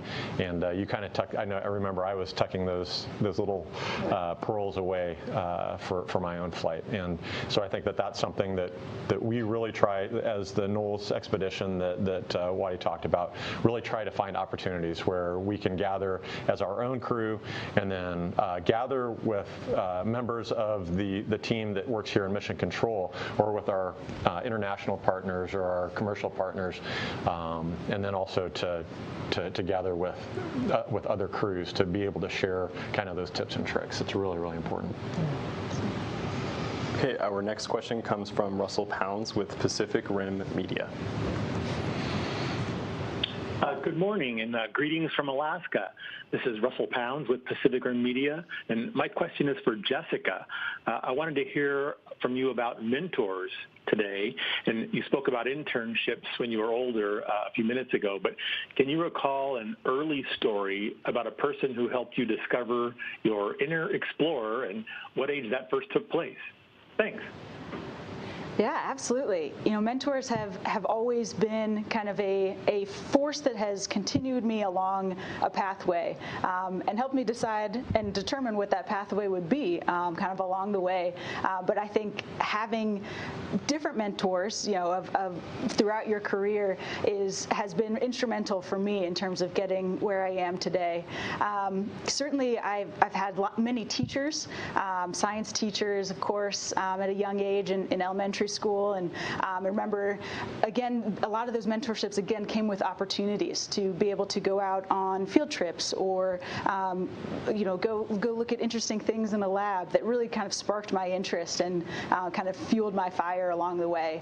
I also have had many coaches along my kind of career, athletically as well as academically, that have also helped kind of guide me and shape me and mold me, if you will, as a whole human, which I think is a really important piece of what we do here now, and also getting to be here is being able to have all aspects of yourself be kind of diverse and making sure that you are involved in many different things so that your whole self is kind of being fed. So those are definitely lessons that I've learned from mentors along the way, and I'm really grateful for all those people in my life, my family and friends as well. Hi, Mom. They made a great human. I think that's one of the really cool things about this, you know, this career field especially, but you know, there are lots of them out there, is the opportunity to reflect on how you got here. And we get asked this question a lot, and it is super humbling to be able to sit in a position like this and reflect on those kinds of things and the people that influenced you along the way, and how many there are. There's the cast of thousands that not only take part in our training and preparing the vehicle and all of that kind of stuff, but also going all the way back to our childhood. Like, everybody that we interacted with along the way was foundational in helping us to achieve this. And that's something that I know we talk a lot about, is in some way finding a way to bring all of them along on this mission with us. And so all of you watching out there are part of this, and so you are 100% part of the Crew 4 team. Absolutely. That is awesome. That's where your class name came from, even. That's right. Turtles. That's right. Yeah. All right, our next question comes from David Curley with Discovery News. Thanks very much. David Curley from the Discovery Channel. For the spacewalkers, can you talk a little bit about the EMUs? They're long past their sell-by date. I would assume the practice suits at JSC might be a little bit more worn. Give us a sense of what it's like getting into one of these well-used suits. We talked about the water issue in the last news conference about the last spacewalk. And have any of you had anything to do with XEMU development? And can you tell us what you've told folks? Thank you. I'll just start out and say, you know, when you think about the EMU, this extravehicular mobility unit, it is, I think, a modern miracle of engineering. That when you put this spacesuit on, it is a miniature spacecraft. You know, we have a safety tether that hooks us to the space station, but everything that we need to survive. Water, cooling, or thermal protection, an atmosphere, scrubbing carbon dioxide, the provision of oxygen at appropriate pressure, all in a vehicle that is essentially molded to our bodies so that we're able to move around and do work. It is incredible. And we've been asking things of this spacesuit that were never really expected when it was originally designed. So it's a testament to the original designers, a testament to the engineers that have continued its operation, and a testament to the trainers who have taught us how to maintain the spacesuit on orbit.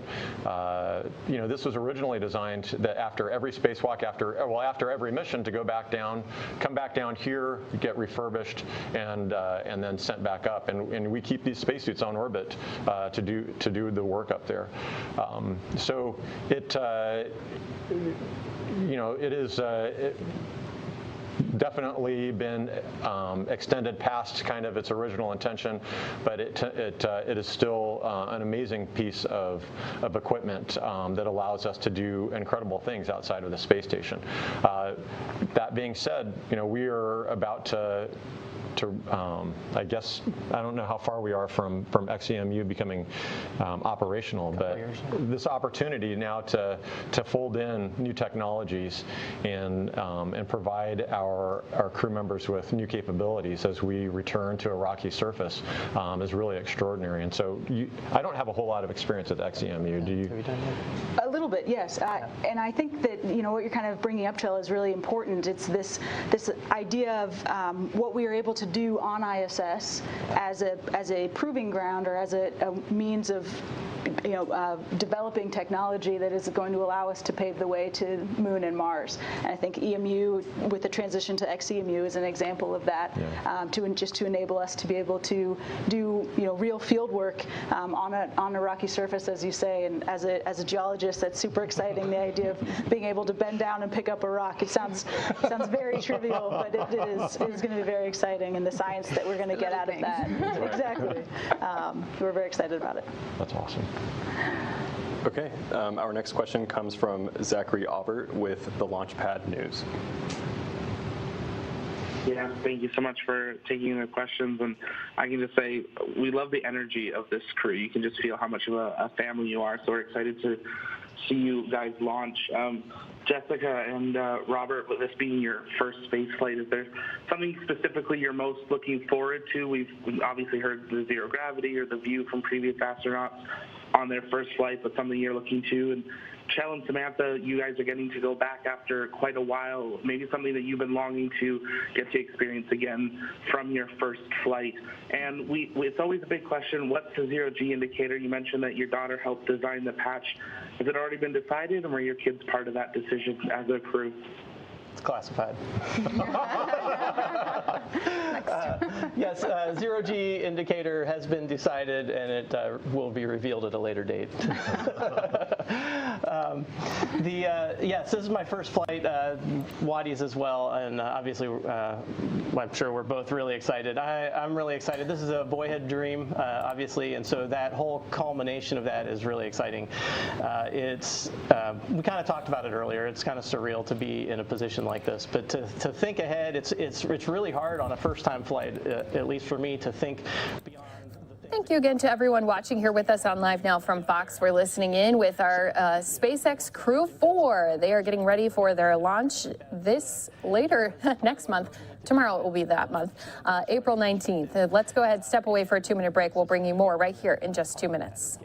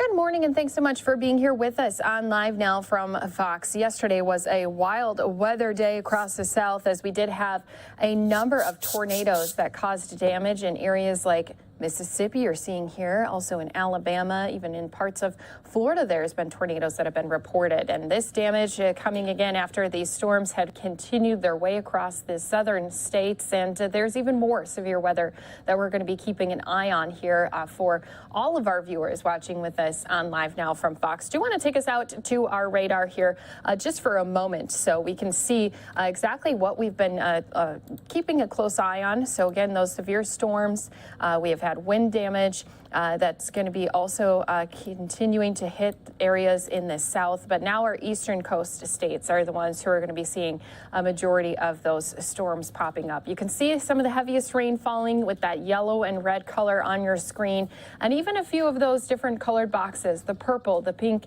whatever color you want to call that, that's going to be where some of those rotations in the clouds are going to be concerning for everyone who's keeping an eye on those weather items. So we're still going to be keeping a close watch on weather here for our viewers watching with us on Live Now from Fox. But of course, that's just one of the many different items that we're going to be keeping track of here today. So thank you again to everyone who is here watching with us. Christy Larson here at the desk with you as we continue to bring you all the top stories across the country. I want to mention coming up here in about a half hour, we do expect to hear from President Biden. He's going to be making some remarks on energy prices. How is his administration going to be addressing what we've been seeing, especially when it comes to the price of and cost of our transportation? Earlier here today, we did have Mayor Lori Lightfoot in Chicago. They're considering a few different ways to help ease the pain for commuters. They're even looking into offering temporary gas tax hike. They're even looking into gas cards and venture credits to those mass transit riders. So they had a press conference this morning. We'll be playing that out here in a little bit. But again, coming up here in about a half hour is when we're expecting to hear from President Biden, if he's running on time. And of course, as soon as we get that podium shot inside of the White House where those comments are going to be made, that will be something that we'll be bringing to you on your screen so we can keep an eye out for the moment when the president does step out to speak. Also happening right now, we do have our NASA SpaceX Crew 4. They're getting ready and prepared for their mission. They do launch on April 19th. They've been holding a press conference, answering a lot of media questions surrounding their upcoming launch. Let's go ahead, listen into that right here for you on Live Now from Fox. See the Earth and see this wonderful creation that we get to live on, seeing it from a new perspective and the beauty that it displays every day. So really looking forward to that. And then getting onto space station, certainly the people part of it. You know, the more we go through training, there's all the technical aspects of everything. But as you alluded to, our crew is awesome. We've got more awesome crewmates on orbit. We've got 2 more classmates on orbit that we get to go overlap with for a little while. And the opportunity to just go do this incredible thing with people that we love is just awesome. And so we're really, really looking forward to spending time with everybody up there. All right. Anyone else? What Farmer said. Absolutely. Absolutely. Awesome. I guess I would say for myself, in terms of going back, really excited to be launching from Kennedy Space Center. You know, that growing up and watching shuttle missions, being inspired by the images of our Apollo astronauts working on the moon, to launch a mission from this historic site, to the ability to have friends and family just drive out to watch that launch, and to experience part of this incredible privilege that we have of being part of the NASA and international partner team. That is really exciting to me. This feels like a once-in-a-lifetime opportunity, and so the privilege of getting to do it a second time is a little surreal. Yeah. All right, we are going to take our first question from social media before we go back to the phone bridge. A reminder, if you are on the phone and you have a question, please press *1 to be added to the queue, or *2 if your question has already been answered. But we will take our first social media question now. Natalie on Twitter would like to know about any pre-flight traditions that the crew has. Well, Waddy and I are first-time flyers. We don't have any traditions. The great thing about being a veteran flyer is that we get to make up traditions and tell them, yeah, you totally have to do that. I think they're onto us, though. I think rookies have to get dinner for the the rookies pay for everything. You didn't know that? One tradition that I actually had from my last mission was to launch some model rockets with the family, and so I think that that's something that we'd like to do as we are with our families at KSC getting ready for our flight. Just being on the beach and launching some model rockets together, I think is something that I think we're going to do. Yeah. Samantha? Yeah, well, I'm looking forward to learning about these new traditions. I mean, on my first flight, just like Chell, we flew out of Baikonur, and that's a place that's really steeped in traditions. It's almost like being part of this ritual path towards launch. Like, you know, as you approach launch, you just really go through those milestones that every other crew has gone through since, you know, possibly Yuri Gagarin. And I like that. I mean, it was, I think in some ways it took the burden away of this momentous event that was coming. You know, you got excited about it, but because you were going through all this ritual steps, it kind of felt, ritualized. You know, it felt like you were just repeating like something that had happened before. Yeah. Exactly. And so, you know, I think from Canada it will be very much the same, but it's my first time launching from there, and so just like you, I'm looking forward to discovering those traditions.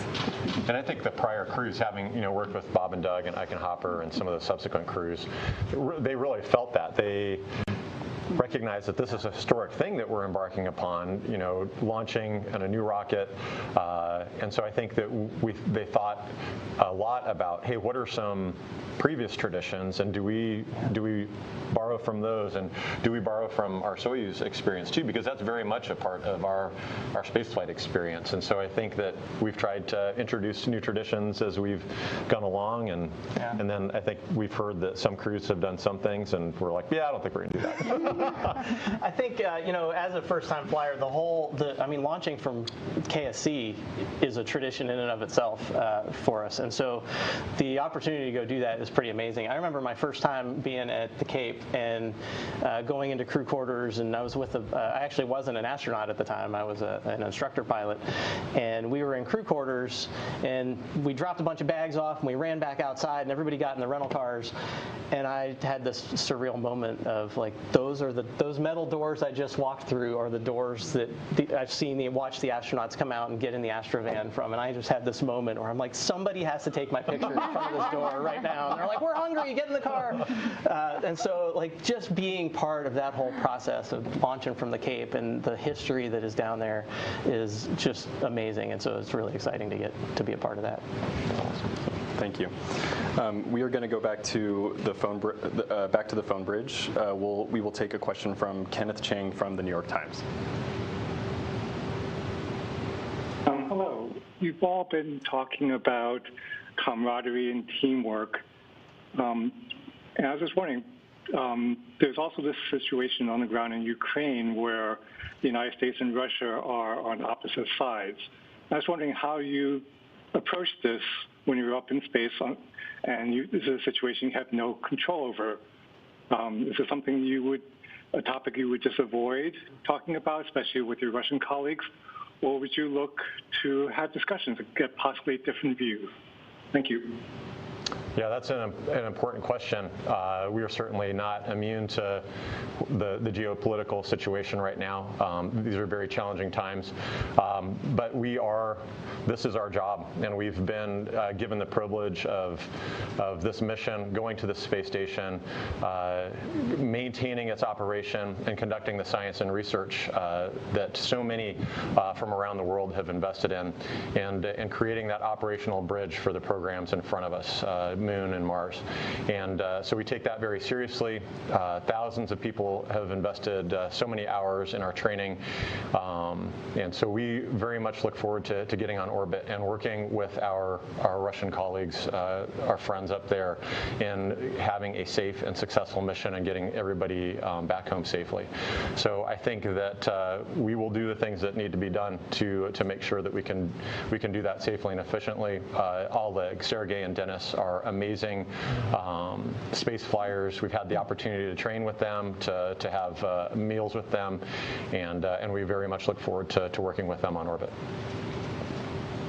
Okay, we are going to go back to social media. A reminder, if you have any questions for us on social media, please use the hashtag AskNASA to send those to us. Right now I have a question from Basil Frankweiler, who is a 4th grader, and he asks, will you be eating the chili peppers on the station that the last crew What's the shelf life of the chili pepper? But will you be eating the produce that is grown on the space station? Yeah, I think unfortunately there are no peppers left, because after taco night with Crew 3, I think they maybe have completed their harvest. Will you be growing any new plants? So there is a payload up there. I got to participate in that last time. It was a project called Veggie, where we grew red romaine lettuce, and our crew was actually the first U.S. crew to grow and eat a crop. And that is an amazing thing, to get to care for a plant, to plant it and then to watch it grow to the size that it can be harvested, to recognize that this could be a really important part of future spaceflight as a source of food and even as a part of our environmental control system, and to recognize, to see this part, a little part of what science fiction has described for a long time, and to be a part of that. And then to have that as a part of a meal was really a lot of fun. We have, I think, kind of it's been 7 years since I flew, and so those projects have continued to the point now where we're looking at different ways of growing plants, and we'll be doing that. I think the project's called X-Roots. X-Roots. Yeah. And so aeroponic and hydroponic strategies for growing plants. I'm really excited to hear what we're going to be growing. I'm a little bummed that we missed out on the peppers, but I know that you're really bummed too, Jessica. Yes, But yeah, we're excited. And so this is a really cool thing about the science that we do on station, is that you can see a lot of the benefits and how they help us extend our presence in the solar system and enable our future exploration, and also how the applications that they have for the Earth. We recycle almost over 95% of our water, and we can see how that has direct benefits to Earth and the provision of clean water to communities that don't have access to it. The ability to grow plants and crops, without arable soil. I think that we can see those benefits as well, and then to imagine crews someday having a whole module dedicated to the growth of edible plants is really a cool thing. And I just kind of imagine floating into that and being surrounded by green and breathing in that natural air is really cool. So, absolutely. We have another question from Twitter that is also about life on the space station. Karen asks how often station astronauts are allowed to talk to loved ones. I haven't been there yet, but I'm told. So coming out of the military, one of the things that I've identified, in terms of, I guess, my baseline for what I know of keeping in touch with family was we would get one 15-minute phone call every week, and it was monitored, and there was somebody that would come on every 5 minutes and give you a countdown, and then the last minute. It is not at all like that. And from my understanding is it's even better from when these two were up there, when they had to walk uphill both ways in the snow to get to the station. But we have an IP phone. We're able to call our families pretty often, and then we get roughly once a week the opportunity to have a video conference with our families back home, which I think is really, really important. It's a good way to stay connected. Everybody is familiar with the different video chat type technologies that are out there, and so to be able to have that and still stay, I have 3 daughters at home, and so to be able to stay connected with them, and maybe they'll carry around the iPad a little bit while they're doing something, hopefully not swimming. But to just stay connected with the things that are going on at the house is pretty special. And so I think I'll find it easier than the military deployments that we did, definitely. Yeah, we certainly get truly spoiled by the ground team here at JSC and across NASA. They take really good care of us, and we're super lucky to be a part of that team. Yeah. Okay, thanks, guys. All right, I think now we will take one more follow-up from the phone bridge. We will pass it to David Curley from Discovery Channel. Thank you very much for the second question. Jill, this is for you. It's going to sound like a follow-on from Kenneth Chang's question about Ukraine, but it's really not. It's about space culture. Christina Cook has talked a little bit about this. Can you? And secondly, did you pick the picture with the straight face in the crew photo? Man, I have gotten so much grief from these guys. I know. You planted that question, didn't you? Of the four of us, the one person who's not smiling should not be Chell. That's the hilarious part about it. I did pick that picture. I don't know. I didn't like the pictures of me smiling. So, and I asked my wife, and she's usually, she gave me a thumbs up. So it's the most important one. I know. Yeah, my wife said that it was good. So you guys will all have to deal with it.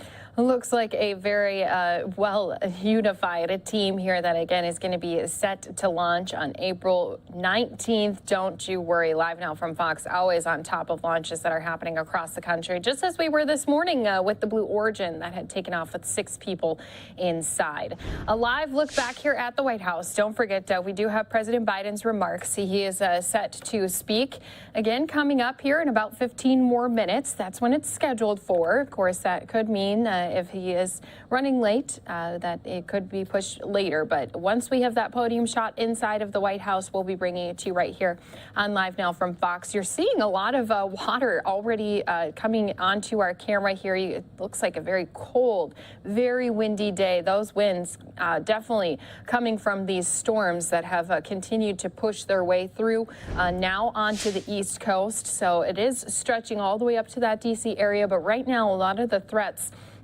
around Raleigh. So there are the Carolinas that are seeing the biggest impact from these storms, and don't want to forget about them because, of course, they have been producing just a few days ago and even last night a lot of tornadoes that had been popping up across some of our southern states, all the way from Texas to Alabama. And I know even my friends just were in Louisiana. They were there right when the storm was hitting. So a lot of people still having some damage. If they didn't have a tornado, they still had those severe thunderstorms and some strong winds to be dealing with as well. So coming up here on Live Now from Fox, since we are waiting for President Biden, he's going to be talking about ways to help ease the pain at the pump. He's talking about energy prices, especially as he's now made the order to release 1 million barrels of oil a day for the next 6 months. We even had this morning Mayor Lori Lightfoot from Chicago. She was speaking about ways that they're going to try to help commuters with the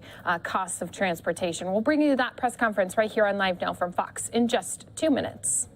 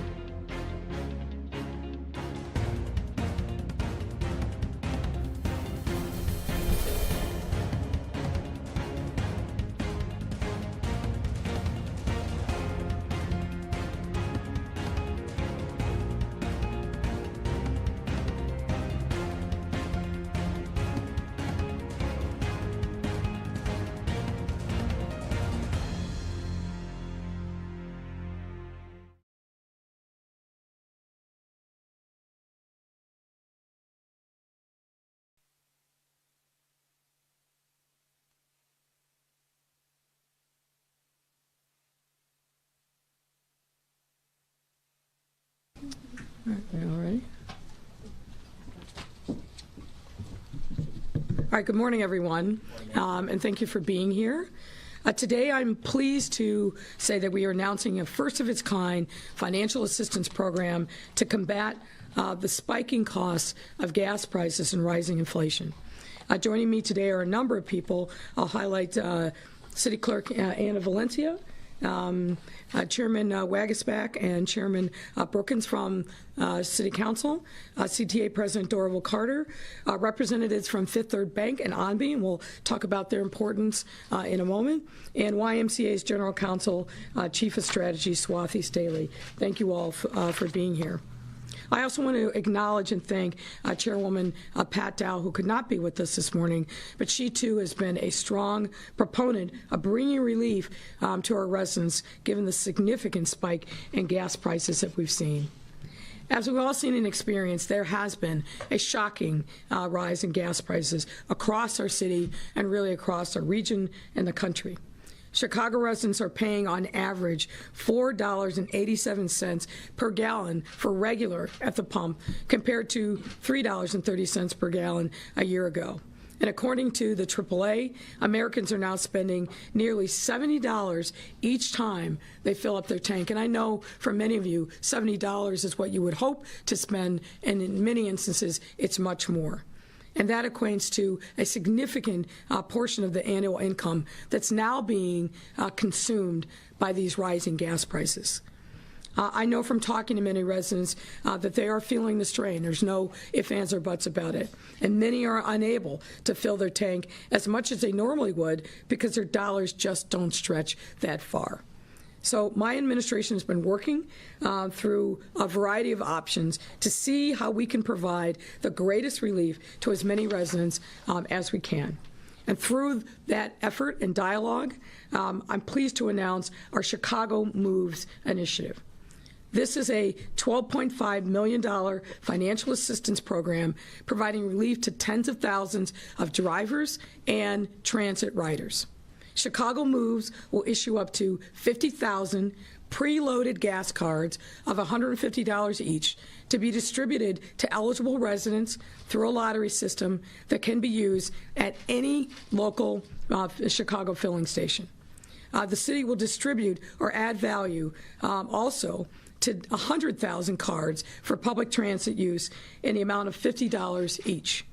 75,000 of these cards will be earmarked for commuting residents, prioritizing high CTA utilizing residents from low-income neighborhoods, and another 25,000 for public transit use, which will be distributed citywide through the aldermanic offices. Coupled together, we will work to ease residents' pain at the pump and reduce household expenses as much as we possibly can. And I'm proud to say that we are the first and largest major city in the country to provide this kind of relief to our commuters. Chicago Moves builds upon other relief programs that we provided to drivers from the early days of this administration, again, working in conjunction with Madam Clerk Valencia and her office, such as our ongoing fines and fees reforms and city sticker debt relief program. These assistance programs have truly made an impact in the lives of residents who carry significant financial burden. And I will just say as an aside, I truly appreciate the number of residents who've come to me at various times and talked about how they've been able to get their life on track because of the work that we've done to give them relief. So by subsidizing the cost of gas and transit, we're helping residents get to work, school, the grocery store, the medical office, or wherever they need to get to. Enabling physical mobility directly ties into economic mobility. And I'm committed to making sure that residents in their cars and on our roads are able to move about so that they can commute to work and support their families and earn a meaningful living. This is one of the many tools in the city's toolbox to eradicate poverty and build generational wealth across Chicago. Additionally, boosting CTA ridership is not only good for our recovering transit system, but a step in the right direction to reduce carbon emissions. And as we know, ride-sharing and public transit are valuable ways to conserve energy and ease our reliance on fossil fuels. Residents who would like to apply for gas and transit cards will be able to do so starting April 27, pending City Council approval. Again, I'm grateful to the clerk, to President Carter of the CTA and his team, aldermen for collaboration on what I think is going to be a very helpful relief package for our drivers and transit riders. And I'm especially grateful to ONB and to Fifth Third Bank.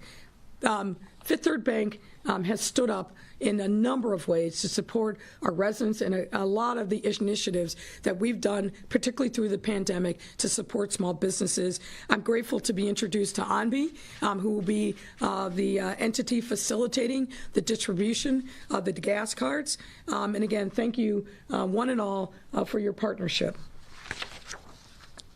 And with that, I'd like to turn it over to President Dorval Carter. Thank you.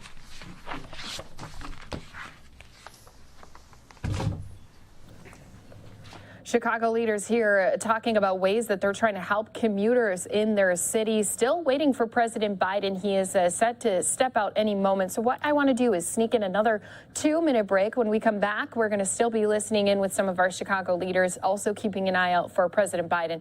It's all happening right here live, raw, unfiltered, on Live Now from Fox.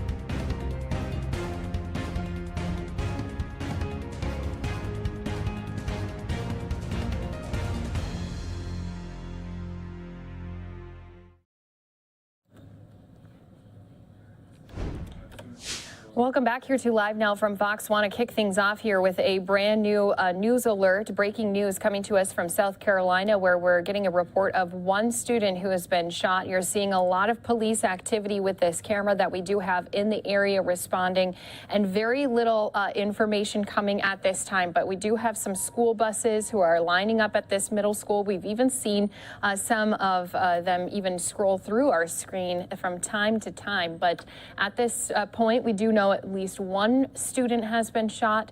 And again, we do have a heavy police presence that is out here responding to this incident. Our teams down on the ground, according to some of the different news stations that are out there reporting this, WYFF is reporting that deputies are on scene here in regards to this shooting. Now, the gunshot victim has been transported to the hospital. Their condition unknown at this time. They did also say information is limited at this point, but they can confirm that the school resource officer requested emergency backup just before 12:30 p.m. in the afternoon for, again, that student who was shot. So currently there are estimated over 100 deputies on scene. They're continuing to work to identify the shooter, who is believed to be another student. No additional details are available at this time. And again, the public officials saying they'll provide more information as it does become available. So again, we are on scene here, keeping a live look on out for any of those officials to step up to the cameras. Unfortunately, it seems like this has been something that we have had to report on time and time again, whether it be on the school grounds or even outside of school grounds. Young people being shot by other young students because of possible bullying, because of possible incidents that have happened either in school or out of school, on social media. It's too much gun violence, as we've been hearing from some of our city leaders across the country. You can see here that we do have this camera set up, keeping a close look on just some of these first responders who are on scene. If we do find other camera angles, other teams who are out there, we are able to get those live pictures. We'll bring them to you right here on Live Now from Fox. If we get more information, if we have one of these law enforcement officers step up to our cameras and speak, of course, we'll be taking that in full for you here on Live Now from Fox. So until that time, because we know that this is breaking news, we're still trying to learn more information about it, but yet we're still also waiting to hear from President Biden. I'm going to put it into a triple box. I know our shot's a little bit frozen. That happens from time to time, especially when we have so many, as they said, more than 100 first responders out there on scene responding. That means just a lot of interference with signals as it's being sent out. So I'm keeping an eye on that shot. I am going to pop it up into a triple box. We're going to continue to listen in with Mayor Lori Lightfoot and other city officials. They've been speaking about how to help some of their commuters, especially when we're seeing gas prices, the price of transportation skyrocketing. President Biden's remarks still going to be scheduled to take place here any moment. So we'll keep our eyes on everything here for you, maneuver it around, especially as we do get more of these press conferences coming in. And you're watching it all live, raw, unfiltered, right here on Live Now from Fox.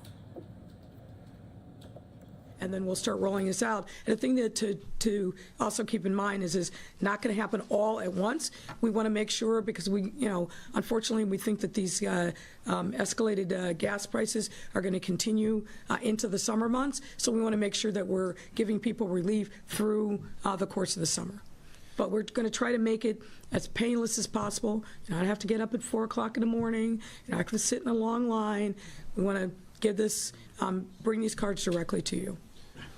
Okay, and then the off-topic one, because you've given us plenty to talk about today. Okay.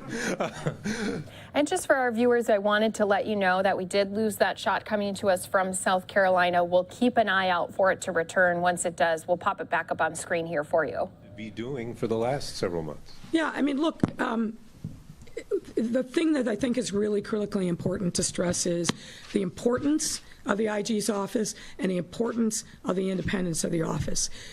In my view, if it's working right, the IG helps city government get better and stronger. The audit function that they perform, I think, is critically important. Obviously, the investigatory process is also important, but really that audit function where they're looking at programs, they're seeing weaknesses, ways in which we can improve the functions of city government, that's essential. And as I expressed to her, the work needs to speak for itself. And I think she gets that. I think she's got a lot of good ideas on how to improve efficiency within the IG's office itself. We're going to be working with the City Council, I think, to make some tweaks to the IG ordinance to make it stronger and better. But I feel confident, given the level of experience that she's had, that she's the right person for this. Now, she's going to have to answer some questions because she's a tough cookie. And I know from having performed similar roles throughout the course of my my career that you don't always make friends when you're trying to do the right thing and you're telling people you've got to do better. So I'm sure she'll have a robust discussion when she comes before City Council, but I have every confidence in her ability to lead the office in this time. Thanks, Mayor. Becky WBZ. Hi, Mayor. Good morning. Good morning. Yesterday, some news broke about the Democratic National Convention coming here in 2024. You, the governor, and Senator Duckworth leading that effort. Could you talk more about bringing the convention here and where you might want it to be held? Well, I just want to clarify a couple things. The DNC has not issued any formal request for proposal or anything along that line. So We don't know where it's going to go, what the process is. But having said that, look, of course I think Chicago is ideally situated to be able to showcase our city at a time of really international interest in the United States, no less through the Democratic Convention. We haven't had the convention here since 1996. If you think about the strengths in our bona fides, there are many. We have lots of hotel space. We've got a great world-class restaurant community. We've got tons of entertainment, arts and culture, really bar none in the world. So I think that if the opportunity presents itself, we're going to go all in, and we'll be well situated to hopefully persuade the decision makers that they ought to bring the Democratic Convention here in 2024. But as I said before, I don't want to get ahead of the DNC. They have not put out anything formal, but I'm confident working together with our business community as well as our political community will be well situated to put together a very robust and compelling case that the 2024 convention should be headquartered here in our great city of Chicago. I have an on topic as well, but sure. do you have? All right, so we're listening in to now reporters asking Mayor Lightfoot here a number of questions, still keeping an eye out for President Biden, who is set to walk out any moment. He's running about 6 minutes behind at this point, but we will be taking that in full as soon as he's making those remarks on the price of energy. Let's go ahead and send some of you off to a quick 2-minute break. To hold their meetings and other side events, parties and things, and other convenings.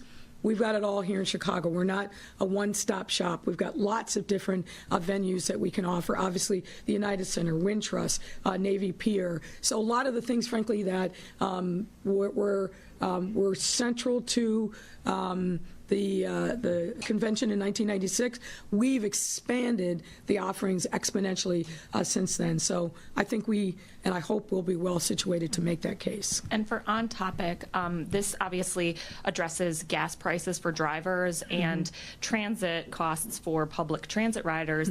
What about taxis, rideshare, Uber and Lyft? Those prices have gone up. In your budget, you had the congestion pricing in 2020. Was there any discussion about providing relief in that arena as far as transit goes? A lot of people rely on that. We're concerned about them too.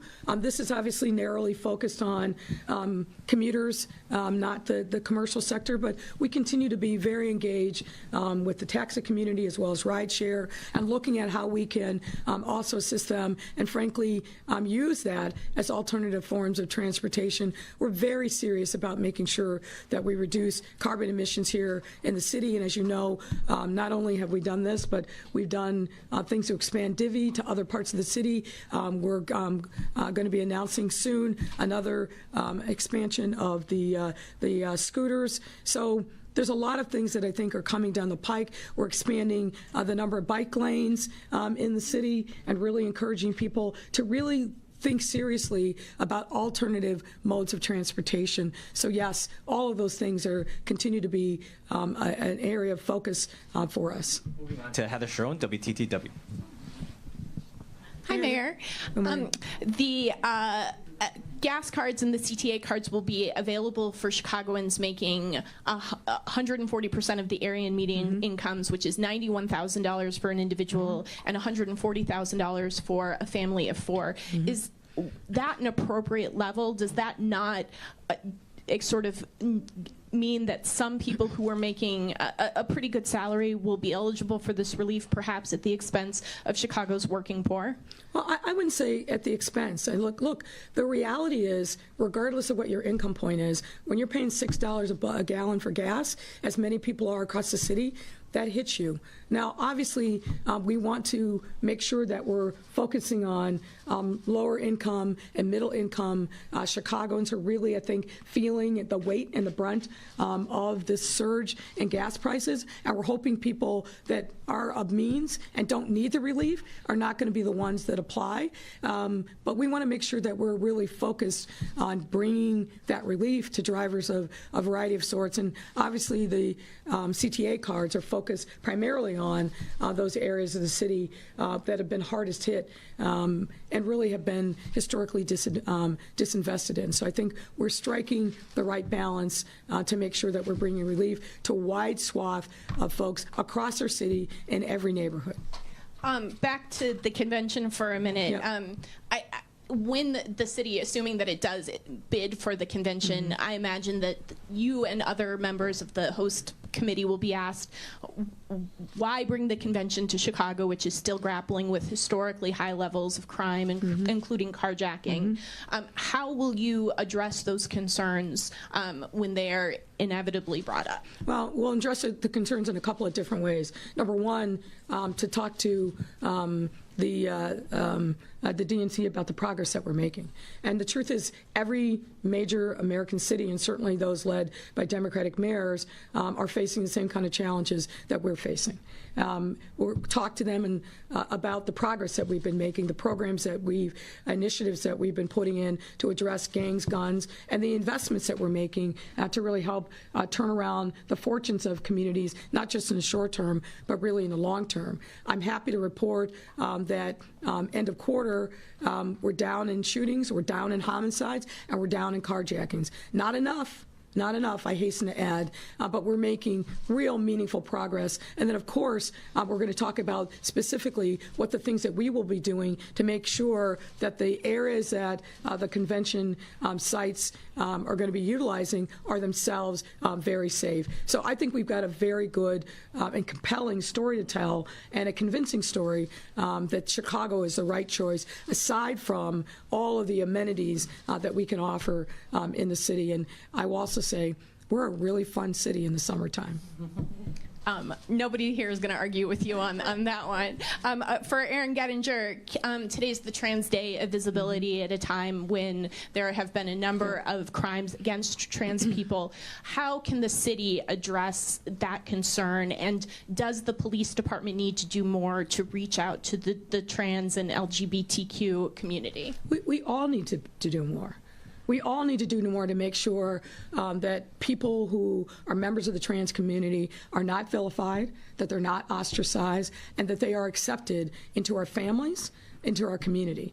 We have to do more as a city, but really as a country. I look on with great horror the things that we are seeing sprung up in legislatures, primarily in southern states, where they are villainizing children.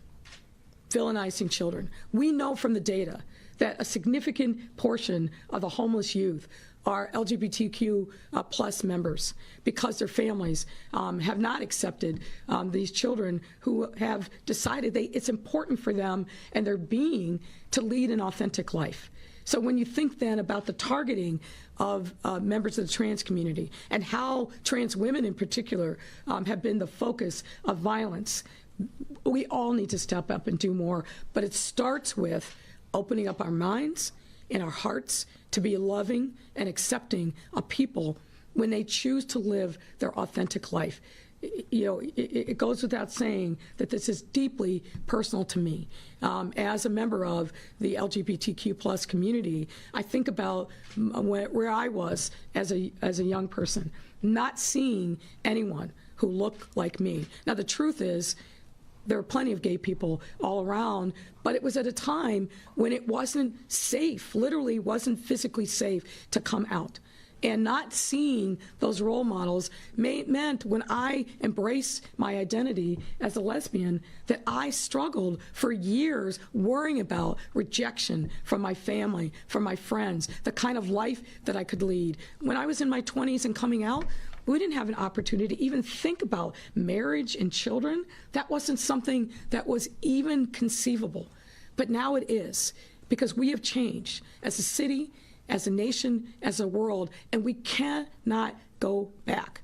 And we've got to stand tall with our trans brothers and sisters and make sure that they're getting exactly the kinds of support and acceptance that the rest of the gay and lesbian community has received through hard work, struggle, and advocacy. And as I said to somebody yesterday and thinking about today, we're not going to turn the clock back. We're moving forward. And that means a full embrace of our trans brothers and sisters. Marielena Ponicello, Telemundo.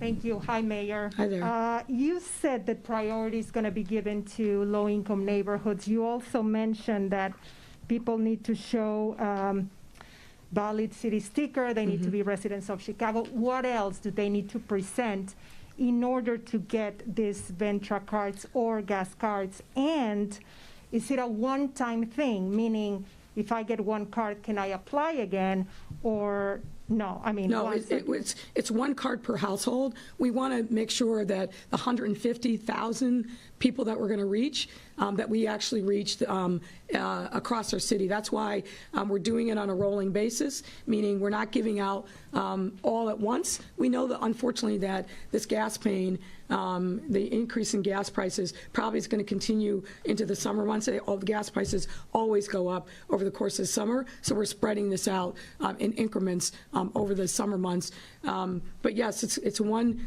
per family so that we can reach the greatest number of residents. And we'll give you more specifics about the eligibility requirements, but you got to be a Chicago resident and you got to have a valid city sticker in order to be eligible to participate in the gas part of the program. Is there a way that this could be repeated in Spanish? Perhaps maybe City Clerk Valencia? Yeah, we'll make sure that we get that. When we put out the kind of digital, we'll put it out in Spanish. For sure, and a number of different languages. Obviously, Spanish is important, but there are a number of other languages too that we'll make sure that we put it out in as many languages as possible. Evelyn Holmes, ABC7. Thanks. Hi there. Hi, good morning, everybody. Two questions, multi-part questions. Okay. I'm ready. She's ready. It's not all that, but it's okay. So, were you all inspired by the Willie Wilson? All right, guys, we've been listening in again. Mayor Lori Lightfoot talking to a number of reporters in the room, especially after talking about ways that they're going to try to give some relief to their commuters in their city. I do want to let our viewers know we are keeping a close eye out for President Biden. Again, we are still waiting to see him step out to that podium. So let's go ahead, take this opportunity to step away for our last 2-minute break of this hour, and we'll be bringing more to you right here on Live Now from Fox in 2 minutes.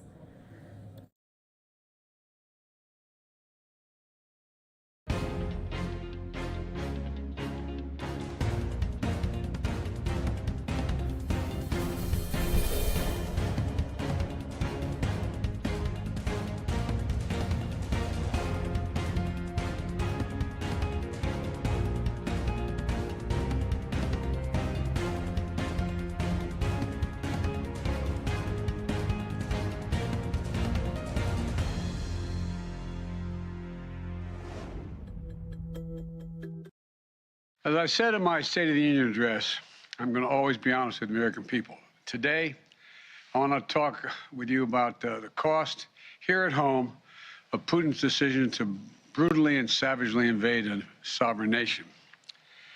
The fact is, he's causing thousands of deaths and untold destruction. Working with our NATO allies and our European partners and beyond that, we're responding. We're aiding the Ukrainian people, both economically and militarily, while leaving the most punishing economic sanctions against Russia ever used against another nation in place and increasing them. Thus far, these actions are crippling Russia's economy, isolating Putin from the world, and helping Ukrainians fight for their country and ease their suffering. But as I've said from the start, Putin's war is imposing a cost on America and our allies and democracies around the world. Today, I want to talk about one aspect of Putin's war that affects and has real effects on the American people. Putin's price hike that Americans and our allies are feeling at the pump.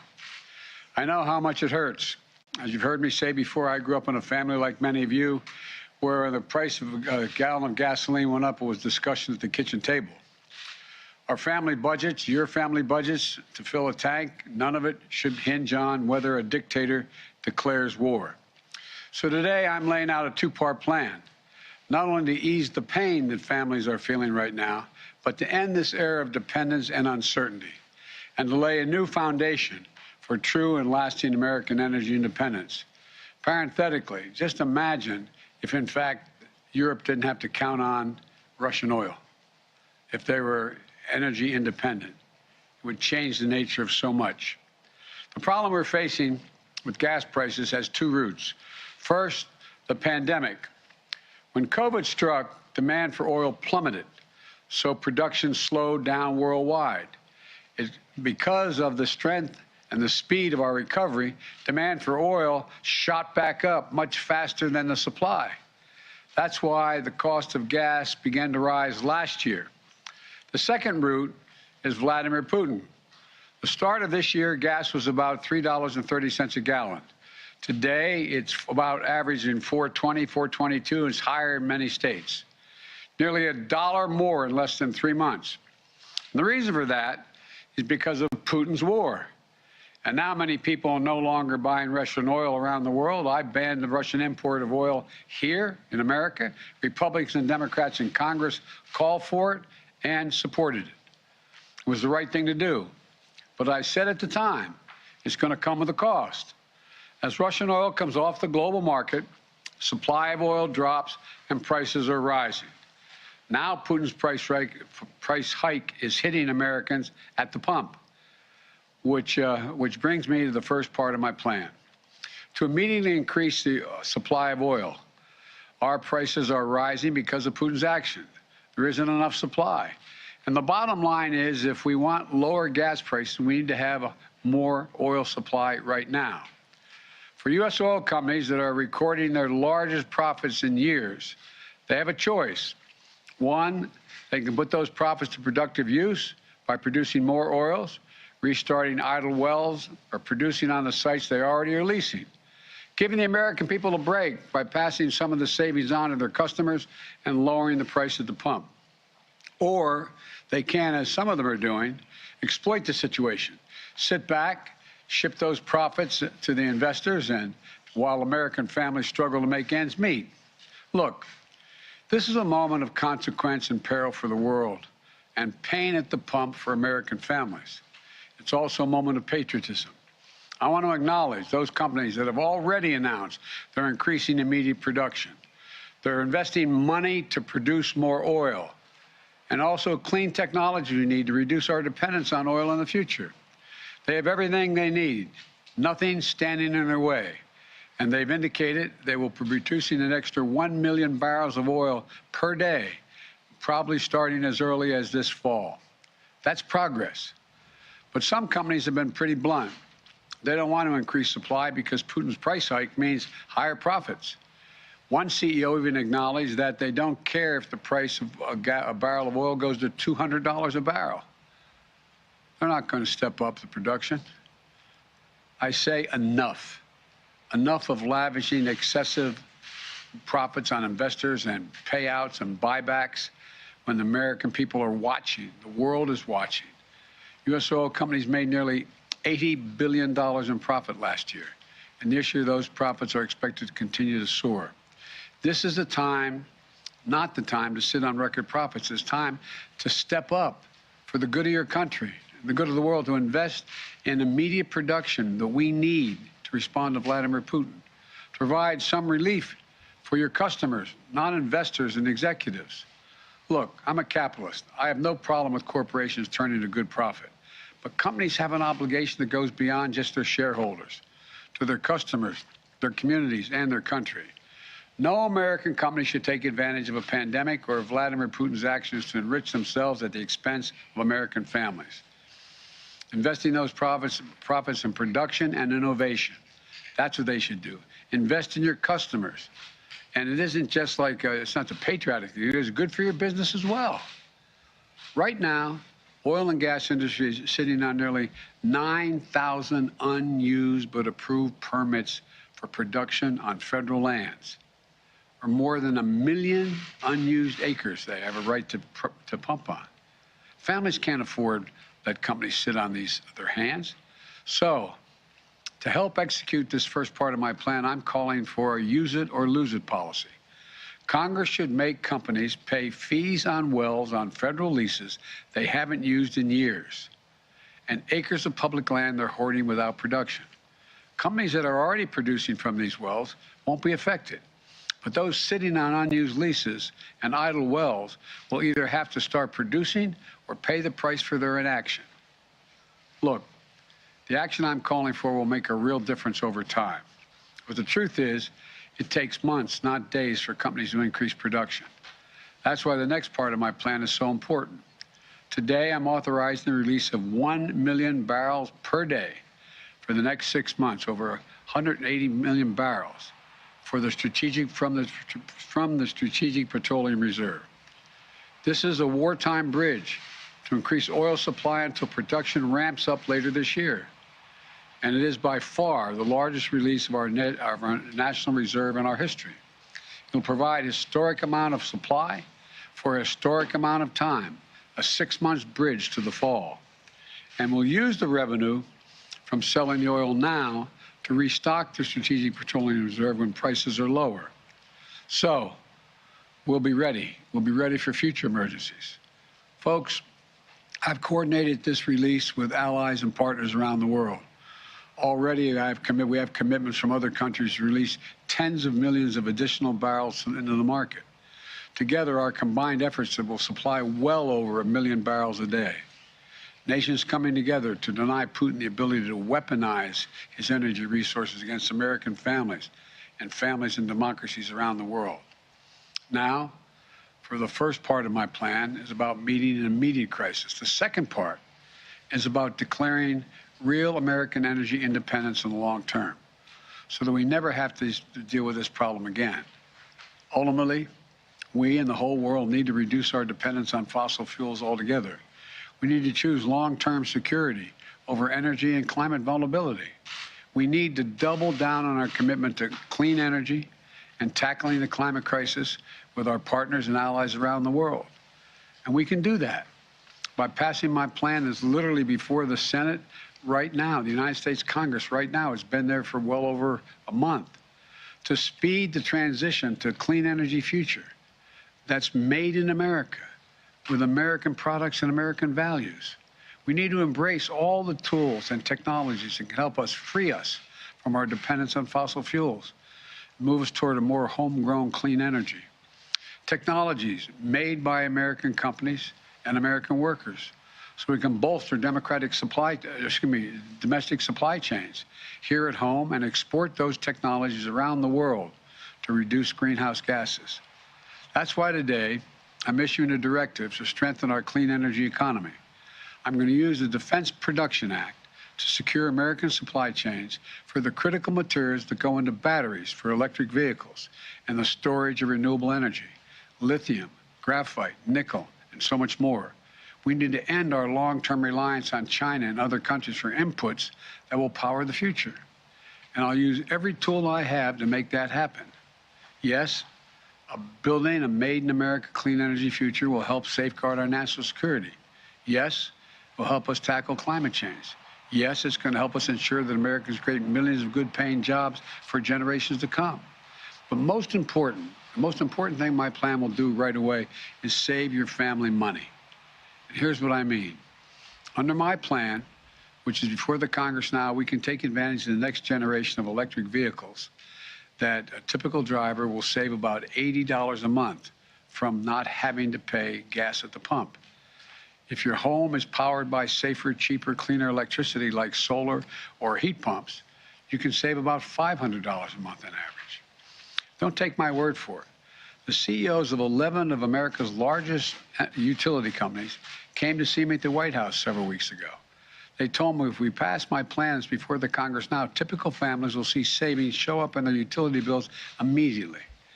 And costs will come down even more as we innovate and develop cutting-edge energy storage technologies, clean hydrogen technologies, advanced nuclear technology, carbon capture and sequestration technologies. And by the way, this week's the benefit I included in the bipartisan infrastructure law to help families weatherize their homes are being delivered. My administration is making $3.2 billion available from this legislation to provide up to $6,500 direct payment for working class families to be able to weatherize their homes, to save them money, to keep them warm in the winter and cool in the summer. It's a direct grant. This program has been around for a while, And in the past, it's delivered to families, average families, another $327 in savings when they weatherize. But now we have the ability to reach 10 times as many families because of the legislation that we already passed in the legislation. In addition to that, we're also setting new standards to boost fuel economies for new vehicles sold in America. Within 5 years, we're going to travel 10 miles more on every single gallon we have, because the average fuel economy of 49 miles of the gallon is going to be required. That means hundreds of dollars in savings for families at the pump. We're also setting similar standards for appliances, from your air conditioner to your microwave, your refrigerator, washers, dryers.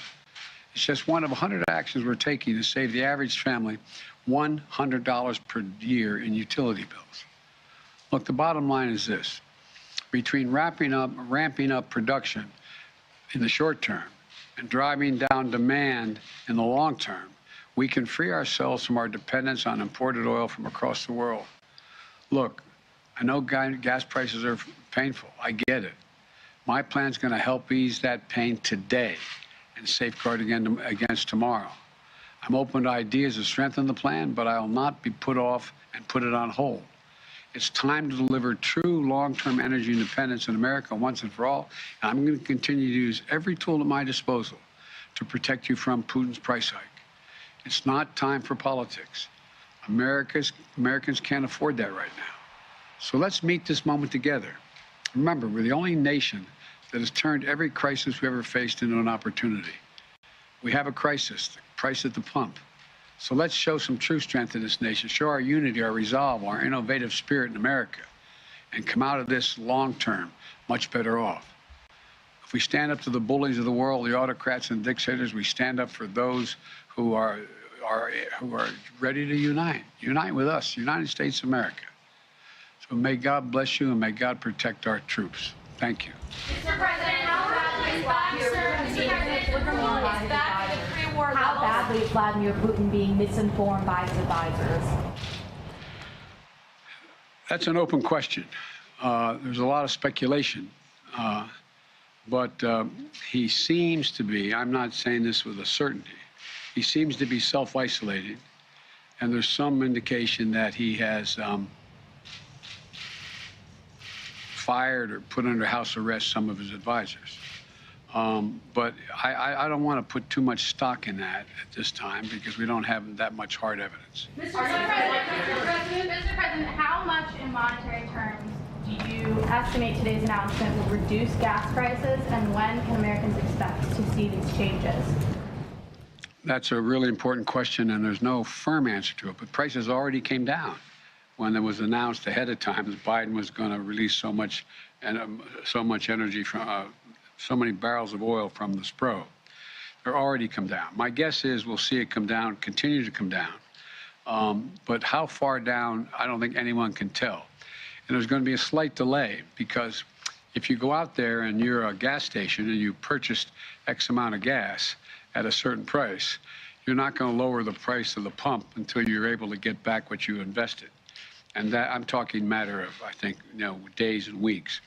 But it's hard to tell. And the other thing is, but it will come down. And it could come down fairly significantly. It could come down the better part of, anything from 10 cents to 35 cents a gallon. It's unknown at this point. I'm also waiting to see whether or not our allies exactly how many barrels they release from their supplies now. My guess is it could be as high, somewhere between 30 million to 50 million barrels. And the higher the number, the more likely the prices to come down. Thank you all very much. I appreciate it. Thank you. Mr. President, have you seen any signs that Putin is pulling back his forces? All right, so the president walking off, not taking any more media questions. Oh. Come on, you guys, let's go. All right, popped his head out there for a brief moment. I tried to turn that audio back up. Oh, there we go. I'll answer one question. The question is pulling back his forces. Whoever asked that question. Yes. The question of whether he's pulling back his forces depends on how you read exactly what's going on. Thus far, there is no clear evidence that he's pulling all of his forces out of Kyiv. there is also evidence that he is beefing up his troops down in the Donbass area. Depending on your view of Putin, I'm a little skeptical. It's an open question whether he's actually pulling back and going to say, I'm just going to focus on the Donbass and I'm not worried about the rest of the country. I'm a skeptic, but I don't have proof that in fact he is not going, he's taking a pause, doing all he can to use all the troops he has in the Donbass and continue to keep an eye on and try to move beyond the rest of the country. Don't know the answer, but it appears so far that he has not pulled all of the idea he's pulling all the troops out from around Kyiv and moving south. There's no evidence that he's done that.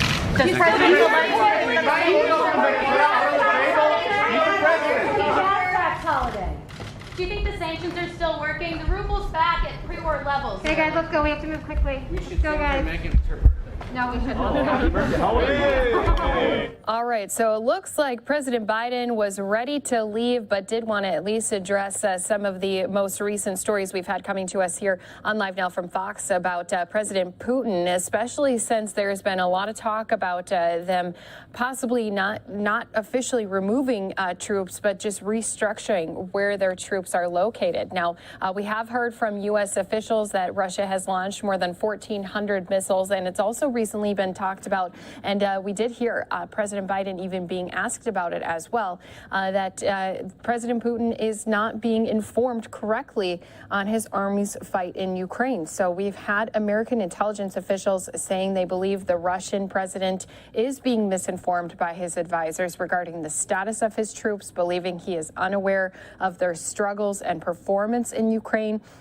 Intelligence says his advisors are afraid to tell him the truth and the misinformation that extends to the state of the Russian economy as well. So Biden administration officials hope that releasing this information could persuade Putin to reconsider his options in Ukraine. Of course, this is going to be one of those top stories we'll keep a close eye on here for you on Live Now from Fox. If we do hear more coming from the White House officials or even President Biden himself, as you just saw, he had jumped out back and forth behind that curtain a couple of times so he could address just some more questions on Ukraine. If we hear more, of course, we'll bring it to you here on Live Now from Fox. Also want to let everyone know we do have a State Department briefing that is coming up here in less than a half hour. That will be something we'll take in full for you here on Live Now from Fox. Let's go ahead, though, step away for a 2-minute break. When we come back, going to continue giving you more press conferences happening across the country when we return.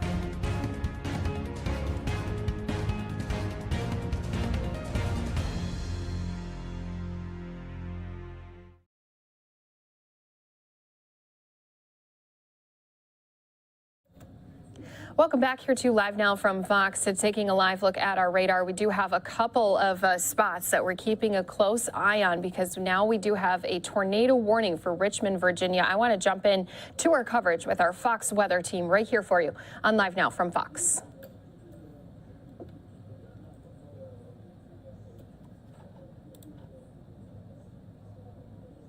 If you're in Duane, if you're in Owenton, Bisco, Atlet, you need to make sure that you're in your safe place. Right now, we are looking at Chamberlain Farms, Chamberlain, and Schrader Woods. This is over you right now, so please seek shelter as we speak. To prepare, though, Hanover Heights, this will be to you by 2:12, so under 2 minutes you'll be experiencing this, as well as in Holly Ridge, Blue Star Estates, Knoll Woods, Laurel Grove Estates by 2:13, Sharon Park by 2:13, Twin Oaks by 2:13, and Henry Clay Heights by 2:14. So just to give you an idea of where all of this activity will be. Now, you know, from what I understand right now, there are no confirmed tornadoes on the ground, but nonetheless, when we have the hail potential and the damaging wind potential and that heavy rain potential, that is why these warnings get issued, because the atmosphere is favorable to that tornadic activity, and it's something we've got to keep a close eye on, especially with any debris that could be flying around, and that can go from leaves off a tree to branches to power lines, etc. Okay, so as we continue to take a look at things, look at this, and you'll see this is the area that I'm really watching closely right down here toward the Atlee area, the Northfield area, near I-295, very, very dangerous right here. And look as our fabulous producer Jeff kind of highlights exactly where this particular area is that we need to be aware of. Again, as we circle this near Northfield and Atlee on I-295, I hope and pray that nobody's out there driving this. But if you live near this area, again, I can say this till I'm blue in the face, but you've got to actually do it.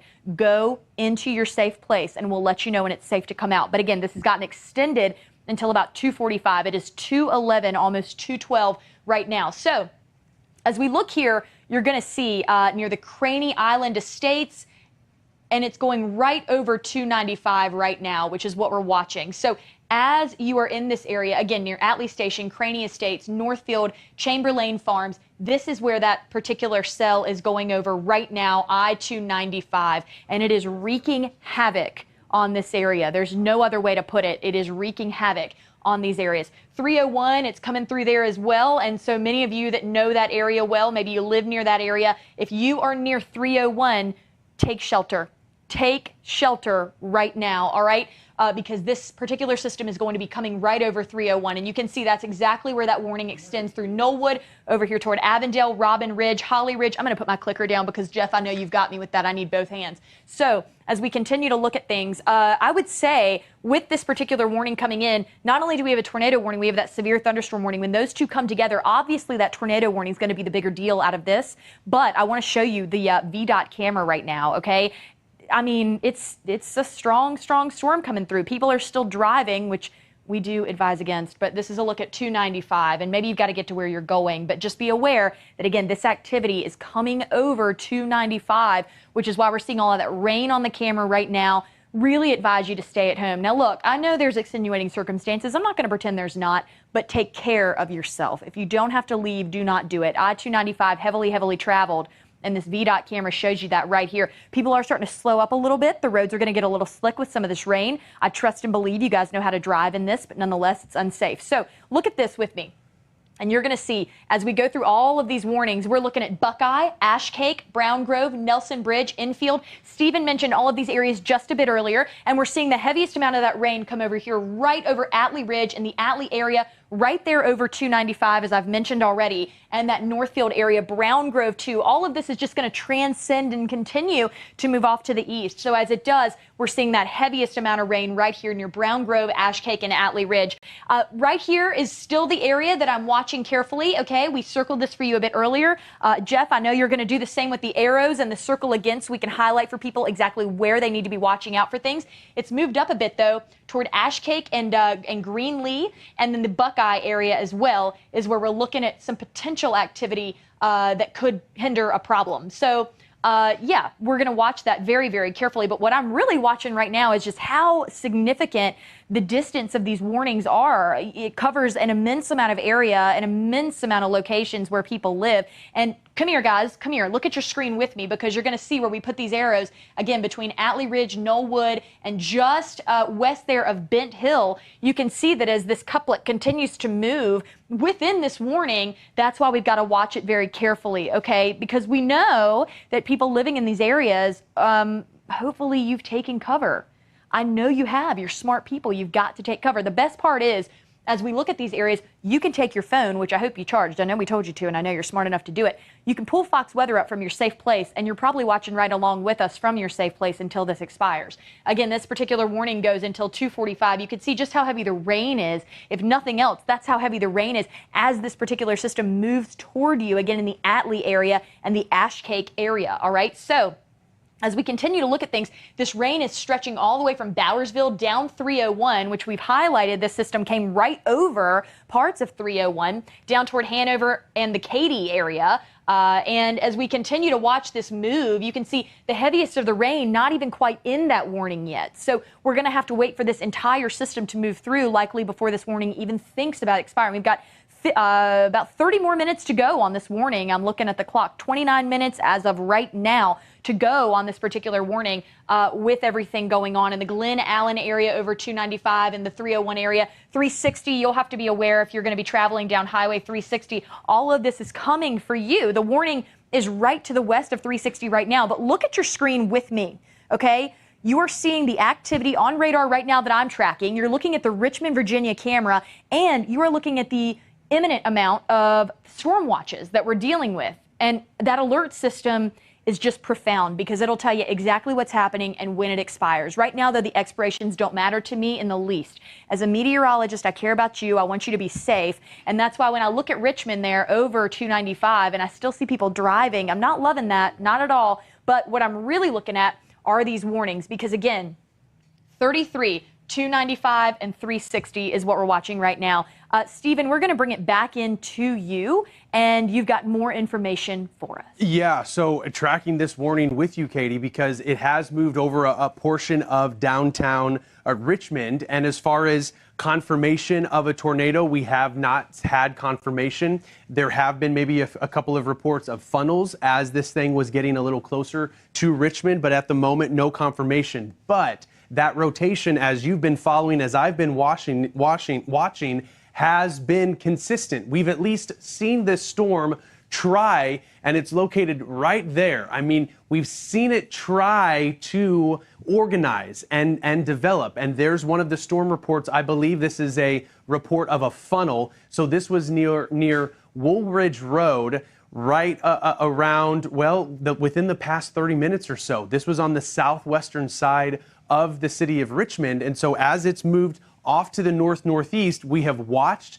this rotation remain. And perhaps, yes, winds are pretty gusty. This particular storm, actually, there's also what's called a special weather statement that the Weather Service has issued out ahead, away from where this rotation is located. And that's because these winds could be on the gustier side at about 50 miles per hour. But as Katie highlighted, that tornado warning, it continues for the next 26 minutes or so, and it includes the city of Richmond in central Virginia. However, that rotation, we are seeing it's moved to the north side of Richmond, but it does include northwestern King and Queen County in east central Virginia, and then Henrico County in central Virginia, Caroline and King William, a couple other counties, including Hanover County. So that's the rotation that we're watching very carefully, and it's continuing to move off to the east and northeast. This storm, it's still moving at a pretty good clip at about 50 miles per hour, tracking that and watching where it's going. And it's a good idea. This part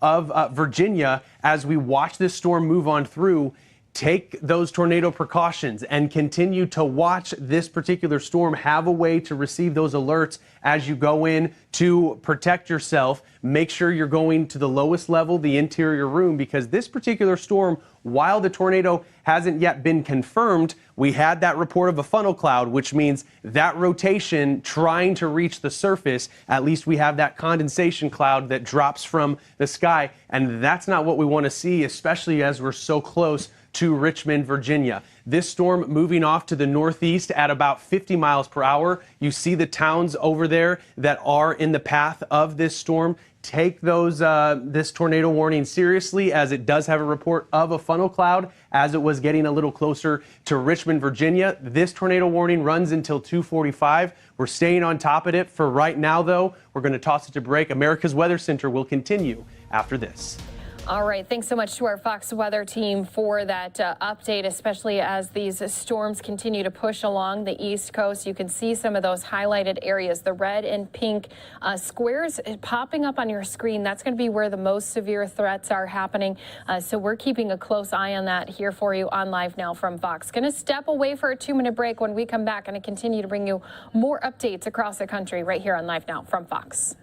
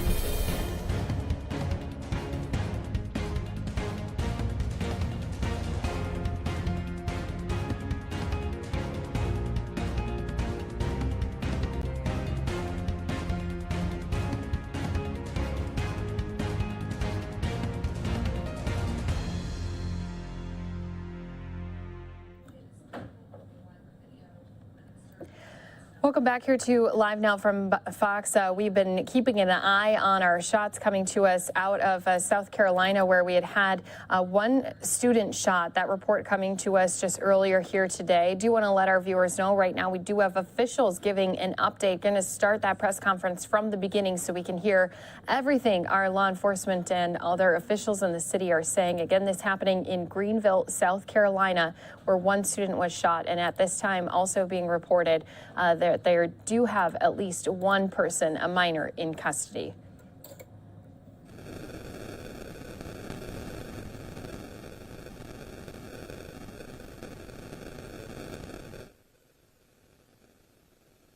All right, looks like they had a little bit of audio trouble. Let's see if we can't join in live and fix that for all of our viewers watching here with us. All right, it seems like they are having some mic issues on their end. This is not in our control. Again, at this time, we've been hearing from some of our news sources that thankfully they do have at least one person in custody at this time. Student had been shot at the Tanglewood Middle School. This again in Greenville, South Carolina. And unfortunately, that student now is in the hospital. Now, there was a parent who was talking with one of our news crews. WYFF is saying that the shooting happened in the 7th grade hallway. Now, deputies again have taken at least one person who is believed to be the shooter into custody. It was a male suspect who was located in close proximity to the school. They are described as a minor, but no further information had been given to our teams there. Deputies were not looking for any additional suspects. It's unfortunate that this update, again, that's coming in here to us live, does not have audio that's usable. Again, it's on their end of their microphone. All of the parents. And it does look like it's fixed. Let's go ahead, listen in live. To them. Each of those parents should have received that at their emergency contact number at this point. Again, my appreciation to Sheriff Lewis and to all the individuals, both in the school district, and the various law enforcement and EMS agencies that responded to this situation. And Sheriff and Superintendent, the fact that this happened in a middle school, these students were at school, the shooter was a student, the victim was a student, how does this highlight the severity of the situation? And I know, Superintendent, you said this happens far too often. I don't think it's, at this point, something that any of us could comment on why we believed it took place. And I'm not sure, even after a full and thorough law enforcement investigation, anyone will really know what was going through the mind of that young person that took this rash act. So I don't know that there's anyone will ever know except that person, and they may not be able to articulate it for you. How and when were parents first notified about this earlier? Some parents said they didn't get any kind of emergency alert. Well, the first responsibility of the school and the district is to ensure that everyone within the walls of that school are safe, they're in shelter, and that we can proceed in accordance with our plan.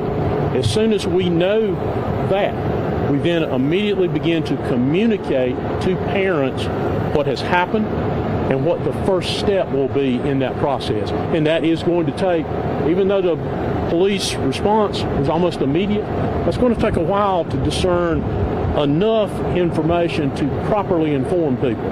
Doesn't do any good to inform them if you don't have good information to give to them, even if the first information is minimal in nature. There are a lot of buses here. Is this going to affect the pickup of other kids throughout the district? It will. Obviously, our first priority is we put between 25 and 40 buses at this location because unlike a regular day, they're transporting every student in that school, not just the bus riders, and every faculty and staff member in that school. So it will delay buses throughout the district likely, and those schools that are affected have been notified. Was there a school resource officer on scene that responded at all to this? Yes, comment on that? Sheriff Lewis. I think I started my statement with the fact that that's exactly who called for emergency assistance. The deputy was there. I can't talk too much right now about kind of what led up to that. But he's the one that notified other officers via the radio, hey, I need emergency assistance. I've heard a gunshot. They locked down the school. Again, can't comment enough about the staff at Tanglewood Middle School. When they isolated those kids, everybody went to where they're supposed to be. We've conducted lockdown drills with the school district in the past several months, and people kind of call and question and complain why we do those things. Unfortunately, we had to use that, and the students and the staff, it worked seamlessly. When we arrived at the school, again, we didn't have to deal with kids running everywhere, and staff, everybody was where they were supposed to be. Our priority was obviously rendering aid to the victim and looking for the suspect. It started right away. Are there any metal detectors at that school? Any other security issues or devices that the school uses to utilize on the? There is some security features in place at the school, but not metal detectors, and we won't go too deep into what each school has. What can you let children and their families know tonight so they can hopefully sleep peacefully and come into school tomorrow and be safe and learn? Again, the suspect's in custody. We can't elaborate a whole lot on that. So there's not a danger to the community at all. Unfortunately, these are two young men that attended school here. We don't really know the specifics of why it occurred and why so many young people resort to violence, especially with firearms. Again, tragic situation, but certainly I would not hesitate if my child went to school here to send them to school here in the morning. Again, everybody was very well prepared at the school. The district's done a great job with that, and you would really have to see that how that worked out to really appreciate it. My hat's off again to the folks at Tanglewood. They did a great job protecting people's kids. Can you tell us where it happened in the school? It was in the front part of the school. Was it in a classroom? Was it in a hallway cafeteria? It was in the front part of the school. Will there be school tomorrow? We haven't made any decision about school for Tanglewood tomorrow. We made that decision later this afternoon, and we'll announce it at the time we make it. Are any of your security policies going to be in review? He asked about metal detectors. Is that something you would consider in the future? Any time, not only when we have an incident in one of our schools, but when incidents occur throughout the country, we immediately, following the incident, when we have a point where we've got enough information to do so, we debrief on what procedures we have or the procedures followed. In this case, it appears that cursory review, seeing how everything came together and as quickly as it came together, the situation that was in place when I got there, appears to me they followed every procedure we have in place. That doesn't mean we won't look at that, see if something could have been done better or if something needs to be changed. And again, we do that even when incidents occur in other places. And we do that as a group. So it would be school level personnel, district administration, district security personnel, law enforcement personnel. We're extremely fortunate in Greenville, have an excellent relationship with all of our law enforcement agencies, but especially the sheriff's office, where there is a unit of the sheriff's office assigned directly to the school district. They will all be involved in debriefing this incident to see what might we learn from it that could cause us to increase or enhance our safety protocols. You said you study these in other places. What's unique about America that brings these a lot more common than other countries?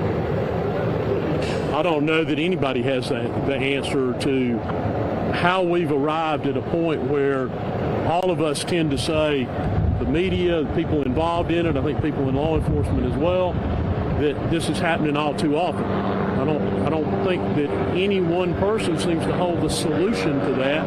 I would imagine if they did, we'd be working on that solution. I think there are an awful lot of factors that may be at play here.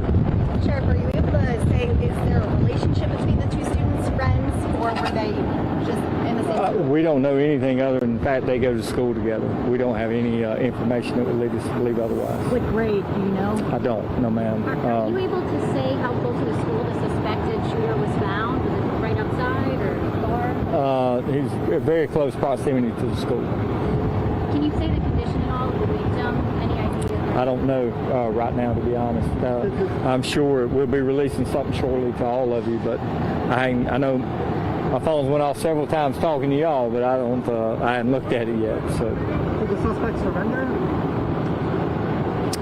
No, deputies found him, located him. I mean, he certainly at that point gave himself up. He was hiding. Again, he's a young man. Probably didn't understand the consequences of what had just occurred and the severity of it, and certainly didn't know the status of the victim. I don't think he knew what to do, honestly, except leave the school, the area where it happened. So he was apprehended. We have not questioned him at all yet. He's a juvenile, so there's some protocol that has to be followed there. And again, like Dr. Royster said, there's a wide search going on inside the school to make sure there's no weapons there. There's still a crime scene there that has to be protected. So it's still a very active investigation. We just wanted to give y'all some information to give to the public. Will you be talking to the parents of the shooter about possibly where he got the gun and how he got the gun into the school? I mean, is there possibilities that the parents could face some charges as well? It's certainly very early to say anything about that because we don't know, but that's certainly part of this investigation. Sheriff, what kind of weapon or what kind of gun is he using? We won't comment on any of that at this time. One more question. Anybody? Thank you. With the school, do y'all have like history statistics of like violence in the area with the school? Is that comparative to other schools around the area? Do y'all have that information? We track incidents by school on a literally a daily basis. We compile a report annually of that, so we have all the information. Obviously, I don't have that with me today. But all those things, South Carolina, there is a reporting requirement for that, so that's reported by every school district to the State Department of Education on an annual basis. So that information is available publicly, literally for every school district in the state of South Carolina. And with with that information, does this school have a higher rate of violence in that terms or no? I couldn't speak to that without having the numbers in front of me. Just to confirm, no one else was injured at all. There's no school resources, other students. No. Any other words for the students or parents, though, who are very shaken up right now? Well, you know, I think one of the most important things is make sure that they give the school the right contact information and very updated contact information. You see how quickly this happened. They're sending out messages to let parents know, and we have people pull up and say, hey, what's going on? I didn't know anything about it. Most of the time, that's your own fault. If my kids go to school and they're in the custody or care of somebody else, I'm going to make sure they got my contact information. So my suggestion is, as a parent or a grandparent or a custodian of a child that goes to school, call and make sure that school has the right information. That way there's no question. They sent out a message very quickly that gave very specific directions on where to go, when to be there, and what we were doing. I know this is a traumatic situation, but there's not a reason for a parent to come to this school because your child's not here. And we want you to go get your child. And they told them, bring identification, make sure we know, who you're coming to get. All those things are being worked out, obviously, at the other location, but you got to have a plan, and if you don't give us the right information, don't give the district the right information, what can we do? All we can do is call the number we have or email the email address we have. And so many people change those things, that's probably going to be some of the issues people run into, and I'd be frustrated too, but it's my fault if I don't give that information up. So the district done a great job of getting the message out very early on. We were inside the school when that was occurring. When Dr. Vorster, we were standing there when that was, all playing out. So hats off to the principal and his staff. Again, our deputy, our SRO at the school, did a tremendous job. I'm telling you, a heroic job, as well as everybody who responded. We didn't know what we had, but they shut this place down very early and went to work, and I couldn't be more humbled, really, to work with such a great group of people in this community. As a follow-up to your question about the trauma, as a part of our response, our emergency response plan, we have an aftercare, what's called an aftercare team, mental health specialists, school counselors, psychologists that are employed by the district, all that are trauma trained. That team would be the team that would respond, say, to school where sometimes we have a child killed in a car accident or something. They would respond to the school. In the case of an incident like this, they're part of the response to the reunification site. So when those students begin arriving there by bus at Brookwood, there will be psychologists, counselors, mental health specialists on site at Brookwood to help them, to be with them, to help them through this, up until their parents come, and even after their parents arrive there if they need the services of that individual. And that's simply part of our emergency response plan. Thank you for your time. Thank you. Thank you. All right, so I'm glad we were able to bring a portion of that here to our viewers watching here with us. Again, this is some visuals from earlier when we first were alerted of this incident at the middle school, again, where one student was shot. Now learning from those officials that we do now know. They do have one person in custody that is also a teenage student. The victim is a teenage student who is said to be in the hospital. The suspect had left the school grounds after the shooting, was found hiding nearby. The whole school was evacuated, and they were going on to say, this was from the district superintendent, that they had messaged the parents about the shooting. They had bus routes for other schools that would most likely also be impacted by this incident, and saying that this is just a terrible, terrible situation. But the response that they saw, the response was incredible. So just again, for our viewers watching here with us, on Live Now from Fox, around 12:30 p.m., Greenville County Schools had reports of shots fired inside the building at Tanglewood Middle School. The school resource officer immediately had responded and notified law enforcement. Multiple law enforcement agencies then responded. One student transported to the hospital. Their condition still unknown at this time. All students then were transported to a church that was nearby where parents were reunited with their students. So they were not able to pick them up at the middle school, but instead met them at the church and had been notified about the incident as well as where to meet up with their students. So again, as you heard, they said that they were really proud of the response that they had here today, but of course they're going to have more work ahead of them to address these incidents that are continuing to happen at schools across our country. We'll keep our eyes on that story. If we do get more information, especially on the condition of that student, of course, we'll be updating all of our viewers watching here with us. I want to let everyone know we're waiting for a Pentagon press briefing that's set to begin here any moment. Also have a State Department briefing. More to come. All on Live Now from Fox when we return after this 2-minute break.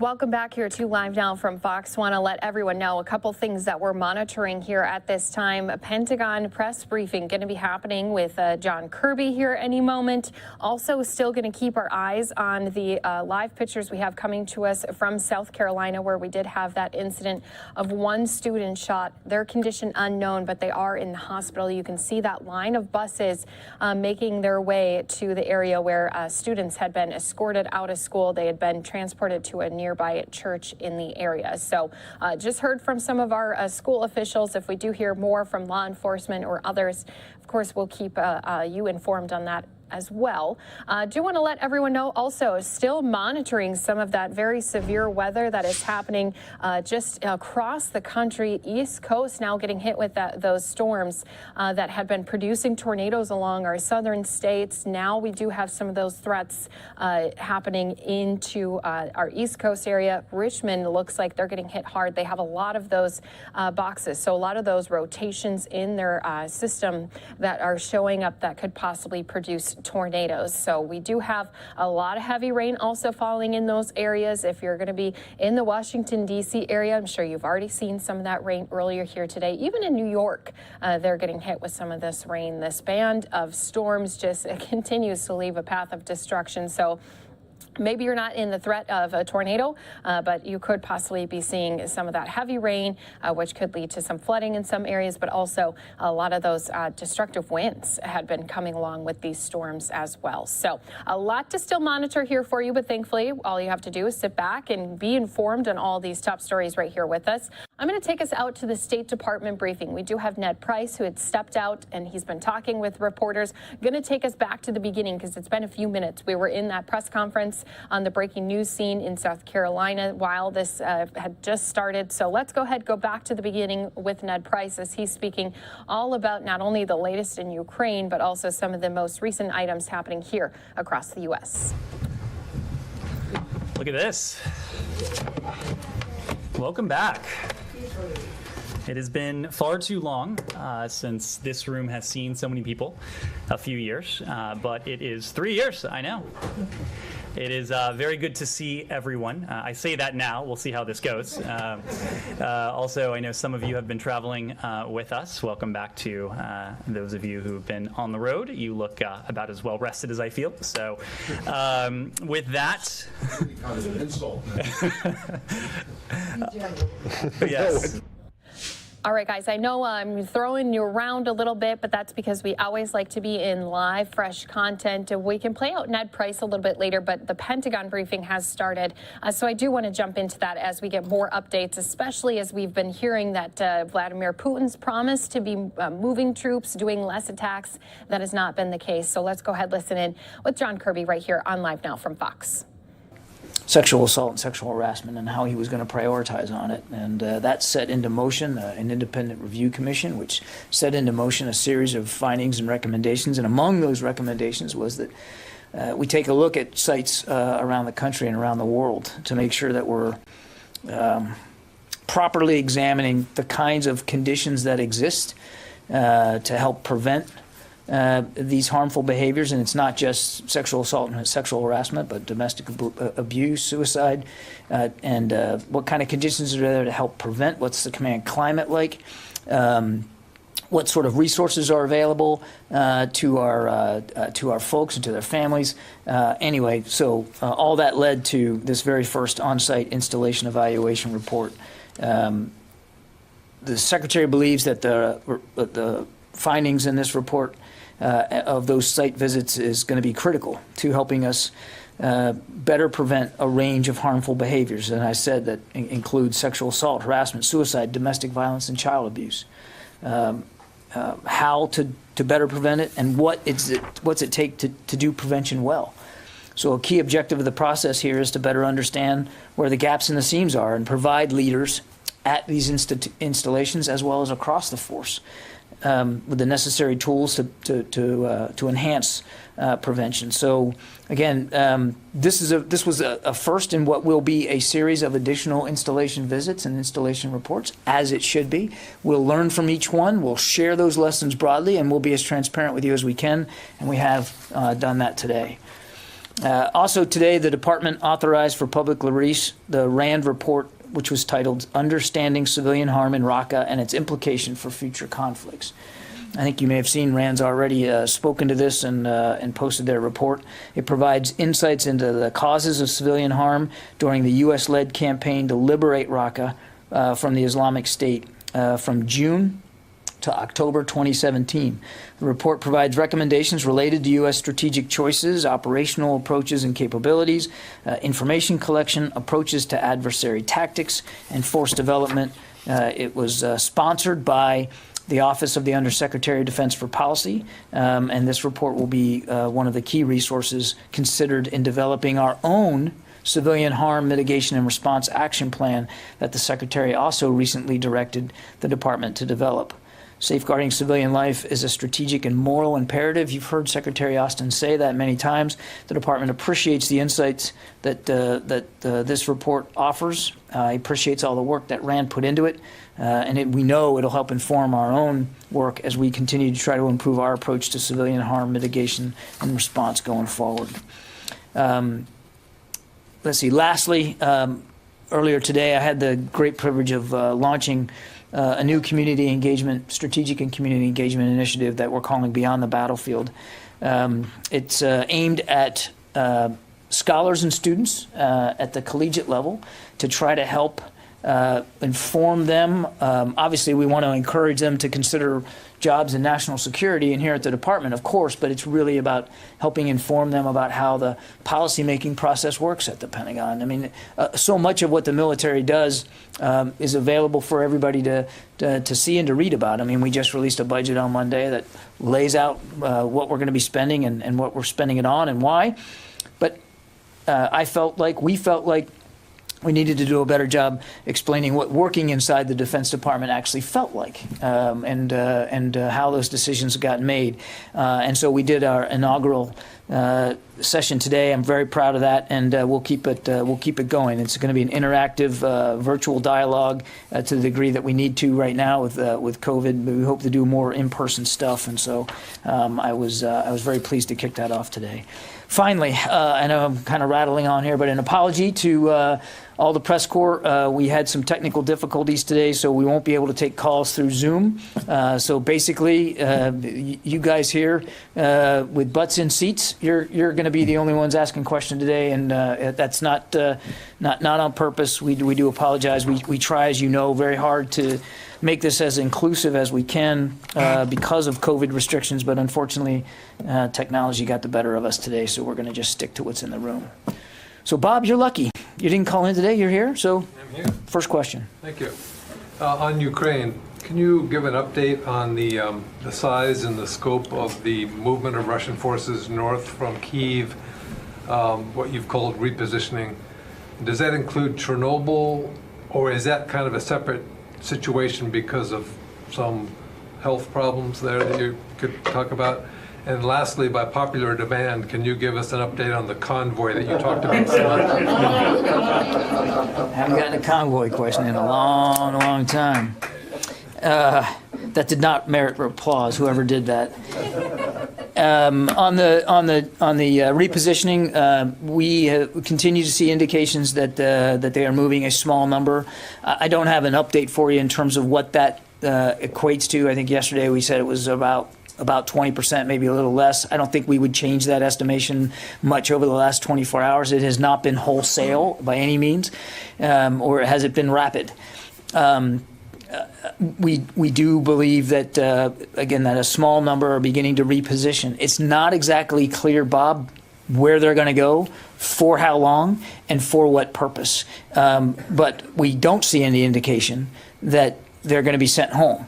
The best assessment we have, and it's an assessment at this early stage, is that they're going to be repositioned probably into Belarus to be refit and resupplied and used elsewhere in Ukraine. Again, where is that elsewhere? We don't exactly know. All I can tell you is what we've said now for several days. It's clear the Russians want to reprioritize their operations in the Donbass area. That could be one destination, but again, too soon to know.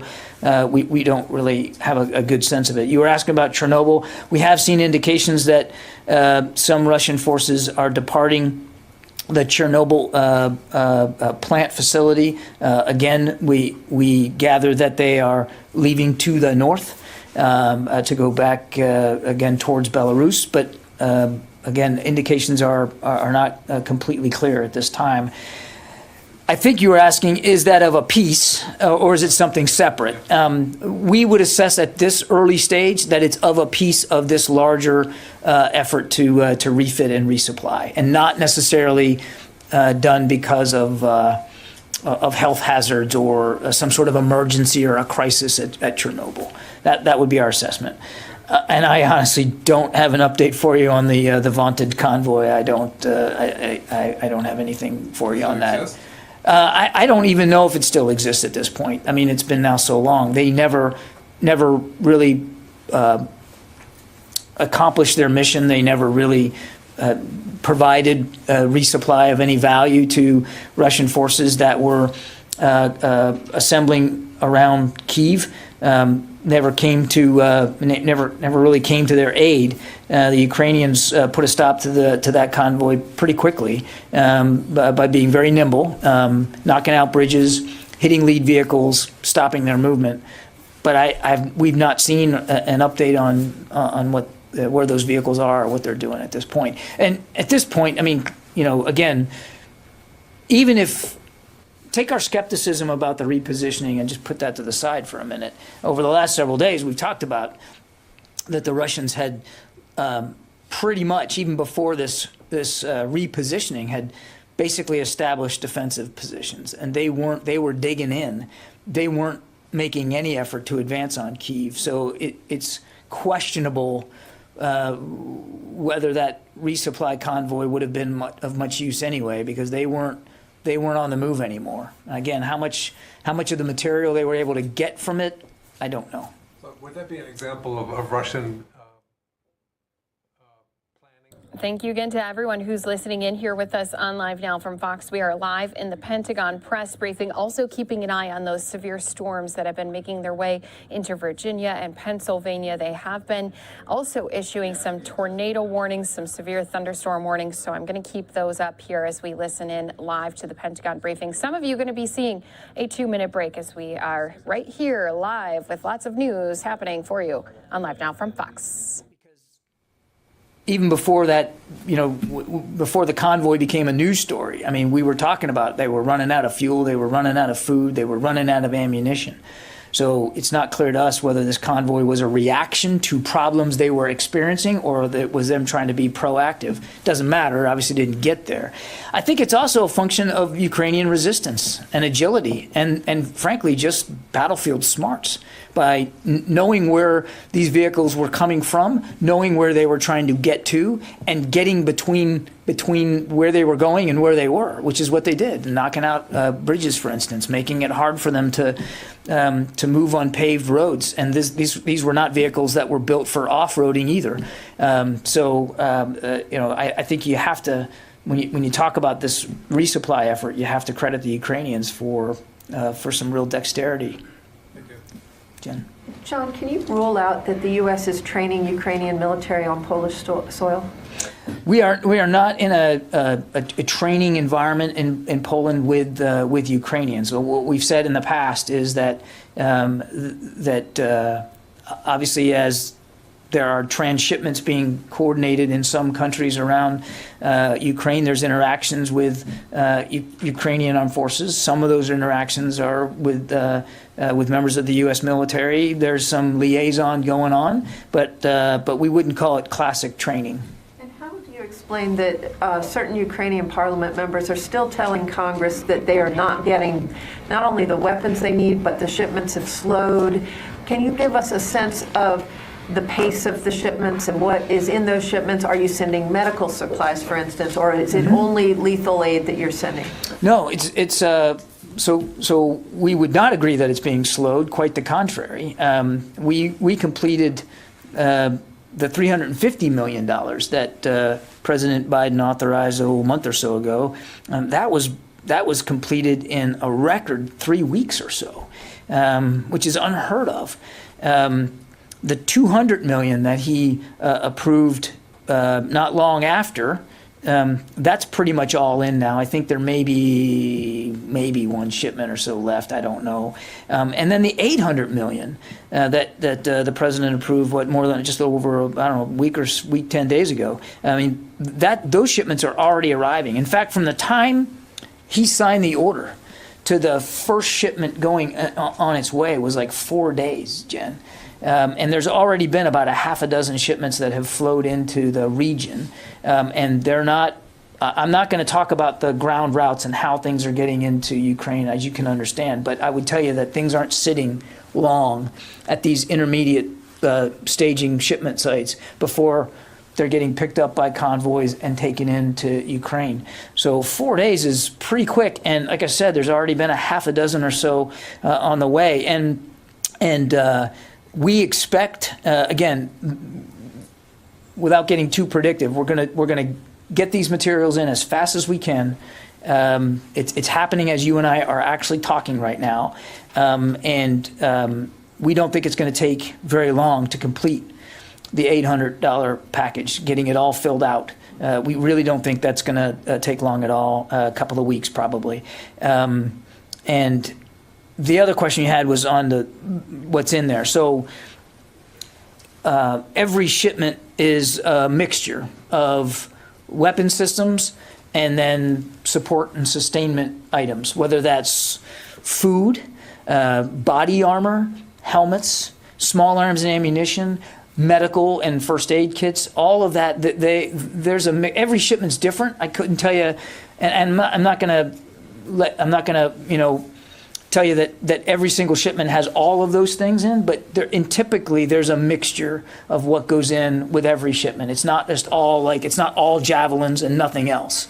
But in these first half a dozen or so, there have been weapon systems, there have been javelins, there have been stingers that have gone in, as well as medical supplies and body armor and small arms and ammunition. So, look, Jen, we appreciate and respect that the Ukrainians want this stuff and they want it like yesterday. We understand that. We know time is not on their side. We don't think it's on our side either, which is why we're working really, really hard. And I've been dealing with security assistance issues since when I had this podium under a previous administration. I've never seen the Department of Defense be able to move with this sense of alacrity and speed as I have in just the last few weeks. And do you have any estimate of how many javelins or stingers have ended up in Russian or Chechen hands?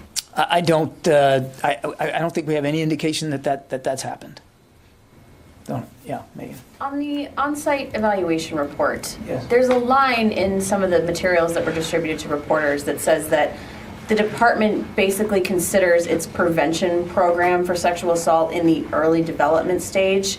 Was that shocking to the secretary or anybody else to learn that 17 years since the SAPR office was first set up, that the prevention infrastructure and understanding in the military is still considered in early development? What I would tell you is this secretary's not comfortable that we haven't done as good a job on prevention as we should have done. And what he really appreciated about this report was how candid it was about how much more work we have to do. I think he would absolutely espouse that line, the fact that we don't have prevention organized and resourced the way it needs to be. Clearly we don't, Megan, because you know for yourself how high the numbers now still are. 20,000 incidents in 2020, I think, was the number. That's just way too high. So one of the reasons we wanted to do this, this was a recommendation by the IRC, and a good one, was to give us a more tactile feel of what it's like. Because you can have the best prevention program at the corporate level here, at the headquarters level, but unless it's being acted on and executed and locally adopted, then it's no better than the paper it's written on. And so clearly we learned a lot from these first 20 sites. I think we're going to learn a lot from the ones that come. But the secretary's not resting on any laurels. He's not happy that we haven't gotten prevention better organized and better resourced, and he's committed to doing that. Tom. Hi, John. Good afternoon. I'd like to follow up Jen's question and have a second question. My second question deals with the RAND report specifically, but more generally, is there a central lessons learned area of the Pentagon? We always hear, after like the Kabul incident and other incidents, that there's a lessons learned done. Is there actually a repository for these lessons learned so somebody can go and read the lessons learned? Well, the way it's typically done is by geographic region or combatant command, or sometimes service specific.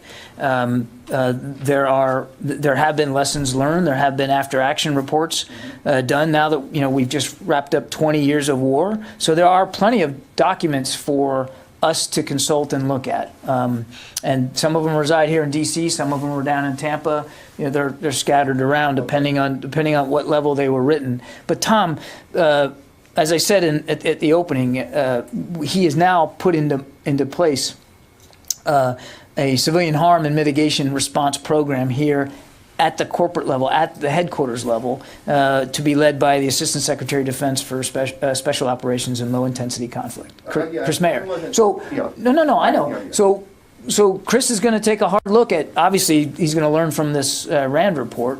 He's already gone through it, but he's leading up a team that's going to come up with a more thoughtful approach to civilian harm and mitigation based on the lessons learned from even just this year's events. Well, I was thinking of that. Yeah, and the successful mission in Syria that we talked about. You told us, how President Biden wanted to make sure there was no civilians harmed, et cetera. That's part of the lessons learned that you indicated from the podium. And that's so when Chris and his team go to do the study, they know where to go to get these quote-unquote lessons learned. He absolutely does. And if it's not something he can get his hands on, believe me, he can get his hands on it. We're gonna be, as the Secretary has directed us to be, as open-minded and as curious as we can be to try to get better at this. We still, no other military works as hard as we do to mitigate civilian harm, and yet we still cause it. And we're going to be nothing but honest about that, and we're going to continue to try to learn from past issues. To follow up on Jen's question about the training, she asked you to specifically rule it out, and you said earlier this week it's not training in the classic sense that what people would think. This is you speaking from the podium when we were asking about the possible training of Ukrainians by U.S. forces. And you also referred to this word liaison, which I found is an interesting word to use. The classic definitions of liaison are communications between people, or in a culinary sense, thickening of a product, which I don't think you're referring to. So could you drill down a little bit on, is there no outright training, and what do you mean in training in the classical sense that people think? Is there something else going on people wouldn't think about? No, I mean, I don't know that I can improve upon my answer to Jen. We are having interactions on occasion with Ukrainian troops that momentarily temporarily have to come into Poland for the purpose of transshipment of this security assistance, and there's some liaison going on there. But it's not, as I said to her, it's not, and to you, it's not classic training in the sense that that I think you and I think about it. But these liaisons are happening, and they're happening at a fairly frequent level. I would remind, and I know why the question's coming up, but I mean we did have a training mission in Ukraine that we had to suspend because of the invasion. We had Florida National Guard troops that were there not far from Lviv that were doing training, and we would love nothing better than to get back to that, but clearly that's not an option right now. You didn't ask this, but I'm going to take the opportunity anyway. That as we talk about security assistance, and we're doing a lot, and we're doing a lot faster, and I understand the focus and the interest in the actual items being sent and being used. I totally get that, but I just hope we don't forget that it's not just the stuff that matters, it's their ability to use this stuff. And that didn't happen by accident. 8 years of training of Ukrainian armed forces has made an enormous difference in their battlefield competency, in their capability. And that wasn't just the United States. UK, the Canadians, and other allies were also involved in that. So that when these things are arriving, they're able to get into the hands of Ukrainian armed forces, and they're able to use them in fairly short order. Again, that's not an accident. That prowess, that agility that we were talking about earlier, that very much was by design because of 8 years of very quality training that they've received. Those statements that you just made there is probably what fuels the idea that there's some training going on, only because some of these weapons and supplies are relatively new to the Ukrainians. And your testimony up there, as you would say, 8 years of training by the United States and other countries gives them this prowess, gives them the ability to stun the Russians. Yet on newer weapons they may not be so familiar with. How could they achieve that same? I'm just saying that suggests the fact that somewhere along the line I can't improve upon my answer. There's no training right now in the classic sense. Okay. Thank you, John. With everything that you mentioned about the Russian troops movement around Kyiv, did the department detect any de-escalation on the side of the Russian troops and around Kyiv, but in Ukraine in general? And then, if I may, wait, before you go on, what do you mean by de-escalation? what they said, there's going to be some de-escalation and the operations and... What they call de-escalation, I call repositioning. That they had already been in a defensive posture before they began to reposition. As far as we can tell, the forces that remain around Kyiv are still largely in defensive positions. But in terms of military operations, targeting the city itself? Well, clearly they are from the air. I mean, the Kyiv is still a central focus of their airstrikes. And you credited the Ukrainian forces with their agility and stopping not only that convoy, but basically it seems like they were able to thwart this Russian offensive to take Kyiv.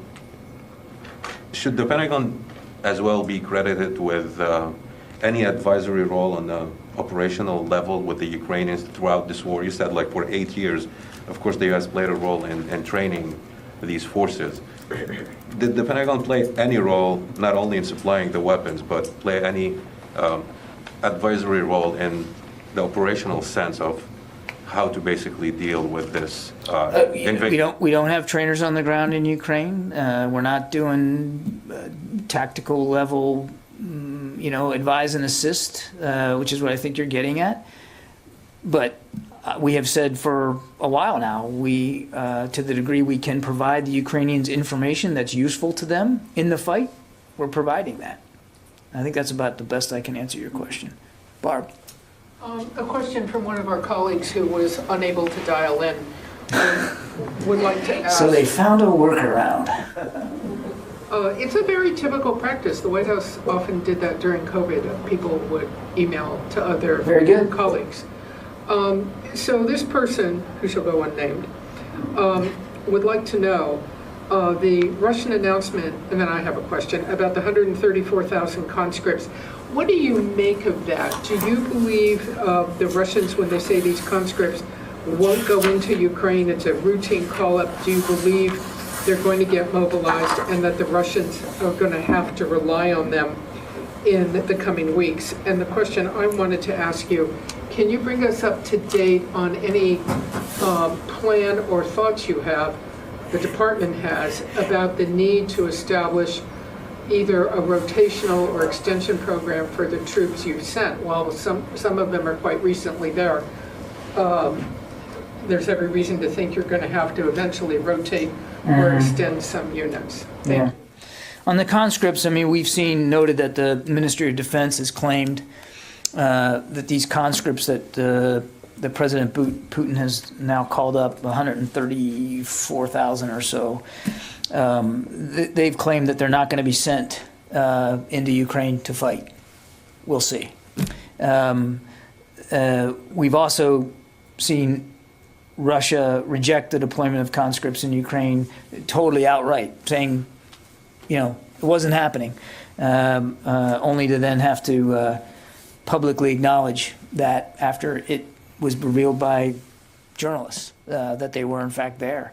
So I don't think you can take anything from the Ministry of Defense at face value. So we'll see. We know that, and we've talked about this before, Barb, that in those early days, it was a significant amount of their forces were conscripts. And we have indications that many of them were simply lied to about what they were doing. Some of them thought they were going on a training exercise. Weren't told that they were actually going into combat, into war. And of course, that sense of disillusionment and their lack of proper training and preparation led to some disastrous consequences for some of these early Russian units. So again, we'll see. We'll see where this goes. We'll watch. We'll try to do the best we can to verify. We're not going to take it face value. And on the extension or extensions or rotations, I think the Secretary wants to keep his options open, Barb. The additional deployments that we've sent now, somewhere on the order of just under 20,000 or so troops to Europe. These are on temporary orders. We'll take each one as it comes, and the Secretary will decide whether that capability needs to stay, yes or no, and then if it does, Does it need to be that unit, or do we need to rotate that unit out? Thus far, nobody has been rotated out. Everybody that the Secretary has ordered in is going to stay in. And we've talked about the 82nd Airborne, for instance, and some of their enablers. They are still there, and the Secretary's made no decisions about their departure. The Carrier Strike Group, Harry S. Truman, is still in the Mediterranean and will stay in the Mediterranean until the Secretary decides that it's time for the ship to rotate out. Now, with a Carrier Strike Group, obviously you've got refit and refuel and maintenance that has to go on the back end of a deployment. So we'll factor that all in there. But I think what we're trying to be careful of is sort of our hard ending dates on these temporary deployments, because we want to be able to monitor the situation on the ground and make the best and most flexible decisions in real time. Okay, I'm sorry, I don't get it. Because, I mean, are you just saying you're going to, I know you're not exactly saying you're just going to bust deployment regularly. No. We're going to, are you open to rotations? Of course, absolutely. The Secretary is leaving his options open. And look, Barb, I mean, nobody knows how long the need's going to be there, the acute need for these deterrence and defense capabilities, because we don't know how long this war in Ukraine is going to last. So I think it follows just normal reason that at some point, if the length of time gets to a point where commanders on the ground recommend that they swap these units out, the Secretary will certainly be open to that. And it may be like you remove a capability because it's not only time to send that capability back, but maybe you just don't need it as much anymore. And maybe what goes forward is something completely different, or maybe nothing at all. I mean, I think it's going to be very flexible, and we'll be as open with you as we can about what's going in. But you've noticed, I'm sure, that we're not giving you hard end dates because we're watching this in real time. It is about making sure that we are properly postured on the eastern flank of the alliance. And again, that's a put and take that the Secretary is looking at literally every day. Can you say, besides the Carrier Strike Group you just mentioned, can you say who else is, and I believe Army Combat Brigade, can you say what other units are being extended? I don't have any other ones to speak to at this time. Those are the big muscle movements that we know are staying in place for right now. But I mean, as you know, Barb, we have lots of small units, enablers, and I don't have visibility on all of those. Is the 82nd being extended? They're not going anywhere anytime in the immediate future. I'd just put it that way. Sylvie. To follow up on Barbara's question. Which one? About the length. She asked a lot of them. About the length. They weren't all mine. Of the conflict. So I understand that the fact that the Russians refocus on Donbass may extend the conflict, because they will have to move and to go into a very contested region. So how long do you think it could last? Months, years? Hard to say. It really is. The Ukrainians are fighting very, very well, and the Russians are not. It would be foolish to try to predict exactly how long this could go. Clearly, if in fact they're going to prioritize the Donbass region, if what they say they're going to do, they actually do, an area that they have now fought over for 8 years, an area where there are many Ukrainian armed forces who are also very active, this could drag on for a while. It might not just be a matter of days and weeks. It could be much longer than that. But Sylvie, that's difficult to know. It's really difficult to know. Louis. You said that the Secretary is keeping his options open about the presence Yeah. of troops, but has he actually extended the carrier and the combat brigade and the 82nd, because you said that they're not going at home anymore? Has he? He reviews the posture literally every day, and he has decided that he's going to keep the 82nd there for a while longer, and he has decided that the Harry S. Truman and her strike group will stay in the Med for a while longer. But the Armored Combat Brigade, they're going. Right now, those are the two big muscle movements, and the enablers that went with the 82nd also. They're also staying, as you might imagine.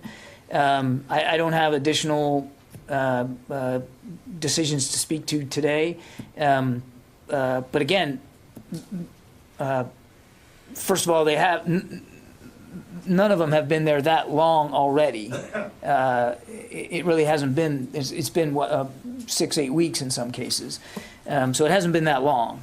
But again, he's going to keep his options open, make decisions in consultations with the chairman and General Walters to make sure that the deterrence and defense posture that we're trying to make sure is in place on the eastern flank of NATO is preserved, and that it's transparent.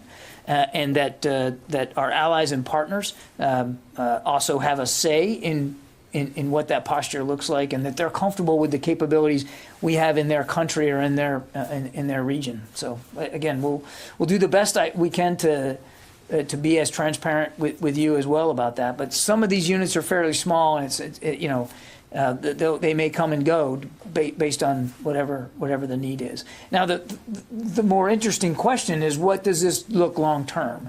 And so at the right time, we'll sit down and we'll have those kinds of consultations with allies and partners too about what's the proper European posture here. Because clearly, no matter how this war ends, no matter when it ends, the security environment in Europe is going to be different.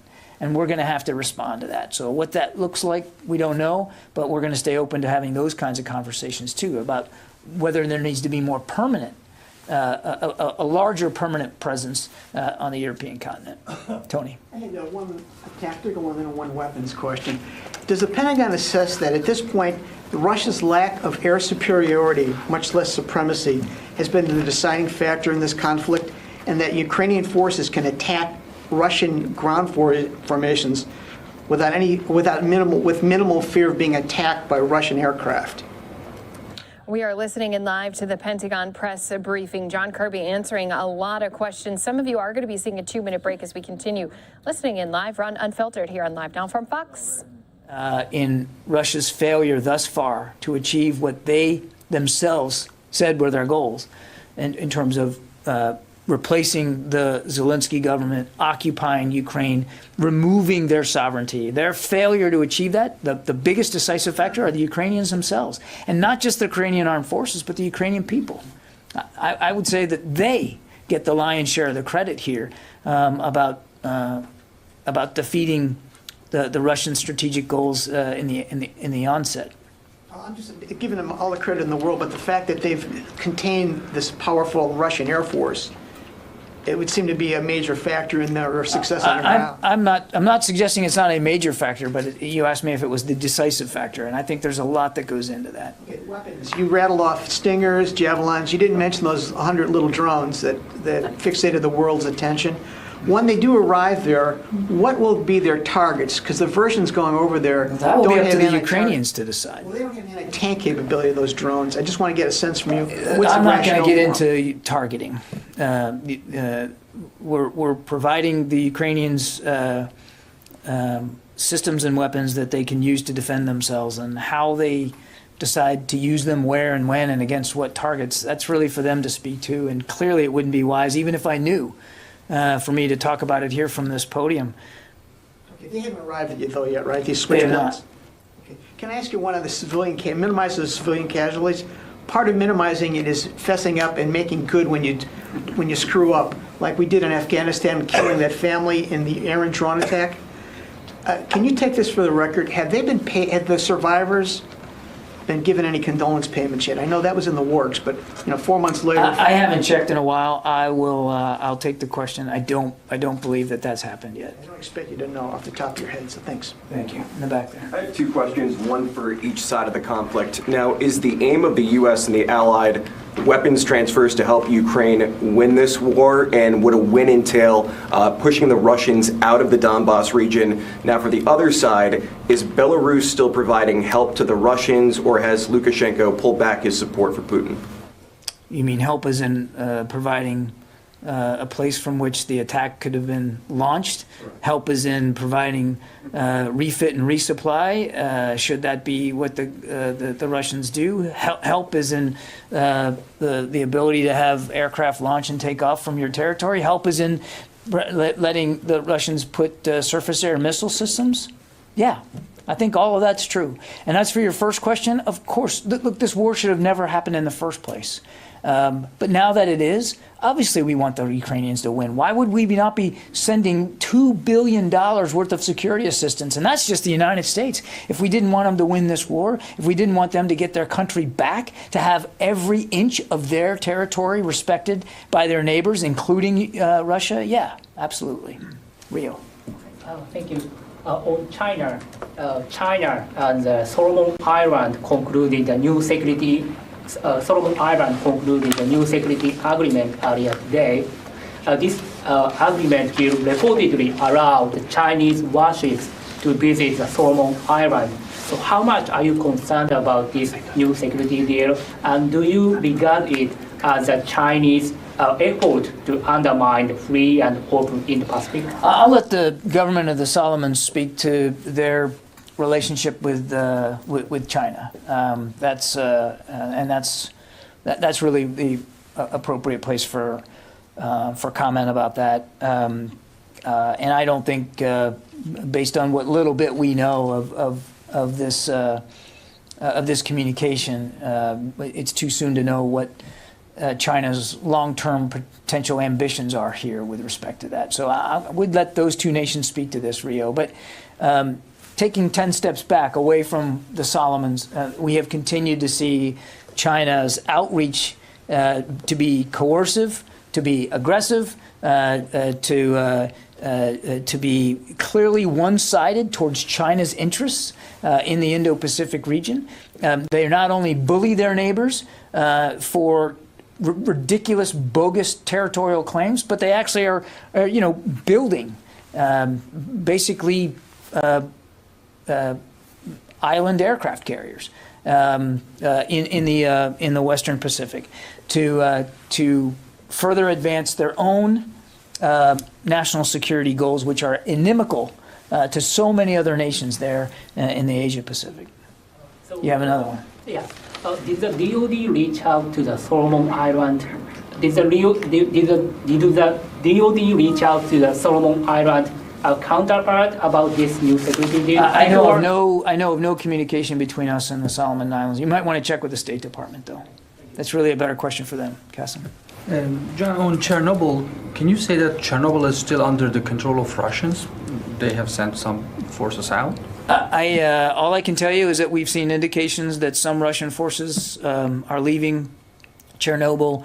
Who has custody of it right now? I don't think we're able to say definitively. And also on a nuclear posture of Russians, do you have any indication that they changed nuclear posture, or have they conveyed to you anything with respect to that? They're not conveying anything to us about their nuclear posture, Kasim. I would just say that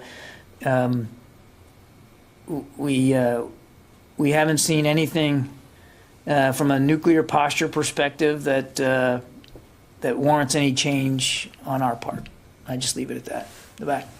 I have two questions. And my first question is about President Biden's announcement to release more oil reserve to reduce pressure on gas price. And I would like to know the strategic implication of this decision. So does the U.S. military have a separate oil reserve to make sure that this decision doesn't have any negative impact on U.S. military readiness in case of large unexpected contingencies?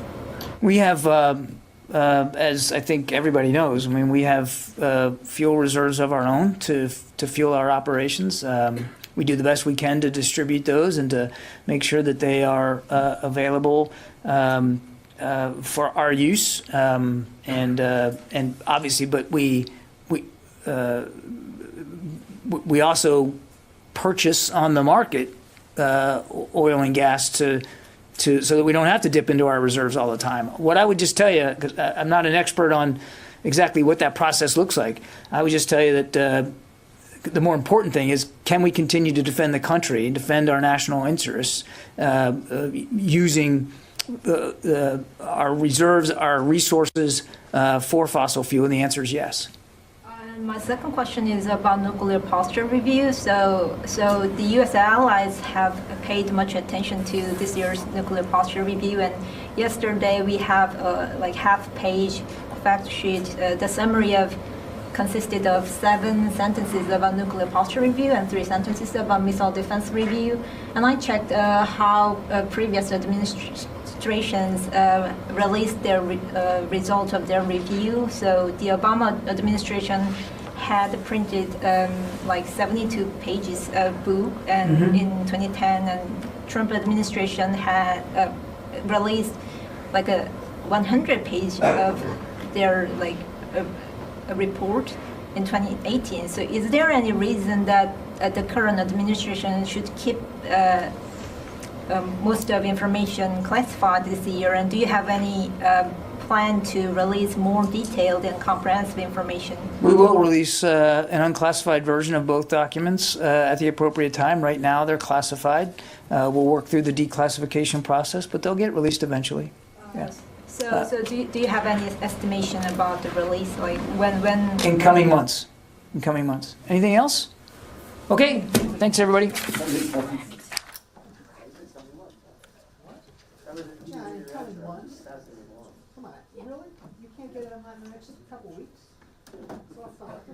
I'll pass on your All right, so here we are, Pentagon press briefing wrapping up, still keeping our eye on that active weather that has been popping up, severe storms now along our East Coast. Ahead of this, today we had them going all across the South, leaving a path of some damage behind as well. And now more threats still continuing to happen. Now we have had some warnings for people in Pennsylvania, also around that D.C. area. You can see a lot of lightning even striking from these storms that are continuing to produce some severe weather. So we're going to keep our eyes on this. Plus, we do have still a White House press briefing and a State Department press briefing. And after President Biden's announcement on release of those reserve barrels, we're going to be speaking with an industry expert about what does that actually mean when it comes to the price at the pump. So a lot more to come right here on Live Now from Fox after we come back from this 2-minute break.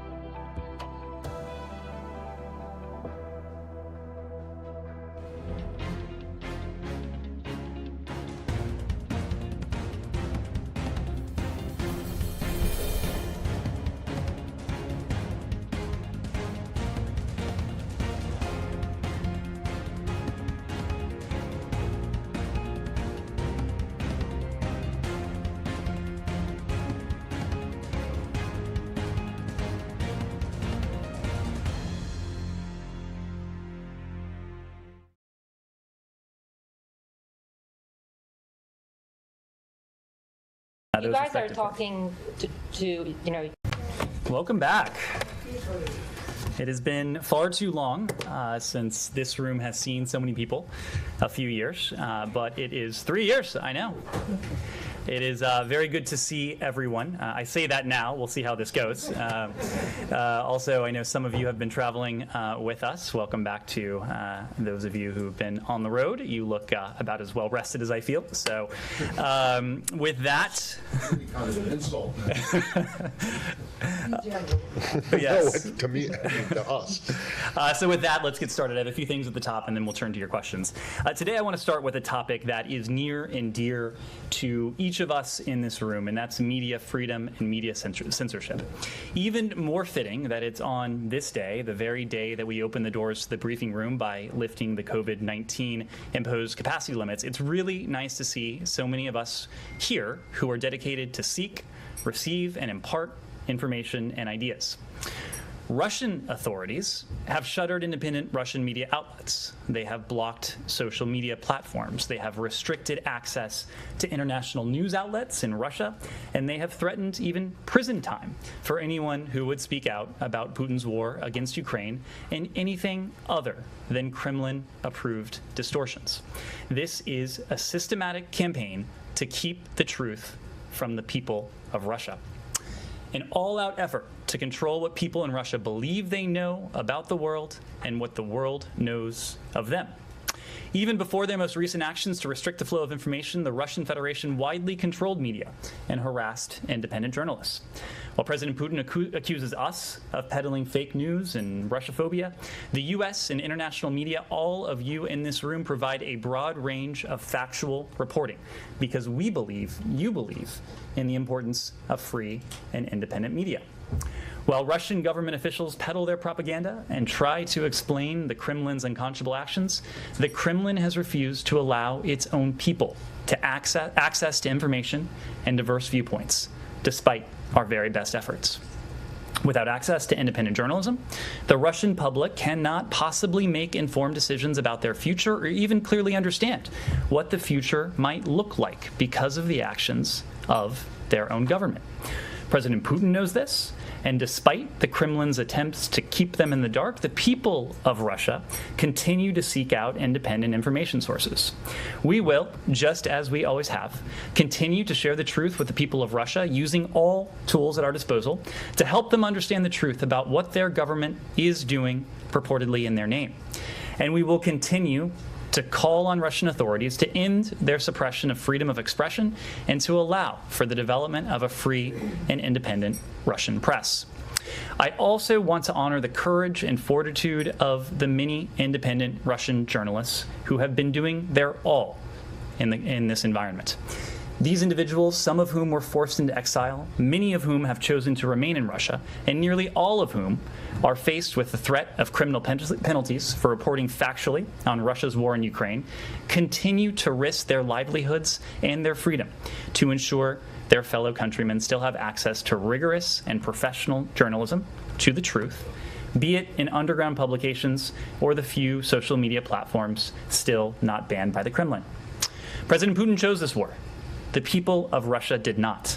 They have a right to know about the death, the suffering, the destruction being inflicted by their government and military on the people of Ukraine and the Russian people themselves. They have a right to know about the human costs of this senseless war to their children, to their cousins, their brothers, conscripted to die on Ukraine's soil. And they have a right to know how Putin's brutal, unprovoked and unjustified war has been a strategic blunder that has drawn condemnation from virtually every corner of the globe and left the Russian Federation increasingly isolated. We call on President Putin, his government, and the Russian Federation's military to honor Russia's international obligations and commitments, end its attacks against the people of Ukraine, withdraw Russia's troops from Ukrainian territory, and respect the human rights and fundamental freedoms of its own people. One last note. You've heard me say many times that we have no higher priority than the safety and security of U.S. citizens overseas. We take seriously our responsibility to inform U.S. citizens about developments that may impact their safety and security when they are traveling or residing outside of the United States. In recent weeks, as you've heard, we have seen reports that Russian security officials have singled out and detained U.S. citizens in Ukraine and in Russia itself. We have also heard President Putin denigrate equality, free speech, and human rights for all. For these reasons, we are warning U.S. citizens that the Russian government security officials in both Russia and in Ukraine may be singling out U.S. citizens based on their nationality. Our updated travel advisories now reflect that information. We reiterate that all U.S. citizens in Russia and Ukraine should depart immediately. Next, the United States is deeply concerned by the Tunisian president's decision to unilaterally dissolve the parliament and by reports that Tunisian authorities are considering legal measures against members of the parliament. We have consistently communicated to Tunisian officials that any political reform process should be transparent and inclusive and undertaken in coordination with a range of political parties, labor unions, and civil society. A swift return to constitutional government, including an elected parliament, is critical to democratic governance and will ensure widespread and lasting support for needed reforms to help Tunisia's economy rebound. And finally, on Transgender Day of Visibility today, the United States affirms that transgender rights are human rights. We celebrate the achievements and resilience of transgender, non-binary, gender-conforming persons around the world. We recognize their bravery and their hard-fought work for equality, inclusion, and the full recognition of their human rights. We celebrate the diverse expressions of gender and full diversity of gender identities around the world. We also want to highlight, as the Secretary announced in a statement earlier today, the historic milestone the Department has reached in its work to better serve all U.S. citizens regardless of their gender identity. Starting on April 11th, U.S. citizens will be able to select an X as their gender marker on their U.S. passport application, and the option will become available for other forms of documentation next year. The Department is setting a precedent as the first federal government agency to offer the X gender marker on an identity document. Information on how to apply for a passport with this new option can be found at travel.state.gov/gender. Today and every day, we reaffirm our commitment to promoting and protecting the freedom, the dignity, the equality of all persons, including transgender, non-binary, and gender non-conforming persons around the world. So with that, happy to take your questions. Thanks, Ned, and welcome back to you, too. Just a technical thing. When you, on the last, your last announcement there, when you say the other forms of documentation, it will be available next year. What are you talking about? So right now we're talking about new passport books. Of course, there are passport cards. There are other. Talking about visas. Will foreigners be able to use this X if they're applying for a U.S. visa? So not at the moment. Right now we are focused on U.S. Identity documents, including in the first instance passport books. But over the course of the next year, we'll be updating our systems to allow for other form of U.S. identity documents. Okay, so but only for Americans right now. At this moment. Does not apply to foreigners seeking entry. It does not at the moment. Going to Russia. Yesterday, officials here, both on background and on the record, talked about how the intelligence suggested to them that President Putin was being misled by his top advisors, not getting a full picture of what was going on in Ukraine. Today, following up on that, the president, in comments he made just a little while ago, said that there were indications that some of Putin's top advisors had been either detained or put under house arrest. I'm wondering if you can expand at all on that. Who is he talking about? And while I think it's doubtful that you'll get into the reasons, the information that you have as to why he would say, the president would say that, more broadly, do you think you have good visibility into what's going on behind the walls of the Kremlin? Because the Kremlin spokesman, I suppose predictably, said you don't have a clue. Well, Matt, I think I'll start with that final question, and I will somewhat reluctantly harken back to an exchange you and I had several weeks ago when we laid out, and Secretary Blinken later laid out before the UN Security Council, what we expected the Russian Federation to undertake in advance of what we were concerned were imminent plans for a Russian invasion. We talked about provocations. We talked about false flags. We talked about potential efforts on the part of the Russian government to induce a provocation that they would then point to as a pretext for invasion. We talked about dramatic meetings of the Security Council in Russia. We talked about the Russian Federation's efforts with the so-called People's Republics in Donetsk and Luhansk. There was some skepticism expressed at the time. I think that history has shown that the playbook we laid out, and I say this with a degree of lamentation because we wish it weren't the case, the playbook we laid out did in fact come to fruition. So anyone who doubts the level of information, the ability that we have to garner insight into what is going on inside Russia, and even within the various policymaking apparatuses, need look no further than what we said publicly and what has since transpired. When it comes to the reports that we've seen, we have seen reports that various Russian officials have been sidelined, are estranged, have been essentially put on ice, or, as the president alluded to, have even been placed under house arrest. Now, again, we're not going to go into the details of that or the rationale for that, but it would be quite consistent with what you have heard us say over the past 24 hours or so. We have reason to believe that President Putin does feel misled. President Putin, if you look at the track record over the course of the past 5 or so weeks, clearly made several miscalculations. He miscalculated that his forces would be able to enter Ukraine without facing stiff resistance from the Ukrainian people. He miscalculated if he thought, as we believe he did, that his forces would be able to take major urban centers like Kyiv within a matter of 48 or 72 hours.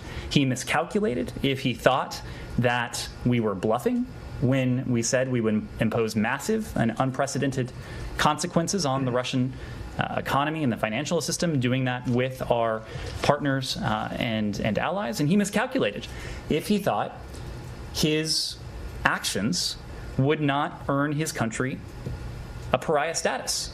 All of those things have come to fruition. Now, it is true that we believe President Putin feels misled at this very moment. I think there is good reason to believe he may feel misled even prior to the invasion. Why else would he undertake an invasion that was quite clear would precipitate a whole series of consequences that we laid out in advance? He clearly miscalculated if he thought his forces would be able to achieve a quick tactical victory. So there is good reason to believe that President Putin hasn't been garnering the best information. This is not, in some ways, a situation that is unique to Russia. This is what Secretary Blinken likes to say is the Achilles heel of autocracies around the world. Autocrats like President Putin tend to instill fear, intimidation in those around them. They may not, as a result, hear the unvarnished truth, the unvarnished assessments that their advisors may otherwise share. Then let me just play one thing. The exchange that you refer to that you and I had was about one specific piece of your analysis, which in fact has not come to pass, and it may very well still, but that specific piece that we had that exchange about, that hasn't happened. But anyway, regardless of that, you talk about, we have seen reports about people being arrested and silent. Public reports? These are public reports. These are the same reports that some of you have asked me about before. But presumably there is more to it than that for the president to come out and say, we have indications that some people have been sidelined or detained or put under house arrest. Right now we're speaking to public reports that many of you have asked me about before. So there is no other underlying intel? I am just not speaking to intelligence in this case, if we're in a position to I have one more, it's super brief. And we do need to move around the room a little bit more now that we have a full house. Let me just ask you, one top advisor, or allegedly a top advisor to President Putin, who has not been detained or has not disappeared or not been put under house arrest, is the Foreign Minister Lavrov. He was in India, he was in China yesterday, he's in India today doing very public things. And I'm wondering, as it relates to his visit to India and the Secretary's call to the Indian Foreign Secretary just yesterday ahead of that visit, if you guys have any specific concerns about what the Indians might be doing as it relates to Russia. different countries are going to have their own relationship with the Russian Federation. It's a fact of history, it's a fact of geography. That is not something that we are seeking to change. What we are seeking to do, whether it is in the context of India or other partners and allies around the world, is to do all we can to see to it that the international community is speaking in unison, speaking loudly against this unjustified, unprovoked, premeditated aggression, calling for an end to the violence, using the leverage that countries, including India, have to those ends. There are countries that, by dint of their longstanding relationships with the Russian Federation, are going to have, in some ways, even more leverage than countries closer to us will. And that is all well and good. We understand that. What we are asking for, what we are calling for, is that all countries use the leverage that they have to make sure that that message is coming across to Vladimir Putin loud and clear. Andrea. I'll come. On the intelligence, I'm sorry, very quickly. Now, you're saying that is intelligence or that just speculative reports? Because if it's intelligence... Sorry, which element, Saeed? On the, the fact that Putin is not getting the proper picture. If it's a human intelligence, you guys would be compromising whoever providing that human intelligence is. And if it's speculative, it remains... It is. I can tell you this, Saeed, it is not speculative. As you know, since this military buildup, what was initially a military buildup, began last November, we have consistently declassified information. Secretary Blinken first started speaking about this publicly last November, I believe in the first instance standing next to his counterpart from Ukraine, Foreign Minister Kuleba, on the 8th floor of this building. Since then, we have consistently declassified information. Believe me when I tell you, it would make my job much easier if I could tell you precisely how we know things, when we came into possession of these things, precisely the sourcing behind it. Obviously, we can't do that. Every time we declassify information, we do so with an eye to protecting sources and methods. So when you hear something from us that is predicated on intelligence information, it is going to be a very distilled down version of what we have. Andrea. Let me ask you about the President's decision today on the Strategic Petroleum Reserve, which is in response to what the White House is calling the Putin price hike. And you've just come back from a trip where there seemed to be very positive relations with the Emiratis and the Secretary. Yet, in the last few days, OPEC, including the Saudis and the Emiratis, has refused to kick Russia out of OPEC Plus, the larger group, have refused to increase production, have refused to condemn anything that Russia has done. So I'm wondering why we are not putting more pressure on the Saudis and the Emiratis, and why the cozy appearances between the Secretary and the Emirati Prince in the last few days. So there's a lot there in that question. Let me start by saying that we do have an interest in a steady global supply of energy. There have been a number of conversations, not only on the part of Secretary Blinken, but others in this building, including Amos Hochstein and counterparts throughout the world, and counterparts throughout the U.S. government around the world, with countries and companies. We have spoken publicly of some of those conversations. We haven't spoken publicly of all of them, but we do, of course, maintain an interest in a steady global supply of energy. The President's announcement today was part and parcel of that. The release over the next 6 months of an average of 1 million barrels a day from our strategic petroleum reserves is key to that. But there are also longer-term steps that we are engaged in right now, both with ourselves and with our partners and allies around the world.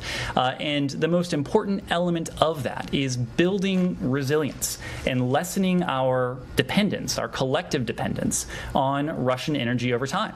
As you know, Andrea, it was just a couple weeks ago now that in the wake of the President's visit to Brussels, there was created a U.S.-EU energy task force.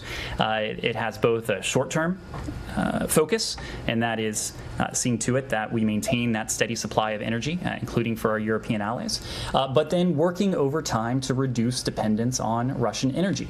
it is much easier for us to do as a country than it is for many of our partners and allies around the world.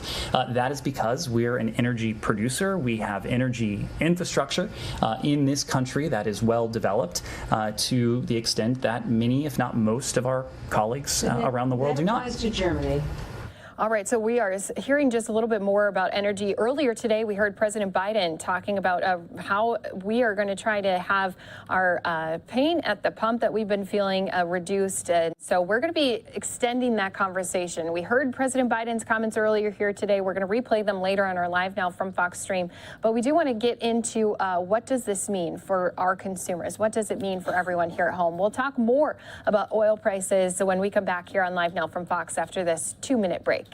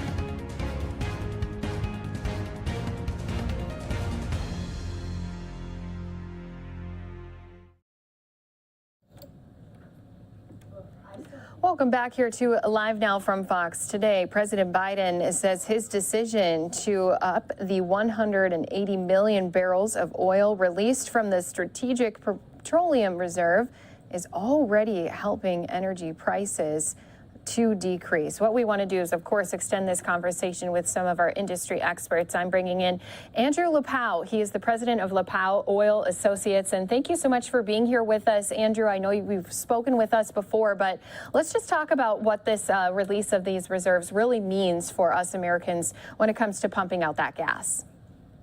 Well, first of all, the release of 180 million barrels does add to the supply of oil in the near term, and the market has reacted accordingly by falling about $7 a barrel. This means that the consumers can expect that those reductions are going to be passed through to the retail gas pump. I think that gasoline prices will decline 10 cents a gallon over the next couple of weeks in reaction to this release. I'm glad to hear you say that, Andrew, because I know a lot of people have been struggling to rebudget themselves, especially when we've had to fill up with gas, continue to get ourselves to work each and every single day. Today, President Biden touched on, too, what he wants to do to these oil companies. And I talked to you about this ahead of time of our interview, but he wants to put fees on those companies who are sitting on land but not producing oil. Can you extend a little bit more information into what does this actually mean? Well, if we look back, one reason that oil companies have been sitting on all this land is because during the pandemic in 2020 and into 2021, oil prices were so low that investment in the oil patch nearly dried up. So it was simply uneconomical to drill for oil then. It hasn't been till recently that oil prices moved to $92 a barrel, and that was on February 23rd, the day before Russia invaded the Ukraine. The oil industry, of course, is plagued by the same supply chain issues that we're seeing throughout the U.S. They need more drilling pipe, frac sand. They need truck drivers to bring this equipment to and from the individual well sites. So while people expect and think that drilling and production of oil can happen overnight like Federal Express, it's more like slow and steady, more like the stagecoach. But we do expect that oil production will continue to rise in this country throughout this year and hit a record next year in 2023. So when you were talking to me before too, you said some of these fees are not going to really put a cost to the companies, but instead put a cost to the consumers. Can you explain what you meant by that? Ultimately, the more expensive it is to drill a well and get that oil out of the ground requires higher oil prices. So if you're adding additional fees to the cost of drilling those wells, it translates into even higher oil prices before drilling becomes profitable, which ultimately means that the consumer is going to pay for it in terms of higher gasoline and diesel prices. And when we were hearing President Biden earlier here today make his announcement talking about ways that they're trying to help Americans with these transportation costs, one thing that they kept reiterating is that this has been a problem ever since the Ukraine war happened, ever since Putin decided to send his Russian troops into Ukraine. What are your thoughts on the timing of that? Because to me, we've seen these prices rising, not just in this past month, but in this past year also. Well, we should really separate this into the pre-Russian invasion of Ukraine and then what's happened since. And it's certainly true that oil prices had been rising prior to February because economies around the world were reopening. The demand for oil was increasing at the same time that supply was lagging. And in fact, we've seen from OPEC Plus during the pandemic them cutting back production significantly and slowly restoring their production quotas. But even OPEC Plus has been unable to increase their production as much as they like. And as a result, world oil inventories have been falling. The prices have been rising. Now, if we look at what's happened after Russia invaded the Ukraine, sanctions have been imposed on many different entities in Russia. The oil refiners have imposed a de facto ban on the purchases of Russian oil and